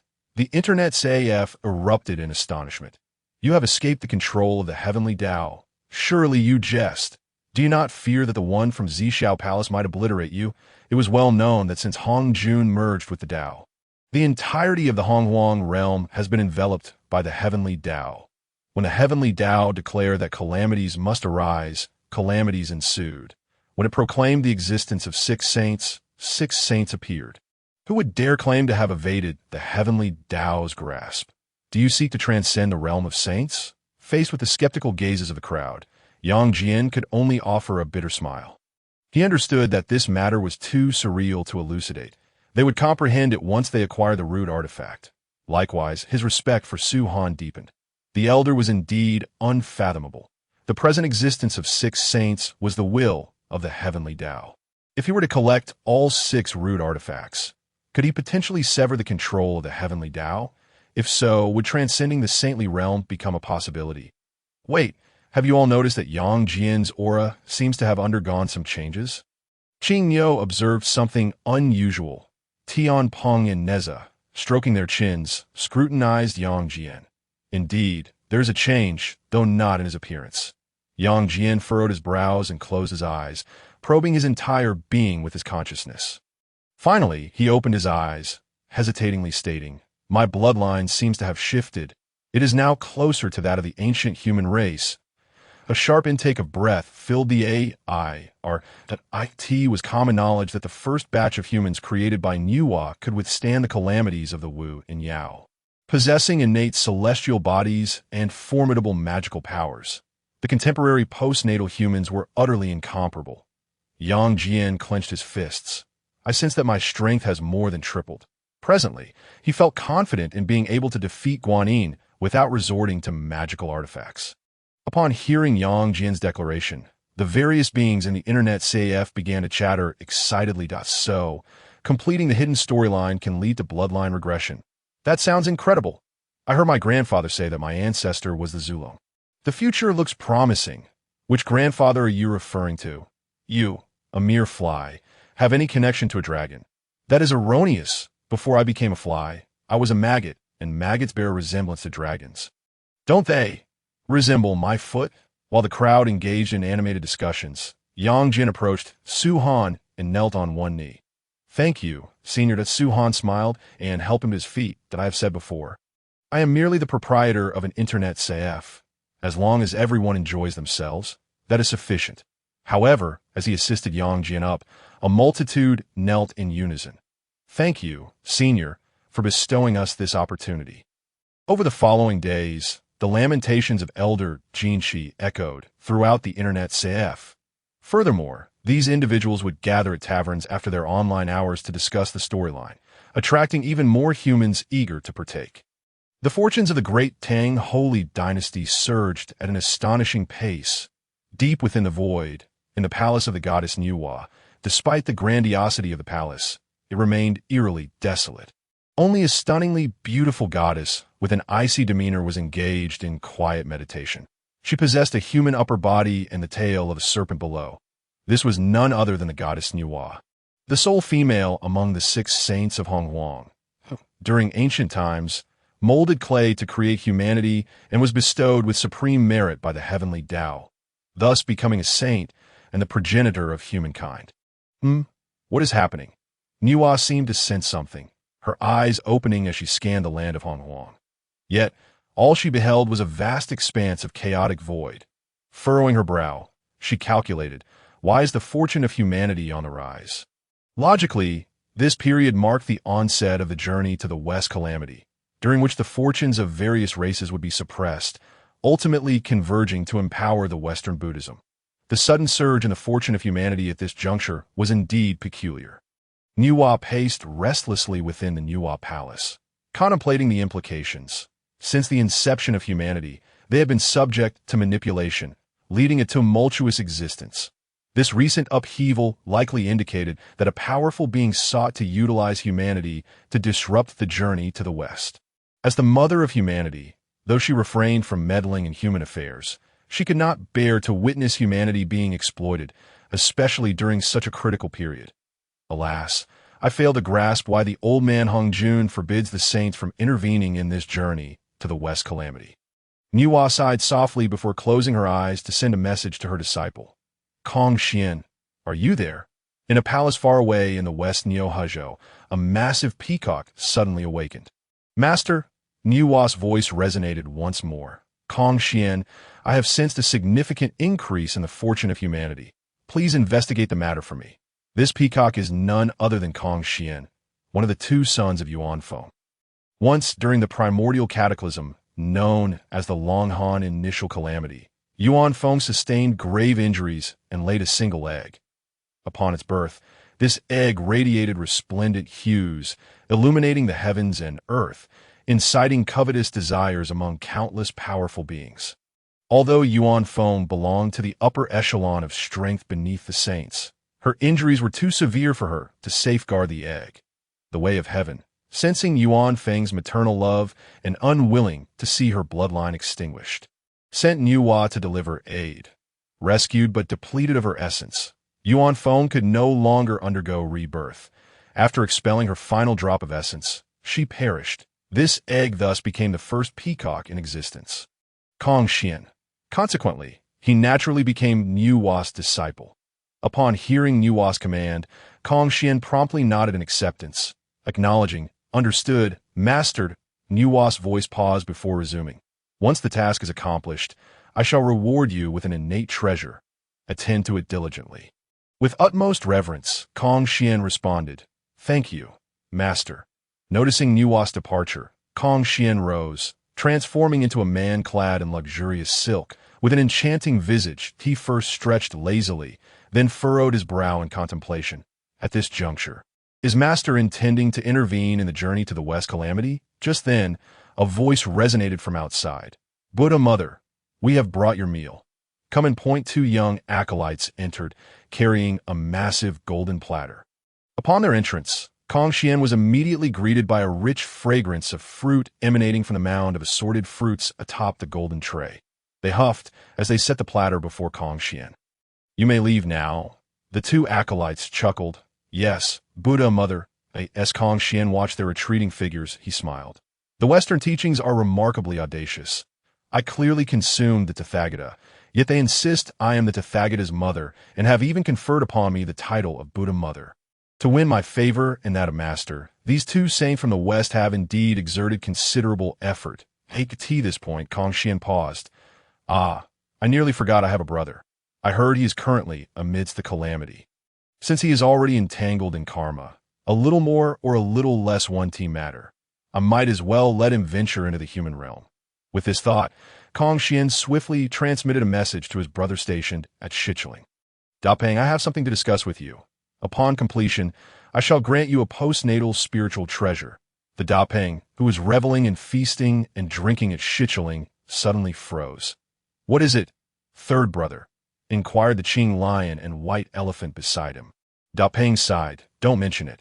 My elder brother has tasked me with traversing the human realm to gather intelligence. The Qing lion and white elephant burst into laughter.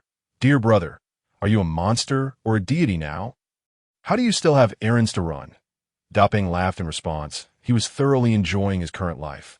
Previously, he had merely the title of Tathagata's uncle, yet remained imprisoned within Ling Mountain.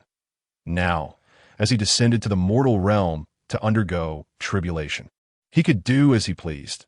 What bliss it was! Setting down a cup of warm wine, he declared, I shall drink this upon my return. With that, he exited the cave, unfurling his dark wings and soaring towards the direction of the Tang holy dynasty. While he might not match the Qing lion and white elephant in combat, few could rival Dapeng when it came to speed in the vast primordial realms. Though Chang'an was far removed from his location, he could reach it in but a few breaths. As he soared through the air, he glanced downward and instantly locked onto a white-figured O. Is that a little dragon? Due to the Yuan Feng bloodline coursing through him, Dapeng had a particular fondness for dragon flesh. However, the current state of the dragon clan was dismal. He could only feast on hybrid dragons, as the true dragons resided in the sea, under formal protection. Even as the Tathagata's uncle, he dared not indulge too freely. Discovering a wild, purebred dragon was indeed a delightful surprise. With a piercing cry, he dove towards the ground, snatching the little dragon with his talons. The little dragon was instantly alarmed, yet upon beholding Da Peng's form, he relaxed. "Release me. I am the good fortune boy of the Guanyin Temple, sent down to undergo tribulation." Da Peng, momentarily taken aback, recalled the figure of the dragon maiden from his memories. Indeed, there was such a character, though she seldom left the Guanyin Temple, even remaining unknown to many in Buddhism. Thinking of this, Da Peng erupted into laughter. "I think you ought to forego your tribulation. Once I bring you back to Shichiling, we can prepare a feast for my brothers." The dragon maiden gasped in shock. "What did you say? Aren't you afraid of Guanyin seeking retribution?" To this, Da Peng laughed even louder. "The Tathagata himself must call me uncle. What is Guanyin to me?" With that, he flapped his wings once more, carrying the dragon maiden towards Chang'an. The dragon maiden was filled with despair. Guanyin had sent her to the mortal realm to face a trial, which was the last thing she desired. Thus, she found a desolate mountain, dug a pit to hide herself, intending to enter seclusion until the journey to the West Calamity concluded. Little did she expect that in the briefest moment of venturing out for fresh air, she would be captured by Da Peng. This brash creature was notorious in Buddhism. Otherwise, he wouldn't have been dispatched to undergo tribulation. Being in his clutches spelled her doom. The dragon maiden sighed inwardly, feeling the cold wind brush past her, tears glistening at the corners of her eyes. Such perilous times in the primordial world. Soon, Da Peng arrived above Chang'an, circling the city several times. Utilizing his divine sense to assess the recent changes, he quickly discerned that a new emperor had ascended the throne. So, the new emperor has caused a resurgence in the human realm's fortunes upon taking office. He must be a commendable ruler. With this thought, he swallowed, curious whether the true dragon son would taste better than the others. Yet, it was merely a fleeting thought. Having completed Kong Xian's task, Da Peng felt elated. Gazing down at the bustling humans below, an urge to devour them all surged within him. Originally, there had been many humans residing around Shichiling, but shortly after the Tathagata arranged for the three brothers to descend, the humans were utterly consumed. Now, seeing humans again made Da Peng salivate. However, he was not an impulsive beast. He recognized this place as a gathering point of human fortunes, blessed by their auspices, and thus refrained from acting rashly. Yet the protection over Chang'an did not extend to those outside its walls. With this in mind, a smile crept across his lips. Merely capturing a little dragon would not suffice to sate his appetite. He would need to seize several hundred humans to indulge today. With this plan, he circled in the air, swiftly pinpointing a temple outside the city. This temple is not large. Even if I were to destroy it, it shouldn't alarm the other humans. Let's begin here. Within Jinshan Temple, the white-haired mouse was feeling rather frustrated that a few days prior, she had brought 8 skeletons to find the little monk, only to learn that he had been diligently transcribing scriptures in the temple. Consequently, his standing within the temple had significantly risen. One now needed to announce their presence to see him. However, despite the days passing, she had yet to catch a glimpse of the little monk. When did he become so important? The white-haired mouse sulked in the quarters arranged for her by Abbot Famings. She contemplated that if she did not see the little monk today, she might just barge in. Just then, a tremendous crash echoed from the temple courtyard. "What kind of monster is this?" "Monster, I am the Buddha's uncle, the golden-winged Da Peng. Here to feast on a few of your lives today. How audacious! Taste my staff?" A commotion erupted, and the white-haired mouse hurried outside, only to find a massive golden eagle hovering above the temple. Its sharp talons clutched a monk, who was bloodied and barely clinging to life. The appearance of the white-haired mouse caught the golden-winged Da Peng's attention. The moment he spotted her, saliva began to drip from his mouth, for in his eyes, the white-haired mouse resembled a plump, delectable morsel. She was precisely to his liking that a cry of an eagle erupted from his lips, soaring directly towards the white-furred mouse. The mouse furrowed its brow, and with a swift motion, unleashed an unparalleled power that sent the golden-winged Da Peng flying through the air. The Da Peng, bewildered, pondered what had just transpired. This moment, the gathered crowd in the temple emerged, standing resolutely behind the white-furred mouse. Abbot Faming also appeared from his study, pen in hand, though the figure of the young monk was still nowhere to be seen. "What kind of monster is this, daring to wreak havoc near Chang'an?" someone inquired. The white-furred mouse explained, "Did you not hear what he just said? He is the uncle of the Tathagata, the golden-winged Dapeng."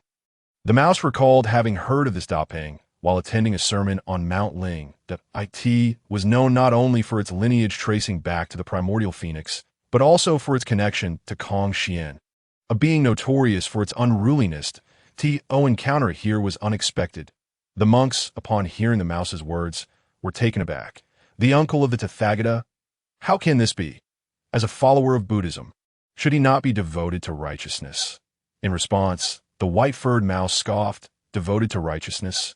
At present, it seems that only the innocent young monk can truly embody such virtue within the entirety of Buddhism."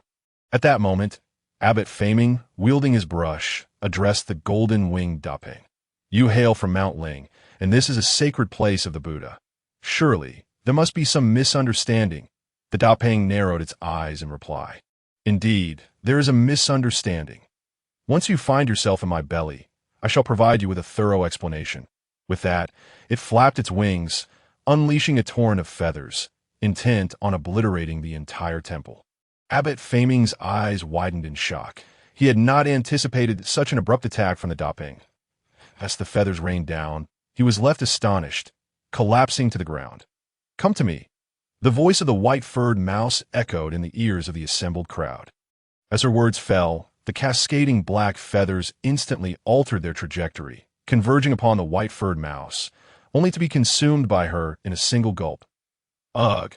How can this foolish bird be so foul?" The mouse spat out the feathers from the corner of her mouth, expressing her dissatisfaction towards the golden-winged Dapeng. The Dapeng was left dumbfounded. What was happening? Its own assault was effortlessly neutralized by this plump rodent. When had such a formidable mouse emerged from the primordial chaos? Clearly, it was oblivious to the earlier cosmic battle. Soon, the Dapeng regained its composure, realizing that this white-furred mouse likely possessed the cultivation of a great Luo golden immortal, comparable to itself, albeit with a single impressive divine ability. With this thought, the Dapeng immediately activated its bloodline, transforming into its true form at a massive black-winged Dapeng, spanning 100 meters, appeared in the skies above Chang'an, exuding a fierce aura reminiscent of the ancient Phoenix clan. This overwhelming presence was such that even the average dragon clan would struggle to withstand it, let alone this mouse, that it was a pressure that emanated from the very soul. However, the white-furred mouse remained undeterred, wearing a smile. "Look, we're getting anxious." This scene incited the wrath of the golden-winged Dapeng. "Die!" it roared, diving towards the white-furred mouse. Yet, just as it was about to land, the mouse unleashed a fist. This punch was not only infused with magical power, but also carried the fortune of her entire clan. Simultaneously, a golden giant mouse materialized behind her. This giant mouse was larger than the golden-winged Dapeng, yet lacked the ferocity of a wild beast, instead radiating a sacred aura. The Dapeng's eyes widened in astonishment. Is this the mouse deity? Following that, with a resounding crash, the golden-winged Dapeng was sent reeling backwards. Its feathers scattered, leaving it in a most undignified state. The tremendous noise also attracted the attention of the residents of Chang'an. At the entrance of the Internet Café, Nezha, Yang Jian, Su Han, and others stood, observing the unfolding spectacle. "Are the Buddhists here to settle a score?" inquired the king of inspiration. "Settle a score? It seems more like they're delivering a head," scoffed Tianpa. The Qilin also looked on disdainfully. This Dapeng has been arrogant for too long.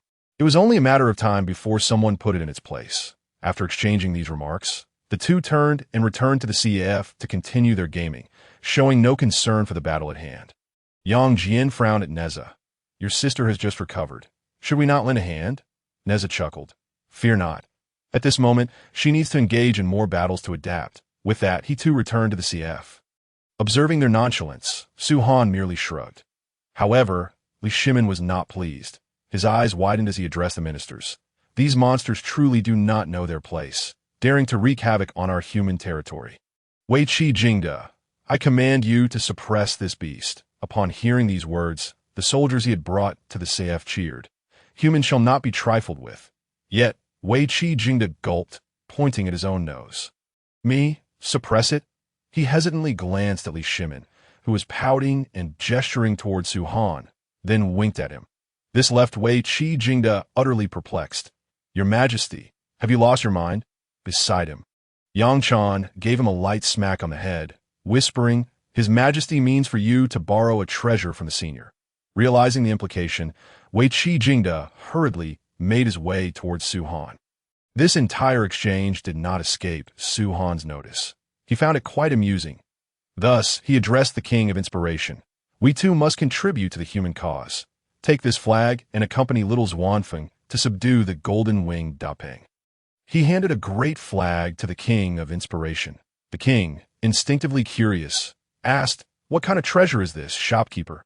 Su Han replied nonchalantly, The banner of 10,000 souls. When the King of Inspiration and little Zhuanfeng arrived at the scene, the battle between the white-furred mouse and the golden-winged Dapeng was nearing its conclusion. Fly. I command you to fly. The white-furred mouse was now atop the Dapeng, fiercely tugging at its feathers. The Dapeng was on the brink of insanity. Its once resplendent feathers had been nearly stripped bare, and it now resembled nothing more than a vulture. You wretched woman! Release me. I am the uncle of the Tathagata, the son of the primordial phoenix. The white-furred mouse couldn't help but laugh at these words. The primordial phoenix has been dead for millennia, and you still dare to mention it? The Tathagata? My brother blew up half of Mount Ling, and he doesn't even dare to utter a word. What do you think you are? Hearing this, the golden-winged Dapeng was momentarily stunned. Is it you? You're the pair of child boys and girls that Guanyin took in. With a resounding thud, the white-furred mouse delivered a punch, and the golden giant mouse's phantom materialized on the Dapeng's back, effortlessly seizing another feather. The Dapeng cried out in pain. Wei Qi Jingda swallowed hard. It seems we may not need to intervene after all. The King of Inspiration huffed. I represent Senior Su Han. We must take action. Wei Qi Jingda was taken aback. What do you intend to do? The King of Inspiration whispered in his ear. The two seemed to reach a tacit understanding that this moment, the battle in the sky was drawing to a close, not because the Dapeng could no longer fight, but because it could no longer fly. The golden-winged Dapeng was now in a state resembling that of a roasted chicken, utterly humiliated. With a thunderous crash, both bird and mouse plummeted outside of Chang'an. Yet the white-furred mouse did not cease her actions. One hand locked around the golden-winged Dapeng's neck while the other pounded down upon its form. Let you fly. Let you fly. The Dapeng was utterly powerless to defend itself. Numerous residents of Chang'an were perched at the edge of the city walls. Watching the scene unfold, as two monstrous beasts clashed, they felt both apprehensive about being caught in the crossfire and curious. Yet none dared to approach. Just then, a voice suddenly reverberated through the sky. Cease at once. The crowd looked up in astonishment. They beheld a great river that had appeared in mid-air, with two figures standing atop its waves. One figure had skin of a deep crimson hue and a towering stature, appearing anything but human. The other was recognizable as General Wei Qi Jingda. Look, it's General Wei Qi, exclaimed the onlookers. The person beside General Wei must be a deity. Hurry and bow down. Surely, he has been sent by our emperor. As the crowd buzzed with chatter, Wei Qi Jingda spoke up, declaring, We have come at the behest of His Majesty and our esteemed predecessors to subdue the giant Peng. You, irrelevant onlookers, should swiftly withdraw. His voice, now a force of nature, resonated throughout the entirety of Chang'an, and rather than diminishing, the throngs of spectators swelled in number. This was precisely his intention. Just as Wei Qi Jingda prepared to continue, he was interrupted by a frantic cry. Quick, take me with you. The golden-winged great Peng, having escaped the clutches of the white-furred mouse, stumbled towards the two with an amusing gait, its expression one of sheer terror, as it glanced back. Fearful of being pursued, Wei Qi Jingda and the King of Inspiration exchanged bewildered looks. Brother, we are here to capture you. Your eagerness is somewhat misplaced. The great Peng, now terrified, realized too late that the seemingly innocuous rodent was, in fact, a newly ascended mouse deity. His own cultivation at the early stage of the Grand Luo Golden Immortal was woefully inadequate in comparison. Please, take me with you. I beseech you, the great Peng implored once more. The two exchanged a knowing glance before the king of inspiration brandished a black banner that materialized in his hand. As the banner unfurled, it seemed to dim the very light of the sky. A thin veil of black mist wafted from it, resembling a malevolent entity. Collect, the king of inspiration commanded, waving the banner as the dark aura enveloped the great Peng. When the shadow dissipated, the once mighty bird, towering nearly 100 meters, had vanished, leaving behind utter disarray. The onlookers, taken aback, stood in stunned silence. Did I just witness a miracle? That colossal, featherless bird has simply vanished, exclaimed one. Mother, I too wish to become an immortal. Then you must study diligently, came the reply. What does studying have to do with becoming an immortal?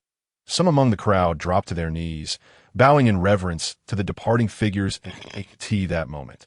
A voice rang out, Today, I, Li Shimin, solemnly swear, the human race shall not be oppressed. The proclamation only solidified the people's faith. They recognized these were indeed the emperor's chosen champions, and the current emperor himself was a deity. Realizing this, they hastily knelt toward the palace, paying homage. Within the Internet Café, Su Han received the Wan Hun banner from the King of Inspiration, watching with keen interest as Li Shimin descended from his golden dragon throne. Li Shimin, slightly abashed, scratched his head. Thank you for your assistance, esteemed elder. I shall purchase another 200 gaming helmets.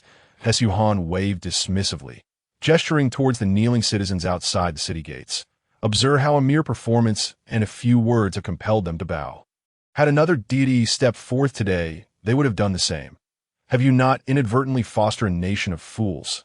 At these words, Li Shimin's expression froze. Yet every emperor throughout history has, Su Han interjected.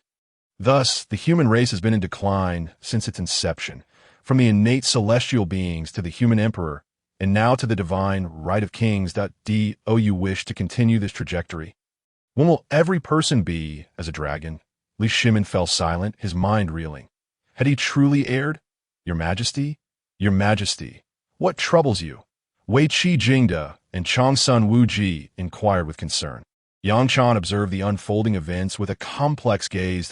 Su Han's words had undoubtedly shaken the very foundations of a monarch's worldview, and it would take time for Li Shimin to absorb such revelations. Fortunately, Li Shimin was a ruler who heeded counsel. Had it been another, a confrontation would likely have ensued. Such statements were akin to pouring poison at the roots of the feudal tree. Your Majesty is unwell. You should return to the palace, Yang Chan asserted, her tone commanding, embodying the essence of a national matriarch.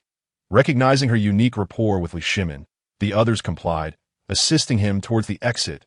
As they departed, Yang Chan inclined her head to Su Han, expressing her gratitude. Thank you, esteemed elder. Su Han nodded in acknowledgement. His primary aim in voicing such sentiments was to fully unlock the market potential of the Internet Café, allowing Li Shimin to offer the opportunity of ascendance to all, thereby enriching himself in the process. Little did he anticipate the profound impact this would have on the two phoenixes, observing their retreating figures. Su Han sighed softly, clutching the Wan Hun banner as he made his way to the rear courtyard. In the courtyard, he waved the banner, and a shadow tumbled forth, a shrunken golden-winged great Peng. Now completely bare, its remaining feathers obliterated by the refining process of the Wan Hun banner. Laughter erupted in the courtyard. The voice of Qing Yotian Peng rang the loudest. Is this featherless bird truly the uncle of the Tathagata? Could it be that the Tathagata's true form resembles this? The two seemed to have mended their relationship. Just yesterday, they had shared a drink with Yang Jian and Nezha, plotting to strike at Ling Mountain once more. Especially Tian Peng, a character known for his unruly nature, had been itching for action since witnessing the previous terrifying assault on Ling Mountain.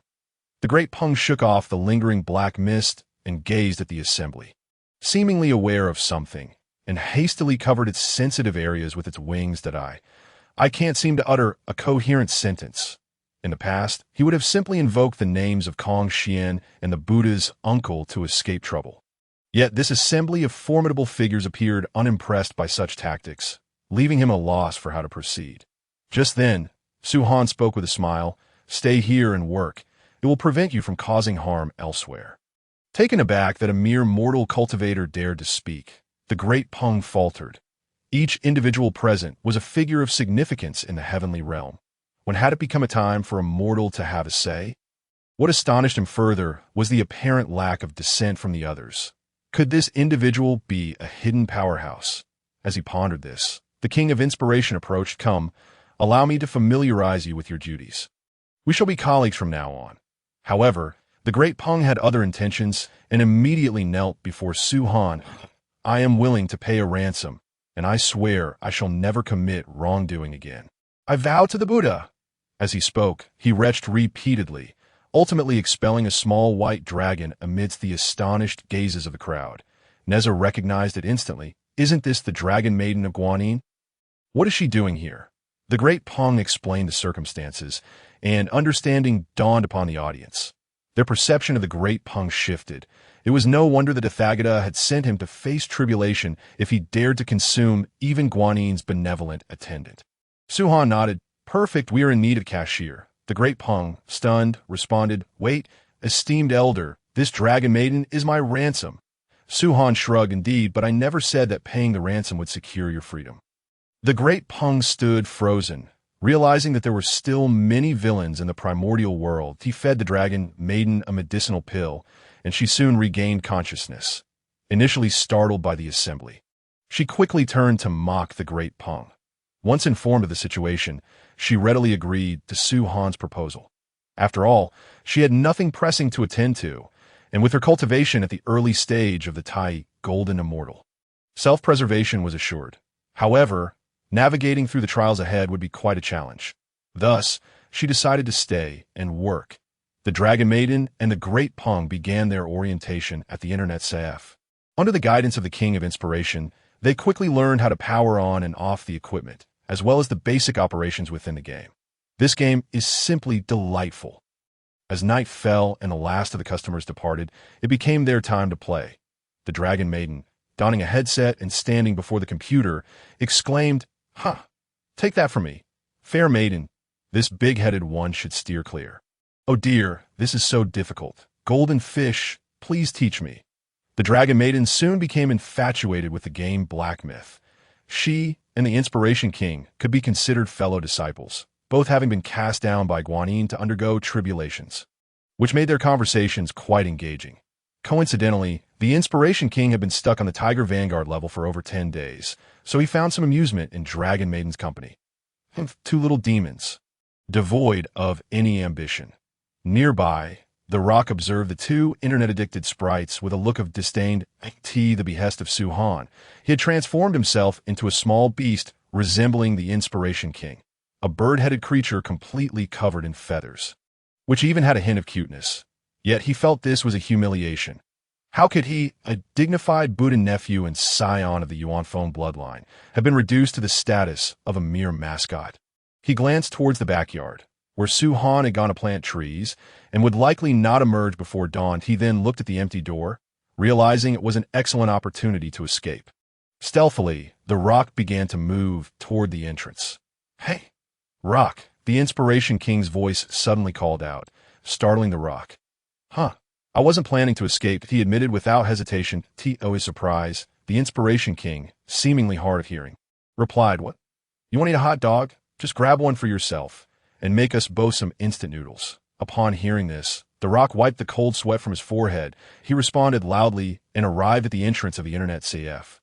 Feeling the gentle breeze wafting in from outside, he savored the scent of freedom. He had never yearned for liberty as much as he did at that moment. The Grand Dao Internet Café. Situated in Chang'an City, once he returned, he would bring 48,000 little demons from Lion Camel Ridge to sweep this place clean. What human fortune, merely a meal on his plate. With these thoughts, his tall frame transformed into a birdman, wings spread wide. Farewell! With a cry like an eagle's, he soared toward the door. Boom! A tremendous sound echoed. A wall of air appeared at the entrance, sending the Rock crashing back. What in the world? He lay on the ground, astonished, staring at the door, which was undeniably empty. Just then, the Inspiration King approached holding a hot dog. The shopkeeper said this wooden door isn't theft-proof, so I've set up a barrier that activates automatically at night. The rock glared at him. Why didn't you say so earlier? The Inspiration King shrugged. You didn't ask. With that, he took a bite of the hot dog and returned to play games with the Dragon Maiden. The rock gritted his teeth in frustration, wishing he could obliterate the entire group. However, as long as they remained in the CF, everyone's cultivation would be sealed. Don't rush to escape. Come have some fruit first. Su-Han's voice called from the backyard. It was evident that he was keenly aware of the rock's every move. As his words fell, Su-Han emerged from the backyard, cradling a fruit platter. The rock sighed inwardly, brushing off the dust from his clothes. Upon seeing the fruit platter in Su-Han's hands, his pupils dilated in shock. That a peaches of immortality. Peaches of immortality? The Dragon Maiden exclaimed, equally astonished, hastily removing her helmet to take a closer look. Su-Han's platter contained not only the peaches of immortality, but also celestial apricots, hibiscus fruits, and spiritual plants. These are all nearing spoilage in my possession. Su-Han pointed to the backyard. So I decided to plant them here. In the future, you can gather them yourself, but be cautious not to eat the unripe ones. The three little demons ventured into the backyard, instantly awestruck by the sight before them. The previously monotonous yard had now been adorned with several towering fruit trees, their branches laden with bountiful celestial fruits. After saving the white-haired mouse, Su-Han had discovered a small amount of essence soil, which proved to be a wellspring of inexhaustible magical energy. Thus, he conceived the idea of planting fruit trees in the essence soil, that he first suppressed their infinite growth characteristic using the Great Dao principles within the CF. Then placed them into the flower beds. Indeed, after planting the celestial trees, the essence soil acted as if it possessed limitless fertilizer. While ordinary plants would perish quickly, these innate spiritual stocks thrived on such nourishment. The maturation period that typically spanned thousands of years had been drastically shortened, and the fruits on the trees were growing at an observable rate. Wow! The Dragon Maiden exclaimed, her eyes sparkling with wonder at the backyard's transformation. Though not vast, it was far more abundant in spiritual energy than Guanin's temple. Not only were there fallen spiritual fruits, but merely cultivating here was significantly quicker than in other locations. Can we eat these freely? The rock, swallowing hard, asked incredulously. Su-Han nodded, tossing a ripe celestial apricot to the Inspiration King. As long as they are ripe, you can eat them. The rock, utterly astonished, found himself speechless. Previously, he had felt indifferent when others referred to Su-Han as senior. Now, witnessing Su-Han's grand gesture, it was clear that his influence surpassed even that of the heavenly court and the spiritual mountains. Perhaps he could consider staying here to work. The rock's resolve began to waver. Outside the city, at Golden Mountain Temple, the monks were truly ungrateful. The white-haired mouse sat in her chamber, fuming as she poked at her meal with chopsticks. Had she not intervened today, the entire Golden Mountain Temple would have been destroyed. Yet, even so, they still refused to allow the young monk to meet her. The white-haired mouse was sulking over this. Perhaps she should simply kidnap the young monk and take him to the Internet CF. After all, she had already fallen out with the spiritual mountain. Ruining the westward journey would be a fitting conclusion. However, she knew her brother would never agree to such a plan. Just then, a knock echoed at her door. Dear benefactor, Elder Fahai requests your presence. Hearing this, the white-haired mouse's expression brightened as she opened the door. The visitor was a young man, around 30, with a bandage wrapped around his abdomen, stained with yellow. He was none other than the martial monk who had been pecked by the rock earlier that day. Upon seeing the white-haired mouse, the monk smiled and bowed. I am Fahai, and I sincerely thank you for saving my life. The white-haired mouse was taken aback. Fahai, are you of the same generation as Elder Faming? Fahai smiled. The previous abbot bestowed my Dharma name upon me due to my exceptional talents. Nodding, the white-haired mouse noted that he was indeed quite gifted. Having reached the chi transformation stage at such a young age, the two engaged in light conversation as they made their way to the main hall of Golden Mountain Temple. Within the hall, the rhythmic sound of a wooden fish being struck resonated, steady and calming, instilling a sense of peace. Benefactor, you have arrived, an elderly voice called out as Elder Faming, clad in a cassock, turned to face the two. Simultaneously, Fahai bowed and took his leave. The white-haired mouse curiously stepped into the hall. Where is the young monk? Why isn't he here? Elder Faming inhaled deeply and did not respond to her inquiry. Instead, posing a question of his own. Do you claim that the great eagle that attacked our temple today is the uncle of the Buddha? The white-haired mouse nodded. Yes, that fellow is quite arrogant and has been causing trouble, relying on the Buddha's connections. Even the heavenly court has heard of him. Elder Faming's hands trembled, causing the stick he used to strike the wooden fish to fall to the ground, but he was born in the bliss of Lingshan. Should he not be devoted to goodness? The white-haired mouse scoffed. Why should being born in Lingshan mean one must be devoted to goodness? Just a few days ago, I witnessed 2 monks pilfering gold there. Hearing this, Elder Faming appeared profoundly shaken. But the sutras do not convey such teachings, that if they were truly like this, they should never have entered the Western bliss. The white-haired mouse regarded Elder Faming, then sighed. You wouldn't believe anything I say, so why not let me show you? As the voice faded, the white-haired mouse flicked his hand, causing a golden light to penetrate into the mind of F.A. Ming. This was a memory from not long, that moment. A dazzling golden light flashed before F.A. Ming's eyes. When he opened them, he beheld countless golden statues of Arhats and Buddhas, with various flying creatures hovering above them. All of them had their eyes tightly shut, as if they were listening to something profound. Shortly thereafter, a vast sound of Buddhist chanting resounded, and F.A. Ming lifted his gaze to see a colossal lotus pedestal upon which a great Buddha sat in serene meditation. Could this be the Tathagata Buddha? F.A. Ming was taken aback. He wished to kneel in reverence, yet his body remained immobile. Thus, he listened with utmost respect until the recitation concluded. The Buddhas joined their hands in salute, and the Tathagata slowly opened his eyes. Wait, why aren't your hands in the Anjali position?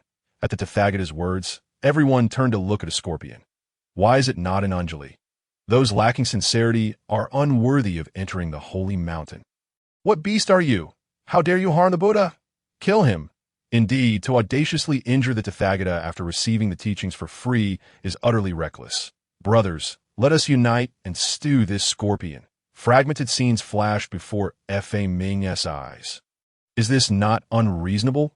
He murmured, unaware of the trials and tribulations spoken of, yet knowing that such actions contradicted the true essence of Buddhism.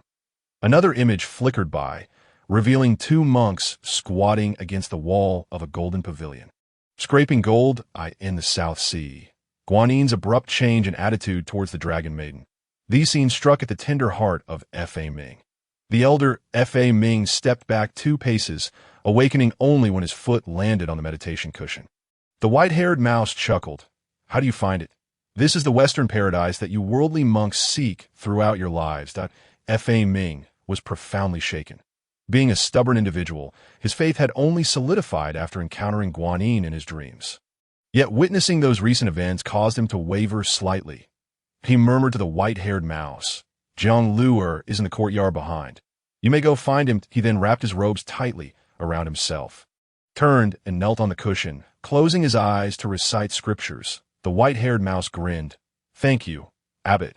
With that, he bounced towards the back of the main hall. There lay a small courtyard with a single room still illuminated. The white-haired mouse made his way directly to that room. He gently pushed the door open and beheld a space cluttered with papers, where a small bald monk, wrapped in a quilt, was diligently writing. Little monk, I have come to see you. Jiang Luer startled at the sudden noise, turning to reveal a joyful expression. "I-T-S-U. How did you come here?" The white-haired mouse leaned closer. Why do you ask? I have been at the temple for several days, yet you never mentioned coming to see me. Jiang Luer scratched his head in embarrassment. I only found out today that you were at the temple. Elder F.A. Ming wouldn't allow me to visit you. The white-haired mouse snorted. These monks clearly never intended for me to see you. In truth, this was entirely Guanin's intention, as she had already learned of everything in F.A. Ming's dream. However, she was currently preoccupied with planning matters concerning Lu Yanchang and Yang Chan, as the affairs involving Nezha and others pertained to a significant calamity. So it was best to delay. By the way, where have you been all this time? Jiang Luer inquired. Upon hearing this, the white-haired mouse immediately grew excited. Let me tell you, for these past few days, I recounted the tale of causing a ruckus in the holy mountain to the little monk. Jiang Luer listened with a peculiar expression, but he understood that the white-haired mouse often spoke without restraint, but crafting tales about the Holy Mountain, a sacred site of Buddhism, was hardly appropriate. And you, have you spent these days transcribing the Mahayana scriptures? After the white-haired mouse spoke, he turned his gaze to the little monk. The little monk nodded and handed a completed book to the white-haired mouse. The latter began to flip through its pages. Authentic and verbatim, identical to what the Tathagata taught. Yet those grandiose principles atop are likely unattainable by mere mortals. This was also the reason the white-haired mouse held disdain for Buddhism, that it was absurd to preach that which one could not practice oneself. Flipping to the final page, he noted, why does this only contain half a sentence? The white-haired mouse pointed at the last segment of scripture. Jiang Luer sighed, my current cultivation only allows me to see this much. I have just recently broken through to the celestial immortal realm, and my understanding of the subsequent Mahayana teachings is limited. He had considered visiting the Great Dao Network to ask Su Han for guidance on cultivation methods. But Abbot F.A. Ming had outright refused. Witnessing the little monk's expression, the white-haired mouse furrowed his brow in contemplation. Su Han had previously mentioned that the little monk could enhance his cultivation through virtuous deeds. However, that was a slow process. Prior to attaining immortality, it might be manageable, but after, unless one accumulated great merits, it could take centuries to elevate even one major realm. I nearly forgot the main matter. Suddenly, the white-haired mouse slapped his forehead, recalling those 8 corpses. He had come here to transfer the primordial power of the golden cicada to the little monk. The white-haired mouse grasped the little monk's hand and led him outside. The little monk's face flushed slightly, but the white-haired mouse's cultivation as a great Luo golden immortal was beyond his capability to resist. Upon reaching the courtyard, the white-haired mouse waved his hand, and 8 skeletal remains were neatly arranged upon the ground. This startled the little monk. What is this? The white-haired mouse frowned. These corpses are you. The little monk, incredulous, pointed to his own nose. Is this me? The white-haired mouse affirmed with a nod, explaining the backstory. The golden cicada's cultivation is that of a great Luo golden immortal. If you can fully assimilate these, you might even return to your peak. The little monk was taken aback. Assimilate? You want me to eat all these things? Shocked, he realized that the first morsel he ever consumed was not merely human flesh, but rather the remains of his previous self. Not to mention he was a monk. Anyone would find it unacceptable. The little monk quickly shook his head. No, that's against the precepts. Oh no, don't come any closer. The white-haired mouse, grinning mischievously, approached the little monk with a skeletal frame in hand. The commotion quickly attracted the attention of others in the temple, who gathered to investigate. Upon witnessing this grotesque scene, they gasped in shock, chanting Amit Ba. Open wide, sister will feed you some ribs, as the white-haired mouse spoke. He shoved the skeletal frame into Jiang Luer's hands. Jiang Luer wore a face of resistance. Nearly on the verge of tears, he closed his eyes and flailed about, inadvertently making contact with the skeletal frame. Suddenly, a golden light radiated from a skeleton, enveloping the entire temple. Before Jiang Luer could comprehend what had transpired, the golden skeleton lunged directly at him. He screamed, closing his eyes in an attempt to shield himself. Yet, he felt nothing. When he opened his eyes, the skeletal frame had vanished without a trace. He touched his body, uncertain of what had occurred. However, turning to look at the other monks in the courtyard, he saw their faces filled with astonishment. Did that skeleton just merge into Jiang Luer's body? Am I seeing things? What just happened? Did you all feel the aura of Buddhist law emanating from Jiang Luer? Amidst the cacophony of voices, Jiang Luer began to piece together what had just happened. The skeleton had fused with him, so it turns out that it wasn't necessary to truly consume it. Merely touching it sufficed. With this realization, he cast a lingering glance at the white-haired mouse. The white-haired mouse chuckled wickedly. There are still 7 more to go. With a flourish of his hand, the 7 skeletal figures, previously seated on the ground, suddenly levitated into the air, hurtling towards the young monk. Jiang Luer, upon witnessing this scene, turned pale and fled in terror. The crowd of onlookers grew increasingly numerous, their expressions shifting to one of incredulity. The 7 headless skeletons, draped in robes, chased Jiang Luer around the courtyard, resembling vengeful spirits come to exact retribution. The white-haired mouse, observing the spectacle, was doubled over with laughter. Ultimately, the young monk was caught and pressed to the ground by the 7 robust skeletal frames. Tears of humiliation streaming down his face as a radiant light of Buddha shocked Chang'an city. The 7 skeletons completed their fusion. Jiang Luer felt his cultivation slowly rising within him, yet he could not muster a smile. He looked at the white-haired mouse and began to speak. From now on, I will never. But before he could finish, darkness enveloped him, and he collapsed to the ground. Witnessing this, the assembled crowd in the temple rushed over, including Elder Fahming, who had been chanting in the main hall. What has transpired? The white-haired mouse shrugged. It seems his rapid cultivation has overwhelmed his body. He will likely be unconscious for several days. With that, he scooped up Jiang Luer and leaped onto the wall.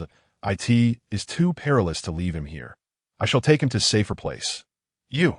Several monks attempted to intervene, but were halted by Elder Fahming.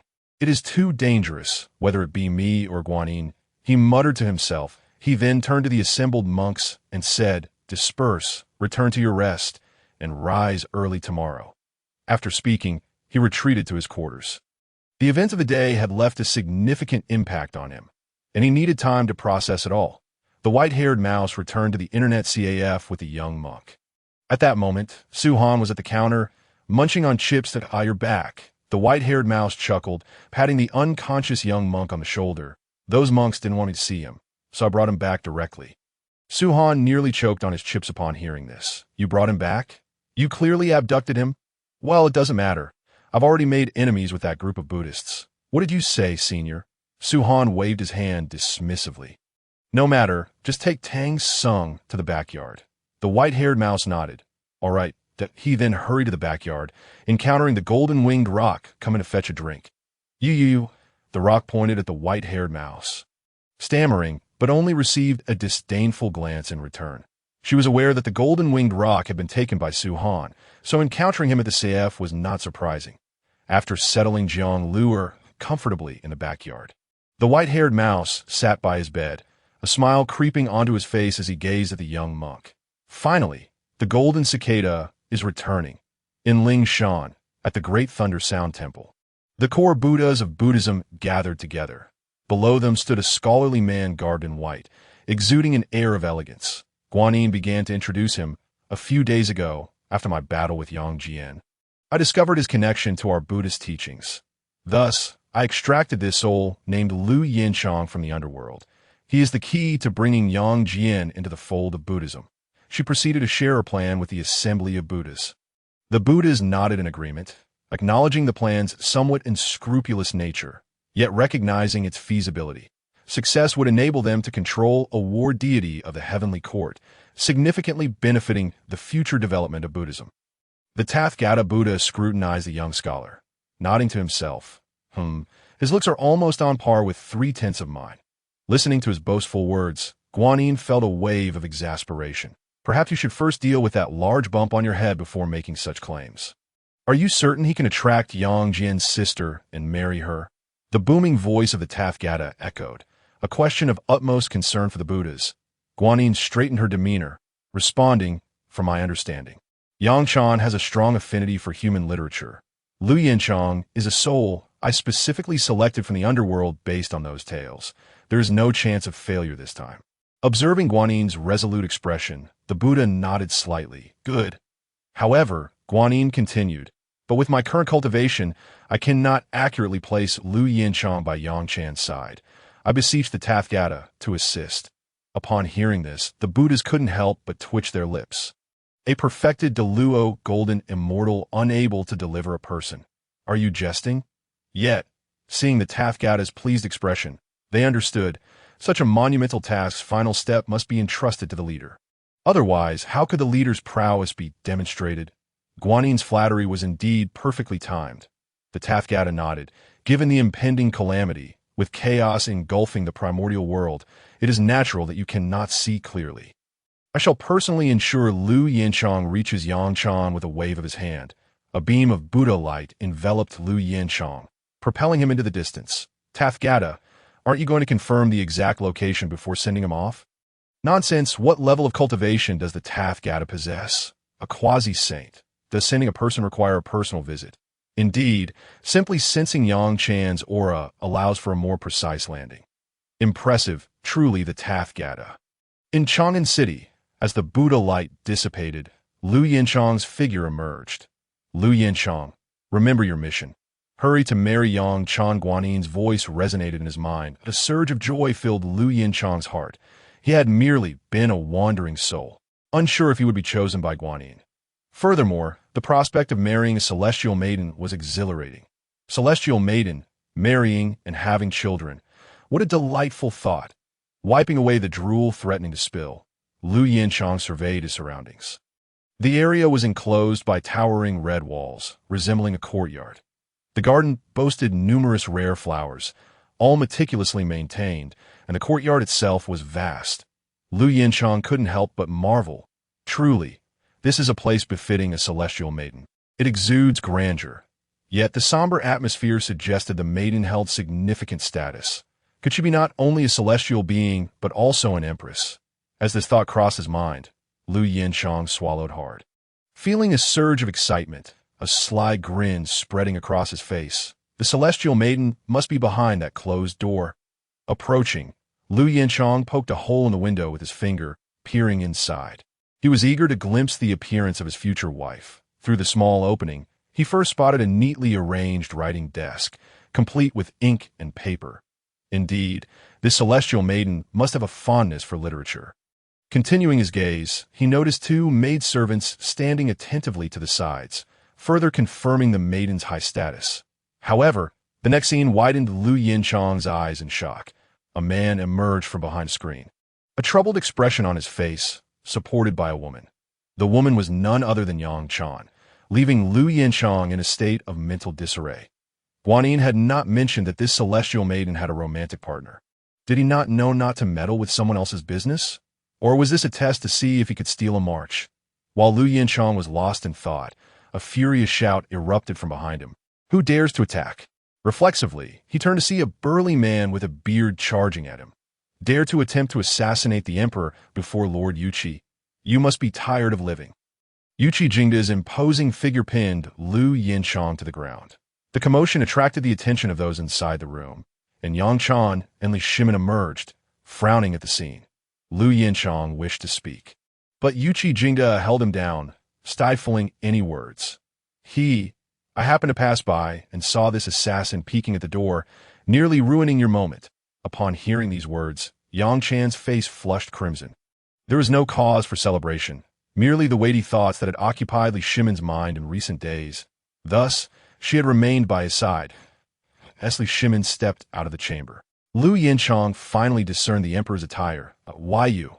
You are the emperor? He stammered, but before he could finish, Wei Qi Jingda delivered a powerful punch. Li Shimin was in a foul mood.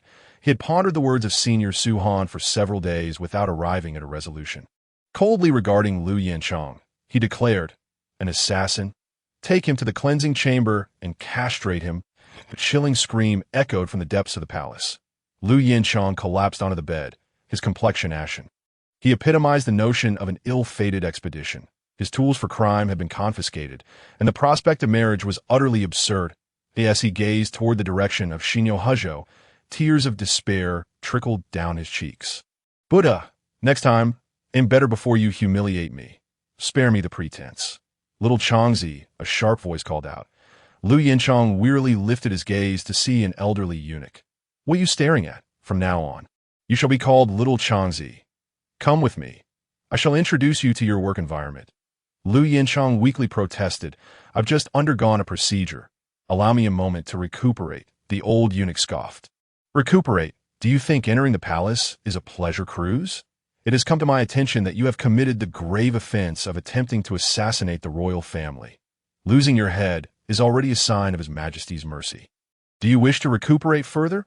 Perhaps we should summon a few palace maids to attend to you? Ultimately, Lu Yinchang followed the elderly eunuch to familiarize himself with the palace surroundings, the imperial kitchen, the sleeping quarters, the court. They then arrived at a courtyard. This is the residence of Fairy Yang Chan. Do not disturb her unless commanded. Just then, sounds of scuffling emerged from within the room. Your strategy is indeed formidable. I managed to defeat the white-clad scholar in one go. Yang Chan's voice brimmed with excitement. Another voice chuckled lightly, of course. Who do you think I am? Lu Yinchang, with a detached expression, gazed at the closed door. The joys and sorrows of the world were not interconnected, and all he could perceive was their clamor. Come, do not linger. Are you still contemplating an assassination? The eunuch's voice broke through his thoughts, prompting Lu Yinchang to sigh and follow him. Suddenly, a thunderous roar erupted, and the earth trembled violently, causing both men to lose their footing and tumble to the ground. As Lu Yinchang fell, he felt his wound reopen. Yet, the pain was soon overshadowed by the astonishing sight before him. A massive willow tree had inexplicably sprouted from the very courtyard where Yang Chan and Li Shimin resided. Its trunk was pitch black, as if struck by lightning, and appeared terribly decrepit. IT had pierced through the building, the earlier tremors emanating from it. The courtyard had been reduced to ruins. What shocked Lu Yinchang the most was that Yang Chan and Li Shimin were now suspended in midair. He watched in bewilderment. While it was understandable for a celestial being like Yang Chan to fly, why could an earthly emperor do the same? Is this the result of your drawn lot? Li Shimin inquired, gazing at the colossal tree below. Yang Chan explained, Indeed, this willow is known as the willow spirit. It is said to protect a clan, though its precise use remains unclear. Shimin nodded. It must be some sort of magical artifact. While they conversed, Lu Yinchang noticed the peculiar helmet atop Yang Chan's head. What an odd design. And what was this talk of a lottery? Could it be that the willow tree was a consequence of that helmet? Although Lu Yinchang lacked cultivation, he could still sense the magical energy emanating from the tree. Did wearing the helmet grant one access to magical artifacts? Thoughts raced through his mind. The old eunuch struck him on the head. Stop dawdling. Do you wish to lose your life by staring at fair Yang Chan? I assure you, His Majesty will summon someone to deal with you soon, if you do not wish to work. Come along with me. With a heart full of questions, Lu Yinchang followed the old eunuch deeper into the palace, silently resolving to don that helmet and see for himself into the heavenly court. Within the Lingxiao treasure hall, the Jade Emperor sat alone, contemplating the virtual helmet in his hands with a look of hesitation. This truly is enjoyable, as they say. He had summoned Zhang Bunyan's consciousness back from the mortal realm. His recent excursion to the human world had yielded fruitful insights, bearing witness to the astonishing development of humanity and the transition of thrones. Yet, what astounded him most was the so-called Grand Dao Internet Café. Having observed that so-called game, he felt a strong urge to partake. It was no wonder that even someone as stoic as Yang Jian had become infatuated. Thus, he too had acquired a helmet. But he was acutely aware that wearing it might entangle him in the karmic consequences of the journey to the West. Should he wear it or not? Just as he was deliberating, a powerful surge of magical energy swept from the mortal realm, which he immediately sensed. Rising with a grave expression, he gazed downward, where he beheld a willow tree sprouting in the depths of the Chang'an palace. The magical energy radiating from this tree bore an aura of supremacy. The Jade Emperor's expression shifted. Could this willow be a manifestation of a clan's supreme power? In just a few days, two such entities had emerged in the vast wilderness. His status as the sovereign of the three realms was becoming increasingly diminished. However, he suspected that these three supreme beings were connected to that figure from the Grand Dao Internet Café, who might very well be a being even older than Hongjun. After all, the ability to comprehend divine powers through gaming was unprecedented in the annals of the wilderness. This realization made the Jade Emperor hesitant to act rashly. Taking a deep breath, the Jade Emperor raised his hand and summoned the Haotian mirror before him. Within the mirror lay a void of chaos. Channeling his magical energy, he condensed a mass of black energy within his palm. With a sigh, he remarked, Indeed, the desires and emotions of mortals are truly captivating, yet they bring nothing but harm to cultivation. With that, he cast the black energy into the Haotian mirror. The Jade Emperor restored his dignified and benevolent demeanor. Typically, deities seeking to relinquish their desires must engage in arduous training. However, possessing the Haotian mirror eliminated this necessity. He only needed to connect the mirror to the outer realm and expel all negative emotions. This was his method for maintaining a stable Dao heart, a situation envied by countless great powers throughout the wilderness. in the depths of chaos. The black energy enveloping the Jade Emperor's negative emotions drifted aimlessly. Suddenly, a fluctuation of spatial laws emerged, and when the black energy reappeared, it had landed upon an immense, invisible hand. Hao Yin, it seems that being the Jade Emperor is not as simple as it appears. Casually discarding the black energy, it soared toward a figure meditating within the Zixiao Palace, ultimately merging with that individual's body. This figure bore an uncanny resemblance to the Jade Emperor. Not only the Jade Emperor, but the entire desolate planet was inhabited by individuals in meditation. Among them were Buddhas and celestial beings, creating an eerie spectacle. At the center of this gathering stood a colossal hollow willow tree. In the dead of night, within the Grand Dao Internet Café, the unconscious Jiang Luer slowly opened his eyes, drenched in cold sweat. This your scheme? Teacher Rely, he pondered. It seemed that gods and mortals were indeed not so different. Jiang Luer, now devoid of his previous naivety, possessed a gaze filled with unwavering determination. After integrating the memories of his past lives, he had regained all his recollections. His cultivation had reached the pinnacle of Tai Jingxian. He needed only to gather the remaining skulls to ascend to the Luo Jinxin not run. Let me consume you. Jean Chanzi grinned at the white-haired mouse babbling in its sleep by the bedside. Just then, a series of knocks echoed from outside the door. White Mouse, Jiangler, are you in there? Elder F.A. Ming has passed away. Before Su Han could open the door, Jean Chanzi transformed into a shooting star. Darting from the backyard straight to the entrance, the white-haired mouse, still drowsy, lifted its head, wiped the drool from the corner of its mouth, and looked utterly bewildered, not understanding what had transpired. Jean Chanzi swung the door open, revealing F.A. Hai, dressed as a monk, his face a mask of panic. Upon seeing Jean Chanzi, he momentarily froze, unable to recognize the person before him as Jiang Luer due to the drastic change in his demeanor. Jean Chanzi furrowed his brow and inquired, Master F.A. Hai, did you just say that Master F.A. Ming has passed away? Only then did F.A. Hai snap back to reality and begin to explain. Last night, Elder F.A. Ming had been chanting sutras while striking a wooden fish throughout the night. Despite being so fatigued, he could barely keep his eyes open. Yet he refused to succumb to sleep. And it was not until this afternoon that he could no longer endure it. After merely an hour of slumber, he suddenly bled from all 7 orifices, and by the time we discovered him, he was left with but a single breath. Jean Chanzi felt as though the world had turned upside down as an orphan. He had been brought back to Jinshan Temple by Elder F.A. Ming. Though the elder had been somewhat stern, Jean Chanzi had always regarded him as family. T.O. received such dreadful news just after regaining his memories was beyond his comprehension. What else did he say? Jean Chanzi asked F.A. Hai. F.A. Hai hesitated before responding. He urged you to be cautious. Jean Chanzi's brow tightened as he unleashed the aura of a Tai golden immortal. Cautious of what? Only then did F.A. Hai divulge. He warned you to be wary of Guanyin and advised you to pursue whatever you desire without being shackled by others. Upon hearing this, Jean Chanzi began to piece together the circumstances. As a key piece in the Buddhist sect strategy during the great calamity of the journey to the West, it was inconceivable that no one would be monitoring him. Elder F.A. Ming had indeed been their spy. However, after the recent upheaval caused by the golden-winged Great Peng, Elder F.A. Ming had developed a peculiar perspective on the Buddhist sect, which could likely explain his refusal to rest. Moreover, given the Buddhist sect's profound understanding of the dream Tao, it was not difficult to surmise that dreams were their method of communication. Similarly, it would be exceedingly easy to eliminate a mortal within a dream. The peculiar manner of death and the final words left no doubt that the perpetrator was indeed the Buddhist sect.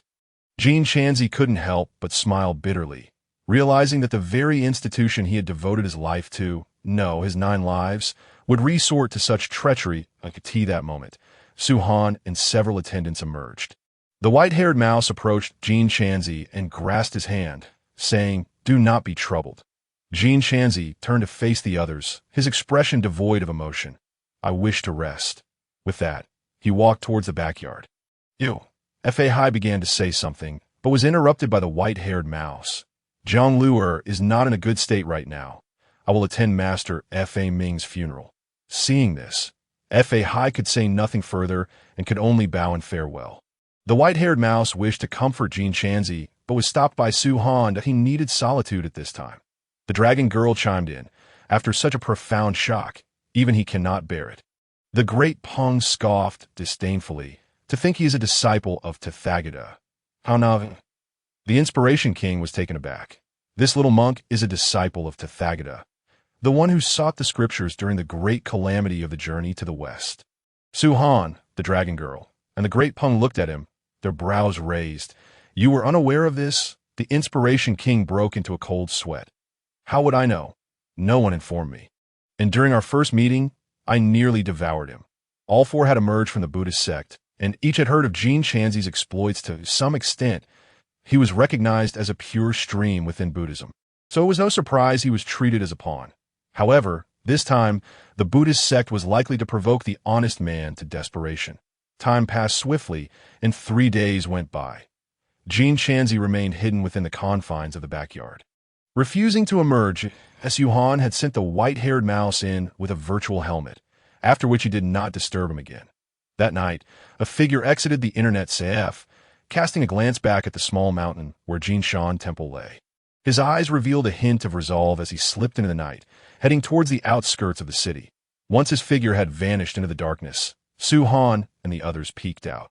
The Inspiration King muttered, "This Jin Chanzi leaves without so much as a word." The dragon girl interrupted, "Of course, look at him. He appears as though he is sacrificing himself, undoubtedly having made some resolution." The great Peng wore a cruel smile. Could it be he intends to assault Ling Shan? I can escort him partway. The white-haired mouse's eyes glimmered with a hint of resentment. He seeks to disrupt the journey to the west. What? The three demons turned to her in unison. The great calamity of the journey to the west was predetermined by the heavenly Dao. How could it be disrupted? At this moment, Su Han spoke up. The great calamity of the journey to the west cannot be thwarted, but the Buddhist sect's meticulously planned 81 trials spanning over 500 years can indeed be compromised. Upon hearing this, the dragon girl couldn't help but chuckle. She could already envision the expression of Guanyin, utterly exasperated. "Serves you right. Who told you to seek out a new Shankai Tongnu while leaving me to face tribulations?" Now, with the Shankai Tongnu lost and the scripture seeker on the verge of rebellion, it would be interesting to see how you explain this to the Buddhist sect. The golden-winged great Peng had little concern, as he felt no strong allegiance to the Buddhist sect. The title of a Buddhist uncle was rather imposing, yet once the great calamity of the journey to the west concluded, he would still have to return to Ling Shan and indulge in fruits daily. Only the white-haired mouse, with a grave expression, prepared to follow Jin Chanzi, but was forcibly restrained by Su Han, who grasped her by the neck. "What do you intend to do?" The white-haired mouse pouted. "Jin Chanzi is surely in grave danger. I must assist him." Su Han shot her a glance of disdain. "Your mid-level to Luo golden immortal cultivation is utterly insufficient. Remain in Chang'an and help him repay his debts." He took several helmets when he departed. The white-haired mouse's expression soured, turning as glum as a bitter melon. "Senior, are you not afraid that Jin Chanzi might perish? Please allow me to go. At the very least, I could act as his bodyguard." The golden-winged great Peng snorted. "You as his bodyguard? You'd probably turn the little monk in a jerky within 2 days." The white-haired mouse's face flushed, pretending not to hear as she hurried after Su Han. "Senior, boss, master, please let me go." Upon reaching the backyard, Su Han shut the bedroom door firmly, leaving the disgruntled white-haired mouse standing outside. The 3 demons had also entered the courtyard, transforming into 3 small beasts as they nestled under the peach tree, falling asleep and completely ignoring the fuming white-haired mouse. This made her stomp her feet in frustration. Inside the room, Su Han lay back on the bed, stretching lazily as he produced a gourd from his robes. From within the gourd came the sound of cicadas, and subtle threads of temporal laws emanated from a point one could only wonder what fortune Jin Chanzi had encountered to draw the spring and autumn cicada. With such an object, it would be nearly impossible for him to meet his end. Jin Chanzi, now transformed into a mortal monk, stepped out of Chang'an City. According to his previous memories, he had traversed this path 8 times, each time meeting his demise at the river of sand. that if one were to follow the conventional narrative of the Buddhist sect, his death in this life would signify the official commencement of the great calamity of the journey to the West. The time was drawing near as he walked along. He witnessed various human affairs, further solidifying his belief that there was no distinction between mortals and deities. Parting the trees before him, he gazed upon the mountains ahead, murmuring, "Tathagata, you treat me as a pawn, yet have you considered that I might also be a contender?" Before him loomed a strangely shaped mountain, its 5 peaks resembling a human hand. This was to be his first destination, Five-Finger Mountain. Chomp, chomp, that a peculiar sound emanated from the foot of Five-Finger Mountain, that a diminutive old man called out to the mountain's base, "Great sage, slow down. Don't choke." Choke? I've been consuming this iron ball and copper water for nearly 500 years. How could it choke me? You, old land deity, don't you know to pluck some wild fruits for me? A monkey's head emerged from the foot of the mountain. Its fur was matted, as if it had not been groomed for a considerable time. And it exuded a foul odor. This was none other than the legendary Monkey King, Sun Wukong, who once wreaked havoc in the heavenly palace. Upon hearing Sun Wukong's words, the earth god chuckled softly, saying, "Do not blame me, great sage. These are the commands of Guanyin. After all, you have committed a grave transgression against the heavens." Sun Wukong shot him a sidelong glance, contemplating that once he escaped, the earth god would be the first to face his wrath. However, he took a deep breath and recited a calming incantation, suppressing his thoughts. Ever since being imprisoned here, aside from the daily iron pellets and copper essence, Guanyin would periodically come to impart teachings. Furthermore, Guanyin had informed him that soon a seeker of scriptures would arrive, who would beseech him as a master and assist him in obtaining the true scriptures, thus granting him freedom. This prospect was the sole motivation that had enabled Sun Wukong to endure thus far. He often wondered about the fate of his fellow monkeys and sworn brothers. Why had none come to visit him? Lost in thought, a sudden sound of footsteps drew his attention. Both the earth god and Sun Wukong turned their heads to see a small monk wearing a bamboo hat approaching. The earth god, with a beaming smile, greeted him. "You are here to deliver teachings from Guanyin, I presume. Why hasn't Guanyin accompanied you?" The young monk chuckled lightly. "I am not here to deliver teachings. I have come to seek scriptures." "What?" Before the earth god could fully comprehend, the young monk swung his fist towards him. The essence of the perfected golden immortal, imbued with the profound teachings of Buddhism, was far beyond what the earth god could withstand. That single blow obliterated the earth god, whose spirit fled back to the nearby earth temple, trembling in fear.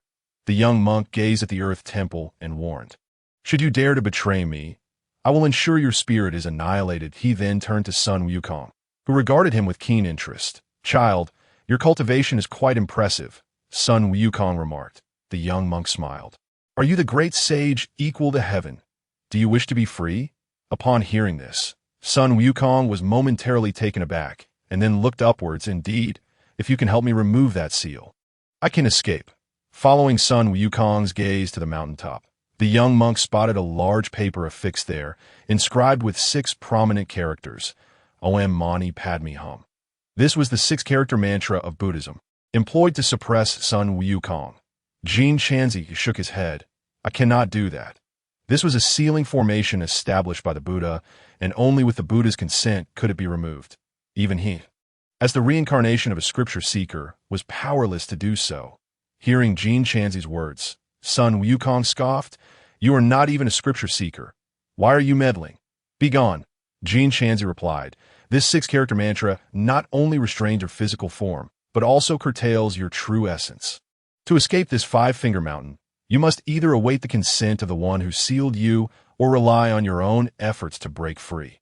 Sun Wukong then regarded the young monk with newfound seriousness. "What do you mean by that?" At that moment, Jin Chanzi approached him with an oddly shaped helmet. "Child, what are you doing? Don't come any closer. I'm the great sage, Sun Wukong." Regardless of Sun Wukong's resistance, Jin Chanzi placed the virtual helmet upon his head. "What the?" Upon donning the helmet, Sun Wukong exclaimed in astonishment at the scene unfolding within the game. "How did I get here? What is this attire? Wait, why am I moving on my own? Nimbus Cloud, where are you going?" This is the giant spirit god. The 4 heavenly kings and Yang Jian, A stream of shocked utterances escaped Sun Wukong's lips. Before him were countless celestial soldiers and the armored figure of himself wielding the Rui Jingu Bang. Am I causing havoc in the heavenly palace? Just as this thought crossed his mind, the in-game Sun Wukong began to speak that I have preserved the people. I have acquired the scriptures. Sun Wukong's expression turned peculiar upon hearing this. With all his pent-up resentment and these words, could this be a glimpse of the future?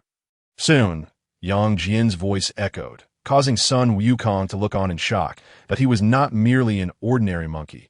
He was a monkey of merit, one who had once held a Buddhist title that if you lose, return with me to the heavenly palace. They will obliterate Flower Fruit Mountain.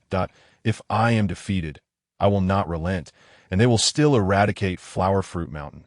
Sun Wukong, feeling a surge of fury, felt his vision blur with rage. Was this truly his fate after acquiring the scriptures? A torrent of memories flooded his mind. Why did I cause such turmoil in the heavenly palace? It was because I refused to kneel before you. Now, I kneel willingly, yet this is the outcome? Fine, I, Sun Wukong, accept it, but what of my fellow monkeys? They have angered your divine beings. The anger that had lain dormant for 500 years surged forth in that moment. Sun Wukong's eyes turned bloodshot, his breath heavy. Take this, you scoundrel! A furious roar erupted from him. He directed his in-game self to charge at Yang Jian. Being the original, he found the control over this body remarkably intuitive. With copper head and iron arms, he unleashed various techniques with precision, entirely unlike a novice player. The in-game Yang Jian was rendered defenseless against his onslaught, and soon his health plummeted as they soared into the sky. Sun Wukong again lost control over his body, helplessly witnessing his own defeat at Yang Jian's hands. That I won't accept this. A roar echoed, but as darkness enveloped him, the scene reverted to the foot of the Five-Finger Mountain. He remained that filthy, disheveled figure. Before him stood Jin Chanzi, who had removed the helmet. Sun Wukong, in a state of agitation, inquired, "Child, what I just witnessed?" Jin Chanzi said nothing, merely smiled and nodded. Sun Wukong fell silent, ultimately letting out a bitter laugh. Is this truly my future? A wave of confusion washed over him as he pondered his purpose in waiting here for a scripture seeker. What was the significance of seeking scriptures? At that moment, Jin Chanzi observed Sun Wukong's despondency and spoke. Indeed, those 6 characters have suppressed your true heart. Reflect on your former self. Would you have been disheartened by such matters? Hearing this, Sun Wukong abruptly lifted his head, glaring at Jin Chanzi. Right? You previously mentioned that I must free myself from the seal. Tell me how to do so. Jin Chanzi smiled slightly, shaking the helmet in his hand. The answer lies within. Once again, the helmet was placed upon Sun Wukong's head, while Jin Chanzi stood nearby, elucidating the fundamental operations of the game. Meanwhile, he remained vigilant of the Earth Deity's temple, lest the old land god alert the Buddhist sect. Days turned into weeks. On this particular day, Guanyin descended from the heavenly realm, patting the golden elixir nestled in her bosom, a secret joy swelling within her heart. Following the recent incident where Nezha had detonated the spiritual mountain, Guanyin sought an explanation, and this golden elixir served as recompense. With these elixirs, the strength of the Buddhist sect would undoubtedly see considerable enhancement. However, it was imperative to prioritize her own followers. With this thought, Guanyin soared directly towards the Guanyin Zen monastery. The black bear spirit there was, after all, her appointed guardian deity of the mountain. As she arrived above the Guanyin Zen monastery, the sound of Buddhist chants wafted through the air, and devotees flowed in and out in abundance. Guanyin nodded in approval, noting that her influence among the mortals remained quite robust. Yet, the thought that this place would one day be consumed by flames caused her to heave a sigh. It could only be said that all of this was for the grand elevation of the Buddhist faith. At that moment, Elder Jinsi was hiding deep within the monastery, draped in several layers of robes. His head adorned with a peculiar helmet, a foolish grin plastered across his face. Guanyin observed this with disdain before propelling herself towards Heifeng Mountain. After all, this Elder Jinsi was merely a puppet she had nurtured, a mortal bound to succumb to greed, anger, and ignorance. He would surely turn to ashes in a few decades. As long as the black bear spirit remained unscathed, all would be well. Upon reaching the entrance of Hafen Cave, Guanyin peered inside. There, she beheld the black bear spirit engaged in revelry with a wolf demon and a snake demon. The wolf and snake had taken human form, clad in white robes, as the three sat around a table, composing poetry and engaging in literary pursuits. Should an ordinary person witness this scene, they would surely think it was a gathering of young masters on an outing. This was precisely what Guanyin admired about the black bear spirit. He was a creature dedicated to self-cultivation. Suddenly, the wolf demon spoke. "Brothers, I have been concocting some elixirs of late. What do you think?" As he spoke, he conjured an array of yin-yang plates, upon which a dark elixir spun gracefully. This black elixir emanated a faint aura of mystical potency. For those who had already attained immortality, it might hold little value, but for aspiring mortals, consuming this elixir would undoubtedly enhance their cultivation. The flower snake chuckled. Mediocre, at best, he then produced a red elixir. This elixir, when ingested, can revive the dead and mend even the most grievous of wounds. Brother Snake, your alchemical skills are truly remarkable. The wolf demon complimented as they turned to the black bear spirit. What elixir have you concocted of late, dear brother? With a hearty laugh, the black bear spirit retrieved a tray from his robe. Behold, he exclaimed, unveiling the tray to reveal a radiant golden light illuminating the cave. Inside rolled a golden elixir, exuding a rich aura of mystical energy, unmistakably a treasure of no ordinary kind. Not only the wolf and snake, but even the black bear was left utterly confounded. Wasn't I just concocting a digestive aid? How has it transformed into a golden elixir? Brother Black Bear, you truly are formidable, the strongest among us. Indeed, we must learn from you in the days to come. They echoed. Listening to their praises, the black bear spirit sheepishly scratched his head. That is merely. Come, let us drink. Observing the scene from above, Guanyin smiled. The golden elixir was, of course, the very one she had just cast into their midst. Once the black bear spirit consumed it, his cultivation would undoubtedly advance significantly, thereby enhancing the prestige of her own domain. With this thought, Guanyin calculated the time. It is time to impart teachings to that monkey. She mused, redirecting her course as clouds bore her towards Wuzishan. Upon her arrival at Wuzishan, Guanyin felt a twinge of confusion. Where is the earth deity? Typically, the moment she arrived to preach, the earth deity would eagerly approach, eager to curry favor. Today, however, the mountain seemed unusually desolate. Contemplating this, she made her way to the site where son Wukong was suppressed. Upon seeing him still obediently confined, relief washed over her.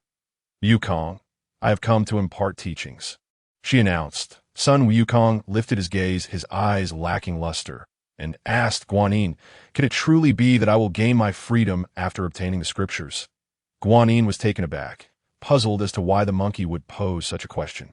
Had confinement driven him to despair?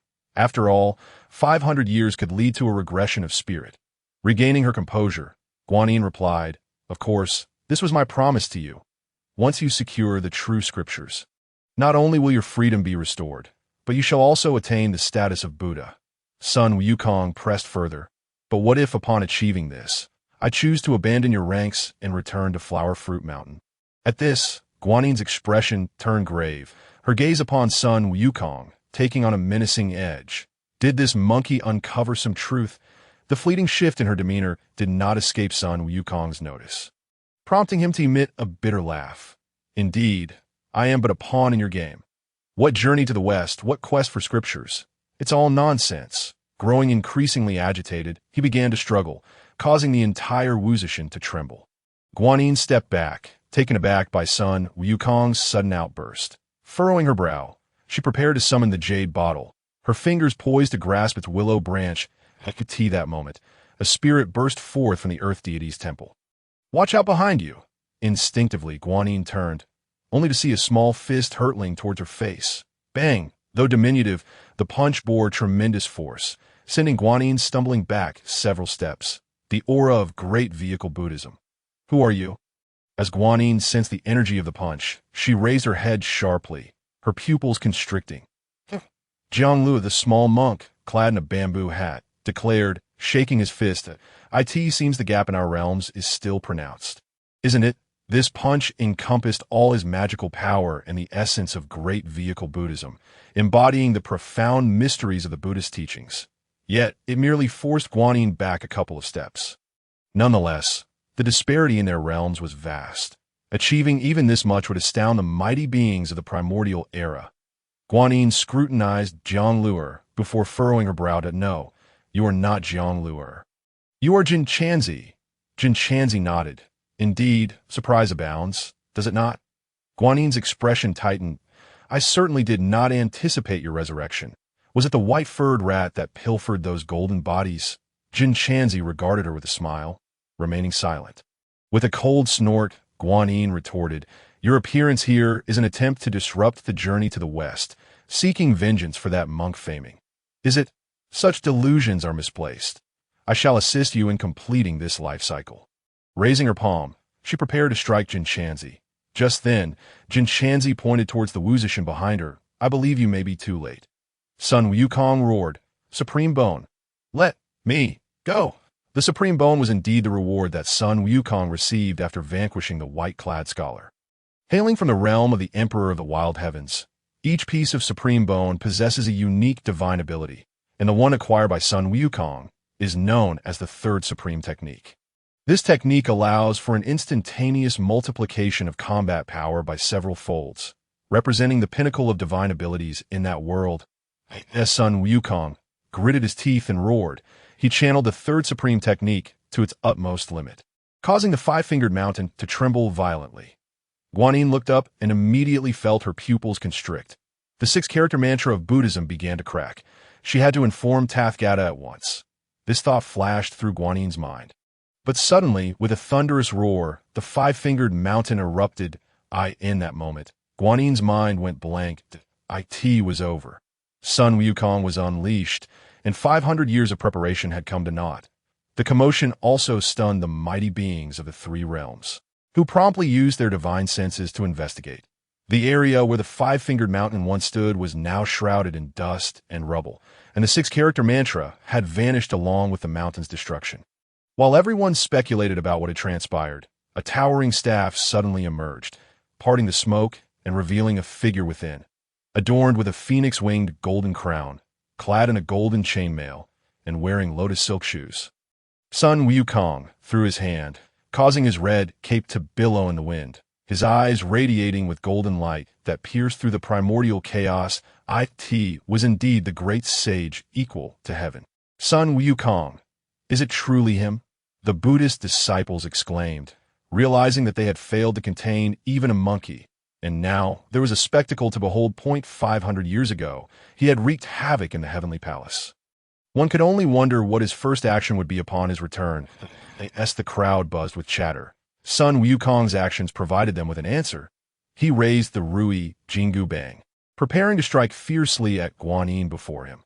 Amusement flickered in Guanyin's heart. She had initially sensed a grave situation due to the disruption of the journey to the west plan.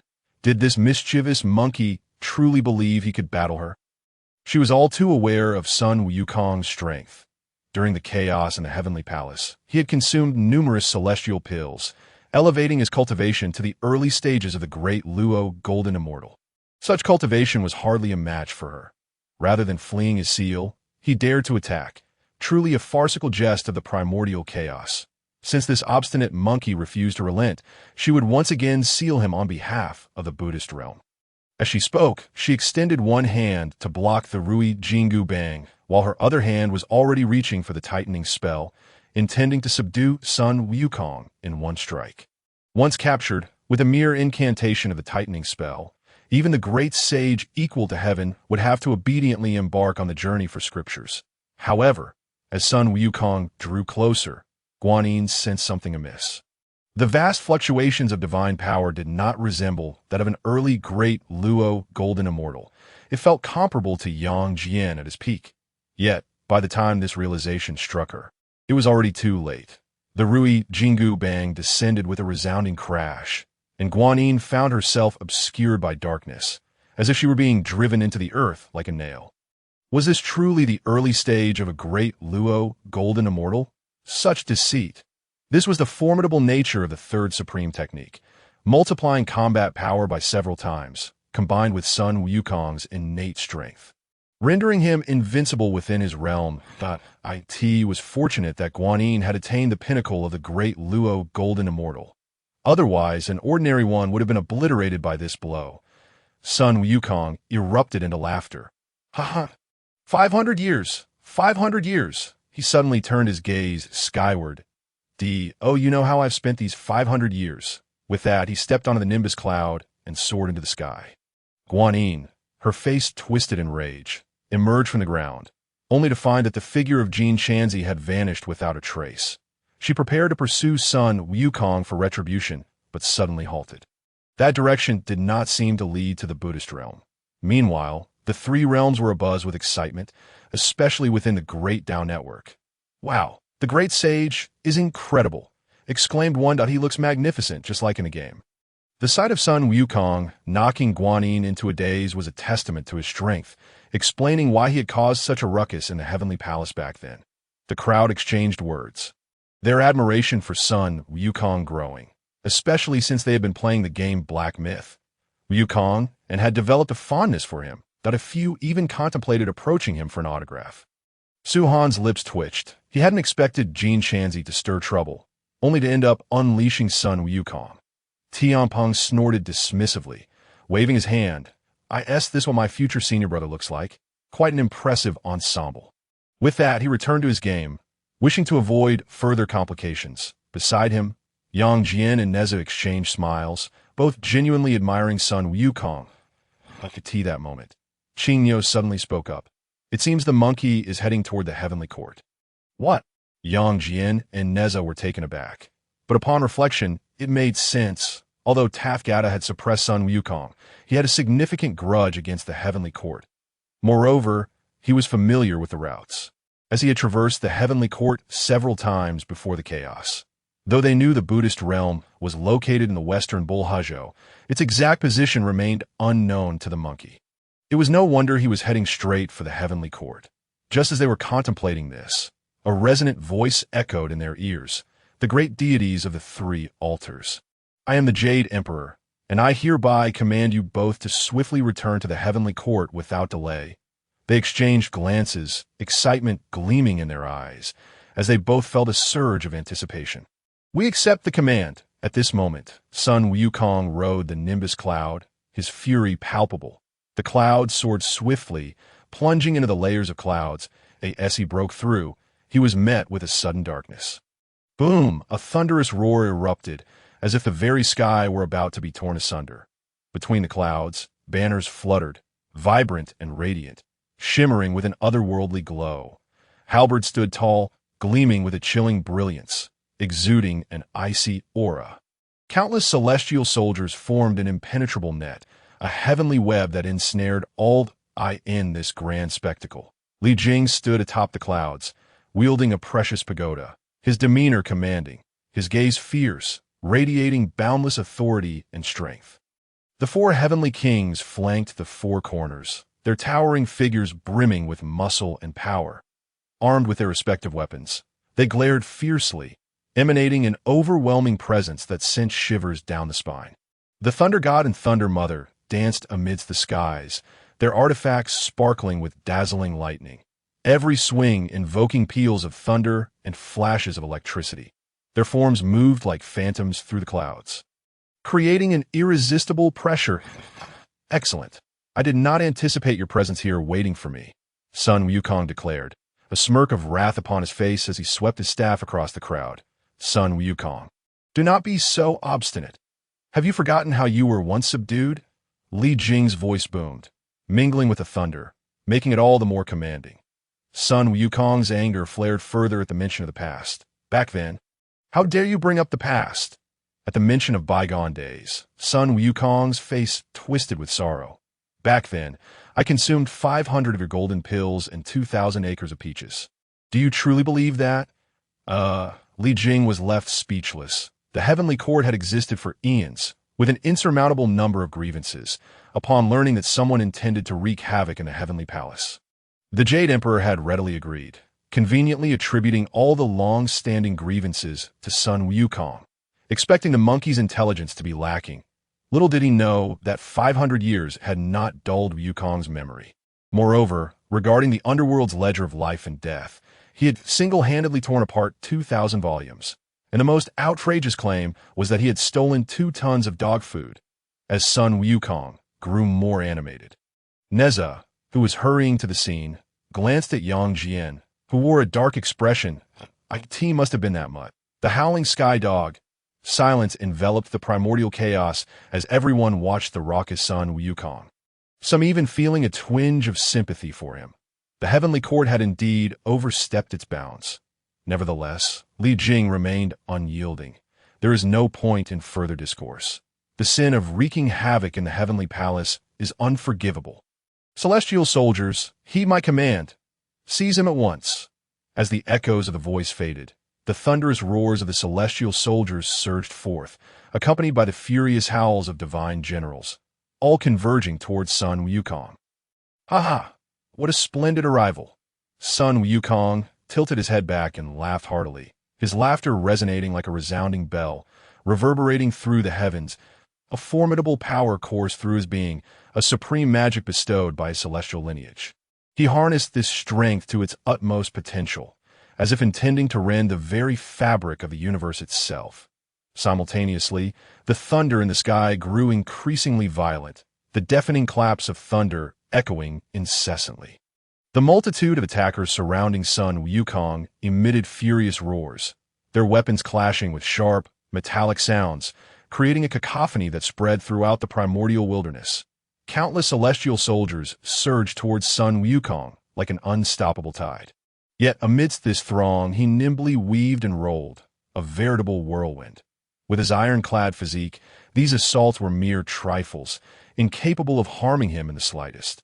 However, each swing of his staff sent waves of celestial warriors exploding into clouds of crimson mist. The souls of these fallen soldiers returned to the Doshui Palace, where they would undergo a baptism and purification, their forms reshaped and restored to their prime. Subsequently, they would be teleported back to the battlefield, eager to engage Sun Wukong in fierce combat once more.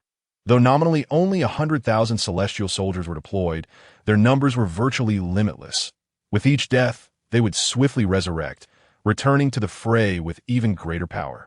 They were akin to relentless killing machines, ceasing only when Sun Wukong was utterly subdued. The 4 heavenly kings cast their treasures simultaneously. The spirit serpent coiled around Sun Wukong. The divine sword cleaved at his form, while the celestial umbrella and the fairy zither tore at his body and spirit. Sun Wukong roared, his entire being shimmering with golden light. Forcefully repelling these artifacts, he then soared into the air. Is this all your heavenly court can muster? Break for me! Sun Wukong bellowed. Plucking a single hair and blowing gently upon it, numerous clones materialized from thin air, the body outside the body technique, one of Sun Wukong's divine abilities. Each clone possessed strength equal to that of his true self, wielding the golden cudgel and charging forth in all directions. In an instant, the battlefield descended into chaos, and the heavenly army, which had once relied on numbers for a slight advantage, found themselves at a disadvantage. The great beings of the 3 realms nodded in silent approval. The Monkey King's prowess remains undiminished. They mused, his innate talent and divine powers render him nearly invincible. Is this truly the early stage of a great Luo golden immortal? I once thought the tales of his rampage in the heavenly palace were mere fables, yet here I witnessed the truth. At this moment, within the Lingxiao Palace, the Jade Emperor wore a countenance as dark as storm clouds, barely able to fathom that nearly 5 centuries had passed, yet Sun Wukong's strength had not waned. Instead, it had grown even more formidable. What are those fools of the Buddhist sect doing? The crux of the matter lay in the fact that this encounter differed significantly from the stage performance of 5 centuries prior.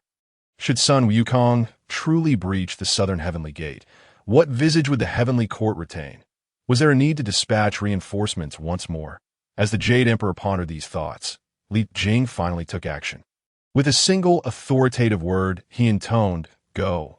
His voice, steeped in majesty and unwavering authority, instilled a sense of reverence. Simultaneously, he cast down the Linglong treasure pagoda.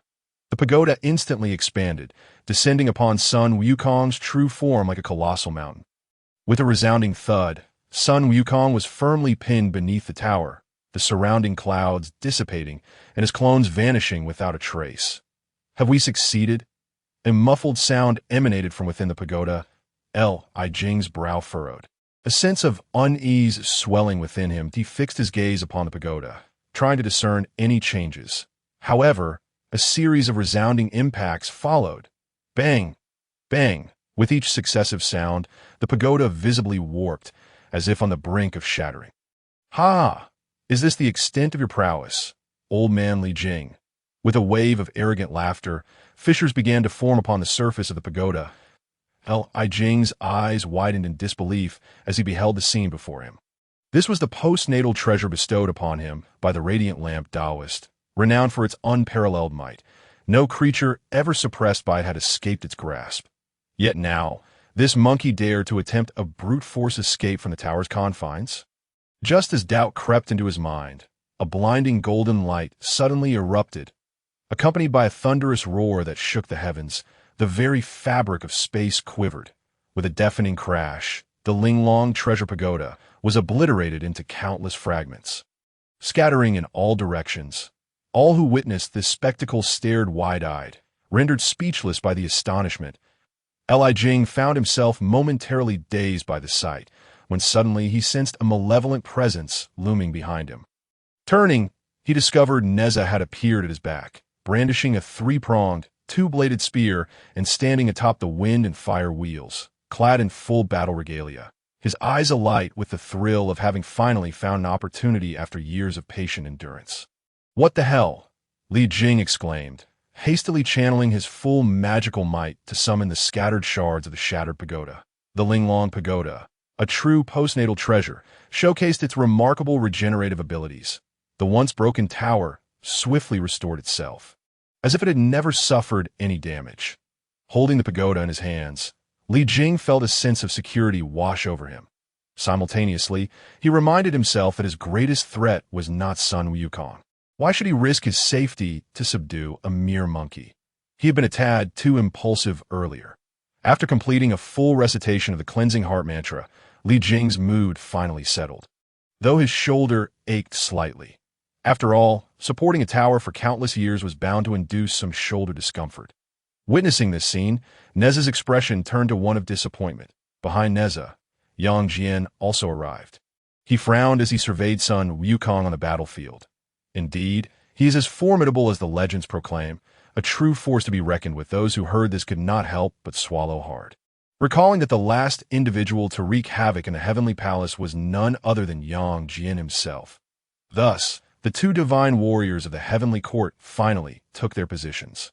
Li Jing addressed Yang Jian and Nezha, commanding, "I order you to swiftly capture Sun Wukong." However, Yang Jian and Nezha did not immediately comply. Their eyes remained fixed on Sun Wukong, their expressions grave. Li Jing felt a twinge of embarrassment. Could it be that his words held no weight, with the eyes of countless deities upon them? This was truly a moment of disgrace. Therefore, he raised his voice once more, declaring ahem, "I command you to swiftly apprehend Sun Wukong without delay." Simultaneously, he shot a glance at Yang Jian, while refraining from signaling Nezha, fully aware that Nezha would disregard his orders. Yang Jian understood Li Jing's intent, but refrained from acting immediately. He had always been a proud individual, and overwhelming the weak was not his style. His previous participation in the siege against Sun Wukong had been due to the heavenly court's command. Yet, deep down, they yearned for a fair battle against Sun Wukong. Hence, Yang Jian proclaimed loudly, "Halt! I shall engage him in single combat." With Yang Jian's command, all celestial soldiers ceased their attacks, retreating to the sides. They understood that a monumental battle was about to unfold. Sun Wukong, too, raised his gaze, his eyes fixed intently upward. I could see this moment. Yang Jian had shed the black robe he wore in the mortal realm, donning instead a resplendent suit of silver armor that radiated an aura of majesty and nobility, as if declaring his identity and status to the world. Sun Wukong, however, dared not underestimate him in the slightest. For centuries past, Yang Jian had been his greatest adversary during the tumult at the heavenly palace. and he was acutely aware of the formidable strength possessed by this opponent, which could not be taken lightly. Sun Wukong, our previous encounter left me unfulfilled. I know you have not cultivated in these last 500 years. So I shall refrain from using the divine abilities I have acquired during this time. Will you engage me in combat? The voice of Yang Jian resonated, imbued with an unparalleled air of authority. The so-called divine arts and secret techniques were derived from the immortal scriptures, and the two formidable moves, seeing joy and unyielding. Yang Jian's intention was merely to engage in a friendly spar, as he had never regarded Sun Wukong as an adversary. Sun Wukong squinted at him. I recognize you. We fought quite spiritedly during the ruckus in heaven. Yet why do you seek to slay my kin? Upon hearing these words, Yang Jian was momentarily taken aback, perplexed as to when he had ever harmed Sun Wukong's family. However, he quickly deduced that Sun Wukong had partaken in the games of his predecessors and glimpsed into the future. It was no wonder he had suddenly gained such formidable powers and escaped from the Five-Finger Mountain. Here it comes. With the enhancement of the Supreme Bone, Sun Wukong's speed surged to an entirely new realm. Appearing before Yang Jian like a bolt of lightning, he brandished the Rui Jingu Bang with unmatched vigor and strength, striking fiercely at Yang Jian's head. This blow contained the entirety of Sun Wukong's might, as if he aimed to cleave the very heavens and earth asunder. Excellent! Yang Jian exclaimed with fervor, his eyes glinting with the thirst for battle. Unfazed, he raised his three-pronged, double-edged blade to meet Sun Wukong's assault. The blade gleamed with a cold light, colliding with the Rui Jingu Bang in the air, producing a crisp sound of impact. Bang! The two divine weapons clashed, generating tremendous force and waves of magical energy. This overwhelming energy rippled outward, dispersing the surrounding clouds and creating a void. Numerous celestial soldiers were caught in the wake of this power, tumbling to the ground, rendered devoid of combat capability. Splendid, truly splendid. The mighty beings of the three realms watched this battle with exhilaration, their skin prickling with excitement. One was a divine warrior of the heavenly court, the other, the great sage equal to heaven. Both were titans of the primordial era, unleashing their full strength in combat, rendering many unable to discern their moves. It had been ages since such a riveting battle graced the primordial realm. They clashed from the heavens to the mortal realm, the fierce combat triggering tremors time and again, shaking the very ground beneath them. That moment, Yang Jian delivered a powerful strike towards Sun Wukong, who quickly blocked it with his staff, seizing the opportunity to dash through the woods below, startling countless birds and beasts in a frantic flight. Observing this, Yang Jian furrowed his brow, preparing to pursue. Yet he suddenly sensed a chill behind him, prompting him to turn alertly. His astonishment. A seemingly ordinary insect rapidly morphed into the form of Sun Wukong, swinging his staff down upon him. Yang Jian's pupils constricted in an instant, astonished at this development. Gotcha! Sun Wukong chuckled triumphantly. However, in the next heartbeat, Yang Jian transformed into a bird, effortlessly evading the incoming blow. Sun Wukong, seeing this, grinned. Are we to test our transformation skills? I'm all in. With that, he became an eagle, swooping towards the bird. Their forms shifted and changed in the air, each waiting for an opening to revert to human shape and unleash a lethal strike. Yet each time, their opponent's subsequent transformation allowed them to evade. The art of the 72 transformations was being executed with flair by both, earning the admiration of the beings across the three realms. While many possessed the skill of transformation, few had considered applying it in combat. The duel between Yang Jian and Sun Wukong inspired many, revealing new applications for the art of transformation.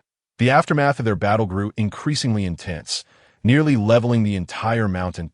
Li Jing, who had been closely monitoring the scene, frowned. This cannot continue. The celestial conflict endangers the mortals.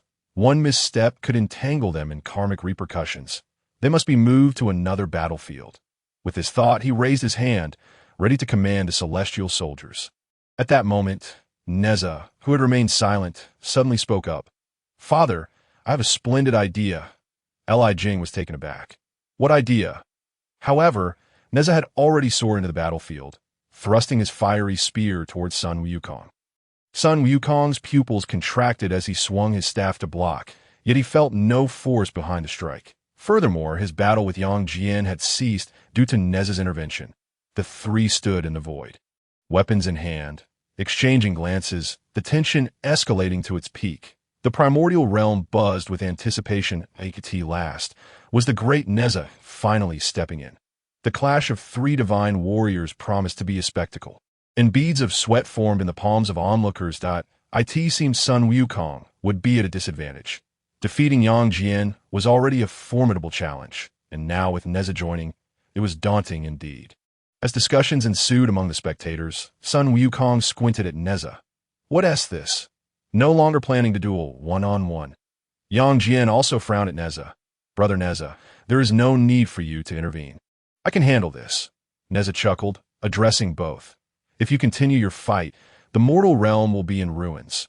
Both combatants glanced downward, realizing the once lush forest now lay in tatters.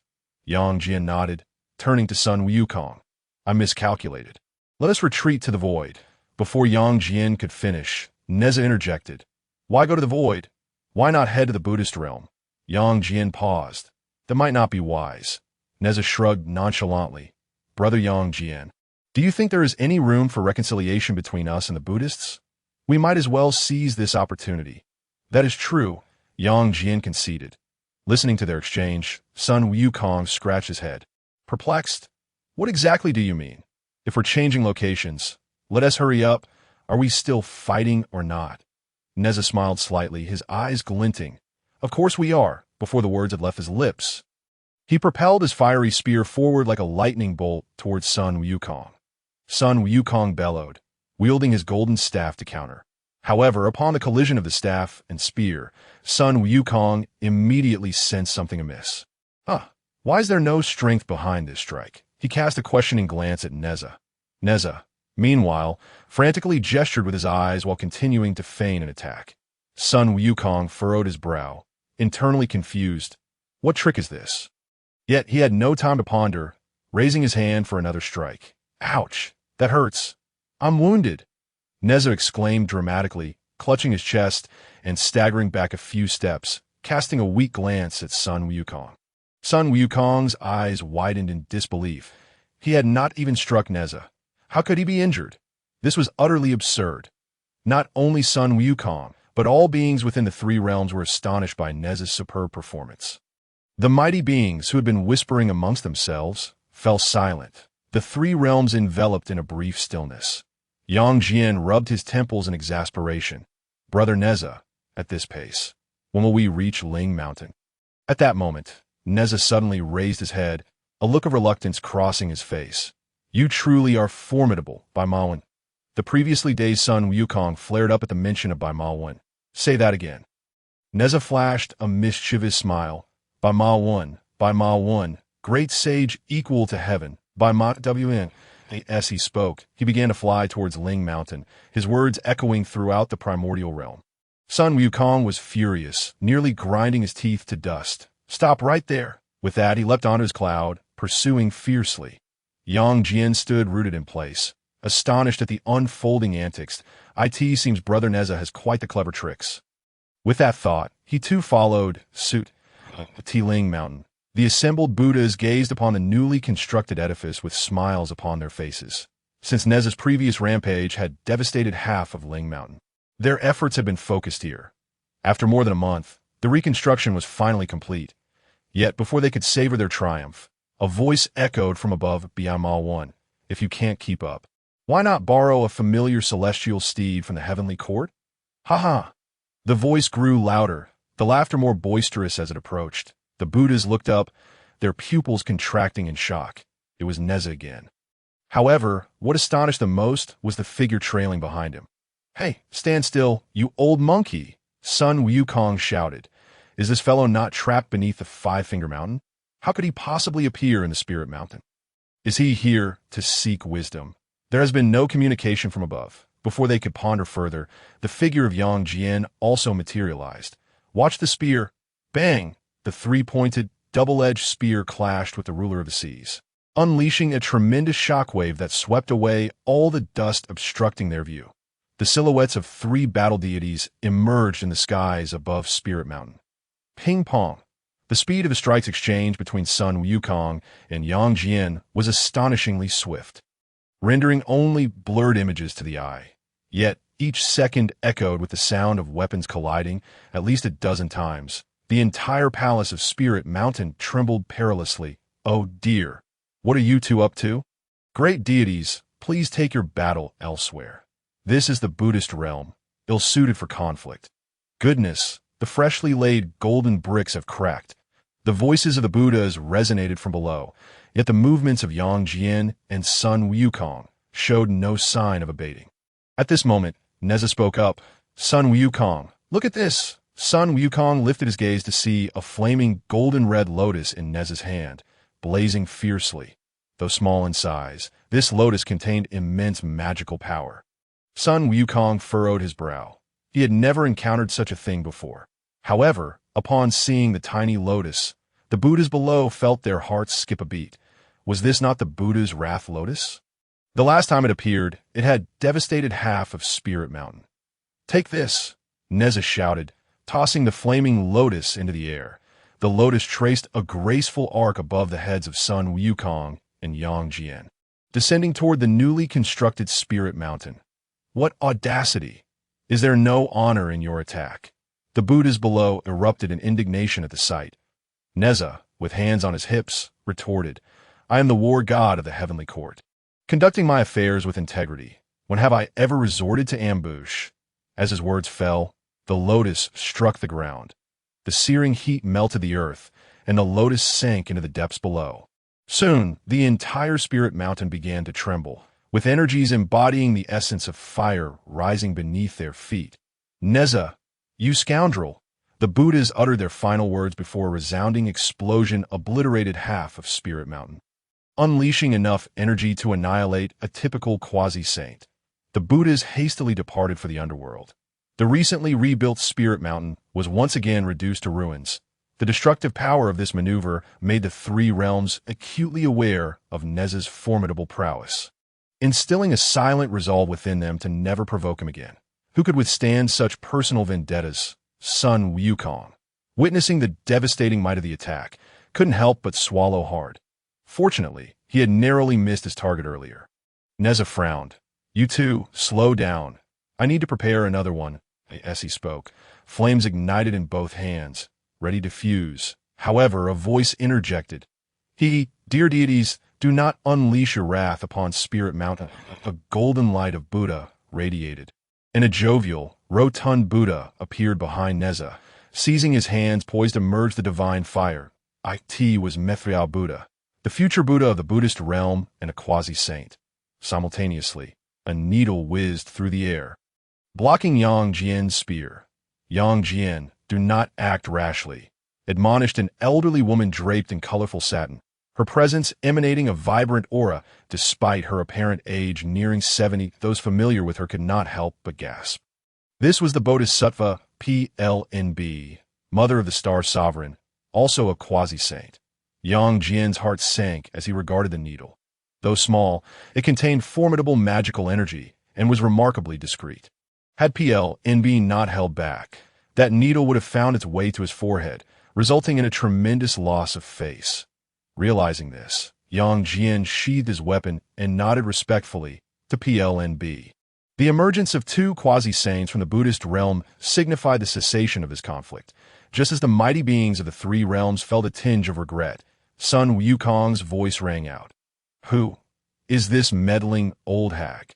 And that rotund monk? What is there to smile about? The three realms felt a wave of embarrassment.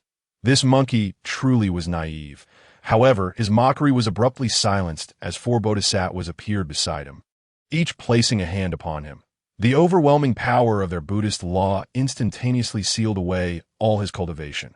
The four, 2 men and 2 women, were Manjushri, Samantabhadra, Madhyamaprapta, and Avalokiteshvara, all at the pinnacle of the great Luo golden immortal realm. Witnessing the sudden arrival of these Buddhas, the mighty beings of the primordial chaos exchanged glances, frowning in unison. Truly, the Buddhist faith was formidable, summoning such a multitude of powerful figures, and let us not forget that the Tathagata and the lamp of enlightenment had yet to make their moves. Moreover, behind them stood two sages. Spirit Mountain was not a place that could simply be ravaged. After all, since the calamity of the investiture of the gods, Buddhism had been gathering strength, striving to connect with the entirety of the primordial chaos.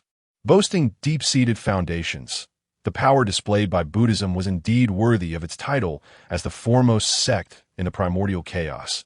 Thus, the two war deities, alongside Sun Wukong, the three fearsome beings of the primordial chaos, were subdued by the Buddhist order.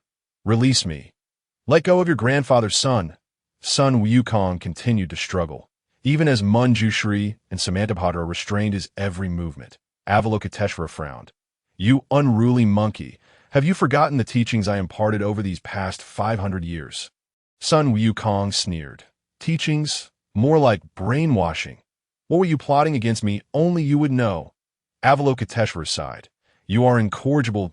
I shall take you back to the Five-Finger Mountain and seal you for another 500 years. This remark was clearly intended to intimidate Sun Wukong, for the journey to the West Calamity was imminent. They could not afford to wait another 500 years. However, Sun Wukong grew anxious. "How dare you?" A roar erupted from deep within him, and Avalokiteshvara felt a surge of pressure. This pressure emanated from the ancient primordial chaos. He caught a glimpse of the boundless battle intent in Sun Wukong's eyes. A purity of spirit that even his cultivated Buddhist heart, refined over thousands of years, could not evade. Avalokiteshvara hastily shook his head, casting aside those distracting thoughts. Frowning, he shouted at Sun Wukong, "Kneel! Do not move." His sudden action captured the attention of all present, leaving them puzzled as to why he had become so agitated. "Kneel?" Sun Wukong's cold laughter resonated. "I refused to kneel before, and you imprisoned me for 500 years. This time, let's see how many more years you intend to hold me down." His voice grew louder, the veins on his head standing out prominently. The battle intent intensified and a massive shadow of a black ape slowly materialized behind him. This left the four Buddhas beside Sun Wukong dumbfounded. The apparition exuded an overwhelming pressure, a power unattainable by even a great Luo golden immortal. "Get away from me," Sun Wukong bellowed, his eyes ablaze with fierce red light. Unleashing a force that originated from the ancient chaos, the four bodhisattvas retreated simultaneously, lifting their restraints on Sun Wukong. In that moment, they recognized the identity of the shadow behind him, the Chaos Demon Ape. The Chaos Demon Ape was one of the 3,000 demonic deities of chaos, mastering the laws of battle, a true embodiment of chaotic divinity. It had perished during Panga's creation of the world. Its primordial spirit shattered into 4 fragments, scattered throughout the primordial chaos. These 4 fragments ultimately transformed into the 4 monkeys of the chaos world, with the Lingming Stone monkey Sun Wukong being one of them. This was the source of his unparalleled strength compared to others of the same realm. Had Sun Wukong awakened the bloodline of the chaos demon god? How could this be possible? Yang Jian and Nezha exchanged glances, stating in unison, "A sight to behold." Upon completing the first act, the acquired Genshi Yan Jian, she enables one to purify their bloodline, thereby amplifying combat prowess exponentially. Previously, the two had assumed that Sun Wukong merely vanquished the white-clad scholar, unaware that he had actually cleared the first act and obtained this formidable technique. Clenching his fists and feeling the surging power within, he spoke with a faint smirk, "I had no intention of unleashing this strength. It is you who have compelled me." With that, his figure vanished from sight, reappearing before Guanyin. The golden staff was raised high. Guanyin furrowed his brow, extending his right hand to unleash a radiant Buddhist light. Determined not to underestimate Sun Wukong again, and summoned all his strength to withstand the impending attack. Concurrently, the Bodhisattva Dashizi arrived by his side, and the two combined their efforts to counter the strike. A resounding crash echoed as they staggered back several steps, struggling to regain their footing. This unexpected turn of events astonished all present. The combined defense of 2 bodhisattvas had faltered against Sun Wukong. Just how powerful had he become? Sun Wukong lifted his staff, ready to strike again. The 4 bodhisattvas exchanged glances, their brows furrowed, and ascended towards the heavens. "Impudent monkey, come face me in the void." Guanyin's voice resonated. And without looking back, The four soared into the emptiness above. Oh, not flee. Sun Wukong roared, pursuing them. Instantly, the void erupted with dazzling Buddhist light and reverberations. The four sacred artifacts, Lotus Throne, Jade Purity Vase, Wisdom Sword, and Vajra Pestle, whirled through the air, clashing with his golden staff, unleashing potent waves of magical energy. Surprisingly, Sun Wukong held his ground against the four bodhisattvas. The mighty beings of the primordial world gasped in astonishment. Was this truly the cultivation of a great Luo golden immortal? It was utterly absurd. No wonder the Buddhist sect sought to recruit Sun Wukong. He was a veritable god of war. Impressive indeed. The great sage equal to heaven. However, this was ultimately the domain of the Buddhist sect. Figures of the Buddhas began to descend from Mount Ling, joining the fray against Sun Wukong. Yet these Buddhas were powerless to contend with Sun Wukong, who had activated the third supreme technique and awakened part of his bloodline. Their only function was to create disturbances from a distance that, in an instant, golden Buddhist light illuminated the skies above Mount Ling. Accompanied by Sun Wukong's maniacal laughter, ha ha, delightful, exhilarating. On Mount Ling, Nezha remarked in frustration, "You are ganging up on someone outnumbered. This is hardly fair." Mithra Buddha maintained his ever-pleasant demeanor, replying, "This does not concern me. I am merely here to prevent you from causing havoc on Mount Ling beside him." The Bodhisattva PLNP frowned, stating, "As long as you do not disrupt my Mount Ling, I shall refrain from intervening." With that, she sheathed her needle and departed. Both were figures of quasi-saint status, reluctant to entangle themselves in karmic repercussions. Had it not been for the three engaging in battle on Mount Ling, they would have likely remained hidden until the conclusion of the journey to the West Calamity, at most making a brief appearance, watching the departing figures of Mithra Buddha and PLNP. Nezha appeared bewildered. "What does this mean? Are they not going to intervene?" Yang Jian chuckled softly. "This suits my intentions perfectly." With that, his aura began to rise steadily. He had not exerted his full strength during his previous confrontation with Sun Wukong. This time, he directly activated the Undying Sutra, awakening Yin Jian Shi. His peak cultivation as a great Luo golden immortal was no longer concealed, and he soared into the void. "Buddhist Baldies, prepare to taste my fist." Nezha's pupils constricted. "Wait, Brother Yang, are you not even going to pretend?" "Hold on for me," Nezha shouted as he pursued, igniting two divine flames in his hands, merging them into a flaming lotus of Buddha's wrath. Meanwhile, in the void, Sun Wukong's armor was already marred with wounds. Panting heavily, he surveyed all the Buddhas present. Behind him loomed a giant ape, surveying the primordial realm with disdain. Guanyin approached, saying, "Sun Wukong, do not remain obstinate. Accept my teachings willingly." Sun Wukong sneered, "I'll teach your mother." With that, the giant ape's form materialized, brandishing the golden staff and charging at Guanyin. The four bodhisattvas simultaneously shook their heads, bowing their heads to chant Buddhist scriptures. As they recited, golden roots composed of Buddhist texts appeared from thin air, ensnaring Sun Wukong. This was the Zhuan Ti Great Formation, created by one of the two saints, Zhuan Ti. Its primary purpose was to ensnare individuals and then guide them to enlightenment through Buddhist scriptures. It was the supreme formation of the Buddhist sect, now invoked jointly by the four bodhisattvas. The sky was filled with Buddhist light, exuding immense power in the center of the formation. Sun Wukong felt as though countless Buddhas were reciting scriptures in his ears. In an instant, a torrent of Buddhist texts flooded his mind. Just as it seemed Sun Wukong would be subdued, a voice echoed through the void. "What kind of skill is it to overpower the few with the many?" "Great sage, I come to assist you." Guanyin paused, recognizing the voice from somewhere. Before he could react, a fire lotus suddenly appeared on the battlefield, detonating explosively. In an instant, all the Buddhas that had just been besieging Sun Wukong were obliterated. The Bodhisattva Dashizi, closest to Sun Wukong, also erupted, though her primordial spirit remained intact, quickly restoring itself. However, the freshly formed Zhuan Ti Great Formation was shattered by this strike. "Nezha, what do you intend to do?" Nezha shrugged.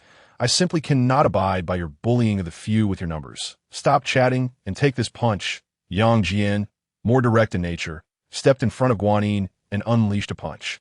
Having suffered a minor setback in their previous encounter, he was determined to reclaim his losses. Sun Wukong, just liberated from the formation's binds, was momentarily taken aback. Aren't these two trying to capture me? Why are they now fighting alongside the Buddhists? However, this was fortuitous. He found these two agreeable allies. Why not join forces? With that thought, Sun Wukong let out a hearty laugh, and the giant ape roared, re-entering the fray. Initially, the advantage against Sun Wukong had been slight. Now, with the assistance of Yang Jian and Nezha, the Buddhists found themselves at a distinct disadvantage. Yang Jian faced off against Guanyin and Dashizi, while Sun Wukong engaged with Manjushri and Samanabhadra. As for Nezha, do not flee. Taste the Buddha's wrath lotus that I just conjured. It is quite delectable. Flames burned in his hands as he pursued the remaining Buddhist figures, who scattered in panic. The mighty beings of the primordial realm could only swallow their breaths at this spectacle. How did these three unite? The Buddhist sect is in grave peril, having offended three formidable rebels. I can already envision the expression of the Tathagata Buddha in utter dismay. Ha ha ha! The Buddhas of the Buddhist sect fled in disarray through the void, bringing shame upon their order. Yet the laughter of the three rebels rang out unabated, that ha ha! Delightful! After we finish, let us go to my Ling Mountain. I shall treat you to drinks, while Sun Wukong exchanged blows with Manjushri and Samanabhadra. He bellowed to Nezha and Yang Jian that we will take you to the Elders' Internet CF, where many wish to meet you. Internet CF? That term seemed familiar. It was mentioned by Jean Chanzi, who had brought out that peculiar helmet from CF. Sun Wukong realized that had it not been for the CF, he would have remained in ignorance under the Buddhist sect's influence for countless more years, ultimately meeting a tragic fate in the game. No wonder they had not exerted their full strength during their previous confrontations. It turned out they were allies. Very well, let us first visit the Internet CAF and pay our respects to the elder. Having spoken, the golden staff in his hand instantly enlarged and thickened, descending towards Wan Shu and Pu Xian. The two reached out to block it, but were immediately obliterated on Yang Jian's side. He sent Guanyin and Dashizi tumbling through the void. Arrogance, sheer arrogance. The war god is not to be feared. What is truly terrifying is a war god who delights in causing trouble, and there are three of them. The entirety of the primordial world fell silent at this sight. With their combined potential, once they ascended to quasi-saint status, even the saints would struggle to rein them in.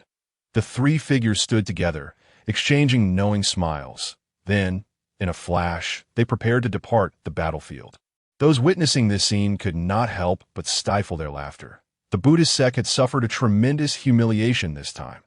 Not only had half of Ling Mountain been destroyed again, but 4 bodhisattvas had also been treated like mere playthings.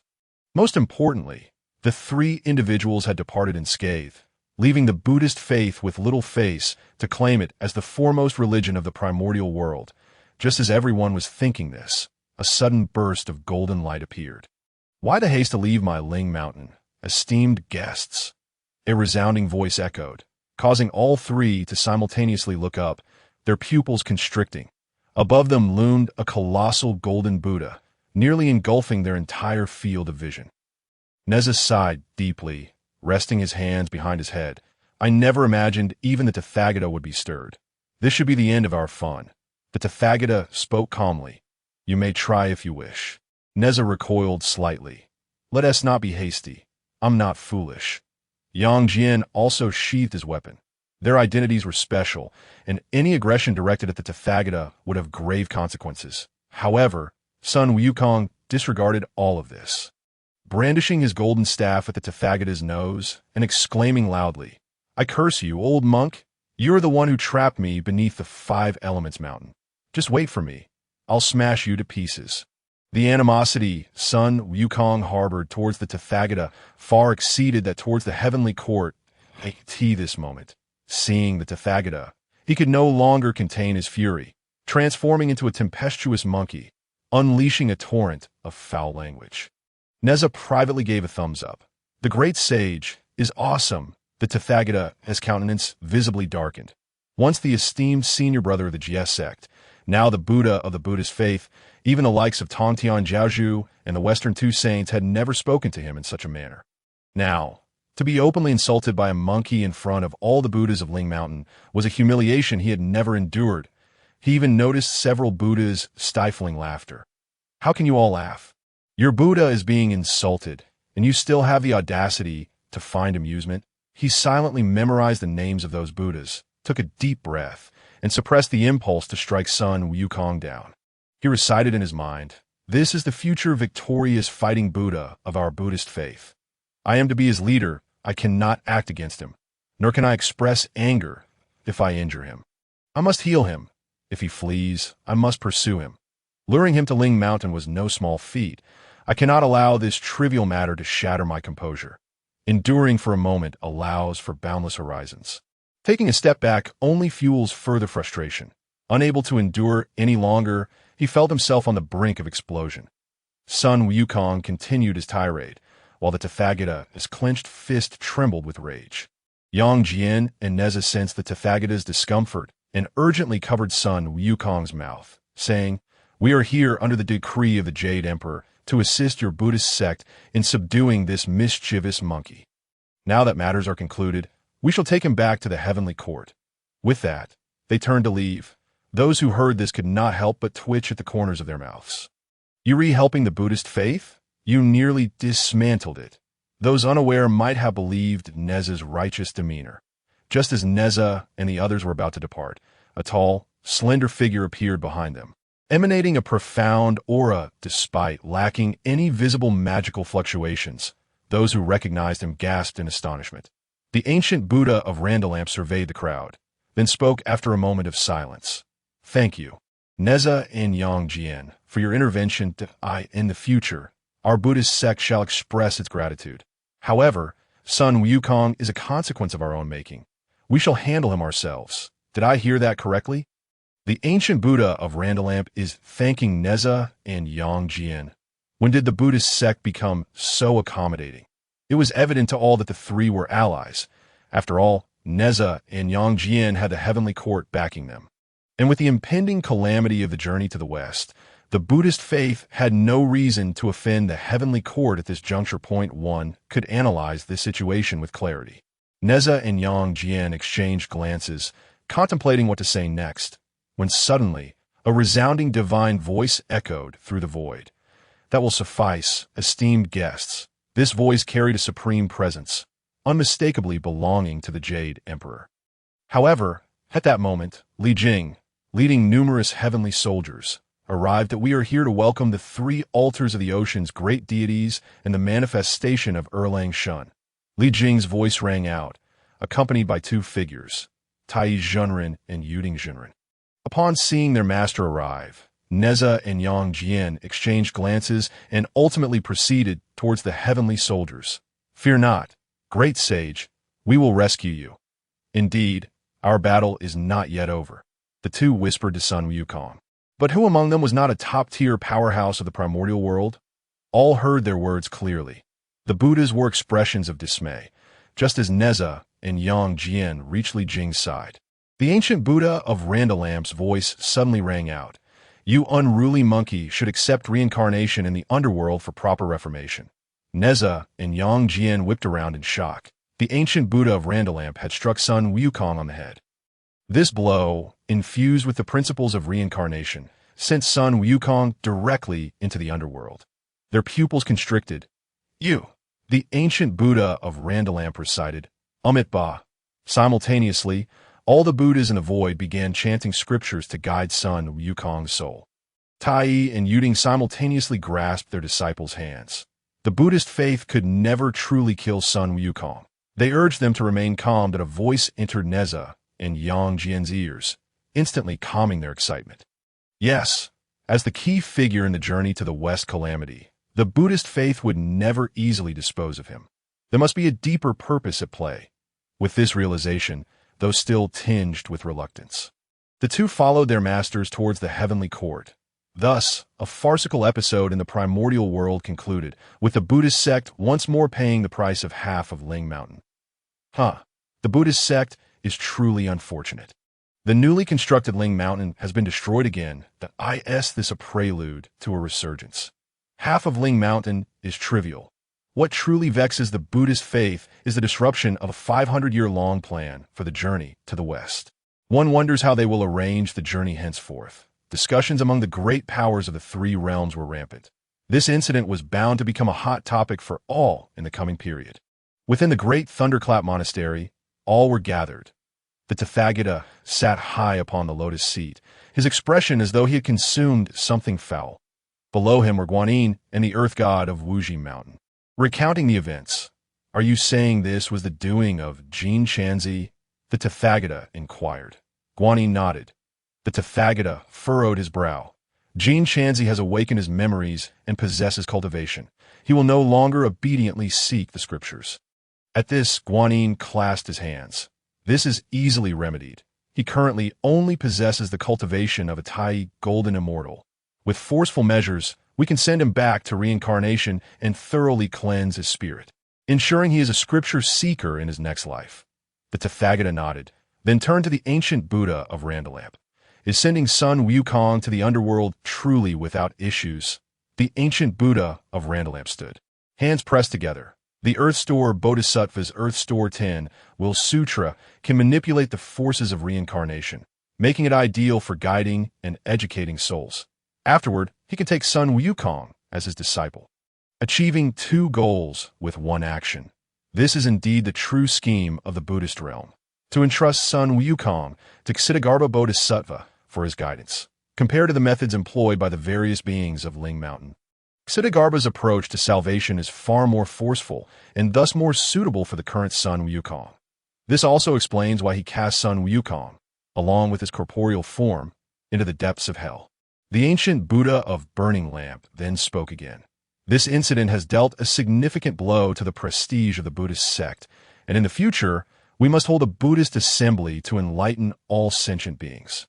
The Tathagata Buddha nodded slightly in agreement. Good. Amit Ba. All the Buddhas echoed in unison, expressing their accord with the ancient Buddha of Burning Lamp.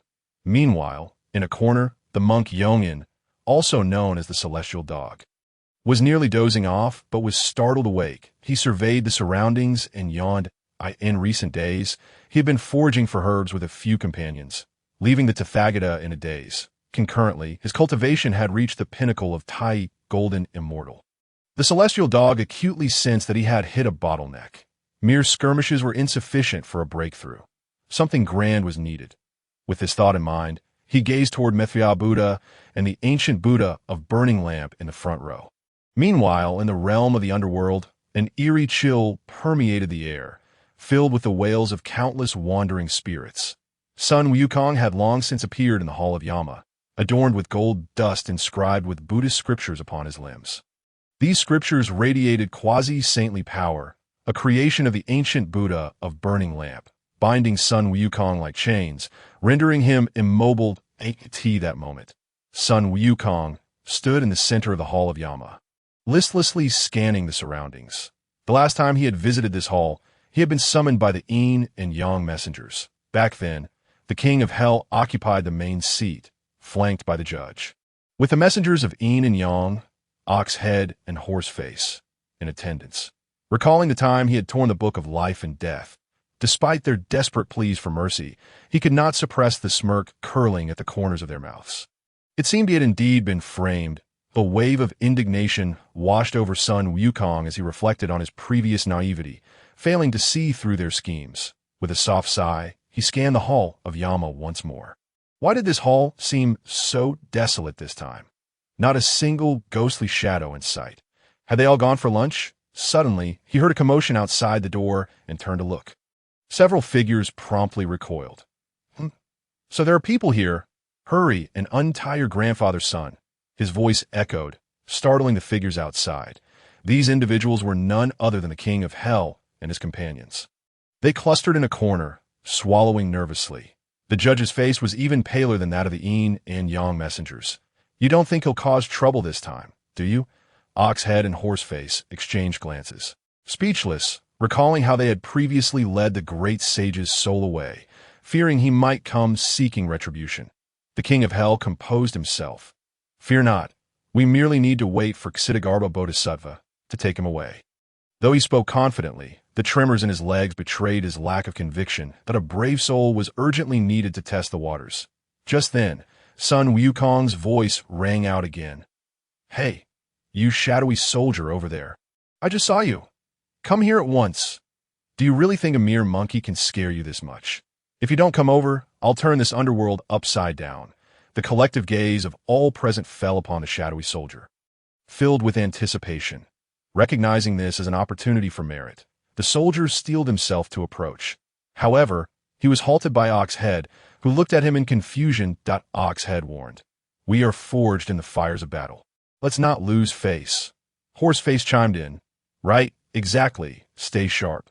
Encouraged by their words, the shadowy soldier's confidence surged as he flung his robe and strode into the great hall. The onlookers watched his retreating figure until, simultaneously, a voice erupted from within the hall. "Sun Wukong, you, a mere beast born of chaos, dismissed from your position as a horse caretaker. How dare you flaunt your power here?" Upon hearing this, the onlookers outside nodded in agreement. The King of Hell wore a smile. This shadowy soldier certainly has a commanding presence, especially that last which resonated with the might of our underworld. Remember his name. He deserves a promotion, that moment. The judge hesitantly interjected. That last seemed to signal his demise. What? The King of Hell swiftly leaned forward to check. The shadowy soldier had been obliterated, his essence scattered throughout the hall. Sun Wukong, with blood dripping from his forehead, had evidently used his head to smash the soldier to death. He whirled around and caught sight of the King of Hell, a cruel smile spreading across his face. "Heh, old man Yama. Long time no see. Come, let us reminisce." The King of Hell felt his heart skip a beat, despite lacking a physical one, and quickly withdrew his head. Sun Wukong's voice echoed relentlessly throughout the hall of Yama, resonating throughout the entire underworld. Just as the King of Hell was at a loss for how to proceed, a figure suddenly appeared behind him. Amitabha, it was a Buddha clad in a robe. His face adorned with a warm smile. At his feet lay a peculiar beast with the head of a tiger, the body of a dragon, and the tail of a lion. This figure was none other than Ksitigarbha, Bodhisattva, who had vowed that he would not attain Buddhahood until hell was empty, thus remaining in the underworld to guide souls. The beast, known as Ting, was Ksitigarbha's steed, famed as the Nine Unlikeness, its true form being a large white dog. "Ksitigarbha Bodhisattva, you have finally arrived," the King of Hell exclaimed, resembling a man who had spotted a lifeline. Ksitigarbha smiled gently, nodding slightly to the King of Hell before striding directly into the hall. "Ah, so you are Sun Wukong," Ksitigarbha began. Sun Wukong snorted disdainfully. "Indeed, it is unfazed by the defiance of Sun Wukong." Ksitigarbha's expression remained unchanged. He merely extended his hands, from which a black sphere the size of a fingernail shot forth, hurtling towards Sun Wukong's forehead. The black sphere contained the power of the laws, yet bore no offensive strength. Upon contact with Sun Wukong's skin, it burrowed directly inside. "What is this thing?" Sun Wukong shouted. But as his voice faded, his eyes instantaneously lost their luster. In that fleeting moment, he felt as though he had traversed countless cycles of reincarnation, a life as a wild monkey, a destitute scholar, and an elder of a sect. His mind was suddenly flooded with a multitude of emotions. Sun Wukong understood these sentiments were illusions and bit down hard on his lip, using the pain to regain clarity. He shook his head, casting aside the extraneous thoughts that had materialized. Observing Sun Wukong's swift recovery, Ksitigarbha Bodhisattva smiled, his gaze filled with satisfaction. "This is the power of reincarnation, filling your consciousness with endless emotions, thereby cleansing the superficial and leading you into the Buddhist way." Sun Wukong's face contorted in fury.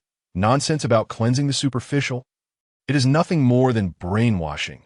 Ksitigarbha Bodhisattva did not refute this, for Sun Wukong's words bore truth.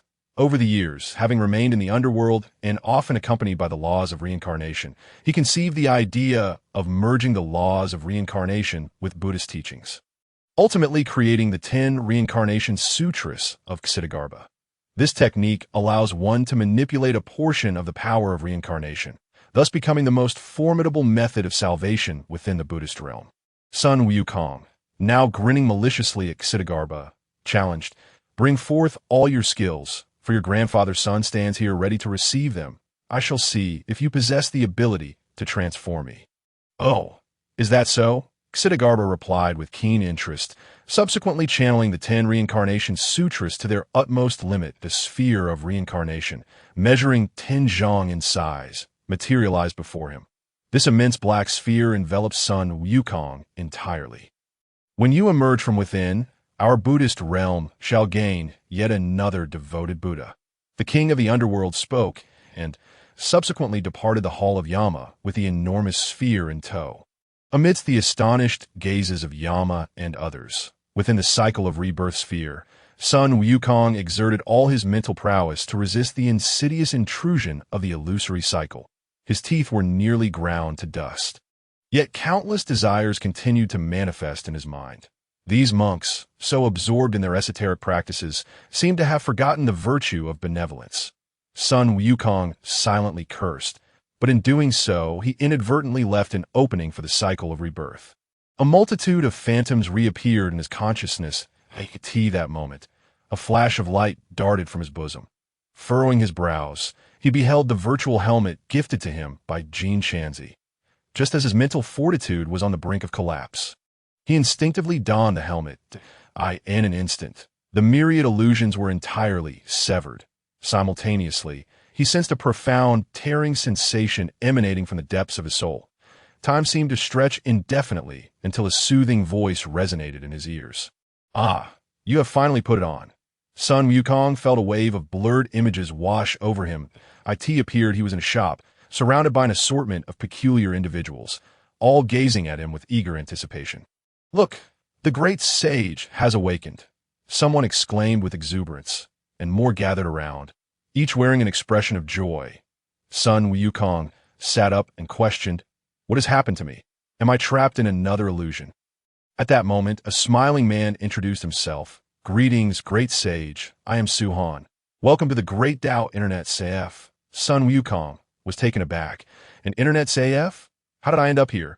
He soon noticed that his lower body was perched atop a black ancient ring. Suhan chuckled and proceeded to explain, "The moment you don the helmet, I pinpointed your location and utilized the void technique to transport your soul here, preserving you within this ring. Your physical form, however, remains in the underworld." Upon hearing this, Sun Wukong clenched his fists, feeling no trace of flesh and blood. Indeed, he had transitioned into a spiritual state. A bitter smile broke across his face. "What can I possibly do in my current state?" At this juncture, the Qing Jing chimed in. "Great sage, you can play games." The surrounding demons echoed his sentiment. "Indeed, playing games can also enhance your strength. Together, we shall storm the underworld and ascend to the holy mountain." Sun Wukong turned, bewildered, to the demons who were grinning foolishly at him. Yulat, due to the influence of the black myth Wukong, these demons, who should have been his adversaries, now regarded him with admiration. Some, having experienced the chaos of the heavenly palace 5 centuries prior, had even chronicled Sun Wukong's adventures in novels that were quite popular in Chang'an, thus garnering him numerous fans. As Yuhan led Sun Wukong's spirit towards the gaming area. Currently, you cannot leave the Grand Dao Internet Café, nor can you be discovered by the Buddhists. Consider this a period of seclusion for you. Once you acquire formidable powers, you may contemplate the endeavor of storming the underworld. Although Sun Wukong was still unclear about the situation, he allowed Suhan to guide him to a computer. Suhan continued, "As your physical body is still wearing the helmet, simply close your eyes and feel. You will enter the game. Now, let me see how far you have progressed." With a dazed expression, Sun Wukong entered the game. The screen displayed swirling sands, and imposing Buddhist statues emerged, accompanied by a rhythmically engaging melody. 800 miles of yellow wind ridge, once a land of prosperity beyond the pass. A sudden plague of rats arose, shrouding the air in murk and obscuring human traces. A rhythmic chant echoed. The image on Sun Wukong's screen zoomed in, revealing a pair of withered hands skillfully playing a sanxian. The sound of the sanxian resonated powerfully, filling the internet café. Some demons even nodded along to the rhythm, swaying their heads. "This tune never gets old. It's delightful." They exclaimed that we must arrange a performance to enjoy it live someday. Since Su Han had demonstrated the correct gameplay of the first chapter previously, the patrons had become utterly captivated by the game. Many had already progressed to the second chapter, hence their enthusiastic reaction to the music. Some demons clutched Sanxians, meticulously observing the hand techniques displayed on screen and attempting to emulate them. The melody was immensely popular. Immersed in the enchanting sounds of the narrative, Sun Wukong found himself entranced by the mesmerizing storytelling.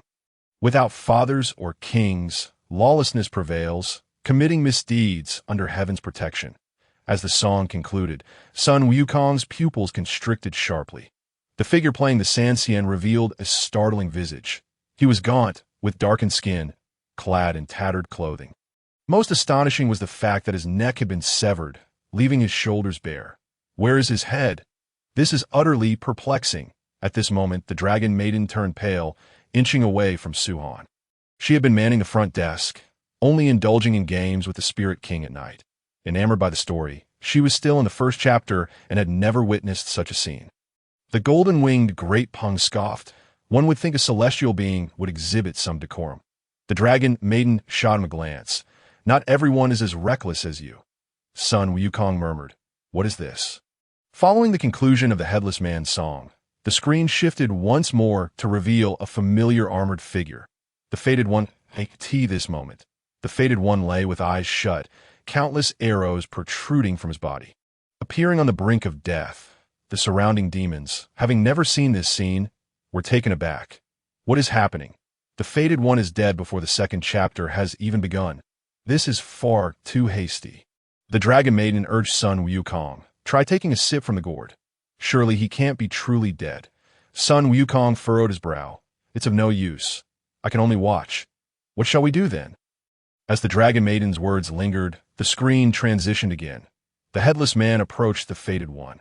Wherever he stepped, the arrows at his feet dissolved into golden light.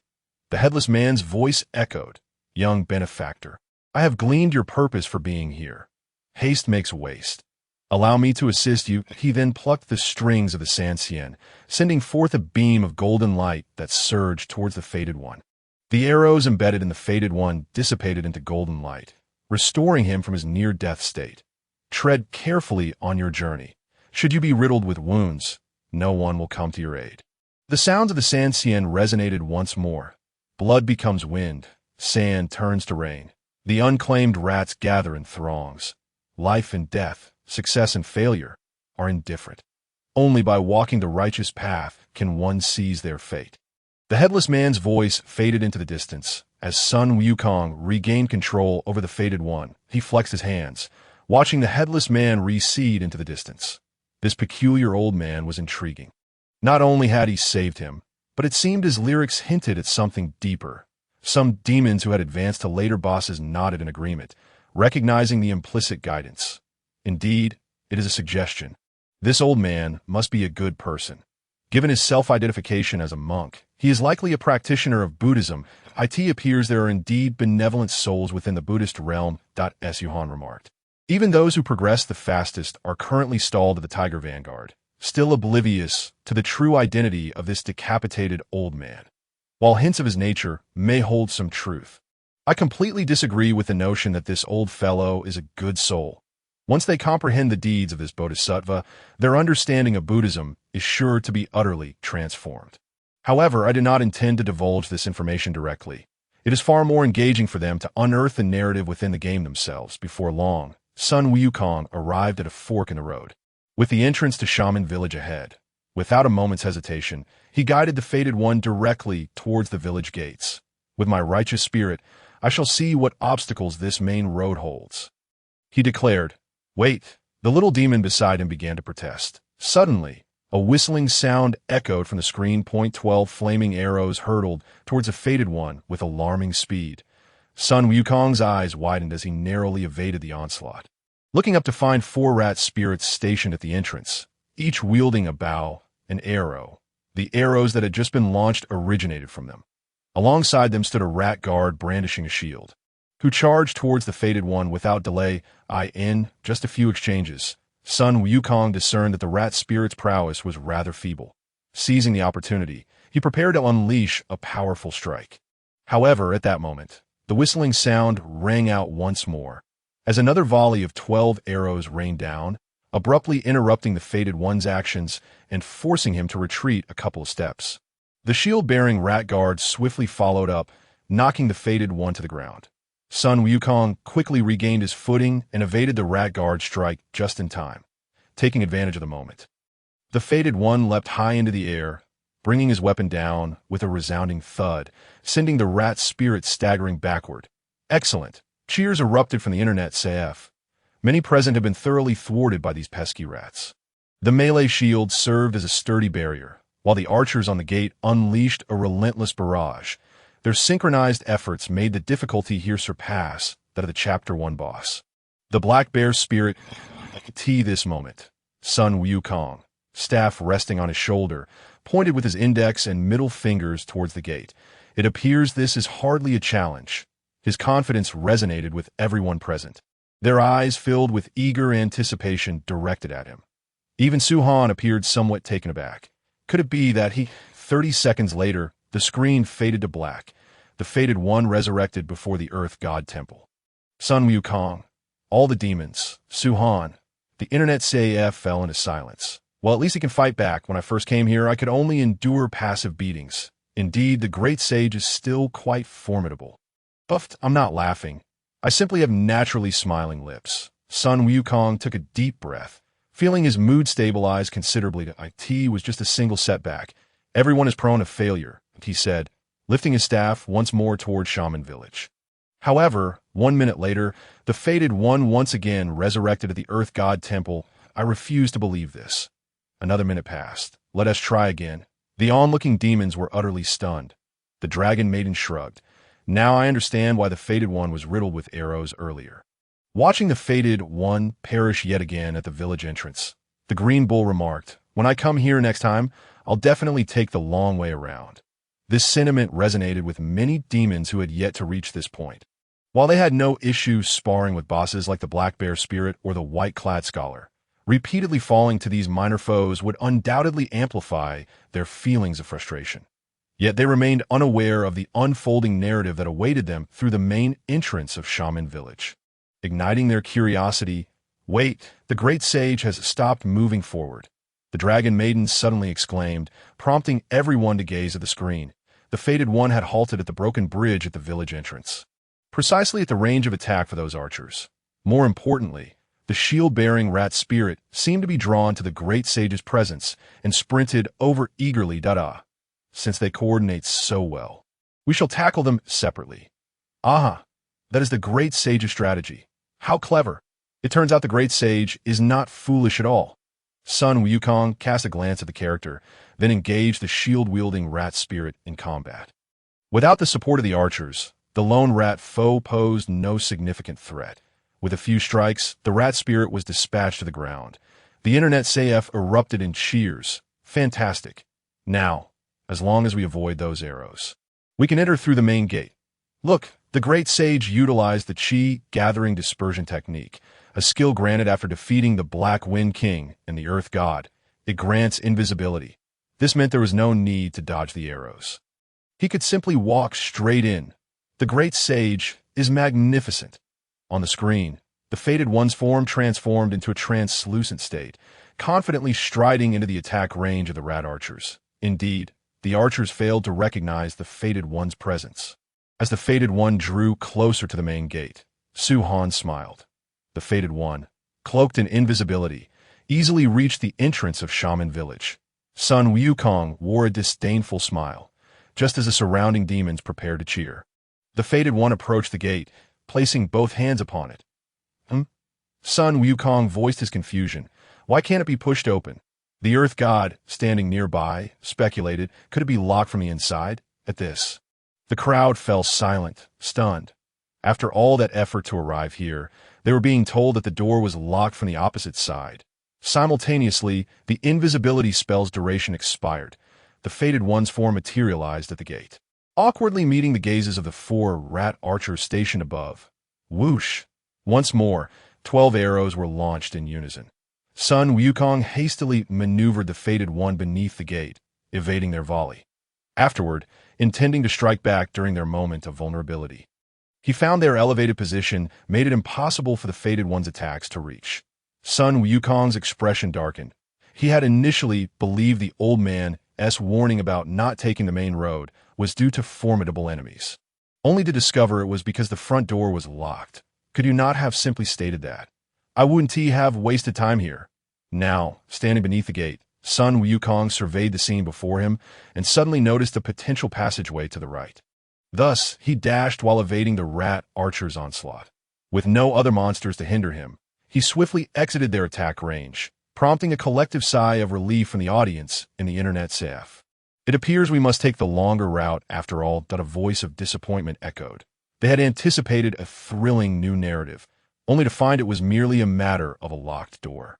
This left them thoroughly disheartened. The fort by the village entrance. Sun Wukong ventured in another direction. Soon, a parched riverbed came into view, populated by numerous small frogs. Die, you wretched creatures! Feel the wrath of my staff. Sun Wukong unleashed all his pent-up frustrations upon the frog. This moment, the dragon maiden interjected, I believe I've encountered these frogs at Black Wind Mountain. The rock nodded in agreement. Indeed, there were similar frogs at Black Wind Mountain. And defeating them yielded a minor demon king. The earth god then added, that demon king is named Lang. Upon hearing the trio's conversation, several minor demons who remained in the first chapter began to chatter. I remember that frog monster. It attacks using its tongue. Utterly revolting. Just thinking about it gives me goosebumps that I hope there isn't a second one here. Amidst the murmurs of the crowd, the destined one arrived beside a mountain cliff.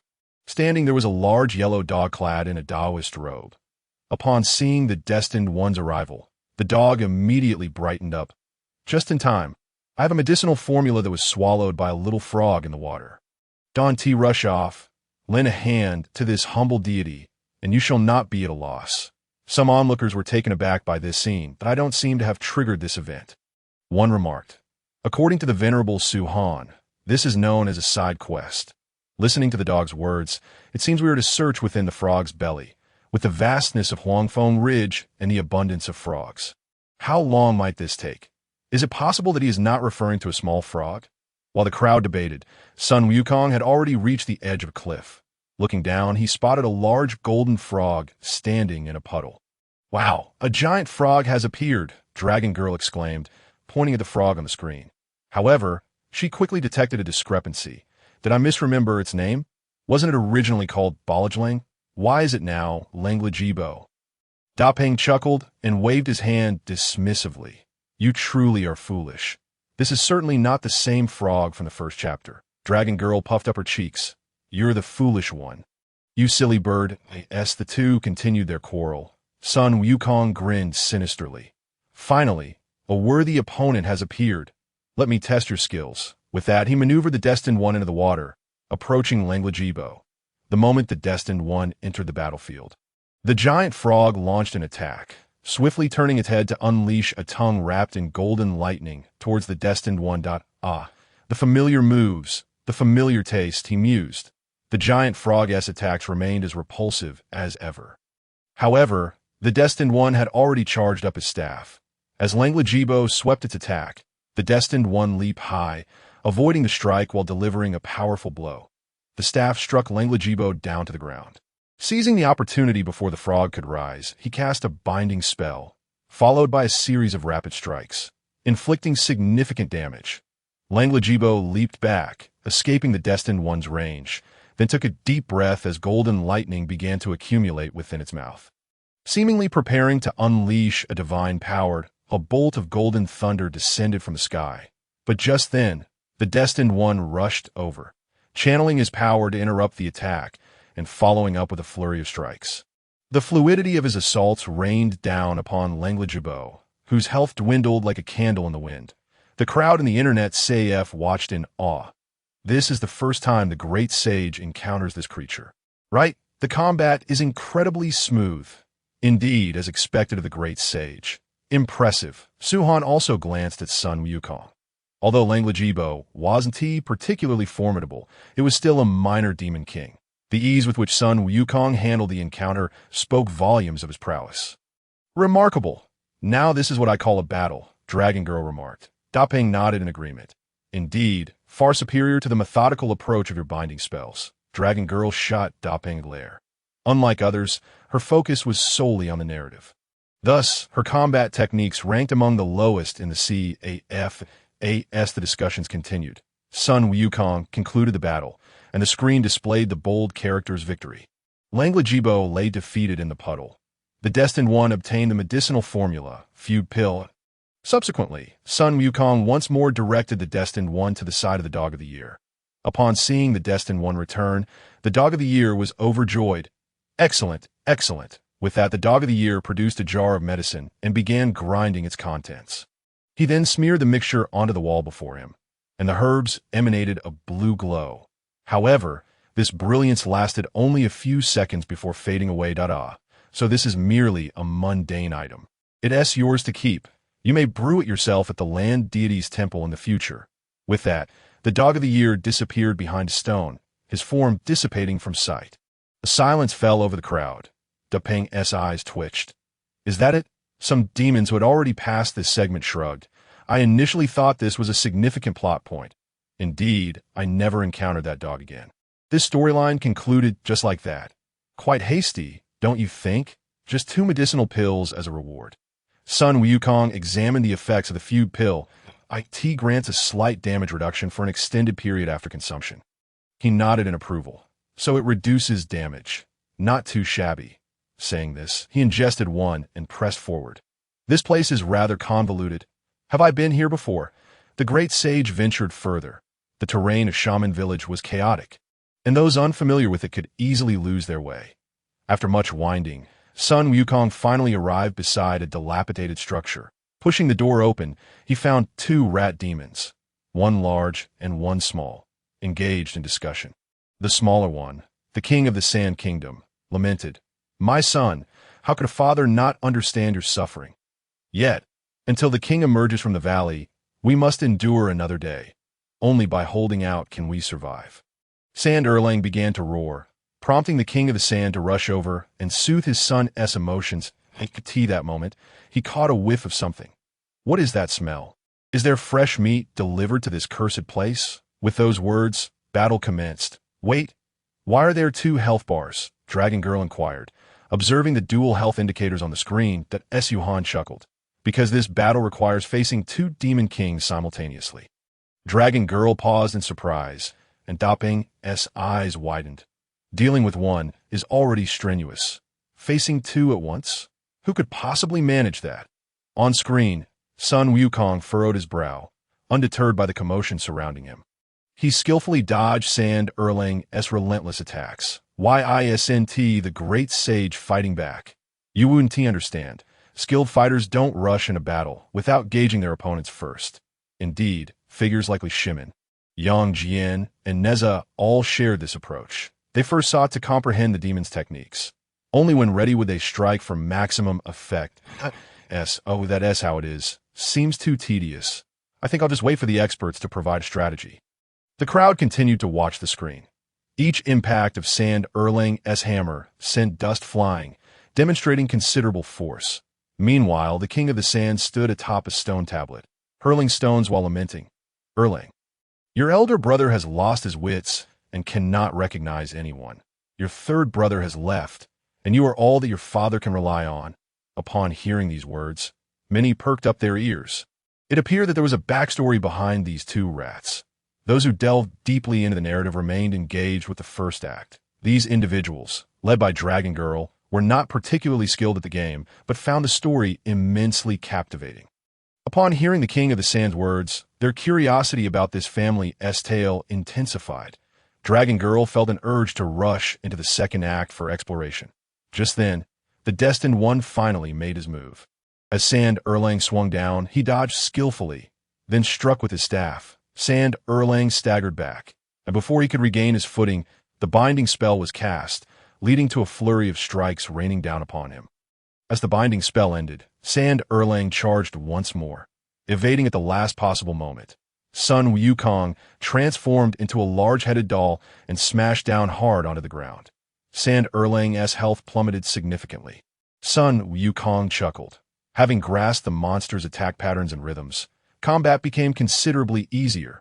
From there, as long as he performed normally, even facing two demon kings would be a manageable task, just as he prepared to advance for another attack. Sand Erlang suddenly cried out in distress. "Father, my head hurts so much. Save me." The footsteps of Sun Wukong came to an abrupt halt, a twitch passing through the corner of his mouth. It was his first encounter with a monster that, after being beaten, cried out for its father. So, it seems you have a father, do you? I, on the other hand, well, it appears I do not. The anguished cries of Sha Erlang echoed in the air. King Sha began to curse vehemently. "Damn you, foul monkey! Are you not aware of the respect for mice edict in my kingdom?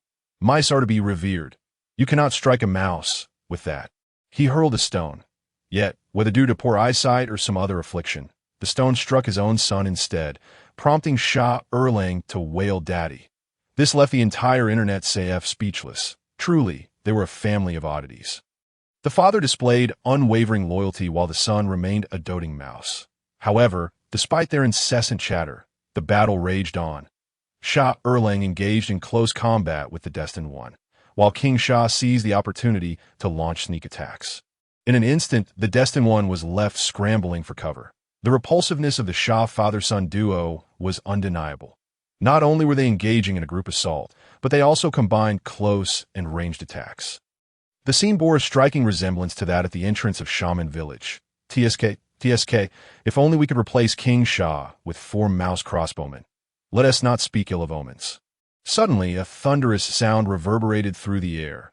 Sha Erlang's mighty hammer had toppled the stone monument upon which King Sha stood. Huh, is that possible? Sun Wukong's eyes lit up instantly, just as he was troubled by the inability to strike King Sha. A solution had presented itself. With this in mind, he deftly dodged while luring Sha Erlang to shatter the stone monuments one after another.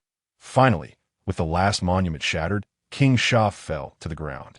Raising his head, he found the Destined One glaring at him with a twitching mouth and an expression full of murderous intent. "So, you are King Sha, are you? You were quite arrogant just now." Without granting him a moment's respite, Sun Wukong swung his staff and struck the rodent on the head. King Sha's health was far inferior to that of Sha Erlang, even lower than some elite monsters. Even amid Sha Erlang's assaults, the Destined One swiftly dispatched King Sha. A collective sigh of relief swept through the crowd. Now, they only needed to easily deal with Sha Erlang. However, Sha Erlang suddenly let out a furious roar, his eyes glowing red as if he had become significantly more ferocious. "Oh, not harm my father." The colossal hammer in Sha Erlang's hands radiated a crimson light as he charged toward the Destined One. His clumsy figure leaped high, bringing the hammer crashing down. The Destined One rolled aside to evade. Yet Sha Erlang, as if driven mad, continued his relentless onslaught, each movement faster than the last. Sun Wukong sought an opportunity to retaliate, but ultimately fell to the rampaging Sha Erlang, defeated and humiliated. The onlookers gasped in disbelief. The monsters that had not made it here twitched at the corners of their mouths. The creatures here had visibly grown stronger compared to the first act. Some monsters, stuck here for what seemed like ages, offered words of comfort. "Don't lose heart, great sage. I too have been trapped here for a long time." Indeed, it was initially a case of a few against many. And the fact that Sha Erlang could grow stronger made it quite a challenge. "Just keep at it for a few more days. We will surely overcome," just as the crowd rallied to bolster the great sage's spirits. Sun Wukong's shoulders began to shake. The ha-ha, and eerie laughter echoed, leaving everyone exchanging glances. What was happening? Had the great sage gone mad? Suddenly, Sun Wukong looked up, his face alight with joy. How amusing. Truly fascinating. This is worth taking seriously. With that, he once again directed the Destined One toward King Sha and his son, a manic grin plastered across his face. This expression, in its ethereal state, sent shivers down the spine of the Dragon Maiden, who instinctively crept behind Su Han, fearing that the great sage might suddenly lose control and strike her down. Su Han, noticing her trepidation, chuckled softly. This game operates on unique characteristics and personalities of each Monster King, intertwined with their individual stories, which adds to the exploration value. Upon hearing Su Han's words, the The gathered monsters nodded earnestly. Indeed, if every monster were the same, it would lack interest. It was no wonder the great sage was so exhilarated. At this moment, the destined one clashed with King Sha and his son once more. This time, son Wukong did not hesitate. He swung his staff directly at Sha Erlang, as Yuhan nodded in approval. As the first dual boss battle, many players had been left in tears by the father-son duo. Especially after King Sha was dispatched, Sha Erlang entered a state of fury, significantly augmenting his attributes. Although his mechanics were not particularly impressive, the enhancements made him a formidable opponent.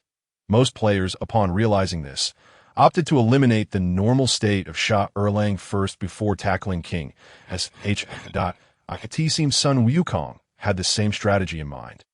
Just as Suhan had surmised, the destined one dodged King Sha's attacks while engaging Sha Erlang in combat. Before the battle, the destined one had consumed a warding-off elixir, allowing son Wukong to withstand several of King Sha's strikes. In the worst-case scenario, he could always sip a potion and continue to evade. The battle gradually fell into son Wukong's rhythm, and Sha Erlang's health began to dwindle. Ling Dao and the Dragon Maiden observed from the sidelines, occasionally jotting down notes, as Yuhan looked over curiously, seeing Lingon the Great and the golden-winged Dao recording strategies. It was their habit. Whenever someone faced a monster they had yet to encounter, they would quietly take notes. Unlikely Shimin, who possessed an absurd talent for the Dragon Maiden, Suhan was at a loss for words upon seeing her notes. Her little notebook was filled with various monster dialogues and conjectures about the plot. This young lady was utterly captivated by the storyline here. Every day, she spent her time at the counter, either collecting payments or crafting narratives. She had another notebook, brimming with descriptions of each type of monster. Suhan had read it and could only describe it as wildly imaginative. However, he thought it might be good to offer her some guidance later on, perhaps to create a shadow god illustration. While lost in thought, Sha Erlang's health had already dipped below a quarter. Excellent, and he still had the warding-off elixir unused. They were in a stable position.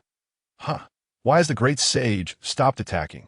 He is leading Sha Erlang to strike the stone monuments again. What is son Wukong planning? Suhan glanced at the screen and chuckled. He intended to reduce Sha Erlang's health to a sliver before killing King Sha. This way, even if Sha Erlang entered a berserk state, he could still be defeated. Upon hearing Suhan's explanation, the gathered monsters understood that's the plan. No wonder the great sage is so impressive.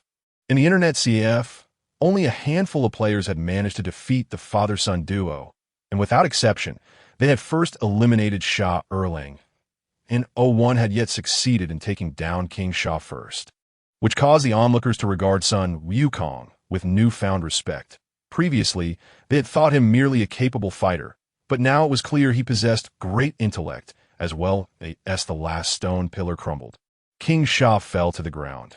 The destined one swiftly executed a combo to dispatch him.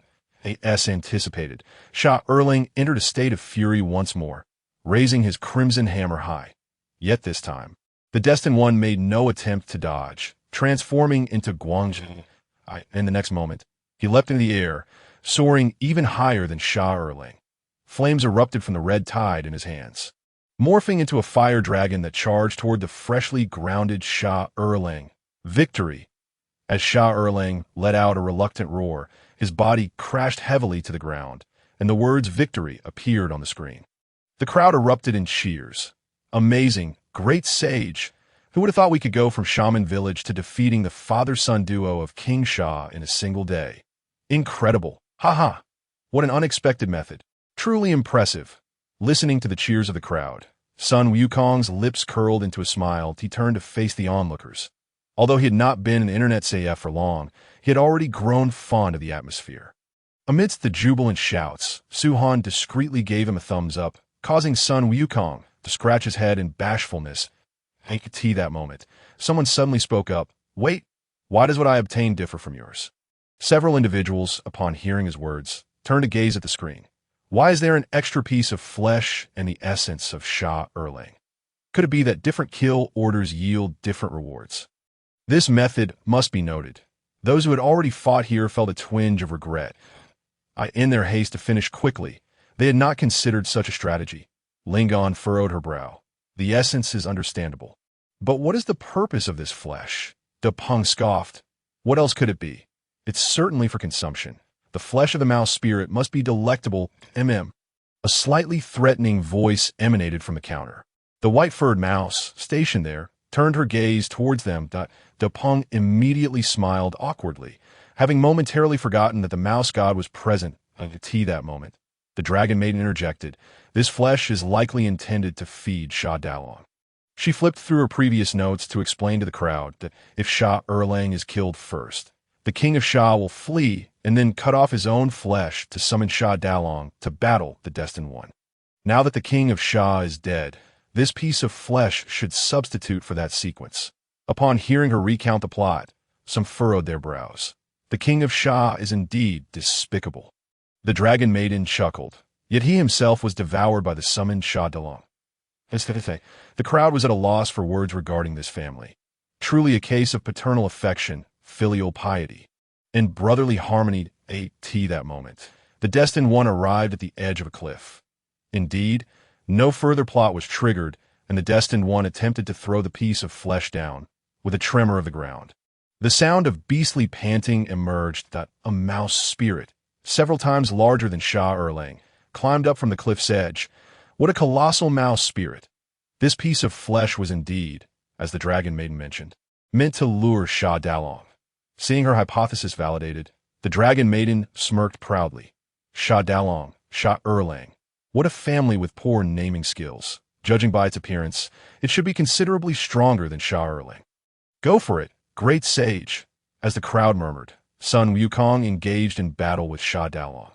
This Demon King's moves were remarkably simple, essentially comprising of pouncing and slamming the ground.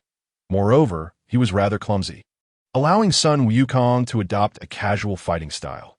While familiarizing himself with Sha Dalong's attacks, he also countered that if there was one notable aspect of Sha Dalong, it was his health points, despite being a minor Demon King. His vitality surpassed even that of the Black Bear spirit. The clumsy mechanics, combined with his substantial health, prolonged the battle. The surrounding chatter gradually diminished, with some individuals even succumbing to drowsiness that moment. Sha Dalong suddenly lunged at the Destined One, but the Destined One swiftly dodged, causing Sha Dalong to crash into a wall adorned with numerous Buddha statues. The sharp-eyed De Peng pointed at the wall and exclaimed. He actually made a hole in the wall. His voice captured everyone's attention. Was there space behind it? I had sensed something amiss with the wall full of Buddha statues. Indeed, their placement felt somewhat awkward. Little did they know there was a mystery behind it. It seemed the Destined One could indeed enter. The white-furred mouse lifted her nose, as if catching a whiff of treasure. The dragon maiden's eyes also brightened. Such hidden treasures might conceal an unknown grand plot. Sensing the crowd's anticipation, Sun Wukong ceased to hold back. He immediately transformed into Guangxi, striking Sha Dalong with a fiery red tide. Even when occasionally knocked down, he remained unfazed. He adopted a combat style reminiscent of Yang Jian, exchanging injuries for injuries. Sha Dalong's health rapidly dwindled. Once Guangxi's transformation time concluded, the big-headed baby made his entrance. His colossal head slammed down, kicking up dust and signaling Sha Dalong's demise. Victory. The familiar words appeared on the screen. Impressive. Great sage. Let me calculate. In a single day, defeating 3 bosses must be the fastest in our internet CAF. Truly deserving of the title, Great Sage. I admire you. Sun Wukong smiled at the crowd. It's merely that the Destined One's physique is more suited to the task. As a monkey, he adapts more quickly than others. All he needs to do is familiarize himself with the combat mechanics of the game. After that, understanding the Demon King's moves is all that is required. Thus, he fights far more smoothly than anyone else. Great sage, go check what lies behind that wall, urged the dragon maiden. The crowd eagerly watched Sun Wukong. Momentarily lost in thought, he recalled the days when he was surrounded by monkeys at Flower Fruit Mountain. Nodding, he promptly guided the Destined One towards the G. Yuhan smiled quietly beside him, contemplating whether this hidden plot might yield some reward. As the Destined One passed through the narrow gap, he was met with a sudden expanse. After taking a few steps forward, he arrived at the end. That a golden treasure chest gleamed brilliantly before him. A treasure chest. Peng's eyes sparkled. Indeed, there were treasures here. Hurry, let's see what good things are inside.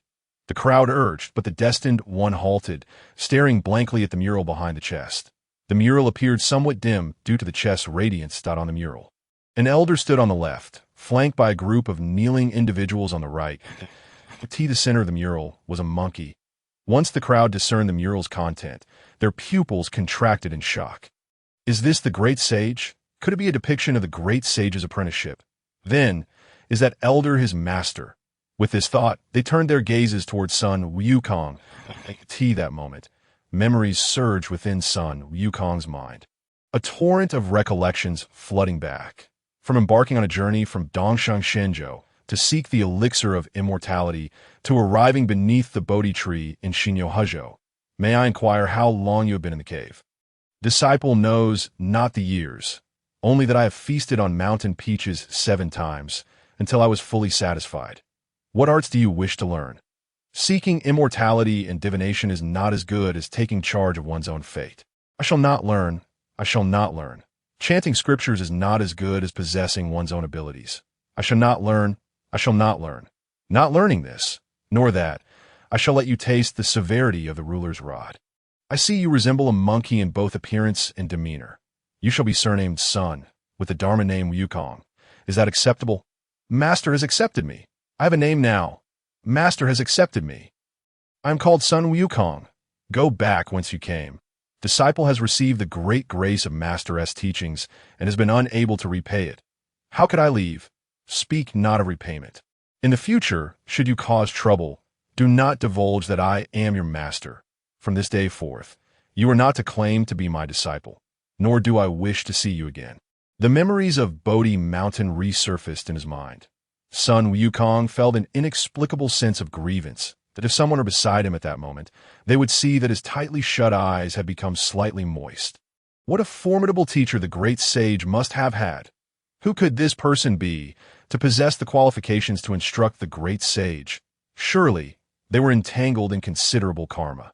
The murmurs of the crowd interrupted Son Wukong's reverie. He regained his composure and recalled the moment he departed from Bodhi Mountain.